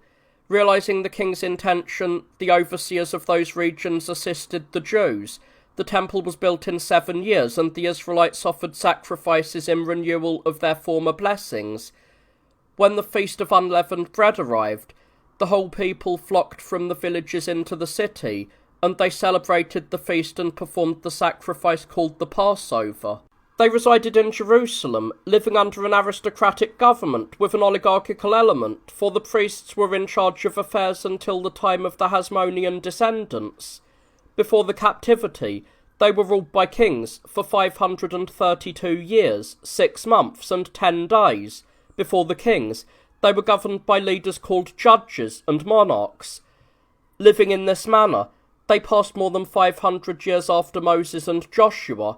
The Samaritans, however, were hostile towards them, and inflicted many evils upon the Jews. Therefore, ambassadors from Jerusalem, including Zerubbabel and 4 other leaders, were sent to Darius. When the king learned of the grievances against the Samaritans, he wrote to the commanders of the cavalry in Samaria and to the council, instructing them not to harass the Jews in any way, but rather to provide them with the royal treasury, from the taxes of the Samaritans, with everything necessary for their sacrifices. After Darius died, his son Xerxes succeeded to the kingdom, inherited his piety towards God, and was most generous towards the Jews. At that time there was in Babylon a man named Ezra, a good man and most expert in the laws of Moses. He became a friend to Xerxes, and desiring to go up to Jerusalem and take some of the Hebrews from Babylon with him, he requested the king to introduce him to the satraps by letter. The king wrote the following: "Considering it a work of my own benevolence to allow those of the Israelites who wish to accompany them to Jerusalem, I have ordered this to Ezra, priest and reader of the divine law, and let whoever wishes to go, go. All the silver and gold that may be found in the land of the Babylonians dedicated to God, I offer it all to be carried to Jerusalem. And whatever you conceive of, Ezra, also execute these things, making the expenditure for them from the royal treasury. I also order that neither taxes nor any other burdensome thing be imposed upon the priests, Levites, and all those who serve the temple. And you, Ezra, according to the wisdom of God, appoint judges so that they may judge in all of Syria and Phoenicia, those who know the law. And to those who are ignorant of it, you shall provide the means to learn. Having received this letter, Ezra read it to the Jews in Babylon and sent a copy of it to all of his countrymen. They all rejoiced greatly. Many of them took up their possessions and came to Babylon in order to return to Jerusalem, but the entire nation of the Israelites remained in their own lands. For this reason, Josephus says that 2 tribes were subject to the Romans in Asia and Europe, while the 10 tribes were beyond the Euphrates. Being infinite myriads and impossible to know by number, a large number of people arrived to join Ezra and accompanied him to Jerusalem. Ezra delivered to the treasurers what Xerxes, his counsellors, and the Israelites in Babylon had gifted to God, amounting to many talents of silver and bronze, and he handed over the king's letter to the overseers of the region. They honoured the nation and assisted them in every necessity. Later, realising that some of the multitude, the priests and the Levites, had taken foreign wives, he persuaded them with many tears and frequent exhortations to cast out the foreign women and those born of them. When the Feast of the Tabernacle arrived, almost the entire multitude of the people gathered for it, and requested Ezra to read the laws of Moses. Upon hearing them, they were moved to tears, distressed over the past. But Ezra said that they must not mourn while it was a feast, but rather feast, rejoice, and keep the laws for the future. Ezra died at an old age. Meanwhile, one of the captives named Nehemiah, who served as cupbearer to Xerxes, was walking outside of Susa when he saw some strangers entering the city. Hearing them speaking in Hebrew, he approached and asked where they were from. When they said they had come from Jerusalem, he asked them how the multitude and the metropolis of Jerusalem were faring. When they replied that things were going poorly, as the surrounding nations were inflicting many terrible hardships upon them, Nehemiah wept. When the time came, he went in to serve the king as usual. Seeing him looking gloomy, the king asked why he was downcast. Nehemiah explained that the misfortunes of his homeland were the cause of his sorrow, and he begged to be granted permission to go there to rebuild the walls and complete what was lacking in the temple. The king assented to his request, and the following day gave him a letter for the governor of Phoenicia, Syria, and Samaria, commanding him to honour Nehemiah and provide the expenses for the construction. Nehemiah then arrived in Jerusalem in the 25th year of Xerxes' reign, accompanied by many of his countrymen, and delivered the letter to the governor of the aforementioned regions. He distributed the building of the wall to the people by villages and cities, so that it might be finished as quickly as possible. The Jews, as they had been called since the day they came up from Babylon, for because the tribe of Judah was the first to arrive in those parts, both the people and the land were named after them, prepared themselves for the work. The Ammonites, Moabites, and Samaritans were annoyed by the building of the walls. They attacked them, killed many, and plotted against Nehemiah himself. The multitude, being disturbed by these things, nearly abandoned the construction, but Nehemiah, having set up a bodyguard for his person, remained tireless, walking around the circuit of the city by day and night. He endured this hardship for 2 years and 4 months. In this amount of time, the wall of Jerusalem was completed in the 9th month of the 28th year of Xerxes' reign. Seeing that the city was short of men, Nehemiah urged the priests and the Levites to leave the countryside and move into the city. Nehemiah died at an old age, a man of good character, just and most generous towards his countrymen. After Xerxes died, the kingdom passed to his son, whom they call Artaxerxes. In the 3rd year of his reign, he summoned the leaders and satraps of his territories, and feasted them lavishly for many days. Queen Vashti likewise held a banquet for the women. Because she surpassed all in beauty, the king desired to show her to those feasting with him, and he sent for her, ordering her to come to the banquet. She would not obey, and even after he sent for her repeatedly, she remained unyielding. The king was enraged by this disobedience, and shared the queen's insubordination with his 7 Persian counsellors, who judged that she should be cast out. She was expelled, but the king was distressed, being affectionately disposed towards her. When he was in this state, his friends advised him to gather beautiful virgins from everywhere, so that he might take one he preferred to be his wife. He followed this advice, and among the many virgins gathered there was a girl in Babylon, a Jew by birth, from the tribe of Benjamin, who was orphaned of both her parents and raised by her uncle, Mordecai, one of the foremost among the Jews. The girl's name was Esther. Pleased with her, the king took her as his wife, and placed the diadem upon her. Her uncle moved from Babylon to Susa, lingering near the palace and inquiring after his niece, for she did not reveal the nation from which she came, nor did Mordecai acknowledge their kinship. The king established a law that no one should approach him while he sat upon the throne unless summoned, or else the one who approached would be put to death by the axe-bearers standing by him, unless he extended the golden sceptre he held in his hand towards them. For he who touched the sceptre was safe.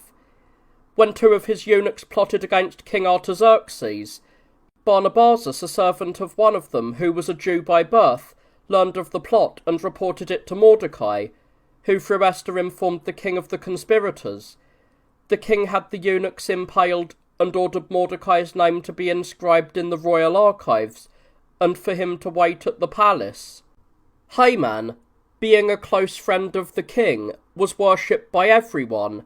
Because Mordecai did not worship him on account of the law, Haman learned that he was a Jew and became indignant, telling him that while free Persians worshipped him, he, being a slave, disdained to do so. Haman therefore approached the king and accused the entire nation, asking him to order them to be destroyed root and branch, and to leave no remnant of them behind. However, so that the king would not lose their tax revenue, Haman himself promised to give 40,000 talents of silver. Haman requested these things, and the king granted him both the silver and the people to treat as he wished. Immediately, a decree was sent by Haman to all of the nations as if from the king, containing these words: I command that all those pointed out by my second father, Haman, be destroyed, along with their wives and children, and I wish this to be done on the 14th day of the 12th month of the current year. When this letter arrived in the cities and provinces, the destruction of the Jews was being prepared. Those in Susa were in the same state. When Mordecai learned what had happened, he put on sackcloth, threw ashes upon himself, and cried out that a nation that had done no wrong was being destroyed. He went to the palace and stood outside, for it was not permitted to enter in such attire. When Queen Esther learned of this, she sent a eunuch to Mordecai to find out why he was mourning. He informed the eunuch of the events and commanded Esther to beseech the king on her behalf. When she learned this, she signified to him that she feared she would be put to death if she approached the king unsummoned. Mordecai replied that she should not consider her own safety, but that of the nation. If she did not, help would surely come to the Jews from God, but she and her father's house would perish. She instructed him to go to Susa and commanded the Jews there to fast for 3 days. Mordecai did so, and Esther, throwing herself upon the ground in mourning clothes and remaining without food for 3 days, prayed to God. After the 3 days, she changed into her royal attire, and with 2 maids, one upon whom she leaned lightly, and the other who held the hem of her long flowing robe, she came to the king, though she entered with fear. When she stood before him as he sat upon the throne in royal state, he looked at her sternly, and she was seized by a weakness from fear and collapsed, speechless, onto the woman at her side. But the king, fearing for his wife, as God had ordained, leapt from the throne, caught her in his arms, relieved her with kisses, and urged her to take heart, extending his golden rod and placing the sceptre in her hands. Taking courage, she requested that he and Haman come to a banquet that she had prepared for them. When he agreed, and they were present, the king invited her to reveal whatever she wished, promising she would not be denied anything. She said she would tell him her desire on the following day, if he would come again to her with Haman for a feast. The king promised, and Haman left, overjoyed. But seeing Mordecai in the courtyard, he was incensed that he did not worship him. Going home to his wife and friends, he recounted the honour he had received from the queen, and how it vexed him to see Mordecai in the courtyard. When his wife suggested he order a beam 50 cubits high to be cut, and in the morning asked the king to impale Mordecai upon it, he accepted the idea, and ordered his servants to prepare the beam, and set it up in the courtyard for the punishment of Mordecai. The beam was ready, but that night God took sleep away from the king. Lying awake, he ordered his secretary to bring the records of his deeds and read them to him. When they were being read, it was discovered that Mordecai had been the one to inform the king of the eunuch's plot. When the secretary mentioned this and began to move on to another matter, the king stopped him, asking if there was any record of a reward being given to him. Upon learning that there was none, he asked what time of night it was. Learning that it was already dawn, he ordered that whoever of his friends they found before the courtyard should be summoned. Haman was found, having come early to ask for Mordecai's execution. When he was called in, the king said, "Advise me on how I might honour someone whom I love." Haman, calculating that whatever advice he gave would be for his own sake, for he believed he was loved by the king more than anyone else, said, "If you wish to glorify this person, have him ride on a horse while wearing the same robe that you wear and carrying a golden neck chain, and have one of your most intimate friends go before him and proclaim throughout the entire city that this is the honour received by whom the king wishes to honour." Pleased by this advice, the king said, "Seek out Mordecai the Jew, and having given him the horse, the robe, and the chain, go before him and proclaim it, for you are my most intimate friend. These things shall be his from me for saving my life." Hearing this, Haman was confounded, but struck by helplessness. He went out, leading the horse, the purple robe, and the chain. Finding Mordecai before the courtyard, wearing sackcloth, he ordered him to put on the purple robe. Mordecai said, "Most wicked of men, do you thus mock our misfortunes?" But learning that the king had provided these as a reward for his preservation, in return for reporting the eunuch's plot, he put on the purple robe and the neck chain, and mounting the horse, he rode in a circle around the city, with Haman going before him and proclaiming that this is how the king honours those he loves. Mordecai returned to the king, while Haman went home, and weeping, recounted the events to his wife. While he was doing so, eunuchs arrived from Esther to hasten Haman to the banquet. One of them saw the steak in his house and learned from one of the servants that it had been prepared for the punishment of Mordecai, whom Haman intended to ask for. The eunuch left then, but as the feast was coming to an end, the king invited the queen to ask for what she wished. She lamented the danger facing her people, saying that she and her nation had been handed over for destruction, and that Haman had requested these things. The king was agitated by this, and rushed out of the banquet, while Haman begged Esther for mercy. As he fell upon the couch, imploring the queen, the king re-entered and said, "Most wicked of men, do you even attempt to force my wife?" At this point, the eunuch who was present told the king about the steak he had seen, prepared for Mordecai. The king immediately ordered that Haman be hanged upon that very steak. Thus he perished, and the queen received his property as a gift. Learning of the kinship between Mordecai and Esther, the king gave him the ring he had previously given to Haman. The queen granted Haman's possessions to Mordecai and begged the king to deliver the Hebrew nation from danger. The king allowed him to write whatever he wished concerning the nation in his name. The writings were to this effect. They accused Haman of being evil and ungrateful for requesting the destruction of a nation that had done no wrong. While they called Mordecai a saviour, they described the Jews as a people living in the best manner and worshipping God, and not only did they release them from the punishment that Haman had sought against them, but they also deemed them worthy of honour and permitted them to live in peace and observe their own laws.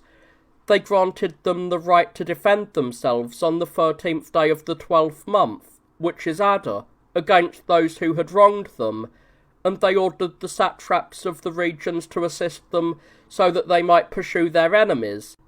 The Jews in Susa, upon learning of the events concerning Mordecai, considered their good fortune a common cause. On the 13th of the month of Adar, which is called Distress by the Macedonians, the Jews in Susa killed about 500 of their enemies, and those in the other cities and provinces destroyed 75,000. Those in Susa also destroyed 300 on the following day, at the request of Esther, and the 10 sons of Haman were impaled, the king having granted this to her as well. The entire nation made the 14th day of the month a feast day. From that time on they celebrated both days, calling them Purim. Mordecai became great and governed the kingdom alongside the king. When the high priesthood passed to Joannes, the brother of Joiada, the brother of Jesus, being a friend of Bagoses, the general of Artaxerxes' forces, received a promise that he would obtain the high priesthood. For this reason, Joannes was provoked and killed his brother in the temple.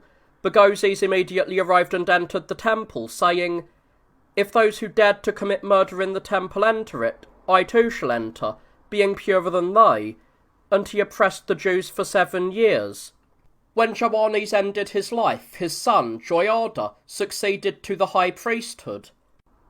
He also had a brother, Manasseh, to whom Sanballat, a satrap of Darius, the last king of the Persians, gave his own daughter in marriage, who was named Nicasso.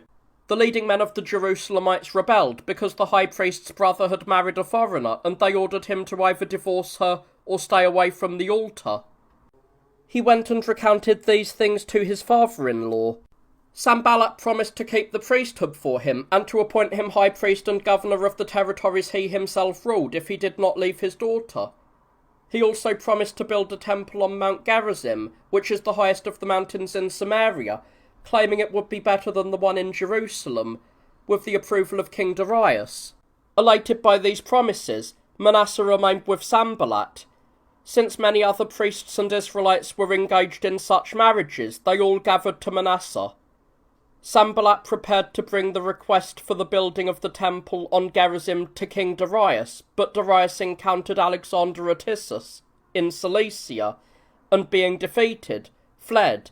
Despairing of Darius, Sanballat went to Alexander with 8,000 of his men, and said he was surrendering himself and the region he ruled to him.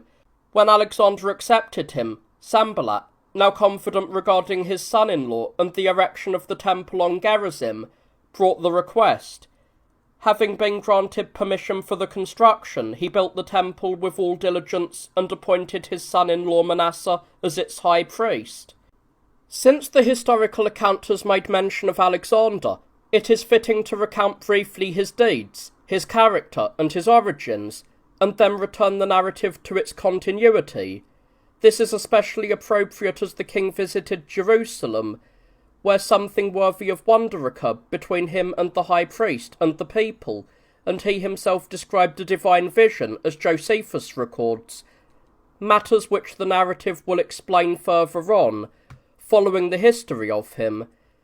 He was the son of Philip, the king of Macedon, born to him by Olympias, though it is mythologized that he was the son of Ammon, who supposedly lay with Olympias in the form of a serpent.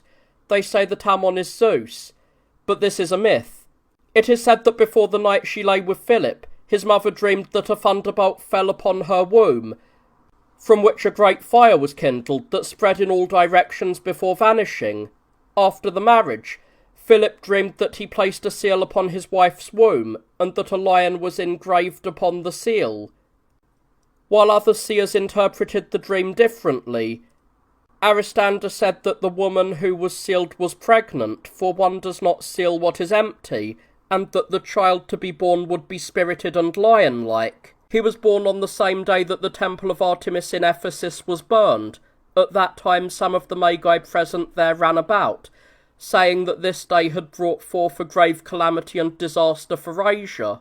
Alexander was fair-skinned, and this fairness flushed especially around his chest and face, and a sweet scent exhaled from his skin and mouth. The cause of this would be the heat of his body, for it was fiery and very warm, consuming moisture and allowing nothing putrid to surface on his body.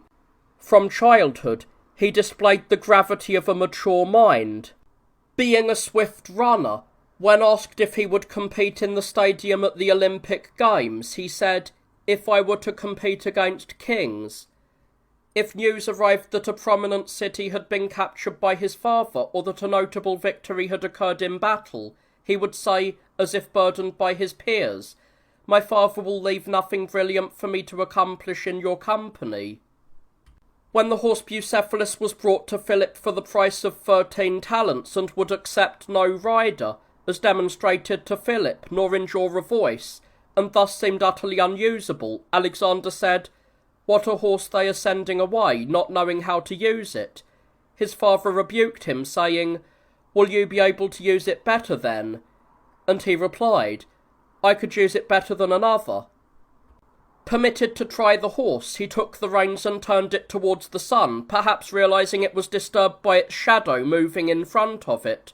After stroking it for a short while, he leapt up and mounted it, and after galloping a little, let it run. Those watching were anxious. As he turned back with spirit and joy, Philip's entourage shouted, and he himself shed tears of joy and kissed his son, saying, "Seek, my child, a kingdom worthy of you, for Macedonia does not contain you." By nature, he was unmoved when commanded, but if someone approached him with reason and persuasion, he was compliant. He studied under Aristotle, participating not only in moral and political philosophy, but also in more secret teachings, which they did not share with many, calling them apoptic or achromatic. A short letter of his to Aristotle is in circulation, reading, "You have not done well in publishing your achromatic discourses, for in what will we differ from others, if the very subjects in which we were educated become common to all?" He replied that they were published and yet not published, thereby indicating their obscurity and difficulty to comprehend. He pursued not only the theory of medicine but its practice as well. At 16 years of age, already giving a trial of his spirit and courage, he was loved excessively by his father. However, due to Philip's untimely passion and his mother's jealousy and heavy-heartedness, Alexander had differences with his father. When Pausanias killed Philip, Alexander took over the kingdom at the age of 19. With affairs in turmoil on all sides, he quickly settled them through his boldness and weight of character. He took and razed Thebes, sold the captured Thebans into slavery, and made peace with the Athenians. At that time, a Thracian leader of rank violated and dishonoured a Theban woman named Timoclea. Then he interrogated her about money. When she had him alone, she led him to a well, claiming that she had hidden her most valuable treasures inside. When the leader leaned over the mouth of the well, the woman pushed him in, threw stones down upon him, and killed him. When she was brought before Alexander in chains, he asked her who she was. Without fear, she replied, "I am the sister of Theagenes, who was chosen as general against Philip, and fell while fighting for the liberty of the Greeks." Admiring both the greatness of the woman's mind and the courage of her soul, Alexander set her and her children free. Upon going to Diogenes of Sinope, who was living near Corinth, he found him basking in the sun. He greeted the man and asked if he needed anything. Diogenes replied that he needed the warmth of the sun and requested that Alexander move aside. As Alexander left, his companions mocked Diogenes, but Alexander, admiring the man's disdain, said to them, "If I were not Alexander, I would be Diogenes." Setting out for the campaign in Asia, he did not board his ship before assigning to one of his companions a field, to another a village, and to another some other source of revenue. When Perdiccas asked, "But what, O king, do you leave for yourself?" he replied, "My hopes." Once he had crossed the Hellespont, Darius' satraps met him near the crossing of the Granicus with a heavy force. While those around him feared the depth of the river, the force of the current, and the enemy's subsequent attack, he charged into the stream with 13 squadrons of cavalry, risking his life against the current, the enemy, and the steep, jagged banks. For this reason, it was thought that he made the crossing then more with the madness of a frantic than with the strategy of a general. Having crossed in such a way, he was forced to fight in disarray, since many rushed at him, as he was easily recognisable by his armour. He was not wounded by javelins, but when someone struck his helmet by a sword, the blow reached far enough to graze his hair with the blade. With the battle joined in this manner, the Macedonian forces crossed the Granicus. Darius' men could no longer hold their ground, but turned and fled. From this battle, a great momentum towards success fell to Alexander. for Sardis surrendered to him, and other places joined him. From there, he turned to the coast and took Pamphylia, Cilicia, Phoenicia, Pisidia, and Phrygia. Then he subdued the Paphlagonians and the Cappadocians. Darius set out from Susa with 600,000 men, puffed up by the size of his army and emboldened by the thought that Alexander was playing the coward because he was lingering for a long time in Cilicia. This was due to illness, at a time when he had been despaired of by all other physicians but Philip the Acarnanian alone, who dared to treat him with medicine. When Parmenion sent a letter ahead of him stating that Philip had been corrupted by Darius with gifts and promises if he would kill him, Alexander opened the letter and, revealing it to no one, kept it to himself. Just as Philip brought the cup of medicine to him, Alexander accepted it with confidence and handed him the letter.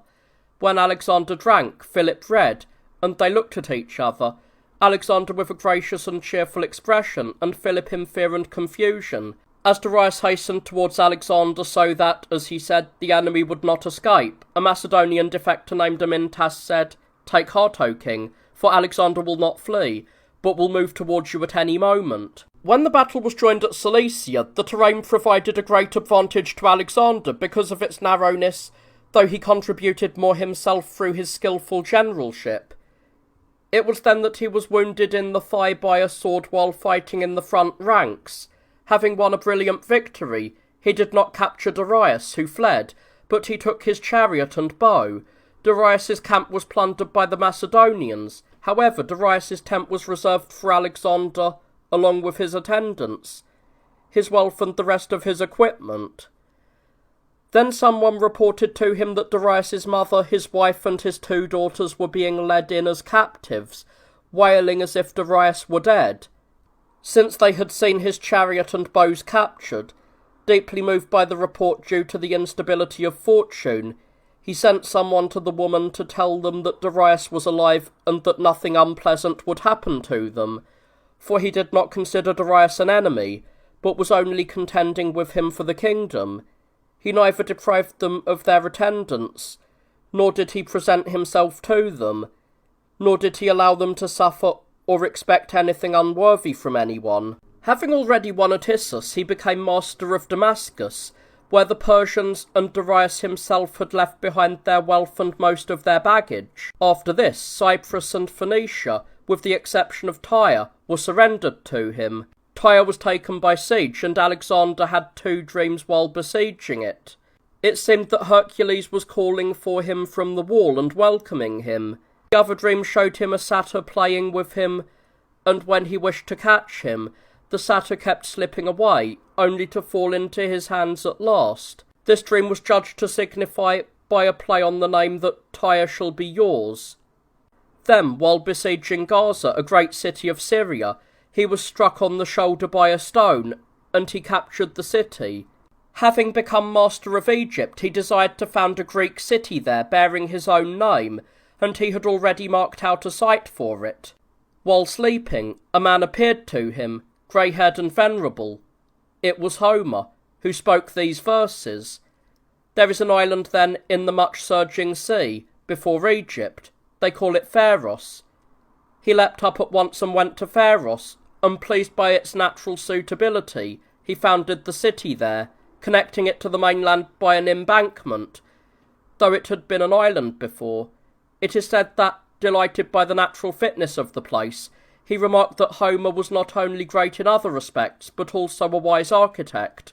While travelling to the temple of Ammon through a waterless and sandy region, he found the good fortune that accompanied him in all things, lightening the labour of that journey.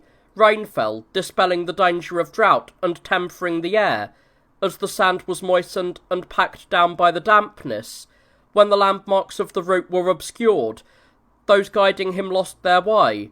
However, crows flew overhead, and led those with him, and if any were slow and fell behind, they brought them back at night with their cawing. Having thus passed through the difficulty of the journey and reached Ammon, the prophet there, wishing to address him in Greek, made a mistake in the ending of the final word, saying Opaidios instead of Opaidion, son of God.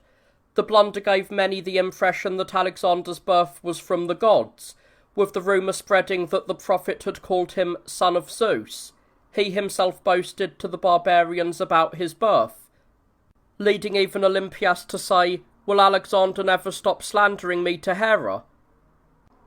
But towards the Greeks he was more sparing with this claim. Once, when he was wounded by an arrow and blood was flowing from the wound, he said, "This is blood that flows, and not ichor, such as flows in the blessed gods."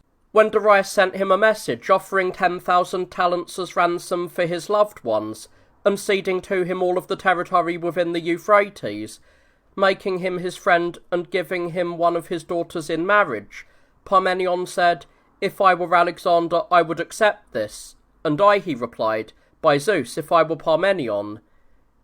He sent back word to Darius that if he came to him, he would not suffer any lack of kindness.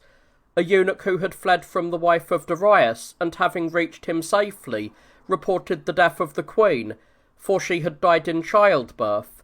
Darius wept, saying that the queen had not only become a captive, but had also been denied a royal burial. The eunuch said, "But take heart, master, for neither when she was alive did my mistress, nor did your mother and children experience any harm, nor in death was she deprived of a fitting burial, but she was even honoured by the tears of her enemies." Darius fell into strange suspicions at these words, and taking the eunuch aside, he bound him with oaths to tell him if Alexander had shown any improper passion towards the women. "For how," he said, "could a woman, as you say, be so honoured by a young enemy who is a foe?" The eunuch interrupted the discourse and said, "Speak auspiciously, master, and neither dishonour your wife nor slander Alexander, who has shown more temperance to the Persian women than the Persians themselves have shown." He confirmed his words with oaths, recounting Alexander's self-restraint and other virtues. Darius prayed that he might be able to requite Alexander for the kindness he had shown to his loved ones, or that no one other than Alexander should sit on the throne of Cyrus. Having now occupied the territory within the Euphrates, Alexander marched against Darius, who was leading 1,000,000 soldiers, when the armies came within sight of one another, and it was night. The campfires of the barbarians lit up the intervening plain, and a great din reached them from the camp. Parmenion and some of the other companions, stunned by the multitude, advised Alexander to attack the enemy by night, for they could not possibly stand against such an army in a pitched battle. He said, "I do not steal a victory." The following day, when the battle was joined, as some say at Arbela, but others at Gaugamela, the barbarians gave way, and there was a pursuit of them. Seeing Darius from afar on a high chariot, surrounded by many horsemen armed in brilliant fashion, Alexander pressed the fugitives towards the spot, so as to throw the others into confusion and scatter many of them.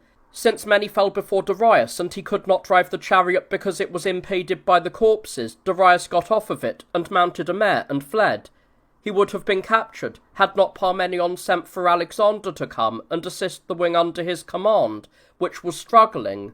The victory was brilliant for Alexander, and the Persian Empire was thereby dismantled. Alexander was proclaimed king of Asia, and all of Babylonia came under his control. Having taken Susa, he found 40,000 talents of currency in the royal treasury, along with an untold abundance of other riches. Upon gaining control of Persia, he found as much wealth as he had in Susa. It is recorded that this other wealth was carried away by 10,000 teams of mules and 5,000 camels.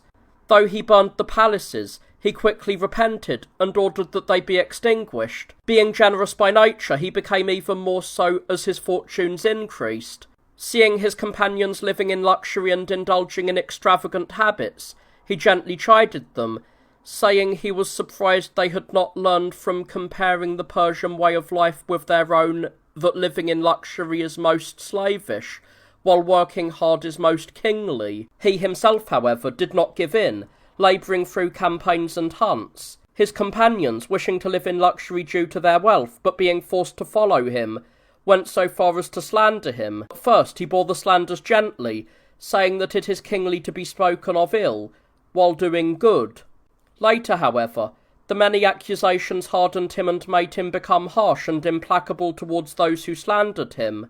Yet previously, when he listened to capital cases, he used to place his hand over one of his ears as if keeping it untouched by the accuser and unshared by the accusations.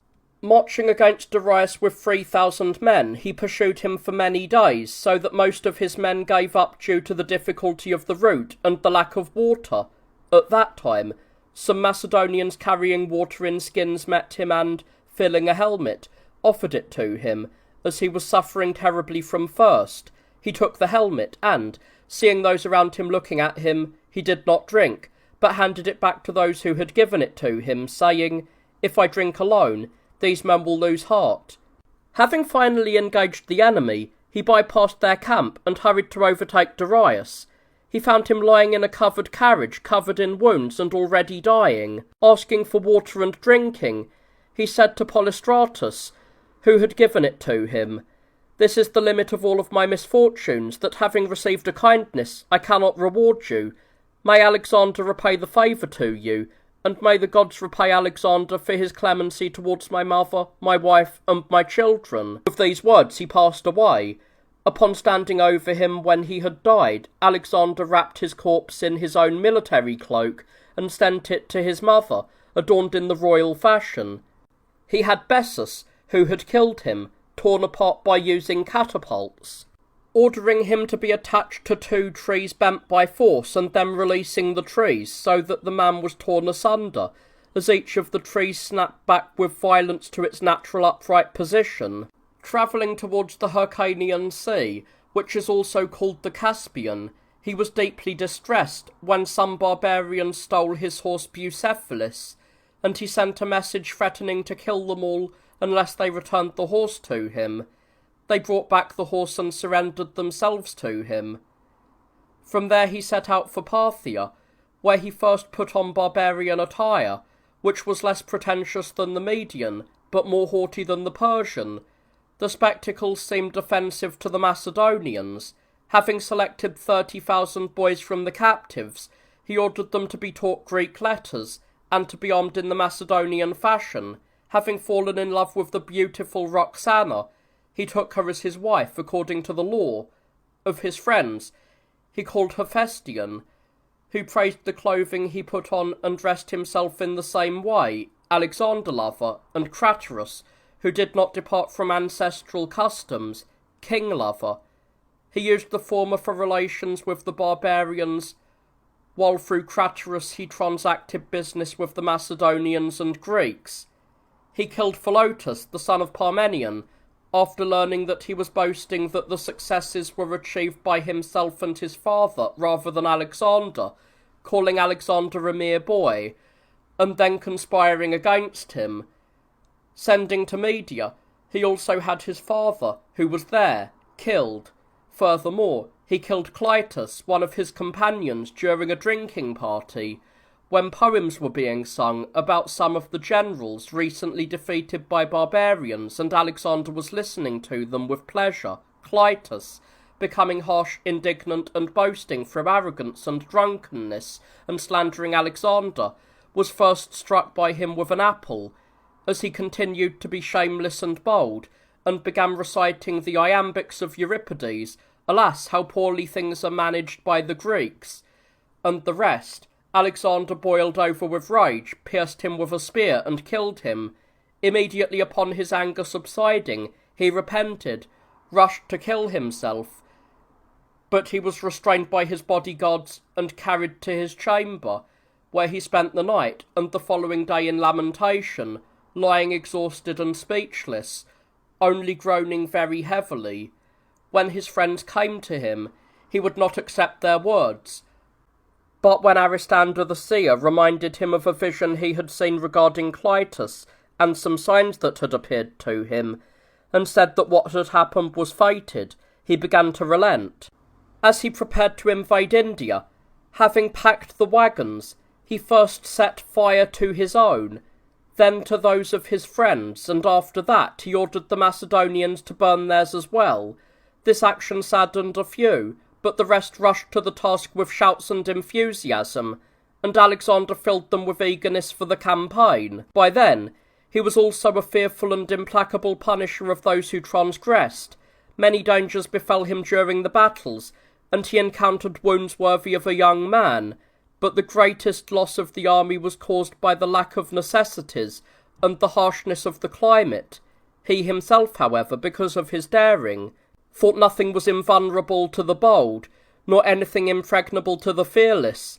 Attacking a certain sheer rock with the younger Macedonians, he addressed one among them named Alexander, saying, "But for you, it is fitting to show valour, if only because of your name." When the Macedonians hesitated to cross a deep river, he said, "Why, am I the most wretched of men, that I never learned to swim?"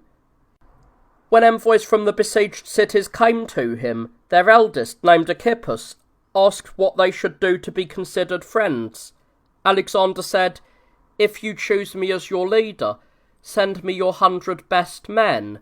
Archippus laughed at this and said, "But, O king, I will rule better if I send you the worst men I have, and not the best." Taxiles, a ruler of a part of India that was fertile and prosperous, not lacking anything compared to Egypt, being a wise man, sent greetings to Alexander and said, "Why do we need war, if you have not come to take away our water or necessary food? As for other things, if I am superior, I am ready to do you good, and if I am inferior, I do not avoid showing gratitude when I have been treated well." Delighted by this, Alexander said, "I will compete with you and fight you with kindness, so that you do not surpass me in being good." Having received many gifts and provided even more, he finally presented him with 1,000 talents of currency. Having made a peace treaty with one of the Indian cities, he killed all the most warlike Indians who had been serving as mercenaries there as they were departing. This is a stain upon his military record. Next he fought Porus, who ruled a part of Indian territory, and whose height reached 4 cubits and a span. Having defeated him and taken him alive, Alexander asked him how he should treat him, and he replied, "Royally." When Alexander asked if he had anything else to say, Porus replied, "Everything is contained in royally." So he released him and gave him position to rule as a satrap, not only over the lands he had previously governed, but over many others as well. In this battle, Bucephalus was also wounded, and died some time later, having become quite old. Alexander grieved for him, as if he had lost a friend. The Macedonians, however, having suffered in the battle against Porus, would not obey Alexander when he tried to force them to cross the Ganges River, which was 32 stades wide and 100 fathoms deep. Depressed, he remained in his tent without coming out, considering the failure to cross the Ganges equivalent to a defeat. When his friends exhorted him and his soldiers implored him with tears, he gave in and turned back. Having constructed many transport vessels and rafts, he travelled across the rivers, wishing to see the outer sea. Sailing along the coast, he landed and subdued cities. When among the Mali, who were the most warlike of the Indians, he nearly met his end. Having been the first to climb the wall via a ladder, the ladder broke, and as the enemy attacked and pelted him with missiles, he curled himself up and leapt down from above into the midst of the opponents. By chance he landed on his feet. At first the barbarians were scattered, but seeing that he had only 2 shield-bearers with him, they turned back to fight him, wounding him with close-range weapons. One of them stepped back and shot him with an arrow from a bow, embedding it in the bones around his chest. The blow reached so deep that he gave way and buckled, and his assailant ran through him with a sword. Peucestas and Limnaeus shielded him, but both were wounded. The latter died, but Peucestas continued to defend, and Alexander killed the barbarian who had wounded him. Having been wounded in many places and then struck on the tendon with a pestle, he leaned against the wall and glared at the barbarians. Meanwhile, the Macedonians gathered, grabbed him, and carried him off to his tent unconscious. Because the head of the arrow remained embedded in one of the bones while it was being extracted, he suffered sharp pains and fainting fits, such as it was expected he would die. Nevertheless, he escaped the danger and, after a long period of treatment, threw the Macedonians into a state of excitement as they longed to see him. Eventually he came forth. Having recovered, he marched on, subduing much territory and many cities. He captured some naked philosophers, and after posing them unanswerable questions, he rewarded them and let them go. One of them, held in high esteem among them, named Calanus, was persuaded by Taxiles to go to Alexander. This man threw a dry ox hide down before the king and walked around its edges, stepping on them. As one part of the edge was pressed down by his stepping, the other parts rose up. Then, when he stepped on the middle and held it down, the whole hide lay still and motionless. By this example, he advised Alexander not to dwell on the fringes of his empire, but to hold the centre, so that in this way the surrounding parts might also remain quiet. After travelling through the rivers for 7 months towards the sea, it is said that he entered the ocean with his ships. Then turning back, he ordered the ships to sail across the coast with India on their right, while he himself, travelling by land, fell into the direst straits and lost so great a number of men that not even a quarter of the army returned from India due to disease, unhealthy diets, heat, and famine. For he was crossing a desolate region which had few sheep, and these were fed on sea fish, and had poor foul-smelling flesh. After passing through that country in 60 days, and reaching Gadrosia, he came into abundance, and he restored his forces, and held festivals himself. Descending to the sea, he punished the wicked among his generals. For the campaign in the interior, the wound he received among the Mali, and the loss of so many men, had led them to despair of his safety, inciting the generals and satraps to arrogance and injustice.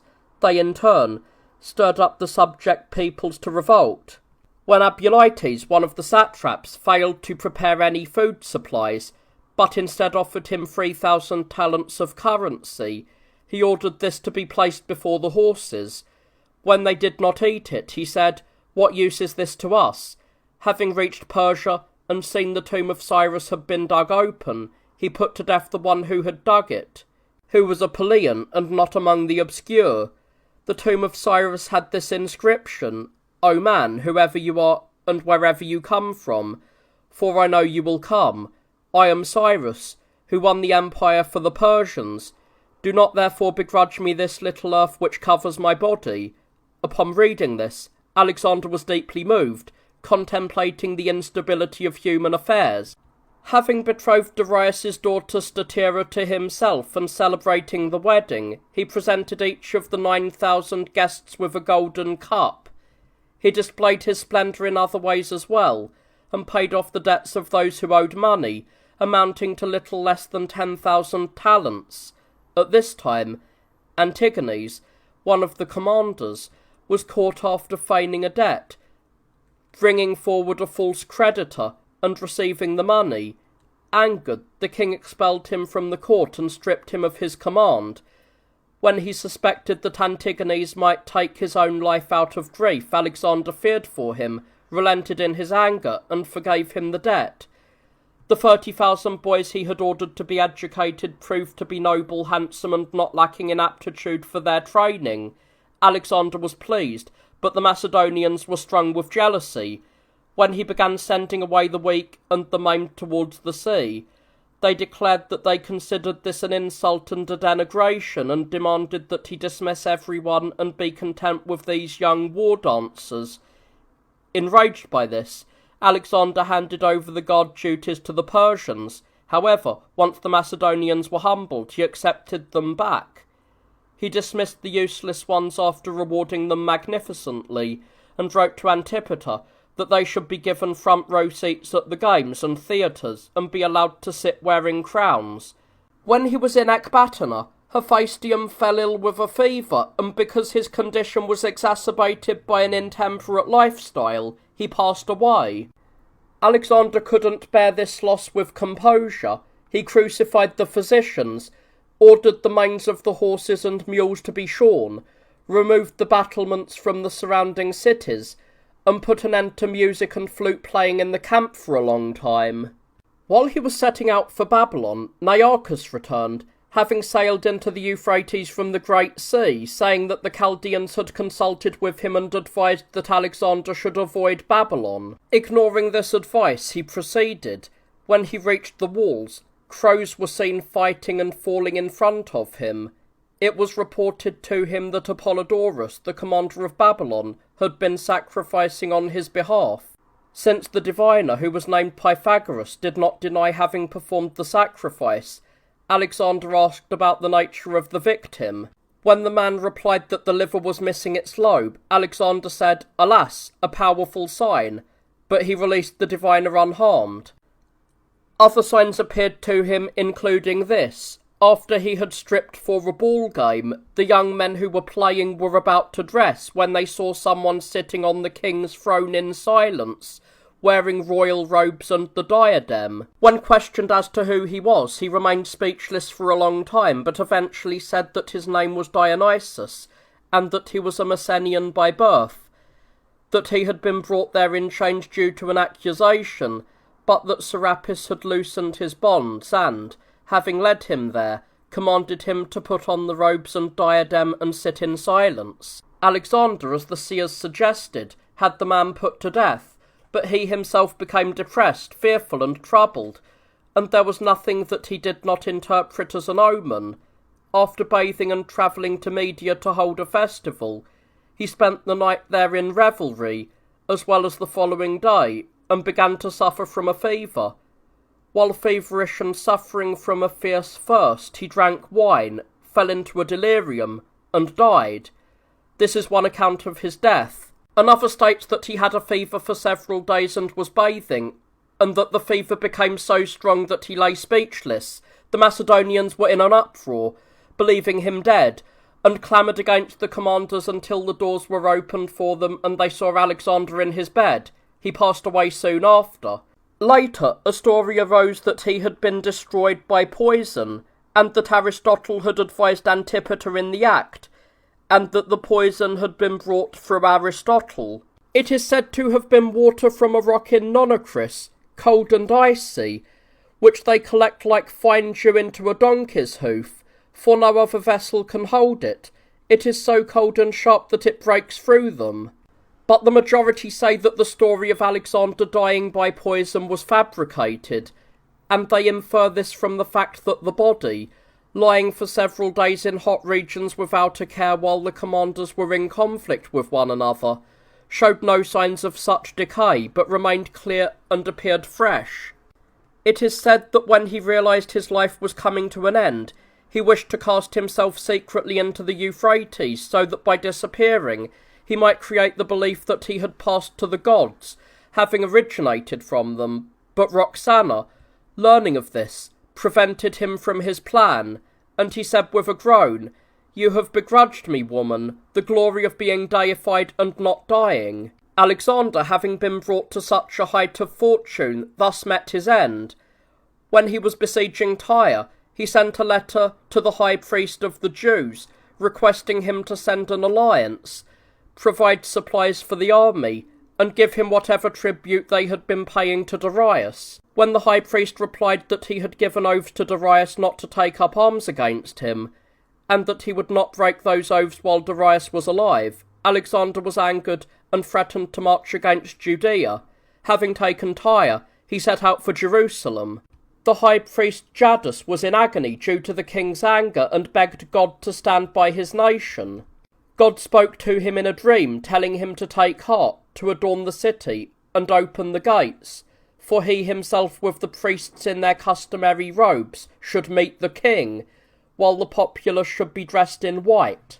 He did as he had been instructed, and just as Alexander was approaching the city, he went forward with the priests and the people of the city to a place from which the city and the temple could be seen. While those following the king expected him to order the plundering of the city and the destruction of the high priests, Alexander, seeing from afar the crowd and the priests adorned as described, and the high priest dressed in a violet and gold robe, wearing a mitre on his head, and a gold plate on it, upon which the name of God was inscribed, approached alone, bowed down, and greeted the high priest. At this, All the others were astonished, and Parmenion asked why on earth he had bowed to the high priest of the Jews. He replied, "I did not bow to him, but to the God with whose high priesthood he is honoured. For I saw him in my dreams, when I was still in Macedonia, wearing this very robe, and as I was worrying about how I might conquer Asia, he urged me not to delay, promising that he would lead my army and deliver the empire of the Persians into my hands. Having seen no one in such a robe until now, I was immediately reminded of the vision in my dream, and I believe that by the will of their God, I have carried out this campaign to defeat Darius and gain the Persian Empire." Having said this and greeted the high priest, he entered the city, and going up to the temple, he sacrificed to God as the high priest directed. He also saw the book of Daniel, in which it is written that one of the Greeks would destroy the Persian Empire, and he was pleased by it. He granted everything the Jews requested. Seeing this, the Samaritans also met Alexander not far from Jerusalem, dressed in splendid attire, and entreated him to honour their city with his presence, and their temple as well. He said, "I will come when I return." When they asked to be granted the same privileges as the Jews, he inquired who they were. They said they were Hebrews, but they were known as Sidonians in Sichem. He asked again if they were Jews. When they admitted they were not, he said, "I have granted to the Jews what you are requesting." The temple on Mount Gerizim became a refuge for those who broke the law, for if anyone was accused of eating forbidden food or committing any other transgression, he would flee to the Sichemites. Upon the death of the high priest Jaddus, his son Onias took over the high priesthood. Ptolemy, the son of Lagus, the king of Egypt, who was styled Saviour, acted in his treatment of Syria in a manner contrary to his title, and he seized Jerusalem by deceit. For by entering the city on the Sabbath under the pretence of offering sacrifice, he took it without a struggle. For the Jews, unaware of his intent and being at rest because of the day, did not resist him. Having gained control of the nation in this way, he ruled very harshly, and taking many captives, he led them away to Egypt and settled them there.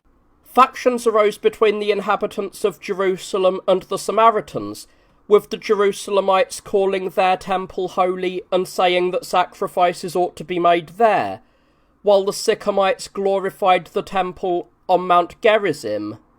After Ptolemy, the son of Lagus, had reigned over Egypt for 40 years and died, his son, Ptolemy Philadelphus, succeeded to the throne. He was eager to have the Hebrew scriptures translated from their ancestral language into the Greek tongue, and he set free those Jerusalemites who were enslaved in Egypt. Wishing to make a collection of books, and being ambitious regarding this, he placed Demetrius of Phalerum in charge of the library. Once, when Ptolemy asked Demetrius how many tens of thousands of books he had collected so far, he said that the collection consisted of about 20,000. He added that there were also worthy writings among the Hebrews concerning their laws, and that it would be necessary to acquire these as well. The king therefore wrote to the high priest regarding these matters. Aristeus, who was a friend of the king, said, "Since we have decided not only to transcribe but also to translate the laws of the Jews, how shall we accomplish this, when there are many Jews who are slaves in your kingdom? Therefore, my king, release them from slavery, and in this way you will make the nation eager to both transcribe and translate their scriptures." The king, persuaded by Aristeus's words, ordered all of the Jews enslaved in Egypt to be released as free, purchasing each one from their masters for 120 drachma. The number of those set free was calculated to be over 100,000. The total paid for their price was 460 talents. Ptolemy wrote to the high priest Eleazar. After the high priest Onias died, his son Simon succeeded him, who was called the Just. When he died, leaving behind an infant son named Onias, Simon's brother Eleazar held the high priesthood. It was to him that Ptolemy wrote, announcing the freedom of the enslaved Jews, and his goodwill towards the nation, and requesting that the laws themselves be sent, along with 6 men from each tribe who were thoroughly trained in both their native language and the Greek tongue, so that through them the scriptures could be translated into the Greek language.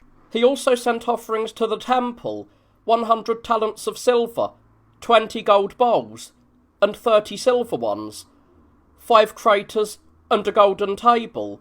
Eleazar, having received Ptolemy's letter and the offerings, selected 6 men from each tribe and sent them, bringing the law with them. When they arrived in Alexandria and presented their skins with the law inscribed in gold letters to the king, as well as the gifts sent by the high priest, the king was exceedingly pleased.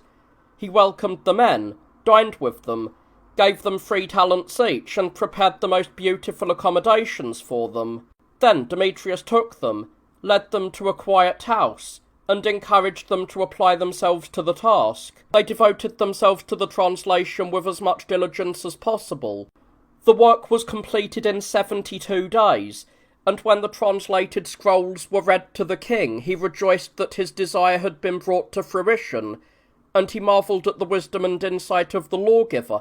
He wondered how it was that none of the historians or other wise men had ever mentioned it. Demetrius told him that no one had dared to touch upon the transcription of these laws, because they were divine, and that some who had attempted it had been harmed by God. For Theopompus, having wished to write about these matters, had his mind afflicted for more than 30 days. Realizing the source of his madness, he sought to appease God during his lucid intervals. He had a dream that his suffering was befalling him because he was meddling with divine matters, and wished to reveal them to ordinary men. By desisting from the work, he regained his sanity.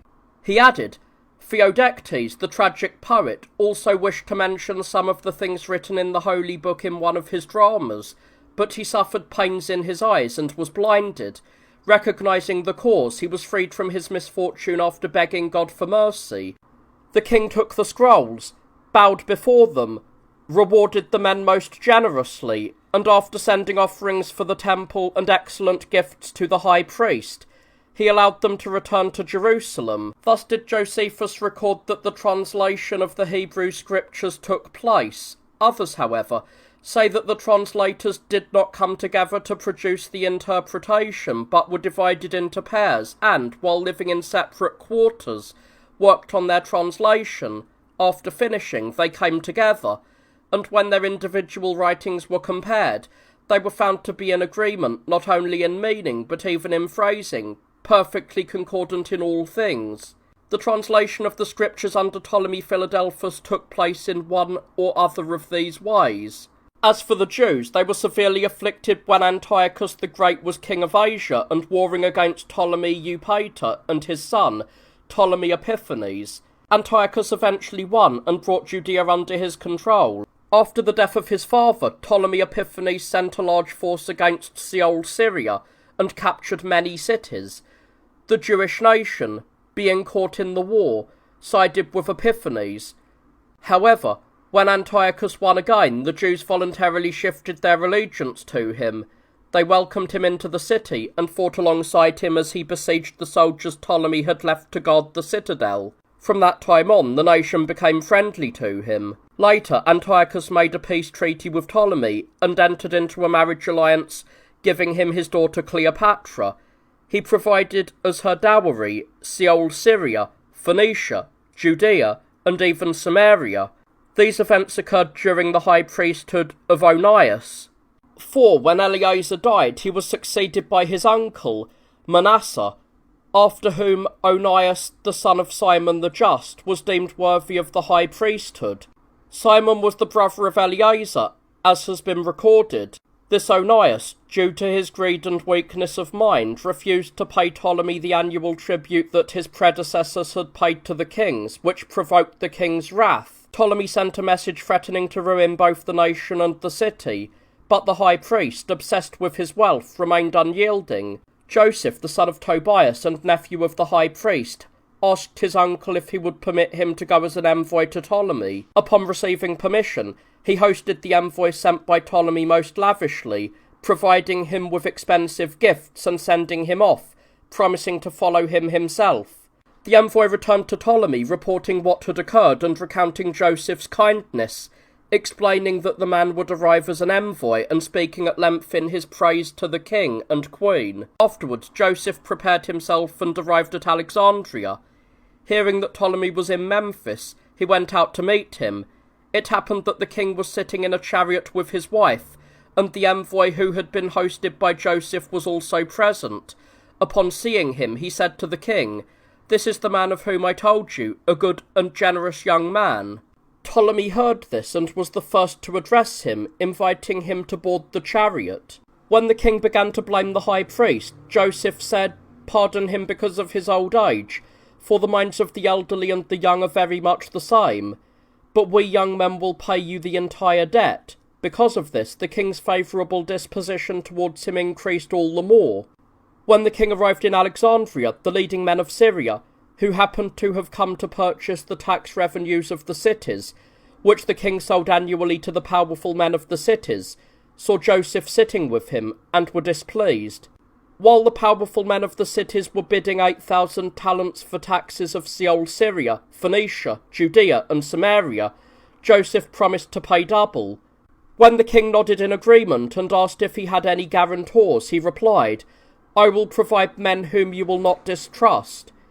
When asked, "Who are they?" he said, "I offer you, O king, and your wife as my guarantors." Ptolemy laughed and granted him the collection of the taxes.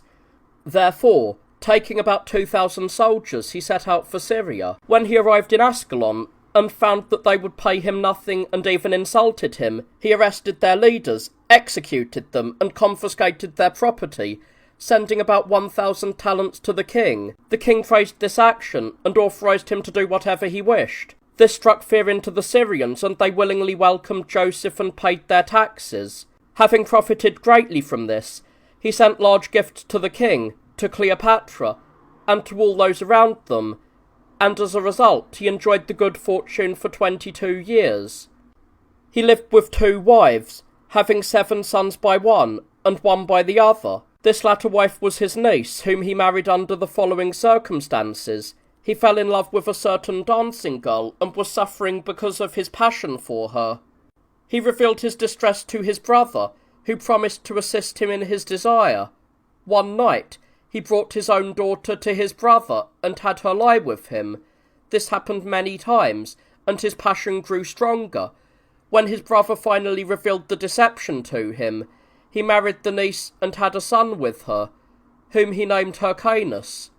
By the time he was 13 years old, this boy displayed both intelligence and resourcefulness.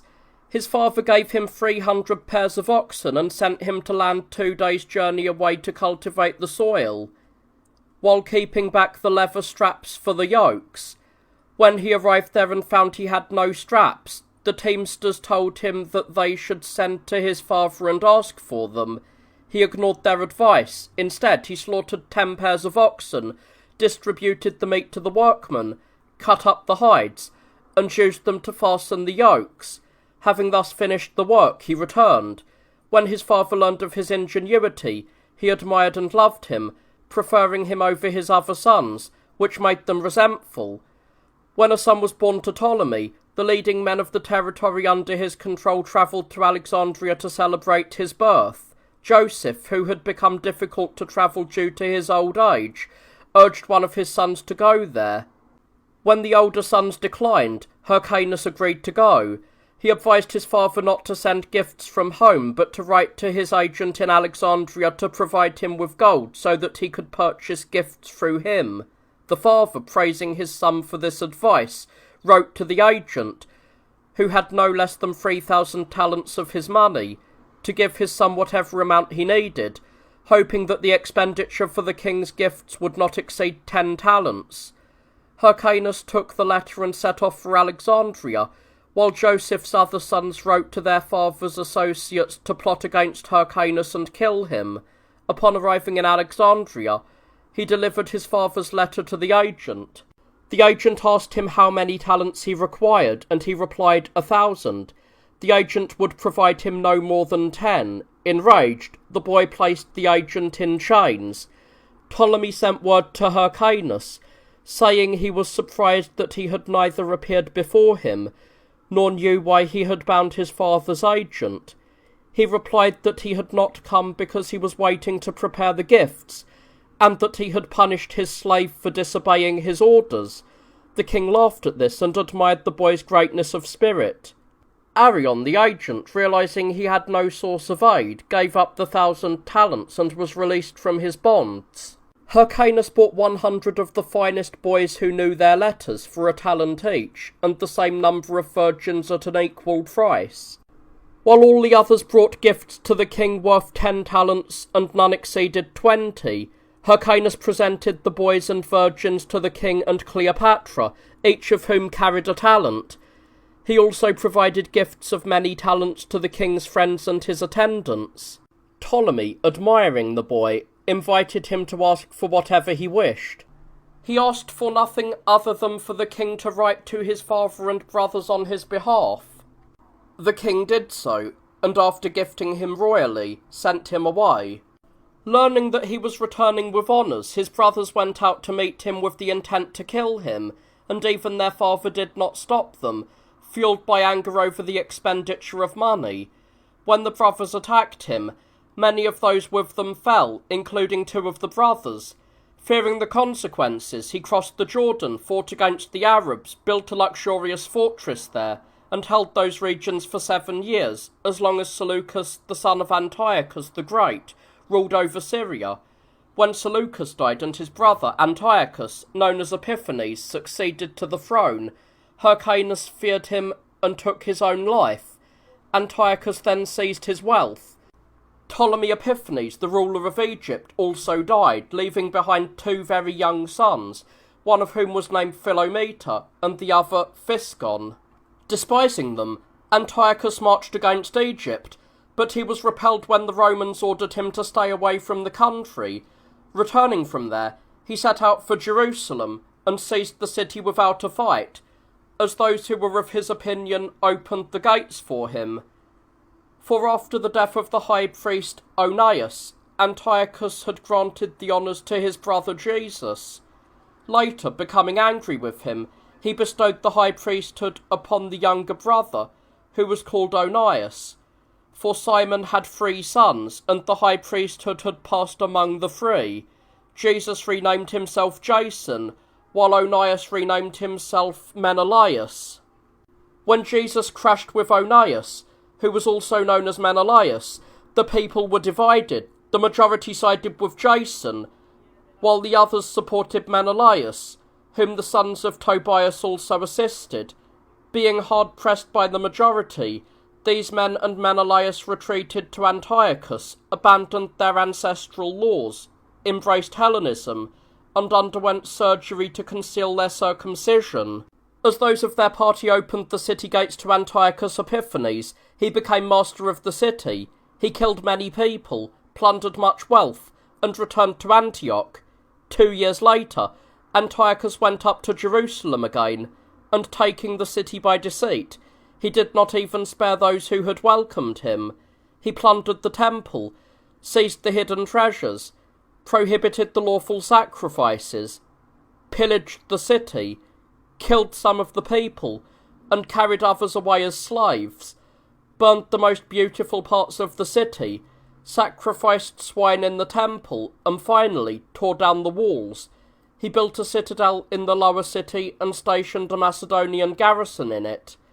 He also forced the multitude to worship the gods he recognized and not to circumcise their children, leaving behind those who would force them to do these things. It was at this time that the priest Eleazar and his students, the Maccabees, contended for the protection of the divine laws alongside their mother.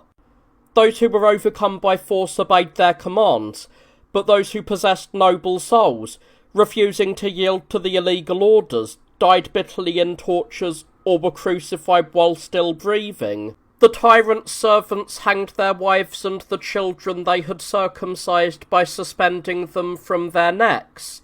If any of the Hebrew scriptures were found, they destroyed it and miserably put to death those who possessed it. Because of these events, the Samaritans no longer acknowledged themselves as relatives of the Jews, but called themselves Sidonians, and renamed their temple on Mount Gerizim the Temple of Zeus Hellenios. There was a priest at that time named Mattathias, the son of John, the son of Simon, the son of Asamoneus, who had 5 sons, John, called Gaddi, Simon, called Thassi, Judas, called Maccabeus, Eleazar, called of Aaron, and Jonathan, called of Pathus. When the king's officers arrived in their village and ordered Mattathias, as a leading man of the community, to sacrifice in the Greek manner, he refused. When another man stepped forward to sacrifice, Mattathias, filled with zeal, killed both the man who sacrificed and the commander, Apelles, who was forcing them to do so. He then tore down the altar and fled with his sons into the wilderness. Many others, emulating them, fled into the wilderness with their wives and children and lived in caves. Antiochus's commanders gathered a force, came against them, and attacked on the Sabbath, burning many alive in the caves, as they would not defend themselves because of the day of rest. Those who survived joined Mattathias. He advised them to fight even on the Sabbath, so that the enemy would not easily destroy them by attacking on those days. Having gathered an army, Mattathias tore down the altars, killed the godless, and ordered the uncircumcised children to be circumcised. After leading for a year, he fell ill, and urged his sons to emulate his zeal to die, if necessary, for their laws, and to remain in harmony with one another. Having given them these instructions, he died. His son Judas, known as the Maccabee, took charge of affairs, and with the help of his brothers and others, he drove the enemy from the land and punished the lawless among his own countrymen. Apollonius, the governor of Samaria, marched against Judas, but was killed, along with most of those with him. When the governor of Cilicia learned of this, he attacked the Maccabee. In the ensuing battle, he was routed and died, while his troops fled. Judas pursued them and killed many. Enraged by this, Antiochus ordered Lysias, the governor of his affairs, to subdue Judea, enslave the nation, and raise Jerusalem. Lysias chose 3 generals and sent them with a heavy force. Seeing the multitude of his opponents, Judas urged his followers to place their hope in God. After supper, he left many fires in the camp and travelled through the night, attacking Antiochus's forces at daybreak. He killed many in the fighting and pursued the rest, causing over 3,000 to fall. After the defeat of the enemy, Judas returned to despoil their camp. Having taken much booty and abundant wealth, he returned home rejoicing. In the following year, Lysias gathered a large army and invaded Judea. Judas encountered the vanguard of this force and defeated them. Because of this, Lysias took the remainder of his army and retreated to Antioch, preparing to invade Judea again with a great force. Meanwhile, Judas went up to Jerusalem to cleanse the temple. Finding it desolate and partly burned, he mourned. After cleansing it, he brought in new vessels, a lampstand, a table, and an altar of gold, and rebuilt a new altar of stone that had not been cut with iron. He offered incense, performed burnt offerings, and placed bread upon the table. These things happened on the day the temple had been defiled and the religion profaned 3 years later, in accordance with the prophecy of Daniel, made 408 years earlier. Since that time, the Jews celebrate the recovery of their religion, calling it the Festival of Lights, or Hanukkah. He fortified the city and installed guards. As the surrounding nations, driven by envy, were killing many of the Jews through ambushes, Judas defended them with wars and restrained them. Antiochus, learning that there was a city in Persia named Elymas, which was overflowing with wealth, and that it contained a temple of Artemis, full of expensive votive offerings, set out against it and besieged it. Being repulsed by those who sallied forth from the city, he fled to Babylon, losing the majority of his army in the process. While Antiochus was grieving over this, news reached him of his general's defeat by the Jews. This added to his distress, and he fell ill. Realizing that he was going to die, he summoned those under his command and said he was suffering because he had afflicted the Jewish nation and plundered their temple. While saying this, he expired, leaving Philip, one of his friends, as guardian of the kingdom, and giving him the diadem and ring, so that he might take them to his son Antiochus. When Lysias learned that Antiochus had died, he declared his own son king, calling him Eupator. The Macedonians in the citadel of Jerusalem were afflicting the Jews who went up to the temple to offer sacrifice. For this reason, Judas hastened to take the garrison and besieged it vigorously. Learning of this, the young Antiochus became angry and set out with a great force against Judea and Jerusalem. Judas met him and killed about 600 of his vanguard. Eleazar, Judas's brother, also called Avaran, saw the tallest elephant, which was equipped with royal armour, and thinking the king was riding it, he charged it with great force. Getting under the belly of the beast, he struck and killed it. The elephant fell on Eleazar, crushing him with the weight of its body, and killing him. Seeing the strength of the enemy, Judas returned to Jerusalem and prepared for a siege. Antiochus came to Jerusalem and besieged the temple. Those inside defended themselves vigorously, but as food supplies ran out, many deserted. However, when Philip, whom Antiochus had left as guardian of the kingdom upon his death, attempted to usurp the throne, the general Lysias and Antiochus, learning of this, made a truce with the besieged, so that they might follow their ancestral laws. Upon being admitted to the city, Antiochus saw how strongly fortified the temple was, so he broke his oaths and tore down the wall.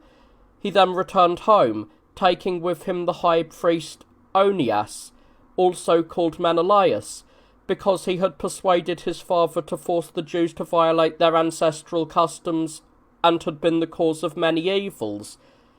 He sent him to Beroea in Syria and had him executed, after he had held the high priesthood for 10 years and had proven himself impious. Alcimus, also called Joachim, became the next high priest. Antiochus fought against Philip, overcame him, and killed him. Onias, the son of the high priest Simon the Just, whom his father had left as a child upon his death, as has been related, seeing that Antiochus had given the high priesthood to Alcimus, who did not belong to the priestly line, fled to Ptolemy in Egypt, where he was honoured, receiving a place in the Heliopolitan Nome, where he built a temple similar to the one in Jerusalem. Demetrius, the son of Seleucus, fled from Rome and arrived in Tripoli, Syria, where he seized Antiochus and Lysias and put them both to death, after Antiochus had reigned for 2 years. The high priest Alcimus, along with many wicked Jewish exiles, approached Demetrius and accused Judas Maccabeus and the entire nation of killing his friends. Provoked, Demetrius sent Bacchides, one of his closest associates, with a massive force with orders to kill Judas and his followers. Upon arriving in Judea, Bacchides sent word to Judas and his brothers, inviting them to peace. They, however, did not trust him. Yet some of the people, having received oaths from Bacchides, approached him. He then discarded his oaths, killed 60 of them, and thus cut off the resolve of the others to approach him. He ordered everyone in the region to obey the high priest Alcimus, and having done this, he returned to Antioch. Alcimus, by speaking pleasingly to everyone and winning them over, quickly gathered a large force, mostly composed of exiles and the impious, through whom he executed those who supported Judas. Judas, for his part, killed those who supported Alcimus, who in turn stirred up Demetrius against Judas. The king therefore sent to Nicanor again with a very large army, ordering him not to spare the nation. Nicanor went and attempted to capture Judas through deceit, inviting him to peace. Judas gave and received assurances and admitted Nicanor and his force. As Nicanor greeted and spoke with him, he gave a signal to his men to kill Judas. Realizing the plot, Judas escaped by leaping towards his own men. Once the ambush was exposed, Nicanor engaged in open battle and won. Afterwards, Judas fled to the citadel of Jerusalem. Nicanor threatened the people in the city if they did not hand over Judas to him, saying he would tear down the temple. Judas, speaking to the 1,000 men with him, spurred them to courage. Engaging the enemy, he won the battle, as many fell, including Nicanor himself. The rest fled and were all destroyed as they were overtaken. Thus, for a short time, the Jews found rest in their wars. After the high priest Alcimus, also known as Joachim, was struck by a divine blow and thus lost his life 4 years after assuming the high priesthood, the people bestowed the high priesthood upon Judas. Judas, having heard that the Romans were a great power and had subdued the Gauls, Iberians, Carthaginians, Libyans, all of Greece, and the kings Perseus, Philip, and Antiochus sent envoys to request friendship and asked them to write to Demetrius, urging him not to wage war against the Jews. The Senate agreed to the friendship and consented to be allies with the Jews. Upon learning of Nicanor's death and the destruction of his army, Demetrius sent Bacchides again. Bacchides hurried towards Judas, who was encamped in a certain village with only 1,000 men. Those with Judas, fearing the army accompanying Bacchides, advised him to withdraw and save himself. When he said, "May the sun never see me turn my back to the enemy," many of those with him fled. He engaged Bacchides and fought a fierce, evenly matched battle until dusk. Then, pressing forwards with his most courageous men on the right flank, where Bacchides was positioned, he broke the phalanx and put it to flight. However, those on the left flank came up and surrounded Judas. He stood his ground and fought with his men, and after killing many, he himself finally fell. Upon his death, those with him fled. Having excelled in the high priesthood for 3 years, a noble man who had been prepared to both do and suffer anything for the freedom of his nation, died. Upon his death, Bacchides entrusted the government of the country to those Jews who had acted impiously and violated their ancestral customs. In every way, they afflicted their own countrymen, seizing those who sympathized with Judas and bringing them to Bacchides, who would first torment them and then put them to death. The remaining followers of Judas, having persuaded his brother Jonathan, appointed him the leader of the Jews. Bacchides sought to kill Jonathan through treachery, so he fled into the wilderness with his brother Simon and his companions. Bacchides marched against them. Jonathan sent his brother John, as they were friends with the Nabatean Arabs, to entrust their baggage to them.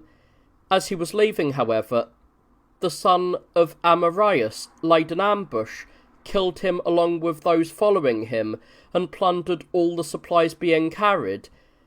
Bacchides came upon Jonathan on the Sabbath, thinking he would not fight because of the law. Jonathan, declaring that the danger concerned their very lives, drew up for battle. After killing many and rushing towards Bacchides to strike him, he missed and leapt into the river with his companions, swimming across. Bacchides returned to the citadel in Jerusalem, took the sons of the leading men of Judea as hostages, and locked them in the citadel. Jonathan, however, was concerned with avenging the murder of his brother John.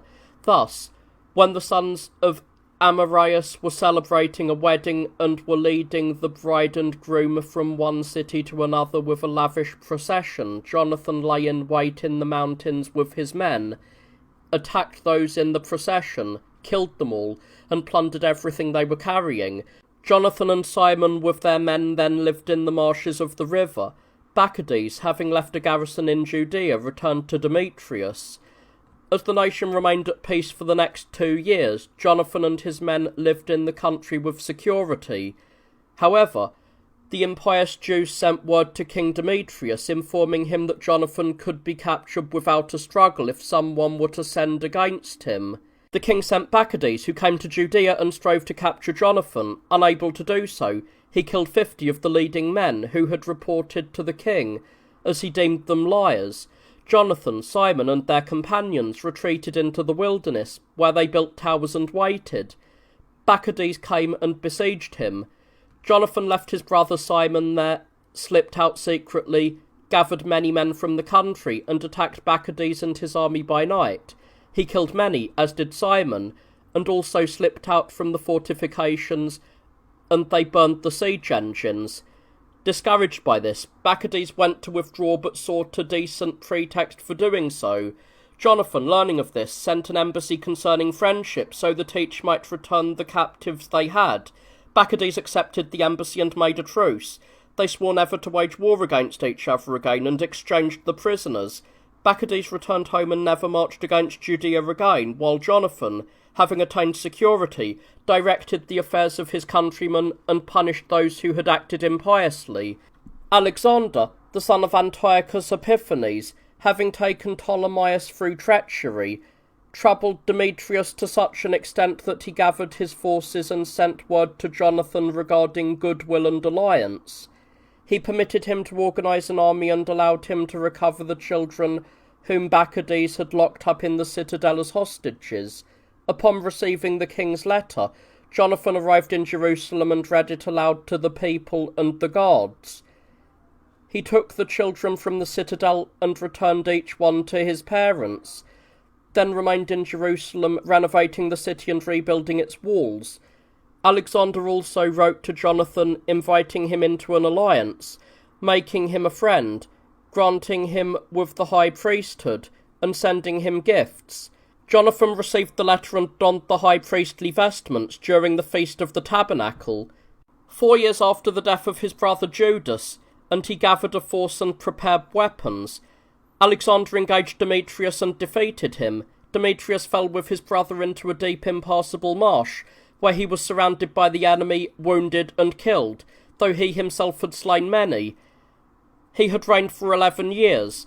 Upon taking the kingdom of Syria, Alexander betrothed to himself the daughter of Ptolemy Philometor. When the wedding was held, he wrote to Jonathan to come to Ptolemais. Upon arriving, he was honoured by both Ptolemy and Alexander. When Demetrius, the son of the late Demetrius, arrived from Crete in Cilicia with a heavy force, Alexander became anxious. He hastened to Antioch to secure his position there, leaving Apollonius, the governor of Seol, Syria, in charge of Syria. Apollonius sent word to Jonathan, claiming it was unjust for him alone not to submit to the king. He challenged him to battle and insulted the nation, accusing them of cowardice. Provoked by this, the high priest joined battle with Apollonius, defeated him, killed many of the enemy, captured cities of Syria, and returned to Jerusalem with much plunder. Upon learning this, King Alexander sent word to Jonathan, expressing joy at the defeat of Apollonius, claiming that he had fought against his own friend and ally against his will. Ptolemy Philometor, meanwhile, moved to form an alliance with Alexander with both naval and land forces. However, upon arriving in Ptolemais, he nearly met with disaster, as Alexander had plotted against him through one of his friends, Ammonius. Having escaped the plot, Ptolemy demanded Ammonius be punished, but Alexander would not surrender him. Realising that Alexander was complicit in the conspiracy, Ptolemy withdrew from the alliance and dissolved the marriage tie. He took back his daughter and sent her to Demetrius, promising to ally with him, giving him his daughter in marriage and establishing him on the ancestral throne. Demetrius gladly accepted the marriage and the alliance. It was Ptolemy's goal to persuade the people of Antioch to receive Demetrius. He easily accomplished this, as the people of Antioch hated Alexander, both because of his father's past transgressions against them and because of Ammonius. They quickly expelled him from Antioch. Driven out, he went to Cilicia, where the people of Antioch proclaimed Ptolemy king, forcing him to don 2 crowns as ruler of both Syria and Egypt. Being a man of great understanding, capable of anticipating future events, he chose not to incite the envy of the Romans, who were already a great power, and insisted on persuading the people of Antioch to receive Demetrius. When Alexander marched against Syria with a large army and ravaged the country, Ptolemy campaigned against him, with Demetrius, having already married his daughter to him. Alexander was defeated and fled to Arabia, but Ptolemy was thrown from his horse after it was terrified by the cry of an elephant and shook him off. He received many wounds on his head as the enemy surrounded him. Though he was barely rescued by his bodyguards, he lay for 4 days neither understanding nor speaking. On the 5th day he regained consciousness, and upon receiving the head of Alexander, which had been sent to him by the Arab ruler, he rejoiced in his enemy's destruction, but shortly thereafter he himself died. Demetrius Nicator took over the kingdom of Asia after Alexander had reigned for 5 years, and he began to destroy Ptolemy's military force, forgetting the kinship and the alliance between them. The soldiers, resisting the attempt, retreated to Alexandria, though Demetrius seized the elephants. Meanwhile, the high priest Jonathan was besieging the citadel of Jerusalem, which held Macedonian guards inside alongside some of the impious Jews. Some of those escaped at night and reported the siege to Demetrius. He came with a force against Jonathan, and upon arriving in Ptolemais, wrote to him to come to him. Jonathan did not cease the siege, but taking the priests and the elders of the people with him, and bringing much money, he came to Demetrius. By appeasing him with these things, he was honoured by him, and his high priesthood was confirmed. When Demetrius reduced the soldiers' pay because there was no ongoing war, he became hated by them. A general named Tryphon, who knew of the soldiers' hatred for Demetrius, went to Malchus the Arab and asked for Antiochus, the young son of Alexander, who was being raised there, saying he would restore him to his father's throne. Malchus agreed. Demetrius sent to Jonathan requesting an alliance, promising him many favours. Jonathan sent him 3,000 men, through whom he routed the people of Antioch, who had risen up against him due to the hatred they bore for his mistreatment of them. He burned the city and killed many of them, until they were forced to lay down their arms and surrender. Thus the revolt was quieted. He sent the Jews back to Jonathan, having rewarded them and expressed his gratitude to him. Later, however, Demetrius broke his promises and threatened war against him. He would have carried out his threats if not Tryphon returned from Arabia to Syria, placed the diadem on young Antiochus, and stirred up war against Demetrius, for all the soldiers who had abandoned Demetrius due to pay cuts now joined him. Tryphon became the stronger in battle, taking both Antiochus and the elephants. Demetrius withdrew to Cilicia, and the young Antiochus summoned Jonathan for an alliance. Jonathan agreed to be his friend and ally, promised to fight against Demetrius, and set to work immediately. First, he caused many cities to abandon Demetrius and join Antiochus. Then, leaving his brother Simon in Judea, he marched against Demetrius's generals. Simon besieged Bethsur, a place in Judea held by Demetrius's men. Oppressed by the siege, they received assurances and left the place, and Simon installed his own garrison there. Jonathan encountered Demetrius's generals, put them to flight, killed about 2,000 of them, and returned to Jerusalem. He sent an embassy to Rome to renew the previous friendship they had held with the nation, and the Senate ratified the former decrees. On their return, the envoys always stopped in Sparta, as instructed by Jonathan. The Spartans welcomed the ambassadors kindly and passed a decree of friendship and alliance with the Jews. Nevertheless, Demetrius's generals, eager to avenge their defeat, came against Jonathan with a large force. He met them promptly. Afraid to stand against him in open battle, they fled by night. Upon learning of their flight the next day, Jonathan pursued them, but he did not catch them. Instead, he went to Arabia, attacked the Nabateans, drove off much plunder from them, took captives, and returned. He gathered the people and advised them to renovate the walls of Jerusalem and rebuild those parts of the temple enclosure that had been torn down. The proposal pleased everyone, so he took charge of the work and sent his brother Simon to secure the country. Demetrius came to Mesopotamia, intending to take Babylon and the upper satrapies.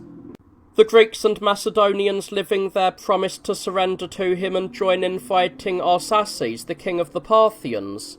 They received him, but upon engaging Arsaces, Demetrius lost his entire army and was himself captured. Tryphon, learning of this situation regarding Demetrius, plotted against Antiochus, intending to kill him and usurp the throne. However, he feared Jonathan, who was a friend of Antiochus. He hurried to capture him first by deceit before attempting to deal with Antiochus. Therefore, he went to Scythopolis, where Jonathan met him with 40,000 fighting men. Tryphon threatened him with treacherous kindness, welcoming him with gifts and honours, wishing to remove all suspicion so that he could seize him off guard. He advised Jonathan to dismiss his army and accompany him to Ptolemais, with only a few men, claiming he would hand over the city and all the fortresses there to him. Jonathan, suspecting nothing, dismissed his army and went with only 1,000 men. Once shut inside Ptolemais, he was taken prisoner, and those with him were put to death.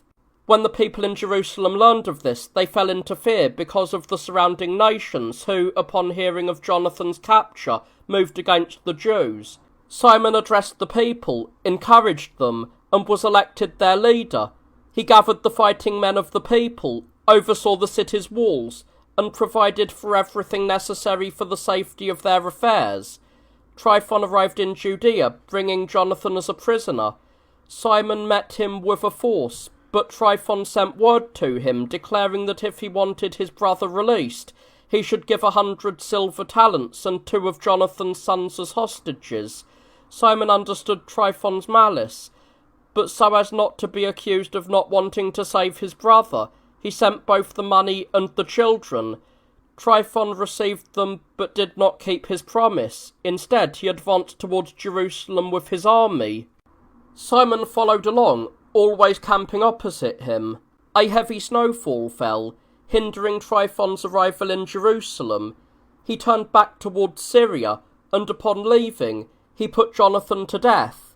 After the death of his brother Jonathan, 4 years into his high priesthood, Simon himself was appointed high priest by the multitude, and he no longer paid taxes to the Macedonians. The nation prospered greatly under him. They conquered the surrounding nations and destroyed many of their cities, so that they could no longer serve as bases for their enemies. The mountain on which the citadel was built, being very high, they worked at tirelessly for 3 years, levelling it into a plain so that the temple would be the highest point. Tryphon, who had been serving as guardian to Antiochus, also known as the God, put him to death after he had reigned for 4 years. He announced that Antiochus had died of natural causes, and promised the soldiers money if they would make him king. Accepting great gains, they chose him as their ruler. Once he seized the throne, Tryphon cast off all pretense. The military, now hating him, defected to Cleopatra, Demetrius's wife, who was then confined in Seleucia. Since Antiochus, known as the Sotor, and the brother of Demetrius, was wandering and beset on all sides by Tryphon, Cleopatra sent for him, inviting him to marriage and the throne. Fearing that the people of Seleucia would hand over the city to Tryphon, Antiochus arrived in Seleucia, marched against Tryphon, defeated him, and drove him out of Upper Syria. He besieged him in the fortress where he had fled, and invited the high priest Simon into an alliance. Simon accepted the proposal and provided supplies to those besieging Tryphon. Tryphon eventually fled from there to Aparma, where he was besieged, captured, and put to death, having reigned for 3 years. Antiochus, however, forgetting the service Simon had rendered to him, sent Candabius with orders to ravage Judea and capture Simon. Simon stood against him and won. He spent the remainder of his life in peace, having governed Judea for 8 years. He died, having been plotted against by his son-in-law Ptolemy. Simon's wife and his 2 sons were seized and bound, but the third, John, who was also called Hyrcanus, escaped. He was welcomed by the people of Jerusalem because of his father's good deeds, and they repelled Ptolemy when he arrived. Having recovered the ancestral priesthood, Hyrcanus marched against Ptolemy, who was in the fortress called Dagon. Although he held the advantage in the siege, he was hindered by his pity for his mother and brothers, for Ptolemy would lead them up onto the wall and torment them within sight. His mother, however, begged him not to weaken on her account. As the siege dragged on in this manner, the 7th year arrived, a time when it was the custom of the Jews to rest. For this reason, Ptolemy was relieved of the fighting. He killed Hyrcanus's mother and brothers, then fled to Xenocotylas, the tyrant of Philadelphia. Antiochus, angry at Simon for the treatment he had received, invaded Judea, and overrunning the country, besieged Hyrcanus.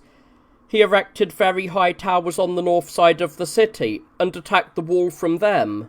He achieved nothing, however, due to the bravery of those inside, the strength of the walls, and the abundance of water that had recently been provided by the heavy rains. Fearing that their supplies might run out, Hyrcanus selected only the fighting men from the multitude and drove the others out of the city. Antiochus would not allow them to leave the area, and they died while waiting outside the walls. Those inside, taking pity on them, let them back in. As the Feast of Tabernacle approached, Hyrcanus sent to Antiochus and requested a truce of 7 days for the festival. He granted the truce and even sent a lavish sacrifice with votive offerings. Because of this piety towards the divine, they called him the Pious. Recognising Antiochus's reverence for God, Hyrcanus sent an embassy requesting that the ancestral constitution be restored to them. Antiochus replied that if they surrendered their weapons, paid tribute for cities outside of Judea, and accepted a garrison, he would refrain from war and do the other things they requested. The Jews agreed to the other terms, but would not consent to the garrison. Instead, they offered hostages and 500 silver talents. Antiochus yielded to these terms, and the siege was lifted. Hyrcanus opened the tomb of David, and took 3,000 silver talents from it. Having made peace with Antiochus, he admitted him into the city, and joined him on his campaign against the Parthians. There Antiochus fought against Arsaces, but he was destroyed along with the greater part of his army. Demetrius, his brother, became the successor to the Syrian kingdom, having been released by Arsaces when Antiochus attacked the Parthians. After Antiochus died, Hyrcanus captured many Syrian cities and others in Idumea. He subjected the Idumeans to his rule, permitting them to remain in the country only if they were circumcised and adopted Jewish customs. They accepted this for the sake of their homeland, circumcision and other practices. When Demetrius decided to campaign against Hyrcanus, he was thwarted, for the Syrians and the soldiers hated him because of his wickedness. They sent envoys to Ptolemy Physcon, asking him to give them someone from the house of Seleucus to take over the kingdom. He sent Alexander, called Sabinus. When a battle was joined between him and Demetrius, Demetrius was routed and fled to Ptolemais. Being refused by his wife Cleopatra, he escaped to Tyre, where he was captured, suffered much, and was killed. Alexander, having seized the kingdom, formed a friendship with Hyrcanus. However, when Antiochus Grypus, the son of Demetrius, rose up against him, he was defeated in battle and perished. This Antiochus, having become king of Syria, fought over the kingdom for many years against his brother Antiochus, called Cyzicenus, because he was raised in Cyzicus. He was the son of the Antiochus who died in Parthia, the brother of Demetrius, making him the half-brother of Antiochus Grypus. Cleopatra had lived with both brothers, first with Demetrius and later with Antiochus, as previously written, and from Demetrius she bore Antiochus Grypus, and from Antiochus Sotor, the brother of Demetrius, she bore Antiochus Cyzicenus. While they fought each other, Hyrcanus remained at peace, and despising both Antiochuses, broke away, no longer providing them with anything. He enjoyed Judea at his leisure, gathering an immense amount of wealth. He campaigned against Samaria and besieged it through his sons, Aristobulus and Antigonus. As famine pressed upon the city, the Samaritans called upon Antiochus Cyzicenus for an alliance. He engaged Aristobulus's forces but was defeated. Later, after gathering a multitude, he ravaged Hyrcanus's country, hoping to force him to lift the siege. Losing many of his men, he departed for Tripoli. Hyrcanus captured Samaria and completely destroyed it. It is said that on the day his sons were fighting against Antiochus, he himself, as high priest alone in the temple, offering incense, heard a voice declaring that his sons had just defeated Antiochus. Upon exiting, he announced this to the multitude, and it was so. Having prospered, Hyrcanus became envied by the Jews, and he was especially hated by the Pharisees. They are one of the 3 Jewish sects. The Pharisees believe in fate, while maintaining that some things are also within our own power, whether they occur or not. The Essenes, however, believe that fate is the master of all things, and that everything happens to humans by its decree. The Sadducees, on the other hand, reject fate, placing everything in our own hands and teaching that we are the causes of our own good, while choosing the worst things ourselves through our own lack of judgment. Although the Pharisees had previously been friendly towards Hyrcanus, as he had been their disciple, it happened that because of a certain event, they came to harbour envy towards him. They possessed great influence over the multitude. Hyrcanus joined the party of the Sadducees, broke away from the Pharisees, and resolved to abolish the legal traditions they had handed down, for the Sadducees held that one should only consider those laws to be binding that were written, and that those derived from tradition were not to be kept. For these reasons, Hyrcanus was hated by the Pharisees. After living prosperously for 31 years, he died, leaving behind 5 sons. It is said that he was also granted the gift of prophecy and predicted regarding his 2 eldest sons that they would not long remain masters of the state. Upon the death of Hyrcanus, Aristobulus succeeded to the leadership. It occurred to him to transform this into a kingdom, and he assumed the diadem 481 years after the people returned from Babylon to Jerusalem. He imprisoned the rest of his brothers as well as his mother, who had contended with him for the leadership, but he loved his brother Antigonus, who came after him, and deemed him worthy of equal status. However, he caused his mother to die of starvation, and he further turned against his brother Antigonus, believing false accusations. For when Antigonus returned brilliantly from a military campaign, Aristobulus was ill. During the celebration of the Feast of the Tabernacle, Antigonus went up to the temple accompanied by his soldiers and dressed in splendour. Those who were slandering him to his brother told Aristobulus that Antigonus had not come to the festival as a private citizen, but was displaying royal magnificence, and that having come up with such an armed guard, he was plotting against him. Aristobulus, concerned both for his own safety and for his brother, stationed his bodyguards in a dark underground passage, instructing them to spare his brother if he came unarmed, but to kill him if he came bearing weapons. He also sent word to Antigonus, ordering him to come unarmed. Aristobulus's wife and those who shared her view conspired against Antigonus and persuaded the messenger to say to him, "Your brother, having heard that you have prepared new weapons, requests that you come armed so that he may see them." Suspecting nothing, Antigonus put on his armour and set out. When he arrived at the Stratos Tower, a place where the passage was unlit, he was killed by the bodyguards. A certain Judas, an Essene by birth, who frequently prophesied truly, saw Antigonus passing through the temple at that time and cried out, lamenting that he would die because of his prophecy, which had been proven false while Antigonus was still alive, for he had predicted that he would die that very day at Stratos Tower. Since that location was 600 stadia away, it seemed impossible for Antigonus to reach it, as the day was already waning. While Judas was saying this, news arrived from Antigonus that he had been killed in the underground passage, which itself was called Stratos Tower, sharing the same name with the coastal city of Caesarea.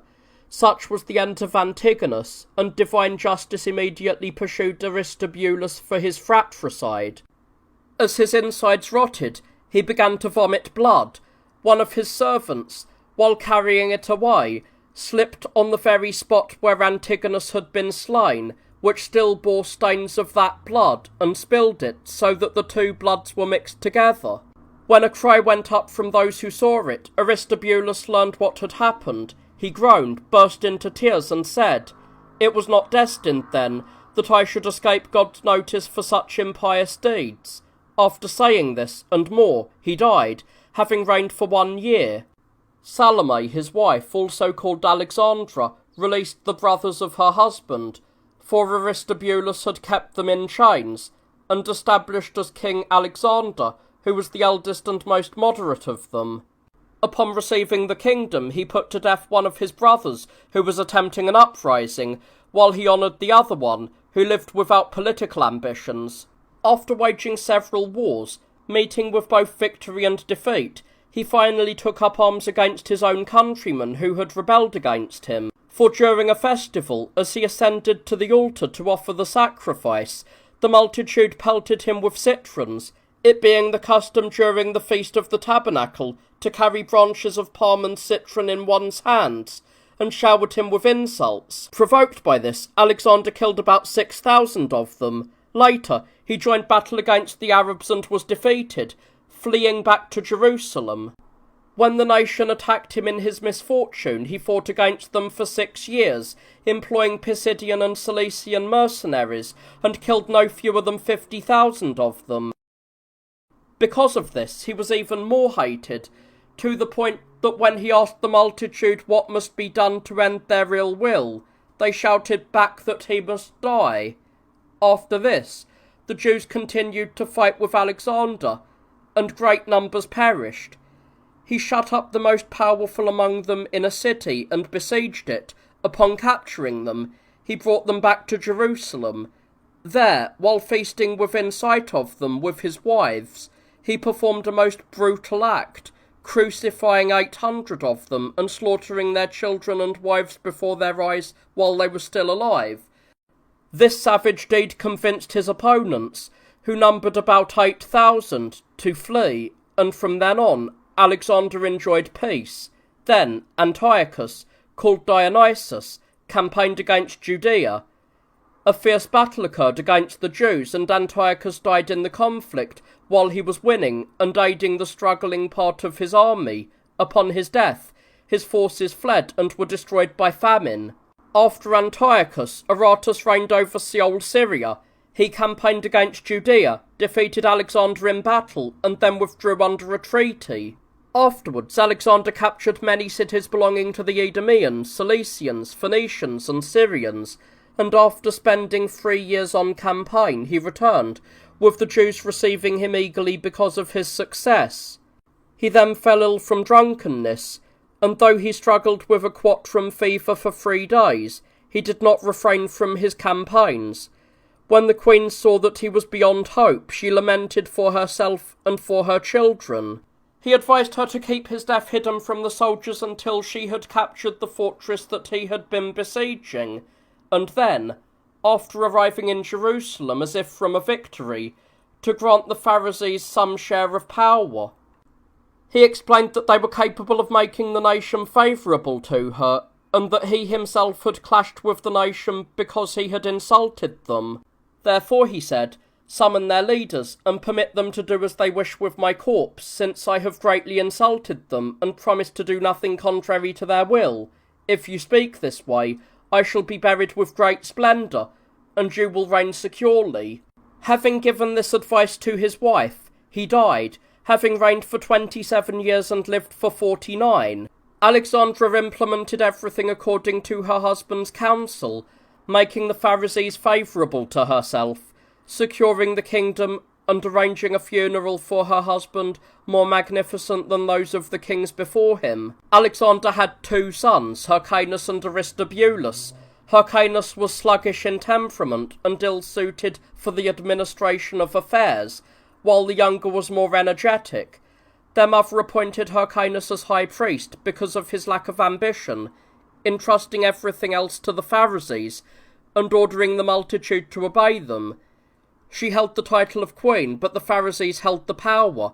The country was at peace, though the Pharisees alone troubled the queen, persuading her to kill those who had advised Alexander to execute the 800.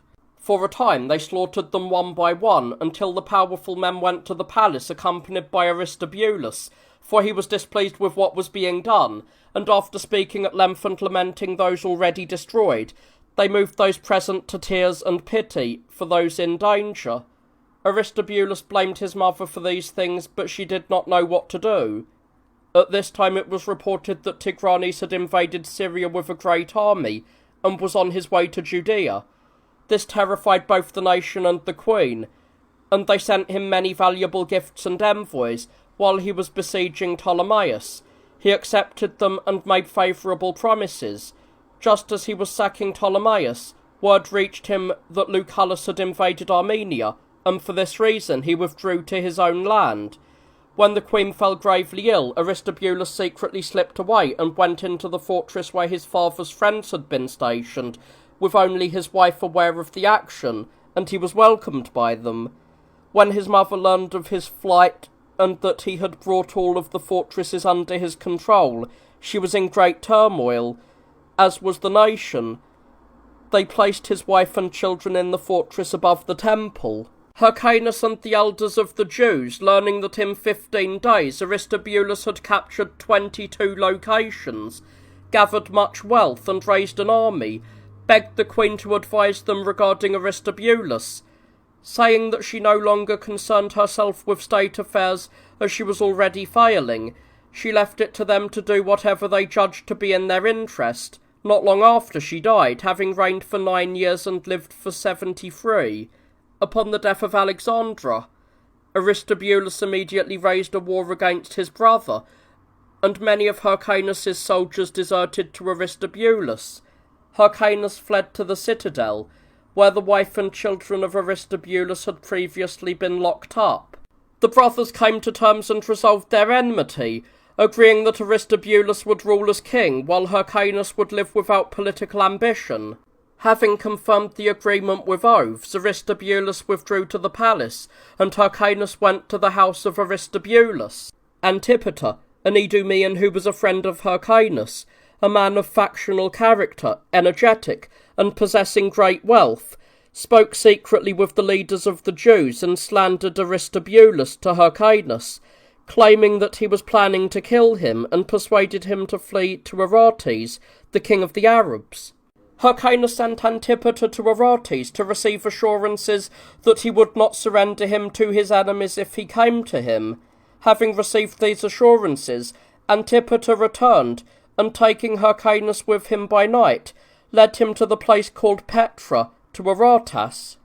Hyrcanus urged him to escort him into Judea and restore him to the kingdom, promising that if this were done, he would give him back the land and the 12 cities that his father Alexander had taken from the Arabs. Aratus campaigned against Aristobulus and prevailed in the battle. Because many deserted to Hyrcanus, Aristobulus fled to Jerusalem. The Arab attacked the temple and besieged Aristobulus, with the common people joining Hyrcanus, while only the priests remained with Aristobulus. The Jews asked a certain Onias, a righteous and God-fearing man who had once, during a drought, persuaded God through prayer to end the lack of rain, to curse Aristobulus and those with him. He refused. When he was forced, he said, "O God, King of the universe, since those standing with me are yours, and the besieged priests are also yours, I pray that you do not answer the prayers of those against them, nor of those against these." Immediately, those surrounding the man stoned him to death. Before long, God exacted vengeance for their impiety, as a violent wind blew and destroyed the fruit of the land. Scaurus, having been sent by Pompey while he was waging war against Tigranes in Armenia, received envoys in Syria from both Aristobulus and Hyrcanus, each of whom requested an alliance. Having accepted 400 talents from Aristobulus, he favoured him. After ordering Aretas to withdraw or be judged an enemy of the Romans, he lifted the siege. Once it was lifted, Aristobulus campaigned against Aretas and Hyrcanus, and upon engaging with them he was victorious. Not long after, when Pompey arrived in Damascus, envoys came to him from many places, including Judea, bringing a great gift from Aristobulus, a golden vine valued at 500 talents. Josephus states that he saw this in Rome, when it had been dedicated to Jupiter in the capital. Once again, Antipater came to him on behalf of Hyrcanus, and Nicodemus on behalf of Aristobulus. Pompey ordered the disputants to appear before him. When the Jews and their leaders arrived in Damascus, some requested that they no longer be governed by a king, arguing that it was their ancestral custom to be governed by the high priests, and that these men, descendants of that priestly line, had transformed the office into a monarchy.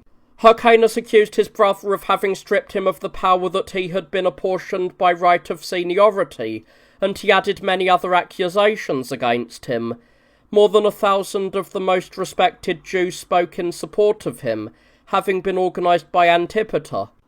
Aristobulus blamed Hyrcanus's own nature for his loss of power, claiming it was sluggish and therefore contemptible. He said he himself had assumed power out of necessity, fearing that it might otherwise fall to others, and that he merely used the same title as his father.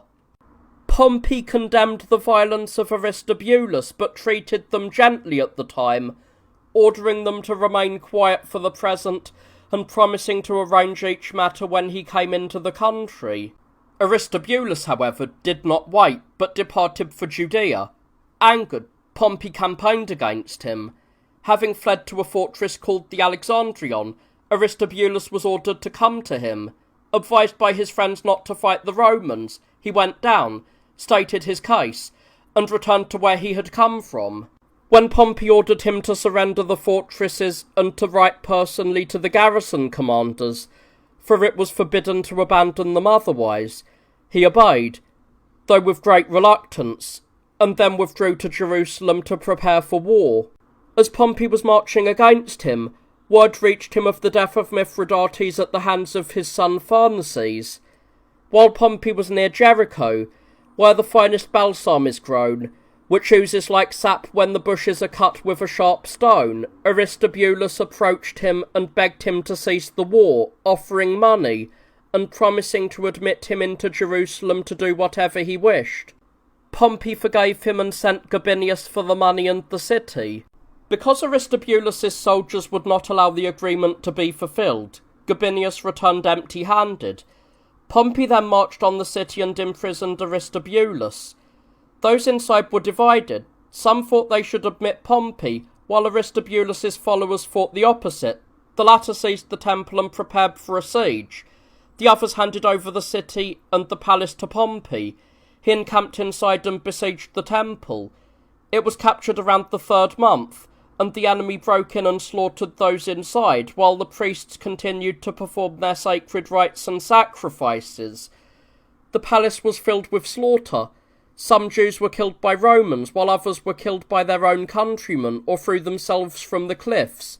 Pompey, accompanied by some of his men, entered the Holy of Holies, which was forbidden to all except the high priests, and saw things which were visible to no one else. Out of respect, however, he touched none of the votive offerings or the treasuries. The next day, he ordered the temple to be cleansed and worship to be conducted according to the law. He handed the high priesthood to Hyrcanus, executed those responsible for the war, and made Jerusalem a tributary to the Romans. Pompey departed for Rome, taking with him the captive Aristobulus and his children. He had 2 daughters and 2 sons. The elder, Alexander, escaped, and later raided Judea, as Hyrcanus was unable to stand against him. When Gabinius arrived in Syria, he sent Mark Antony against Alexander with an army. In the ensuing battle, the Romans killed about 3,000 of the enemy and took no fewer prisoners. Alexander fled to a fortress called the Alexandrion, which was then besieged. Alexander sent envoys to Gabinius, asking for pardon and surrender of the fortress he held. The high priest Hyrcanus was then brought back to Jerusalem by Gabinius. However, Aristobulus escaped from Rome and returned to Judea, where he attempted to fortify the Alexandrion, which had just been demolished. Gabinius sent men to prevent him or capture him. Many Jews flocked to Aristobulus, but most were unarmed. Aristobulus dismissed these, keeping about 8,000 armed men with him. When they engaged the Romans in battle, the Jews were defeated and fled. Many were killed and the rest were scattered. Aristobulus fled with 1,000 men to Machaerus, along with his son Antigonus, who had also escaped from Rome with him. 2 days later, having been wounded, he was captured and brought as a prisoner to Gabinius along with his son Antigonus. He was sent back to Rome, where he was kept in chains, having reigned and served as high priest for 3 years. Gabinius then departed for Egypt. Upon returning from there, he found Alexander, the son of Aristobulus, ravaging the country with a large army and killing every Roman he encountered, engaging him near Mount Tabor, where he led 30,000 Jews. Gabinius killed about 10,000. After settling affairs in Jerusalem as Antipater desired, and accomplishing other great military feats, Gabinius departed for Rome, handing over his command to Crassus. Crassus came to Judea and took all of the treasure in the temple, 2,000 talents, which Pompey had not touched.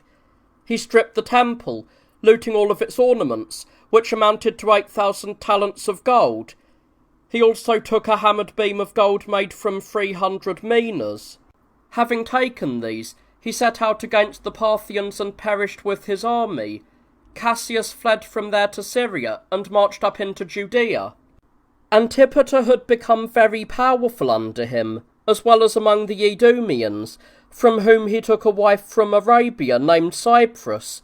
She bore him 4 sons, Phasael, Herod, Joseph, and Pheroras, and a daughter, Salome. Sometime later, Julius Caesar, after seizing Rome following Pompey's flight and the departure of most of the Senate, released Aristobulus and sent him into Syria with an army. But those loyal to Pompey reached him first and destroyed Aristobulus with poison. At Pompey's instruction, Scipio beheaded Alexander, the son of Aristobulus. After the death of Pompey, Antipater made himself very useful to Caesar during his war in Egypt, to the point that Caesar employed him throughout the entire war, during which he was wounded. At that time, Antigonus, the son of Aristobulus, also came to Caesar, begging him to take pity on him as one cast out from his kingdom, reminding him of his father and how he had died on his account. Antipater, who was present, spoke in his own defence. Finding his arguments more persuasive, Caesar confirmed the high priesthood for Hyrcanus and appointed Antipater as procurator of Judea. When Caesar departed for Rome, Antipater organised affairs in Judea. Seeing that Hyrcanus was slow and sluggish, he appointed Phasael, the eldest of his sons, as governor of Jerusalem and the surrounding regions, and placed Herod, who was very young, in charge of Galilee. Herod, being a man of noble spirit, used his position as an opportunity to display his virtue. He captured and executed the bandit leader Hezekiah, who was plundering the nearby regions of Syria, along with many of his men, and for this reason he became well liked by the Syrians. Because of this, he also became known to Sextus Caesar, a relative of the great Caesar and governor of Syria. Phasael also emulated his brother. These actions earned Antipater royal honours from the nation. However, the leading Jews, out of envy for Antipater and his sons, were fearful, seeing Herod as violent, bold, and aspiring to tyranny. They accused Antipater before Hyrcanus and stirred up opposition against him and his sons, claiming they were not stewards of the kingdom's affairs but masters. They argued that Herod had killed Hezekiah and many of his men, even though the law forbade killing a person, however wicked, without first being condemned by the Sanhedrin. Hyrcanus was stirred to anger by these complaints. His rage was further stoked by the mothers of those killed by Herod, who begged that he be made to account for his deeds. Moved, Hyrcanus summoned Herod to stand trial. He arrived with a sufficient guard, so as not to appear defenceless or unprotected at the trial. Upon entering the Sanhedrin with his men, he stunned everyone, and no one dared to accuse him, leaving them at a loss as to what to do. But one man named Samias, a righteous man, with the confidence of a lion, said, "Gentlemen, I do not know any man summoned for trial who has stood before us in this manner, nor do I think you do.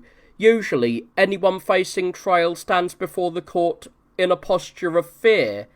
Yet this excellent Herod, though facing a charge of murder, stands with armed soldiers around him, ready to kill us if he is condemned according to the law. I do not blame Herod but you for granting him such immunity. Know then that God is just, and that this man, whom you now wish to acquit for Hyrcanus' sake, will one day punish both you and Hyrcanus himself. That these things came to pass, the subsequent narrative demonstrates. Hyrcanus postponed the trial to another day and secretly advised Herod to slip out of the city. He departed, and the members of the Sanhedrin were indignant. When Sextus Caesar sold the command of Seol, Syria to Herod for money, not much time passed before Herod arrived with an army, angry at Hyrcanus for summoning him to trial at all. His father and brother, however, prevented him from attacking Jerusalem. Being a man of noble spirit, Herod used his position as an opportunity to display his virtue. He captured and executed the bandit leader Hezekiah, who was plundering the nearby regions of Syria, along with many of his men, and for this reason he became well liked by the Syrians. Because of this, he also became known to Sextus Caesar, a relative of the great Caesar, and governor of Syria. Faisal also emulated his brother. These actions won Antipater the reverence of the nation, as if he were a king. However, the leading Jews were fearful, out of envy for Antipater and his sons, seeing Herod as violent, bold, and aspiring to tyranny. They accused Antipater before Hyrcanus, and stirred up opposition against him and his sons, claiming that they were not stewards of the kingdom's affairs, but masters. They argued that Herod had killed Hezekiah and many of his men, even though the law forbade killing a person, however wicked, without first being condemned by the Sanhedrin. These complaints stirred Hyrcanus to anger. His rage was further stoked by the mothers of those killed by Herod, who begged that he be made to account for his deeds.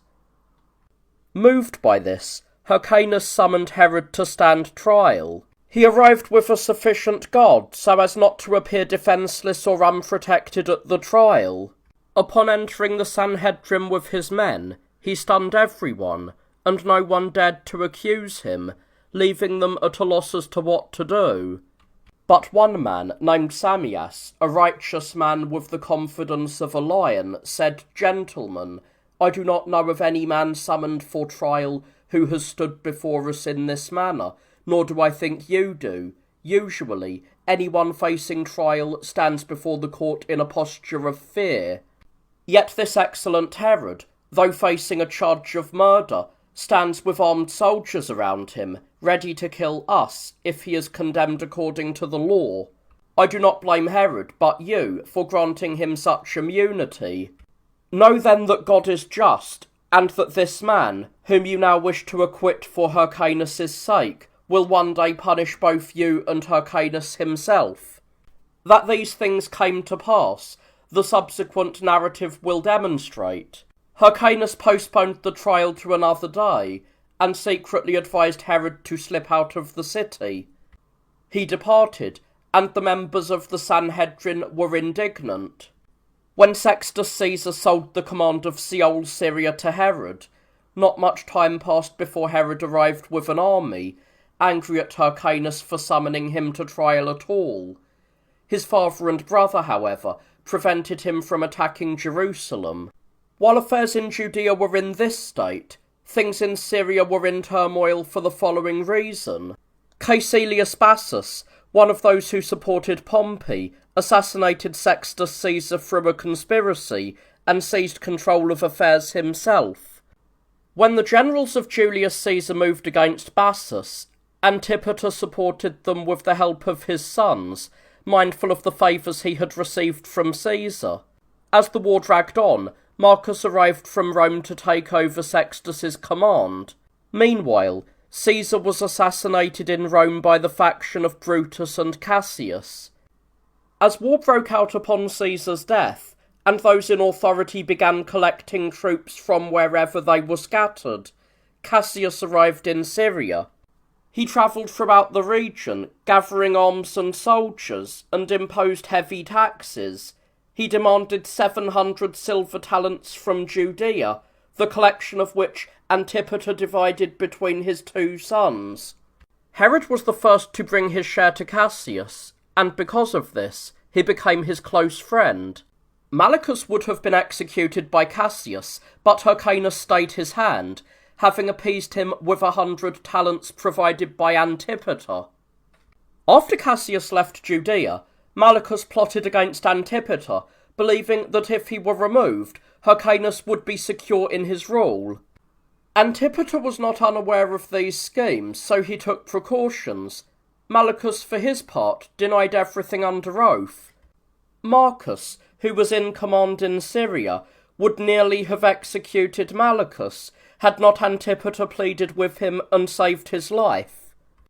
Cassius and Marcus, having gathered an army, entrusted the oversight to Herod, making him governor of Seol, Syria, and promising to proclaim him king of Judea after the war, which was then being waged against Antony and the young Caesar. It was then that Malichus, having bribed Hyrcanus's cupbearer, poisoned Antipater as they were both dining at Hyrcanus's table. When Antipater's sons learned of the plot, Malichus denied it. Herod immediately wished to avenge his father's murder, but Faisal preferred to deal with Malichus through trickery, so as not to cause a civil war. They pretended to believe Malichus's denials. When a festival arrived in Jerusalem, Herod entered the city with an army. Hyrcanus barred his entry, persuaded by Malichus, using the pretext that it was not fitting for foreigners to mix with the purified multitude. Herod ignored these words and entered the city by night. Malichus continued his pretense, weeping for Antipater and calling him a friend, while secretly keeping a bodyguard. When Cassius captured Laodicea, both men went to him. Herod planned to have Malichus pay the penalty there, but Malichus, suspecting the plan, and with his son being held hostage in Tyre, devised a scheme to spirit him away, escape to Judea, and seize power. Herod, suspecting Malichus's intent, secretly sent men ahead to Tyre and persuaded the military tribunes to confront and kill Malichus, for they had already been ordered by Cassius to cooperate with Herod in any just cause. They met him near the city and stabbed him to death. Hyrcanus was speechless with fear, but upon recovering, he asked how Malichus had been killed. Hearing that it was by Cassius's order, he praised the action, calling Malichus a wicked man and a conspirator against his nation. When Cassius departed from Syria for Antony, Herod distinguished himself in various ways. When Antigonus, the son of Aristobulus, set foot on the borders of the Jewish land, Herod met him in battle, defeated him, and drove him back beyond those borders. Because of this, when he arrived in Jerusalem, both the people and Hyrcanus crowned him. He also betrothed the granddaughter of Hyrcanus, the daughter of Alexander, who was the son of Aristobulus. Previously, he had taken another wife, a commoner named Doris, from whom he had a son, Antipater, who was the eldest of his children. After Antony and Caesar defeated Cassius and Brutus at Philippi, the latter marched towards Gaul, while Antony went to Asia. When he arrived in Bithynia, delegations met him from all sides. Among them were Jews who made accusations against Faisal and Herod. When Herod came to defend himself, Antony treated him with honour, and his accusers were not even deemed worthy of a hearing, for Herod had purchased this favour from Antony with money. When Antony arrived in Ephesus, Hyrcanus sent him a golden crown, and requested that the Jews whom Cassius had captured, not by the law of war, be set free, and that the land Cassius had taken from them be returned. Judging the request to be just, Antony ordered it to be carried out. Subsequently, when Antony arrived in Syria, consumed by his passion for Cleopatra, 100 of the most powerful Jewish men approached him and accused Herod and his associates, with Hyrcanus also present. Antony asked Hyrcanus who was better suited to lead the nation, Hyrcanus being his son-in-law, named Herod and his circle. Because of the hospitality their father had shown him, Antony was favourably disposed towards them. He named both of the brothers tetrarchs and entrusted the affairs of the Jews to them. He bound 10 of the accusers and would have executed them, had the brothers not interceded for them. Later, 1,000 Jews met Antony near Tyre. Influenced by gifts from the local governor, Antony ordered the Jews to be punished for inciting rebellion. Herod advised them to depart quickly, so they would not suffer a great disaster. When they failed to listen, the Romans rushed out, killed some, and wounded many. The rest escaped and remained quiet. As the people continued to cry out against Herod, Antony became exasperated and executed those who had been bound. Antigonus promised Pacorus, the king of the Parthians, 1,000 talents of gold and 500 women, if he would remove Hyrcanus from power, deliver him up, and destroy Herod and his associates. Because of this, the Parthians campaigned to restore Antigonus to Judea, though they were repeatedly repelled by Herod's forces. The Parthian commander eventually entered the city with a small troop of horsemen, ostensibly to quell the unrest, but in reality to assist Antigonus. After Faisal had hosted him, he persuaded Faisal to go on an embassy to Barzaphernes. Hyrcanus and Faisal set out on this embassy, against Herod's advice, while the commander escorted them. Barzaphernes initially welcomed them warmly, but then began to plot against them. Faisal and his party grew suspicious of the barbarians and realised by night that they were being kept under secret guard. They were informed that they would have been arrested already had the barbarians not delayed until Herod could be captured by the Parthians in his own territory, lest he learn of their situation and escape. Some advised Faisal to ride away immediately, and Ophelius even promised him ships for their escape, as the sea was near. However, Faisal did not wish to abandon Hyrcanus. Consequently, they were both seized and bound. Learning of this, Herod took his soldiers by night, along with his mother, his sister, the maiden betrothed to him, that is the granddaughter of Hyrcanus, the mother of his fiancée, and his entire retinue, and set out for Idumea, successfully evading the enemy. When their wagon overturned on the road and his mother was in danger of dying, he nearly killed himself. After recovering his mother and providing her with such care as the situation permitted, he moved more urgently towards the fortress of Masada. Along the way, he fought off both the pursuing Parthians and the Jews who attacked him, defeating them and maintaining the upper hand. Since the number of people following him was great, and the fortress of Masada, towards which they were hastening, was not large enough to hold everyone, he dismissed the majority after giving them supplies, while he arrived at the fortress with only those who were unencumbered and his most essential companions. Having left his women and the retinue with them with sufficient provisions, he himself set out for Petra in Arabia. At dawn, the Parthians plundered the rest of Jerusalem and the palace itself, though they refrained from touching Hyrcanus's wealth, which amounted to 80 talents. Meanwhile, the Parthians continued to wreak havoc throughout the country. Antigonus, having been brought into Judea in this way, took custody of Hyrcanus and Faisal as prisoners. Fearing that the people might restore the kingdom to Hyrcanus, he cut off his ears, for the law requires that those who are to serve as high priests must be without physical blemish. Faisal, knowing he was about to be executed, and finding his hands bound, smashed his head against a rock and took his own life, thereby depriving his enemy of the pleasure of killing him. Before he completely passed away, he heard that his brother Herod had escaped the enemy, and he died cheerfully, leaving behind an avenger and a punisher of his foes. Herod hurried to Malichus, the king of the Arabs, whom he had previously benefited, hoping to receive funds from him to ransom his brother, for he had not yet learned of his fate. When Malichus sent word to him through certain men to depart, claiming that the Parthians had ordered him not to receive him, Herod replied that he had come with no intention of causing trouble, but to speak of most urgent matters. Having said this, he set off for Egypt, and it was while he was travelling that he heard what had happened to his brother.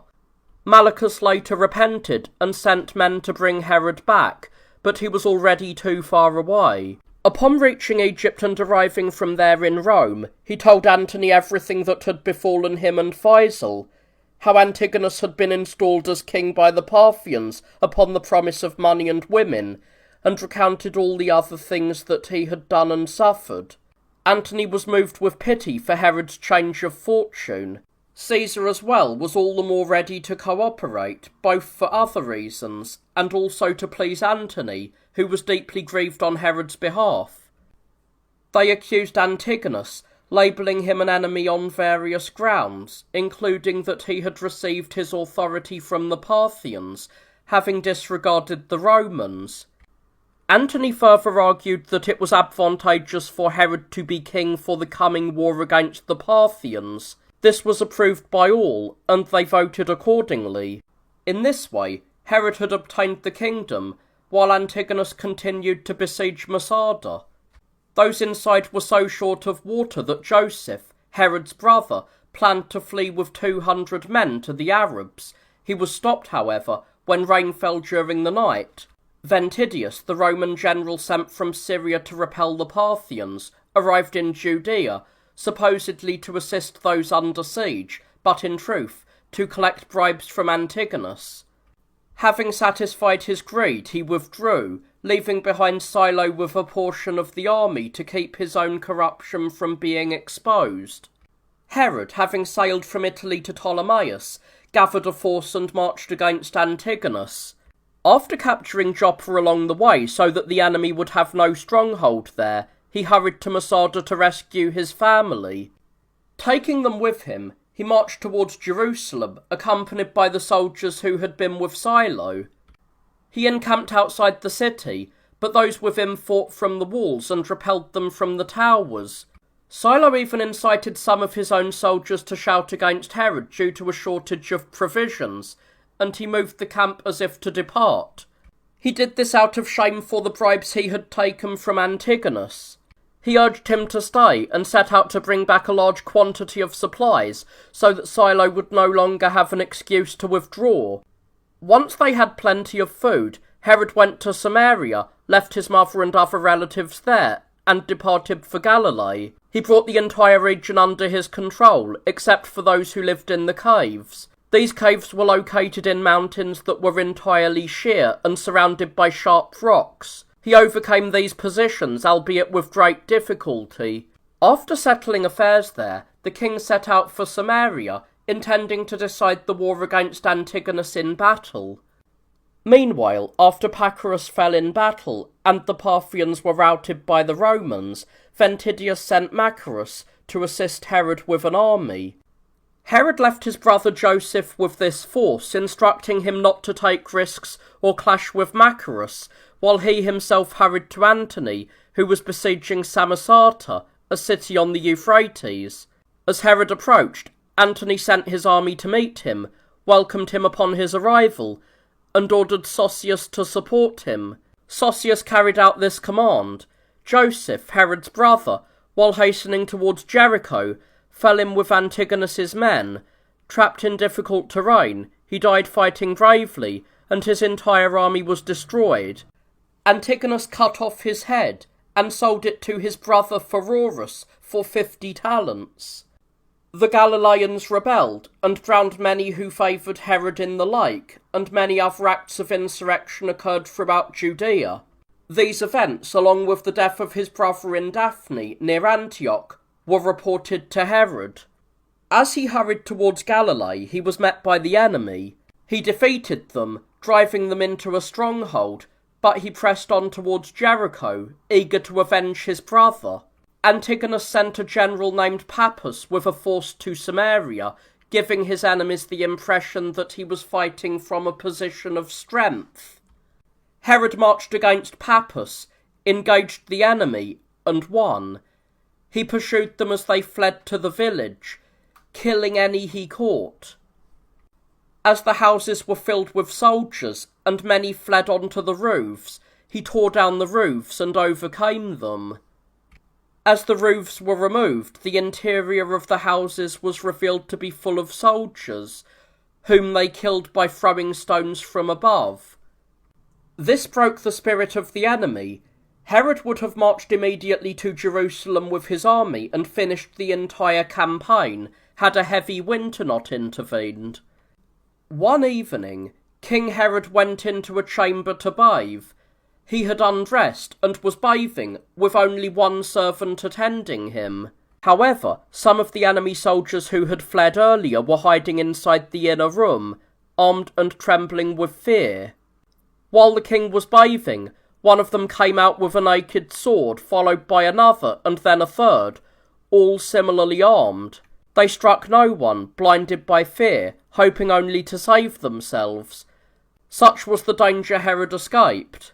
The next day he had the head of Pappus, who had been killed, cut off, and sent to his brother Pheroras as a replacement for the head of Joseph. for it was this Pappus who had personally slain him. When winter passed, Herod arrived at Jerusalem and encamped very close to the city. Leaving behind those who were to prepare for the siege, he went to Samaria to consummate his marriage to Alexander's daughter, who had already been betrothed to him, as has been recounted. After the wedding, he returned from Samaria, and Sosius arrived with an army. They gathered at the wall of Jerusalem, raised mounds, and brought up the siege engines to batter the wall. Those inside resisted more out of desperation than strategy. 20 picked men, followed by Sosius's centurions, were the first to scale the wall. The first wall was captured in 40 days, and the second in 15. Once the outer temple and the lower city were taken, the Jews fled into the inner temple and the upper city. These too were captured, and everything was filled with slaughter. Antigonus, mindful neither of his former fortune nor of the past, came down from the citadel and fell at the feet of Sosius. Sosius, showing no pity for his change in fortune, mocked him, called him Antigona, bound him, and kept him under guard. As the allied troops rushed to view the temple and the holy things within the sanctuary, King Herod restrained them, some by entreaty, others by threats, and some by force of arms. He also prevented the looting of the city, promising to pay the wages of each man out of his own pocket. Having thus preserved what remained of the city, he fulfilled his promises. He bestowed royal gifts upon Sosius, who then departed from Jerusalem, taking Antigonus as a prisoner to Antony.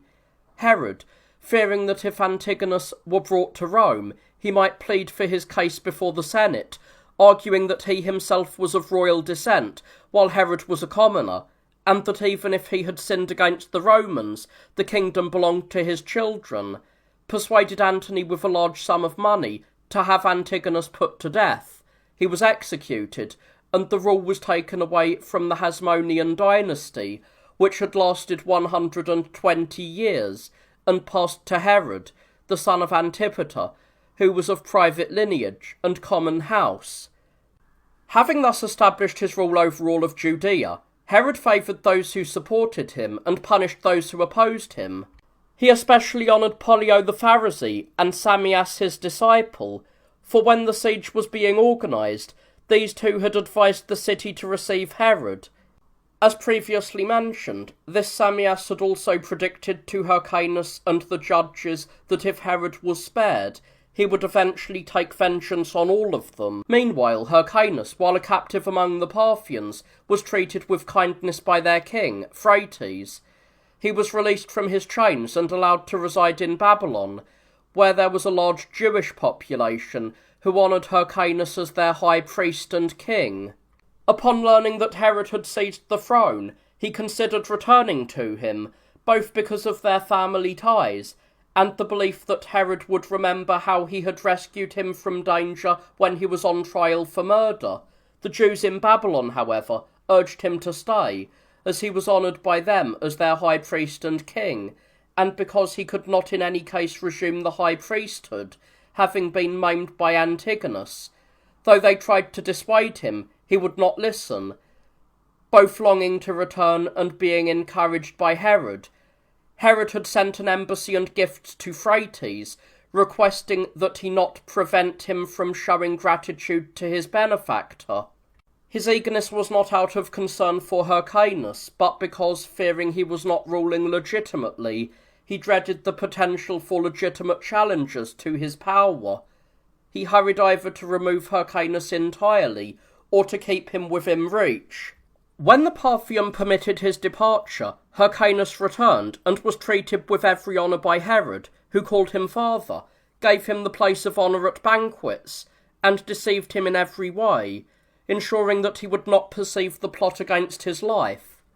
Wary of appointing any of the prominent men as high priest, Herod summoned a priest from Babylon named Ananel, a man of lesser standing, and bestowed the high priesthood upon him. Alexandra, Herod's mother-in-law, who had a son by Alexander, the son of Aristobulus, named Aristobulus, a youth of extraordinary beauty, was deeply distressed by this slight towards her son. She wrote to Cleopatra, asking her to request the high priesthood for the boy from Antony. Antony, however, was somewhat indifferent to this request. When Delius came to Judea and saw Aristobulus, he was struck with admiration, no less so for Mariamne, who was married to the king. He persuaded Alexandra to send portraits of both children to Antony, saying that once he saw them, he would not be denied anything he asked for. She sent the portraits to Antony, who hesitated to summon the girl, as she was married to Herod, and at the same time he wished to avoid slanders regarding Cleopatra. He did, however, write to Herod, commanding him to send the boy, provided it did not seem too burdensome. Herod, judging it disadvantageous for himself that Aristobulus, who was both physically perfect and of noble descent, should come before Antony, who was more powerful than any other Roman, and notoriously prone to love and pleasure, replied that if the youth left the country, everything would be thrown into turmoil. In this way he put off Antony. He then gathered his friends and accused Alexandra of plotting to strip him of his rule. Yet, he said, I will not be unjust because of this. Instead, I now grant the priesthood to the youth. Because he was a mere child, I had appointed another as high priest previously. Upon hearing this, Alexandra was filled with both joy and fear. Joy at the honour bestowed upon her son, but fear because of Herod's suspicion. She apologised with tears, claiming she had been eager only for the priesthood, and had never aspired to the honour of the kingdom, and she assured him that she would accept the honour for her son, and remain submissive to him in all things. They parted after these conversations as if all suspicion had been removed. With the high priesthood given to Aristobulus, matters within the household seemed to be mended. Yet, Herod remained suspicious of Alexandra. He demanded that she stay within the palace and act with no authority, and he had her closely watched. She became embittered, preferring to endure anything rather than live in servitude and fear. She appealed to Cleopatra for help, explaining her circumstances. Cleopatra advised her to flee with her son. Alexandra prepared 2 coffins, as if for the removal of dead bodies, intending to place herself and her son inside, and ordered the servants in on the secret to carry them out by night to the sea, where a ship was prepared for the voyage to Egypt. Herod learned of this from one of her servants, and, allowing the scheme to proceed until the very attempt, caught them in the act of fleeing. He pardoned the offence out of fear of Cleopatra, not out of mercy. Nevertheless, he had resolved to do away with the youth. When Aristobulus reached his 17th year, he ascended the altar to sacrifice during the Feast of Tabernacles, adorned in his high priestly vestments. The crowd felt a sudden surge of affection for him, stirred by his beauty, his physical stature, and the dignity of his lineage. They rejoiced and were moved to tears, uttering cries of blessing mingled with prayers. Herod, provoked by this, became even more determined in his plan against the youth. After the festival, during a feast, he treated the boy with forced kindness, and the youth, playing along, joked with him. They went to swim in a pool. Herod's friends, who were in on the secret, swam with them as if in play, but they did not stop pressing down upon Aristobulus and dunking him until they had drowned him. He perished thus before completing his 18th year, and his death was felt by all as a personal loss. Alexandra, understanding the cause of his demise, was even more consumed by grief, yet she endured it for fear of further calamities. Herod practised every artifice to dispel suspicion, weeping, acting distraught, and providing a lavish funeral. Alexandra was not softened by any of this, but wrote to Cleopatra, reporting that her son had been killed by Herod's conspiracy. Cleopatra then incited Antony to punish Herod for the murder of the boy. Antony sent a summons ordering Herod to come to Laodicea to defend himself. Herod, fearing the charge and Cleopatra's hostility, left for his journey, appointing his uncle Joseph as steward of affairs in his absence, with secret instructions. If he should suffer any harm at the hands of Antony, Joseph was to execute Mariamne immediately, lest she, in her beauty, should belong to another after his death. Herod departed, and Joseph, while managing the government, constantly visited Mariamne and Alexandra and spoke of the king's deep affection for Mariamne. When they responded to his words with irony, he was led to reveal the secret of the command. This only drove the women into greater despair. Rumours also spread, started by those who hated Herod, that Antony had killed him. In the midst of this, letters arrived from Herod describing the honour Antony had shown him, how he sat with him in judgment and dined with him, and that he had attained these things even though Cleopatra was fiercely trying to slander him. Upon the arrival of these letters, the false rumour ceased. When King Herod returned to Judea after escorting Antony on his Parthian campaign, his sister Salome and their mother immediately began to accuse Alexandra and Mariamne. Salome even brought charges against her own husband, Joseph, the steward of the kingdom's affairs, claiming he was having an affair with Mariamne. She made these accusations because she had long been embittered by Mariamne's taunts regarding her own base lineage. Herod was immediately troubled, and in his jealousy he questioned Mariamne in private. When she cleared herself with an oath, he calmed his anger. Overcome by his love for her, he sought to assure her of his affection. She, however, replied that it was not a sign of love for him to have ordered her death, if Antony should have treated him harshly. This statement threw Herod into turmoil, and he exclaimed that this clearly proved Joseph's love for her, for he would never have revealed the secret order unless they shared a deep intimacy. He would have killed his wife on the spot had he not been enslaved by his love for her.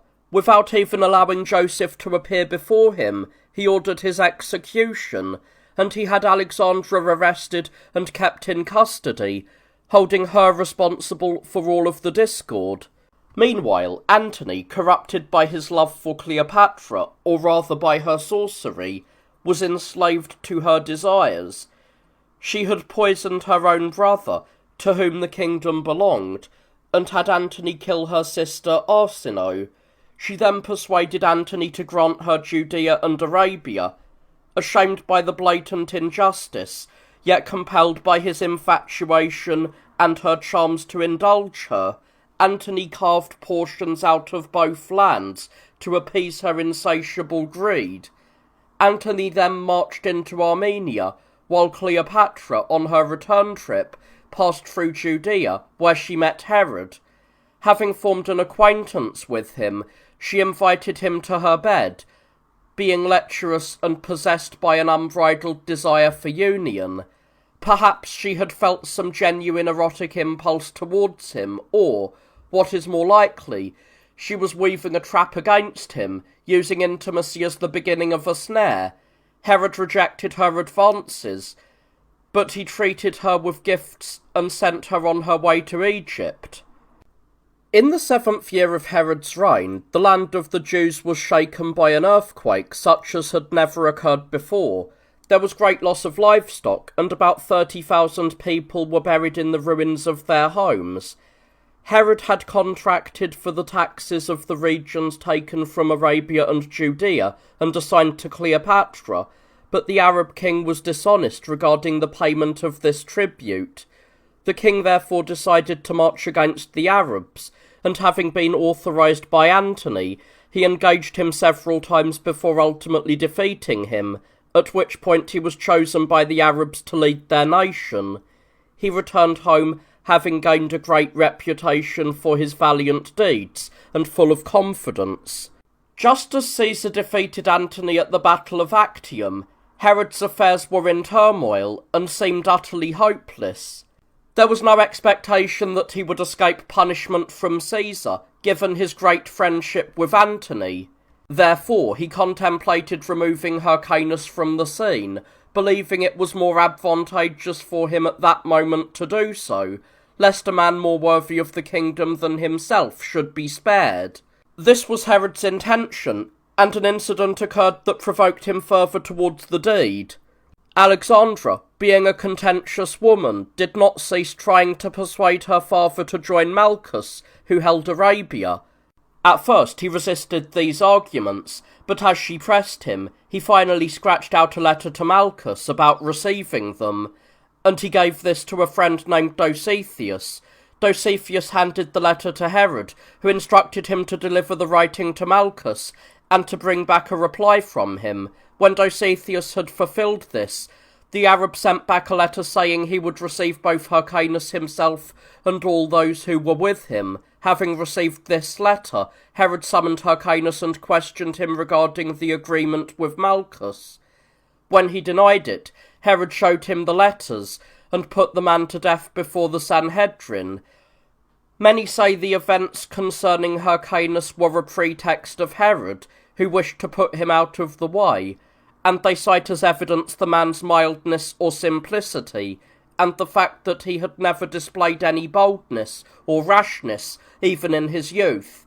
He was, at that time, 81 years of age. Herod, hastening to Caesar, settled his mother, his sister, and all of his kin at Masada, while he took his wife Mariamne along with her mother, Alexandra, to Alexandrion.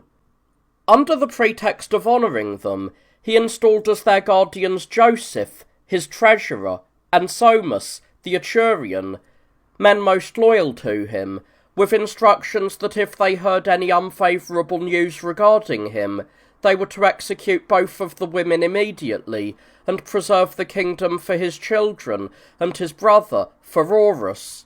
Having given these orders, he hurried to Rhodes to meet Caesar. Upon arriving, he removed his diadem, but did not diminish any other mark of his rank. In his discourse with Caesar, he revealed the greatness of his spirit, neither turning to supplication, nor shielding himself from the consequences of his past actions.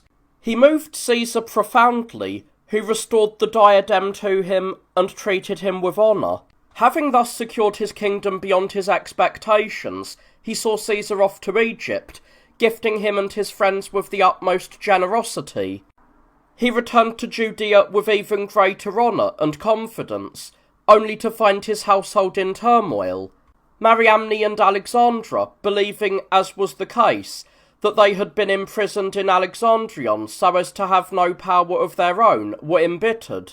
They cultivated the gods, especially Somus, using words and gifts to win him over. He yielded little by little and revealed the king's instructions to them. The women were appalled by this, especially Mariamne.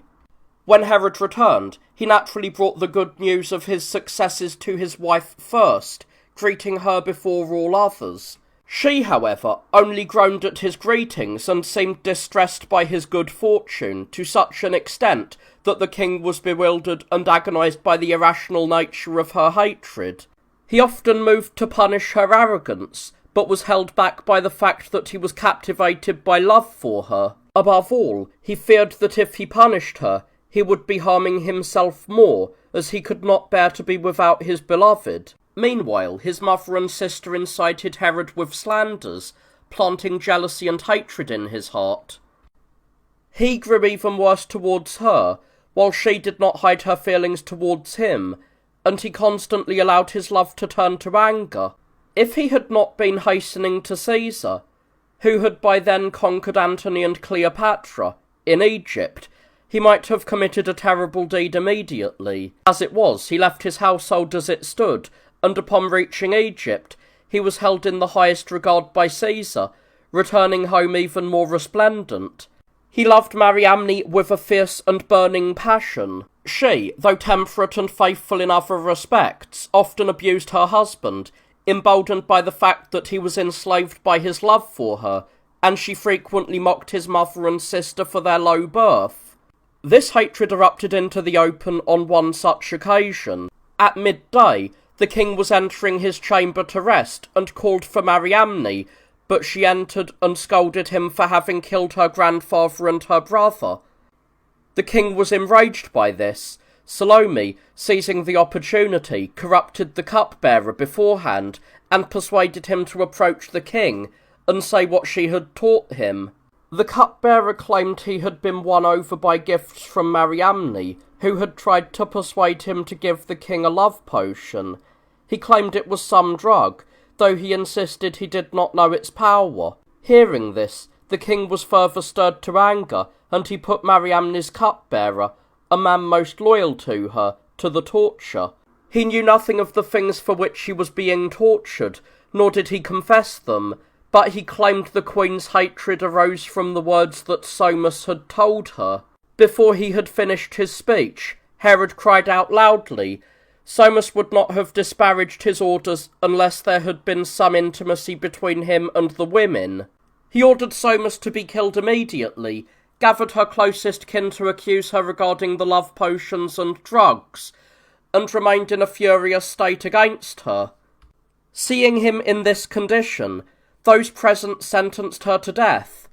She was led to her execution, and her mother, Alexandra, already fearing for herself and feigning ignorance of the charges against Mariamne, rushed forward and called her daughter wicked and ungrateful to her husband, claiming she deserved her fate. Mariamne, neither troubled by this nor offering a word in return, walked towards her death with a steady demeanour and a noble spirit, displaying her nobility even at the very end.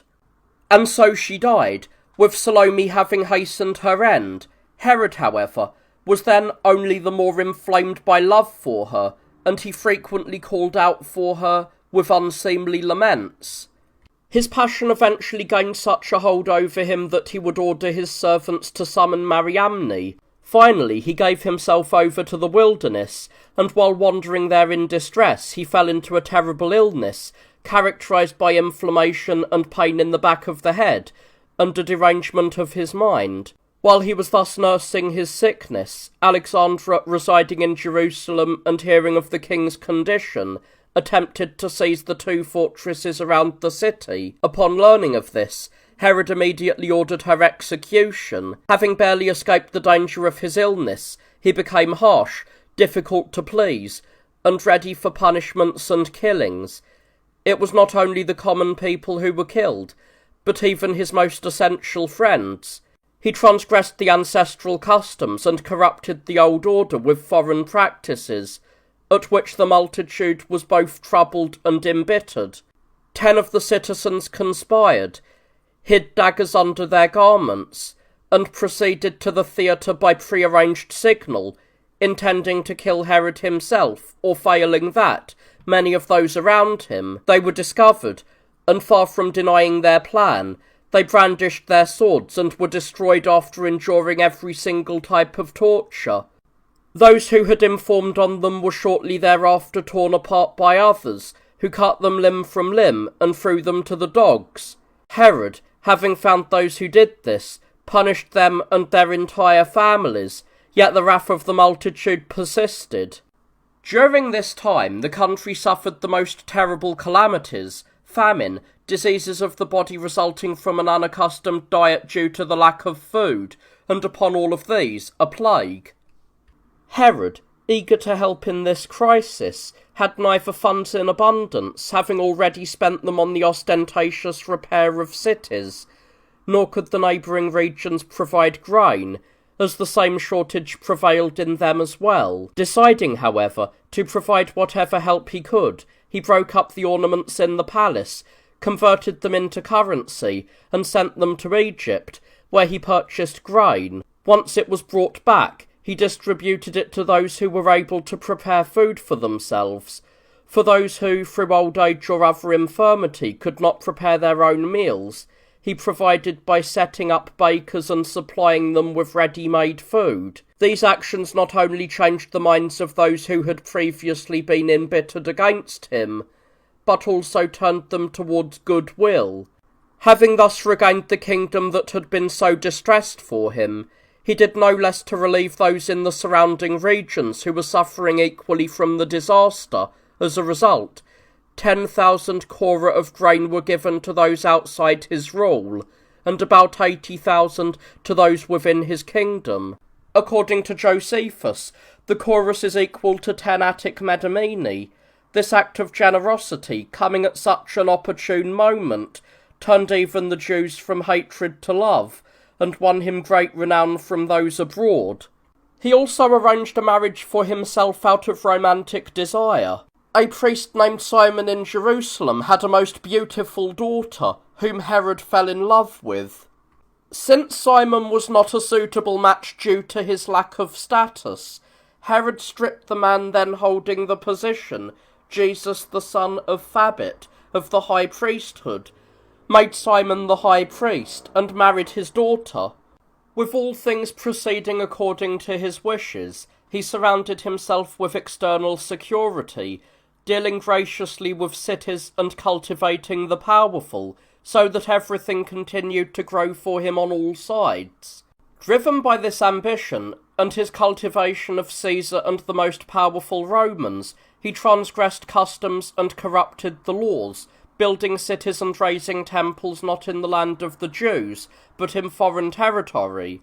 To the Jews he apologized, claiming he did these things under orders rather than of his own volition, while to Caesar and the Romans he offered his favour as proof of his willingness to depart from his ancestral customs in order to honour them.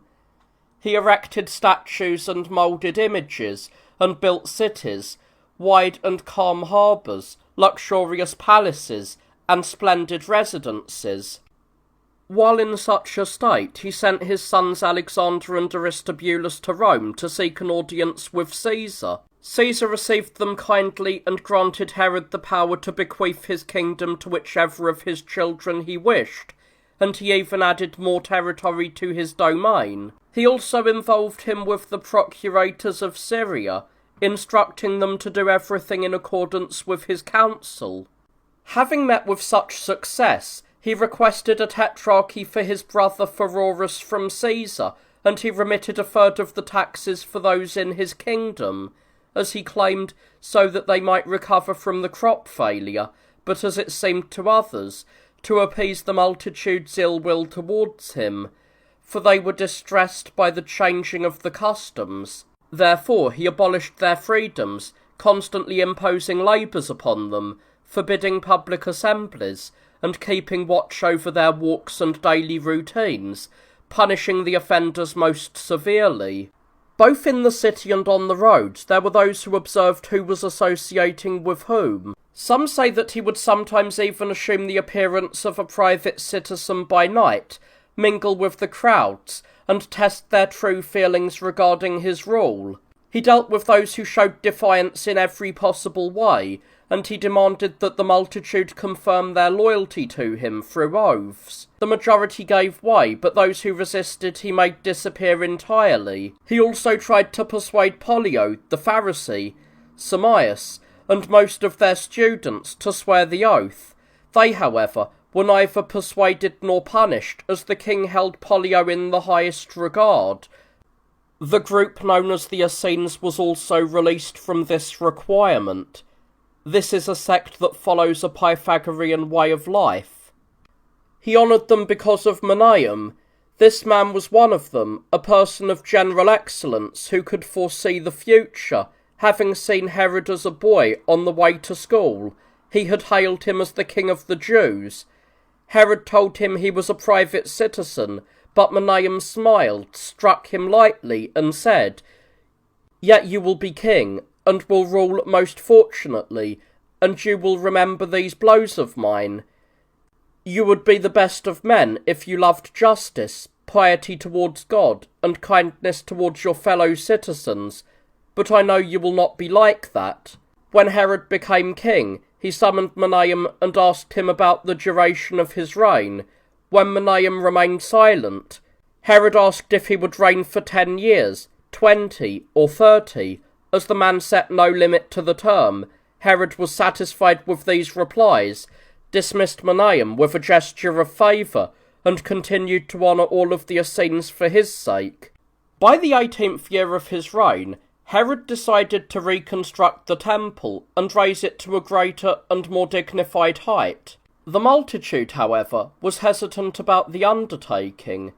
Herod declared that he would not tear down the temple until he had prepared everything necessary for the work.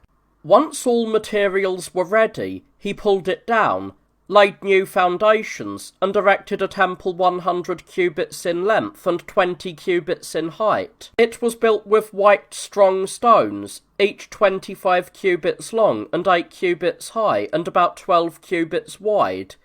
On the north side, a well-fortified angular citadel had been built, remarkable for its strength. It was constructed by the kings of the Hasmonean line, who were also high priests, and they called it the Baris, as the high priestly vestments were kept there. Herod repaired the Baris and, for the security of the temple and in memory of Antony, named it Antonia. The temple itself and all its surroundings were completed in 8 years. It is reported that during the time the temple was being erected, it was built in 1 year and 6 months. It did not rain during the day, but the rains occurred at night, so that the construction would not be interrupted. Attempting to curb criminal activity, Herod enacted a law that housebreakers should be sold into slavery outside of the country.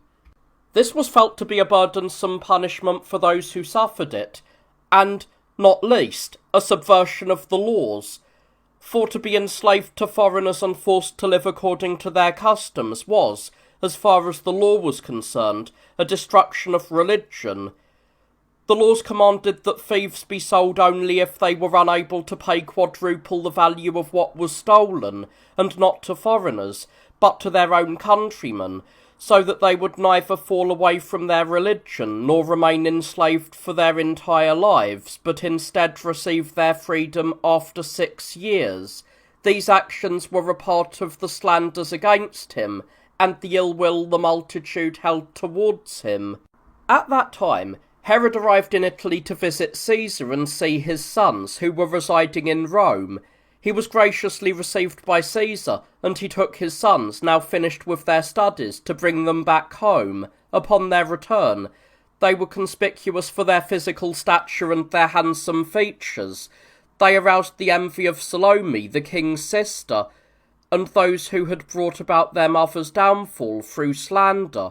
These people prepared to use the same weapons against the sons that had been used to destroy the mother, spreading rumours that the youths were acting coldly towards their father because of his role in her murder, and thus they fostered a hatred in the father towards his sons, wherever possible. For a time, however, the father still treated them with affection, granting them honours and marrying them to women now of age, Aristobulus to Bernice, the daughter of Salome, and Alexander to Glaphyra, the daughter of Archelaus, the king of the Cappadocians. For Salome, these events only further fueled her enmity towards the young men, as she drew closer to all who had collaborated with her in Mariamne's murder.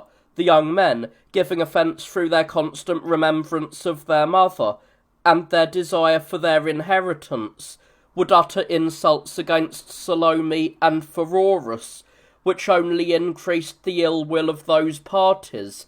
Malicious slanders against the youths were advanced, taking their cue from the behaviour of the brothers themselves. Whenever the wicked Salome spoke ill of them and their mother, and provoked them into arguments, they would speak of their mother's tragic end, and call themselves wretched for being forced to live alongside her murderers.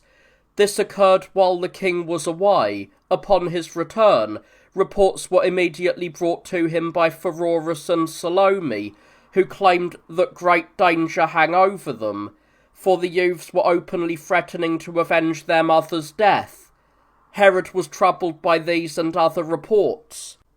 In this state of mind, he decided to undermine the young men by bringing forward another son, Antipater, who had been born to him while he was still a private citizen. He began to honour this son in order to curb the boldness of Mariamne's children, showing them that the succession to the kingdom was not owed solely or inevitably to them. Thus he introduced Antipater as a rival, Antipater, being a clever man, once he gained a degree of influence, made it his sole aim to cling to his father and alienate him from his brothers through slander. The brothers themselves continued to provide opportunities for this, crying out as if dishonoured, invoking their mother, and openly declaring their father to be unjust. The associates of Antipater maliciously reported these things to Herod, adding their own inventions, and creating even greater hatred towards them. Desiring to humble Mariamne's sons, the father bestowed great honours upon Antipater. Eventually, he even brought his mother into the palace. He commended Antipater to Caesar in writing, and sent him to Rome with many gifts, until it seemed that everything was in his hands, and that the sons of Mariamne were eventually cast aside from the royal house. Antipater, fearing that his father might become more lenient towards Mariamne's sons while he himself was away, never ceased writing to his father from abroad to stir up resentment against his brothers, until he finally drove him to sail to Rome and accuse his sons before Caesar. Upon arriving in Rome with the sons, he presented them to Caesar and accused them of madness, claiming they hated their own father and were plotting to kill him, and sought to seize the kingdom in that way. Even as their father was still speaking, the young men were in tears, which turned into loud lamentations, for they feared that if they remained silent, they would appear unable to offer a defence out of a guilty conscience. When they realised they had Caesar's favour, and that all the others present were weeping with them and feeling their pain, Alexander attempted to dissolve the charges, addressing his father. As he spoke in a compelling manner, Caesar, who had never truly believed the slanders against them, became even more convinced of their innocence, and he looked constantly at Herod, seeing that he too was visibly unsettled. The theatre was filled with anxiety. Caesar stated that, although the young men seemed far removed from the charges made against them, they had committed a fault in not conducting themselves before their father in such a way that these accusations would never have arisen. He urged Herod to reconcile with his sons and cast aside all suspicion, judging it unjust to believe such things against his own children. Offering this counsel, he signalled for the young men to embrace their father.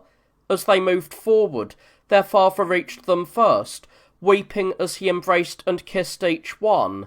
They thanked Caesar and departed together, with Antipater among them, feigning joy at their reconciliation. The following day, Caesar granted Herod full authority over his kingdom, allowing him to choose whichever of his sons he wished as his successor, or even to distribute the kingdom among them, though only after his death. He did not permit him to divide it while still alive, intending that Herod himself should retain control of both his children and the kingdom. As Herod returned, Archelaus, Alexander's father-in-law, met him in Cilicia, and rejoiced with him over the reconciliation of his sons. Upon arriving in Judea, Herod gathered an assembly and recounted the actions he had taken during his journey. He concluded his speech by admonishing his sons, and announced that he would leave the kingdom to his heirs, first to Antipater, and then to the sons of Mariamne. Having said this, he dismissed the assembly. He was, in his disposition, most ambitious and generous towards others, yet oppressive and unjust towards his subjects, and an implacable punisher of his own family and friends. The causes of this were his love for glory and his lust for power. Driven by a love of glory, if he expected to gain remembrance or praise in the present or future, he spared no expense. Being a great spender, he burdened his subjects with heavy exactions and was harsh towards them. Driven by a lust for power, if he harboured any suspicion that someone was aspiring to his throne or plotting against it, he treated them as enemies, and from that point on he punished kinsmen and friends without mercy, wanting to be the only one honoured.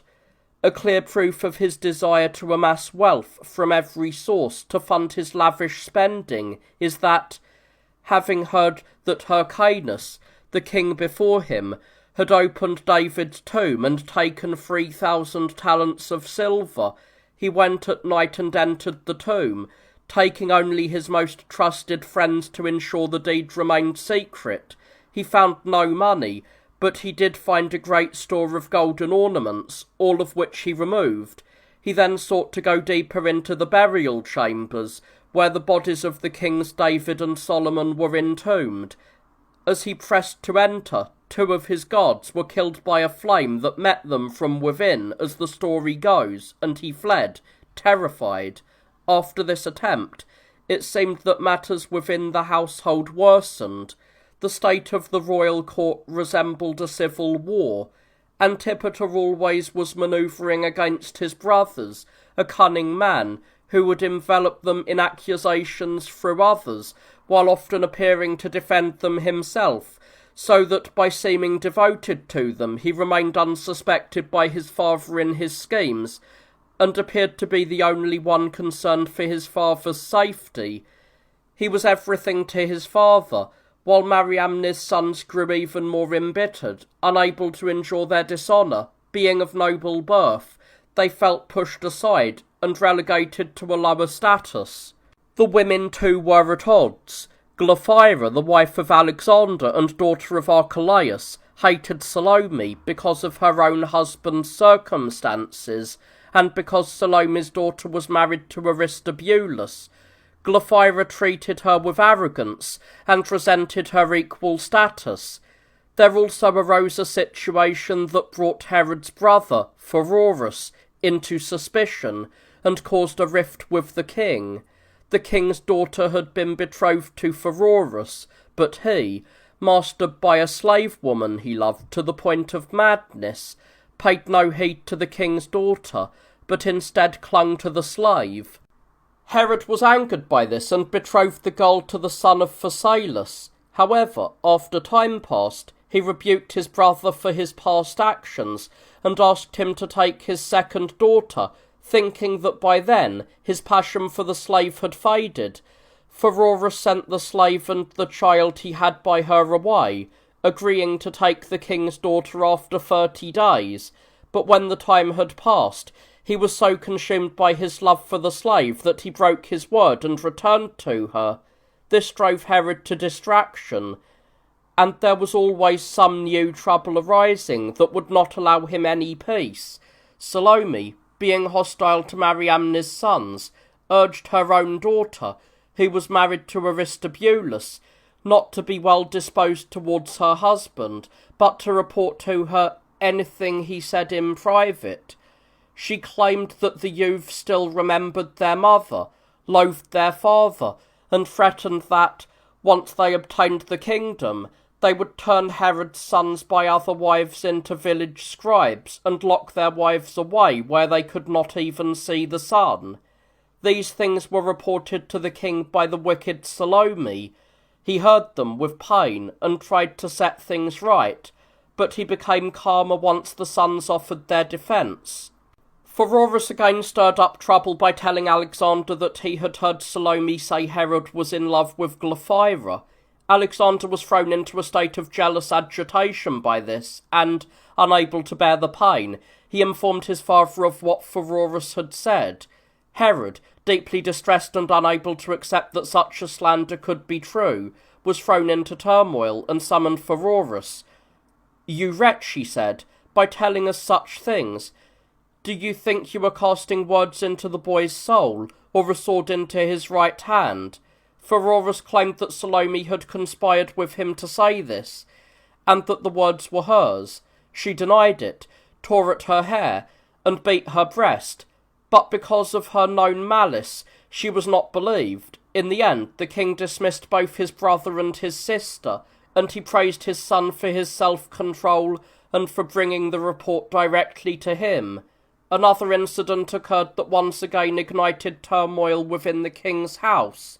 He had eunuchs whom he valued for their beauty, one of whom was appointed to serve his wine, another to bring his dinner, and a third to help him to bed.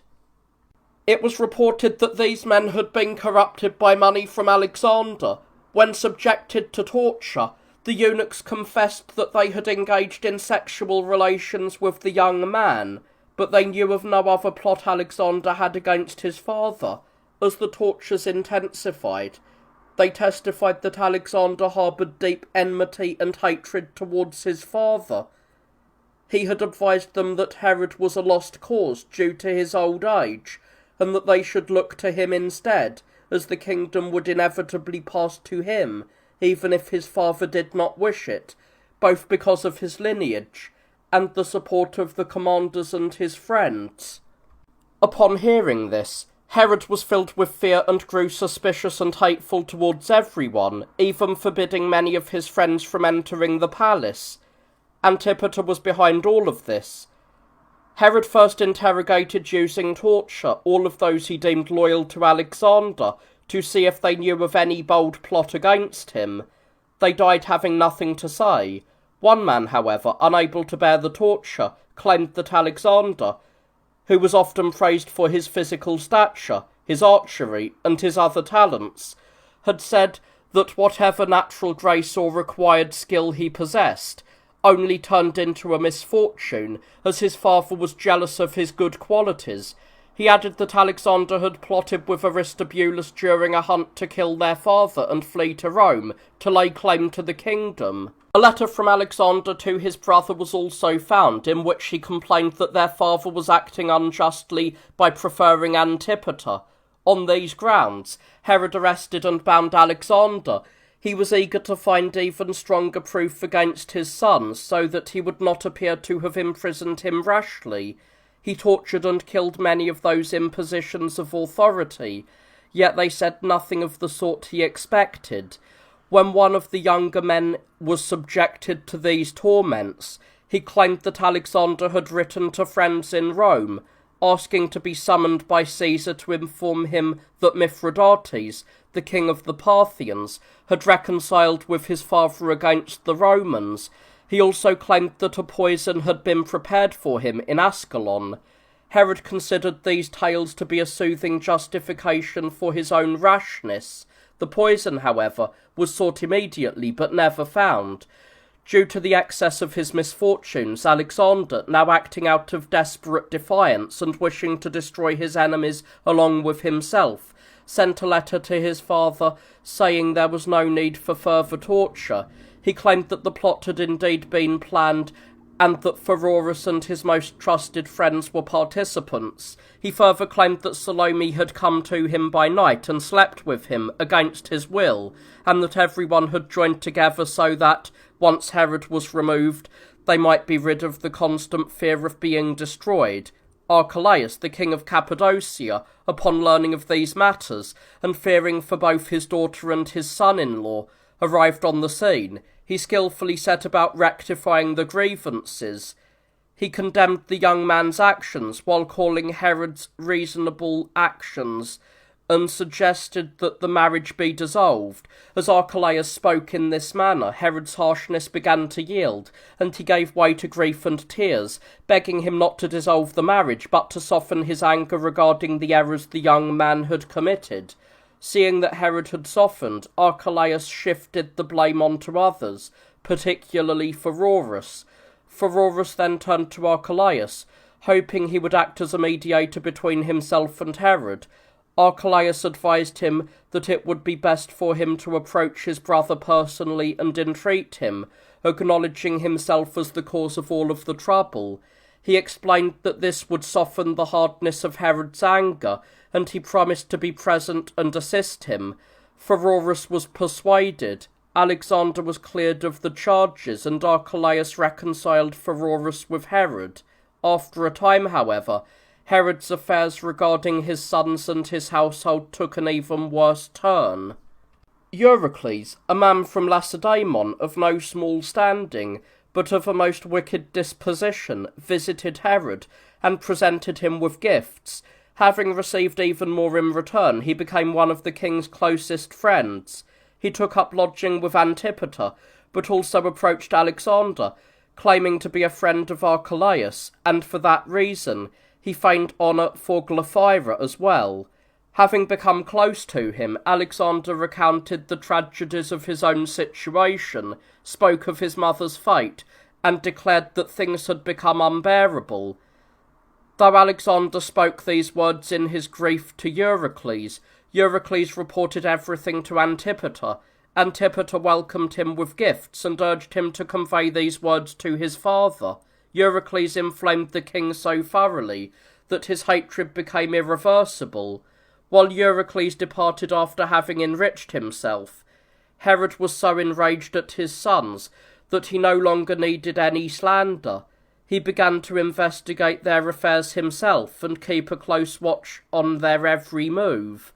In any event, 2 of the king's bodyguards, having been dismissed in a fit of rage, had ridden with Alexander's circle and received gifts from him. Herod, suspecting them, immediately put them to the torture. At first they held out, but eventually they reported that Alexander had persuaded them to kill Herod while he was out hunting. The commander of the fortress of Alexandrion was also interrogated, as it was alleged he had promised to receive the young men into the stronghold. He confessed to nothing, but his son testified that this had indeed happened, and produced a letter concerning these matters, which appeared to be in Alexander's handwriting. Herod therefore no longer doubted the conspiracy of his sons, though Alexander insisted that the note had been forged through Antipater's treachery. The young men were then imprisoned, enduring the disgrace and terror of condemned criminals.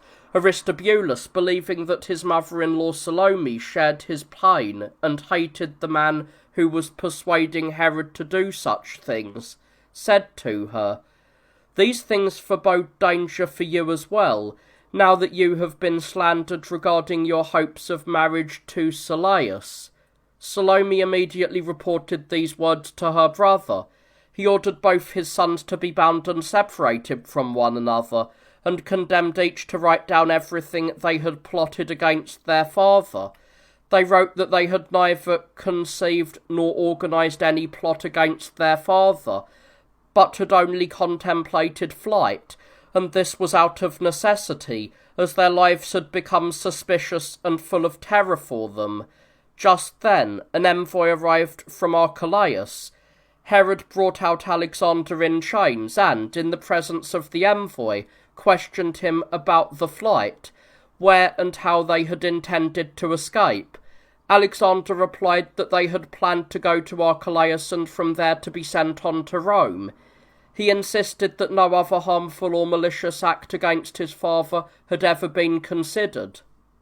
When this had been said, the king gave letters for Caesar to 2 of his men, instructing them to stop in Cilicia on their voyage to meet with Archelaus, and rebuke him for participating in the young men's conspiracy. Archelaus, however, defended himself, stating that he had agreed to receive the youths for the sake of the benefit of both the sons and their father, but had not intended to send them on to Caesar. When the bearers of the letters arrived in Rome, they delivered them to Caesar. He replied that he was troubled by the situation with the sons, but left full authority to Herod. He instructed Herod that if they had committed any unholy act, he should prosecute them as parricides, but if they had only contemplated flight, he should instead offer them counsel and refrain from committing any irreversible deed. Caesar advised him to gather a council near Berytus, bringing together the regional governors, King Archelaus of Cappadocia, and any others he knew to be distinguished by their rank, and with them to decide upon the proper course of action. Upon receiving this letter, Herod summoned those he wished to the council, having excluded Archelaus either out of enmity or because he suspected he would oppose his judgment. When the governors and others had gathered, the king accused his sons, and read aloud the writings of the young men themselves.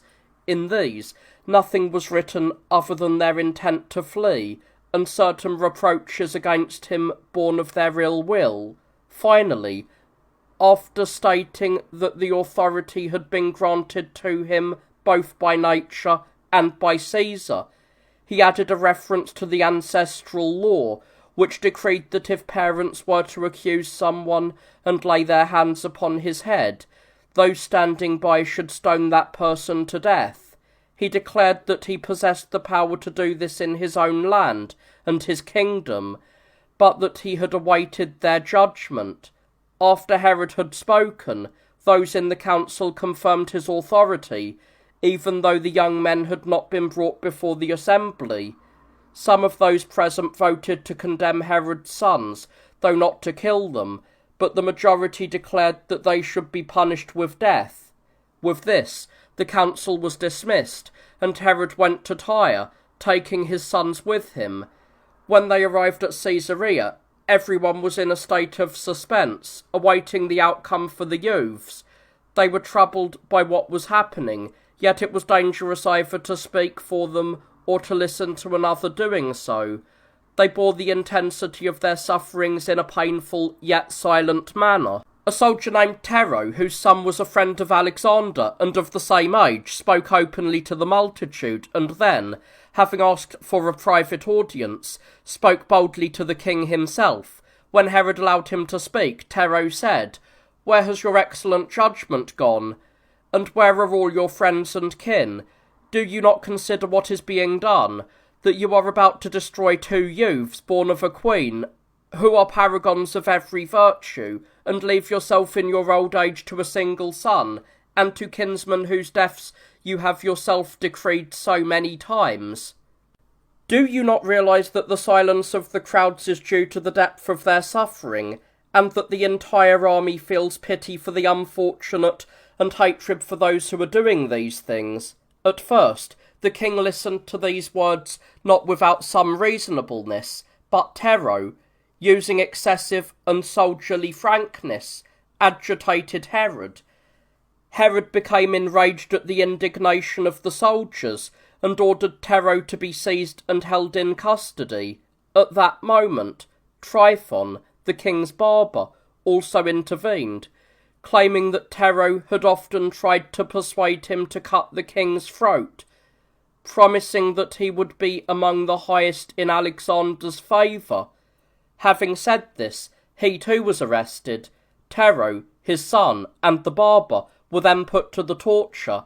Tero held out, but when his son saw his father suffering so severely, he said he would tell the king the truth if he would rescue his father and himself from the torture.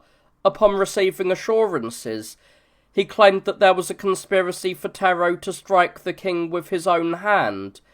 With this testimony, he saved his father from the immediate ordeal. Herod, now having no doubt left in his soul regarding the murder of his children, finally acted upon his intent. Alexander and Aristobulus were sent to Sebaste, where their father's command led to their strangulation and death. Afterwards, he brought before the multitude 300 of the officers who had been under suspicion, along with Tero, his son, and the barber. They were stoned to death by the people. For Antipater, having destroyed his brothers, success in securing the kingdom proved more difficult, as the nation, and especially the military, had developed a deep hatred for him. For a time, he shared power with his father, and enjoyed his full confidence. Herod sent Alexander's wife back to her father, but he raised the children of the deceased with great care. Alexander had 2 sons by Glaphyra, while Aristobulus had 3 sons and 2 daughters by Bernice. The king also had a son named Herod, by the daughter of the high priest. The king lived with 9 wives simultaneously, and it was a traditional practice to live with several at once. These included the mother of Antipater and the high priest's daughter, by whom, as mentioned, he had the son who bore his own name. He was also married to one of his brother's daughters and a cousin, that is, a female first cousin, for the ancients called first cousins nieces, as can be found in many places, including Plutarch and legal texts.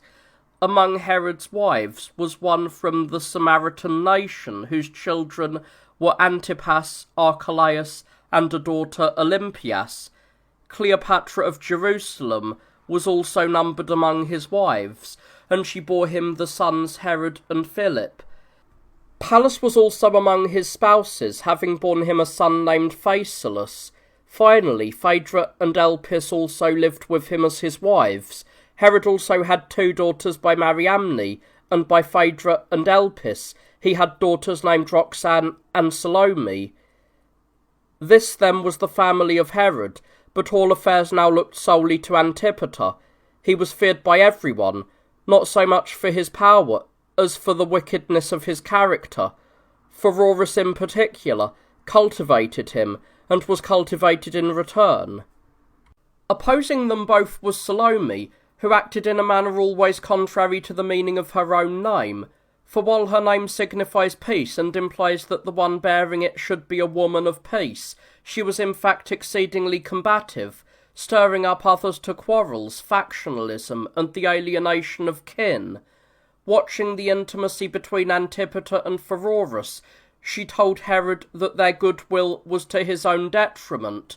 Knowing of Salome's slander, they practised outward hatred and insults towards one another, while secretly maintaining their accord.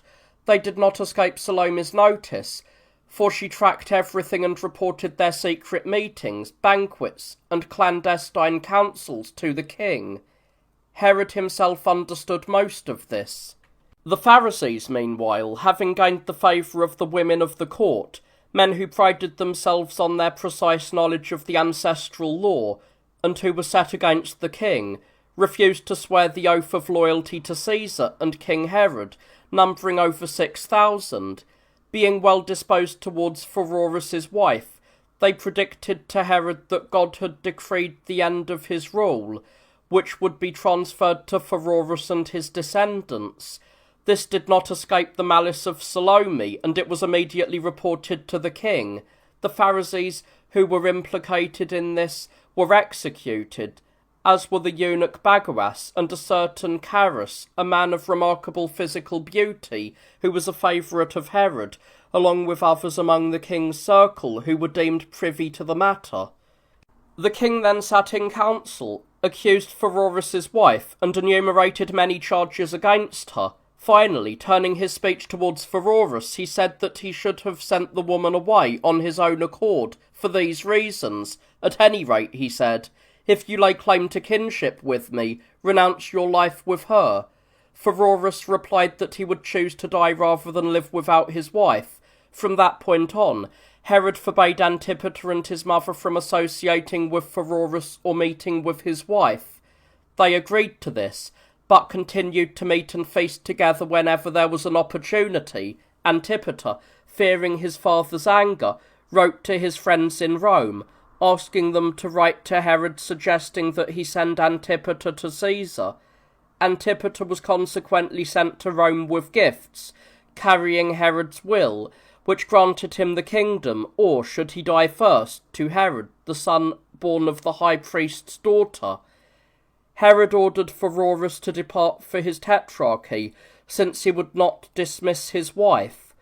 Pheroras left, having sworn that he would not return until he heard that his brother had died. Thus, when the king fell ill and summoned him, Pheroras did not obey, so as not to break his oath. Later, however, when Pheroras himself fell ill, Herod came to him of his own accord, and honoured him after his death. The death of Pheroras became the beginning of Antipater's troubles, as his uncle's fate brought vengeance upon him for his fratricide. 2 freedmen of Pheroras urged Herod not to leave his brother's death unavenged, as he had been destroyed by poison. These reports, appearing credible, moved the king to an investigation, and both slave and free women were put to the torture. The others endured, keeping their secrets, but one woman said nothing else except to call upon God, declaring that Antipater's mother had been brought to such straits because she was the cause of all of these evils. This prompted Herod to conduct a more rigorous search, After the women were subjected to even more severe torments, they revealed everything: the drinking parties, the secret meetings, and Antipater's conversations with Pheroras's wives, his hatred towards his father, his lamentations to his mother that his father's life was being prolonged for so long that he would not even be able to enjoy the pleasures of the kingdom, should he ever inherit it, due to the old age already bearing down on him, and many other things the women said that attacked the father. Convinced of Antipater's guilt, the king stripped Antipater's mother, Doris, of all of her jewellery, worth many talents, and sent her away. But the one who most incited Herod against his son was Antipater's own agent, also known as Antipater, who, while being tortured, confessed other things, and revealed that he had given poison to Pheroras, instructing him to administer it to the father during his own absence, so that he would be above suspicion by not being present, and that Pheroras had kept this to give to his wife. The woman confessed, and as she went to retrieve the poison from the roof, she threw herself off, though she did not die. When she was recovered, the king questioned her again. She swore that she would tell everything as it had happened. She claimed that she had received the poison from her husband, prepared by Antipater for the father himself. When Pheroras fell ill, the king came to nurse his brother. Pheroras, seeing his kindness, said, "Wife, bring me the poison, and burn it before my eyes." She stated that she had done exactly as he commanded, consigning most of it to the fire, but keeping a small portion for herself to use if, after Pheroras's death, she were to face evils from Herod. She then produced the box and the poison for all to see. The king's wife, the daughter of the high priest, was also accused of being privy to everything. He immediately divorced her, and struck her son's name from his will, in which he had been designated to reign. He also stripped her father Simon, the son of Boethus, of the high priesthood, and appointed in his place Matthias, the son of Theophilus. Meanwhile, Antipater's freedman, Baphilus, arrived from Rome, carrying poison for Antipater's mother and Pheroras. When interrogated, he said he had been sent so that, if the first attempt on the father failed, he might be destroyed by this. Letters also arrived from Herod's friends in Rome, accusing Archelaus and Philip, who were residing there for their studies, of slandering their father regarding the murder of their brothers, and expressing fear for their own lives. These things were being done by Antipater in exchange for large bribes. Herod concealed his anger and ordered that they should not delay. He cast reproaches upon Antipater's mother and promised that he would address these matters upon his return. He encountered these letters while in Cilicia. In Tarentum, upon learning of Pheroras's death, he took it badly, not out of affection, but because Pheroras had died without having killed Herod as he had promised.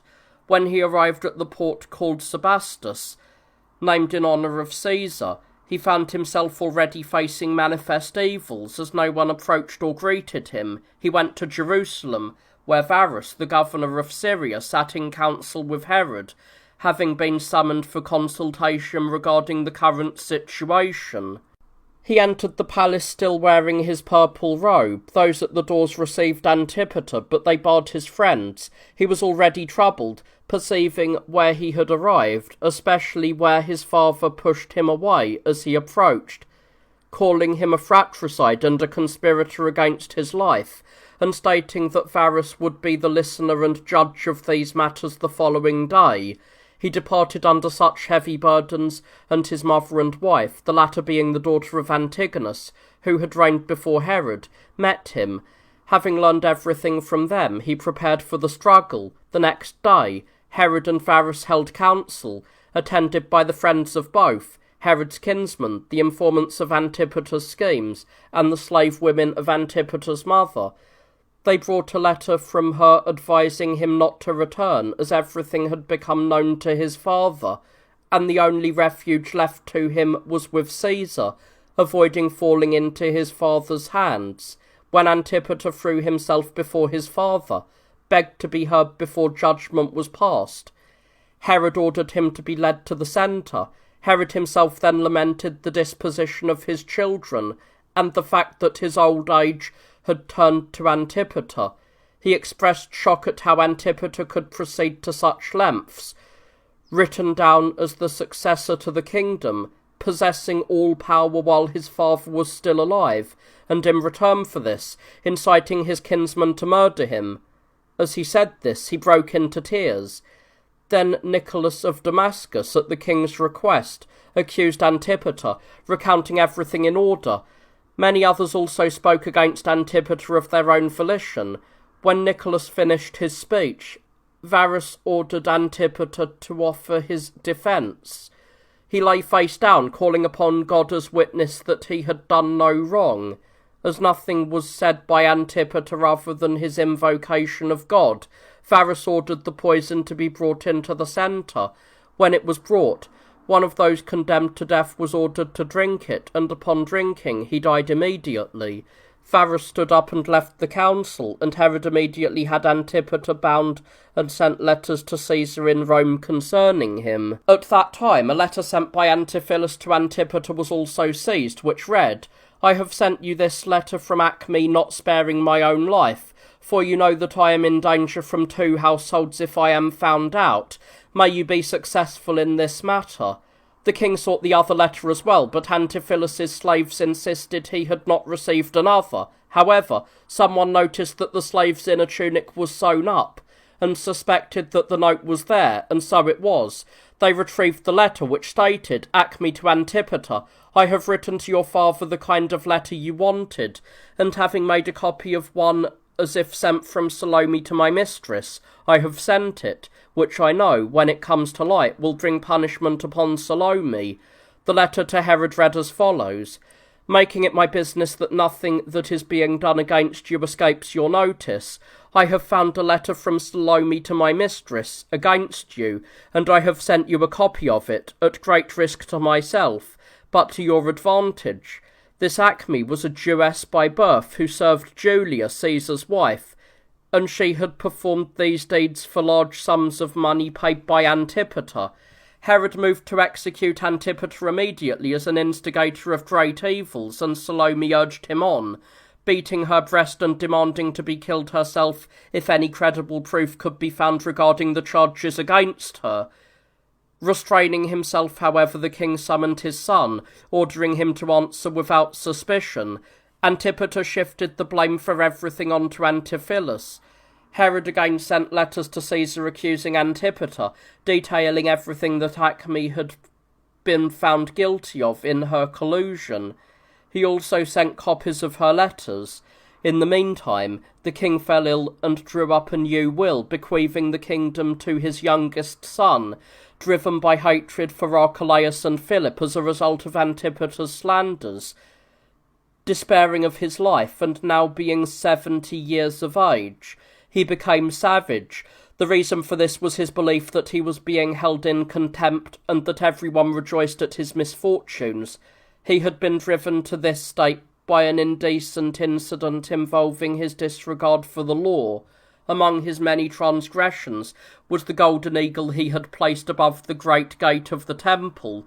The law forbids the erection of images or the depiction of living creatures. Judas and Matthias, men of great learning among the Jews and popular with the people for their instruction of the youth, commanded them to tear it down. They told the young men that even if danger should befall them for this, one who died for the sake of the laws was blessed. Because they urged the youth on with such words, a rumour spread that the king was dead. Immediately, in broad daylight, they pulled down the eagle and hacked it to pieces with axes. Consequently, many of the young men, along with Judas and Matthias, the instigators of the daring act and the leaders of those who carried it out, were arrested and brought before Herod. He asked if they had dared to tear down his dedication. The men replied, "It is done, and it should be no surprise if we prefer the laws that Moses left us taught to him by God over your decrees." He sent the prisoners to Jericho, and, having summoned the leading men of the Jews, he laid upon his couch and reminded them of the benefits he had bestowed upon them, including the construction of the temple. He cried out that if they were insulting him even while he still lived by tearing down his dedications, a gesture that appeared to him to be an insult, but in truth was an act of temple robbery. Fearing his cruelty, they replied that those who had dared to do such things were deserving of punishment. The king dealt more leniently with the others, but he stripped Matthias of the honour of the high priesthood, and appointed another to the office, Josar, the brother of his own wife. As for Matthias, who had stirred up the rebellion, and some of the other ringleaders, he had them burned alive. The illness grew more bitter for him, and he paid the penalty for his transgressions. A mild internal fire consumed him, and he suffered from ulcerations of the bowels, particularly painful ailments of the colon, and a watery transparent fluid gathering around his feet. He also suffered from an affliction of the abdomen, and the rotting of his genitals produced worms. In addition to this, he suffered from orthopenia, characterized by a foul-smelling discharge and incessant asthma, and convulsions occurred throughout every limb of his body. Even in this wretched state, he held out hope for life, and did not refuse to employ whatever treatments were suggested to him. Upon crossing the Jordan, he made use of the hot springs at Caliro, which, in addition to their other virtues, are also drinkable. There, upon being lowered by his physicians into a tub full of oil, he appeared to lose consciousness. Upon being revived, he was brought to Jericho, where he was finally seized by black bile. As he neared his end, he conceived of an unholy plan. By his order, the most prominent men from every part of the nation were summoned there and locked inside the hippodrome. He then commanded his sister Salome and her husband Alexis that as soon as he breathed his last, they were to kill everyone who had been imprisoned. He said, "I do not want the people to rejoice at my death or applaud it. Rather, with everyone mourning his own kin, I will appear to be mourned as well, and my departure will be honoured with many tears." He gave these instructions while weeping and imploring them, and they promised not to violate his command. During this time, letters arrived from those in Rome denouncing that Acme who had been executed, and that the fate of Antipater was left to his father's decision. Upon hearing this, Herod was pleased and felt a slight relief. However, as his pains intensified, he stopped eating. He asked for an apple and a knife, intending to take his own life. He would have carried out this plan had someone not foreseen his intent and restrained his hand. A great cry then went up, and there was much wailing and commotion, as if the king had already passed away. Antipater, thinking him dead, took heart, and pleaded with his jailer to release him, promising great rewards. The jailer, however, informed the king of his intentions. The king cried out, and sent men to kill Antipater immediately. He then revised his will once more, giving the tetrarchy of Galilee and Perea to Antipas, allotting the kingdom to Archelaus, and assigning Gaulantis, Trachontis, Batanea, and Paneas, a tetrarchy, to his son Philip, the full brother of Archelaus. He also bestowed Gemina, Azotus, and Phasaelis upon his sister Salome. Having done this, and leaving gifts of many talents to Caesar and his wife Julia, he died 5 days after killing Antipater, having reigned for 34 years since he put Antigonus to death, and 37 years since he was appointed king by the Romans. Salome and Alexis, before his death was made public, released those locked in the hippodrome, telling them that the king commanded them to depart for their farms and tend to their own affairs. This was the greatest service they could have rendered to the nation. Soon after, the king's death was announced, and the will was read, bequeathing the kingdom to his son Archelaus. Ptolemy, who had been entrusted with the king's signet ring, stated that the will could not be confirmed without Caesar's approval. Immediately, there arose a clamour from those acclaiming Archelaus as king. Following this, the king's funeral was conducted with great extravagance. Herod thus paid his debt to nature. Archelaus, having ascended to the temple and received public acclamation, sat upon a golden throne and greeted the multitude. When the army sought to place the diadem upon him, he refused it, declaring that he would accept it only after Caesar had ratified his father's will. He then offered sacrifices and turned to feasting.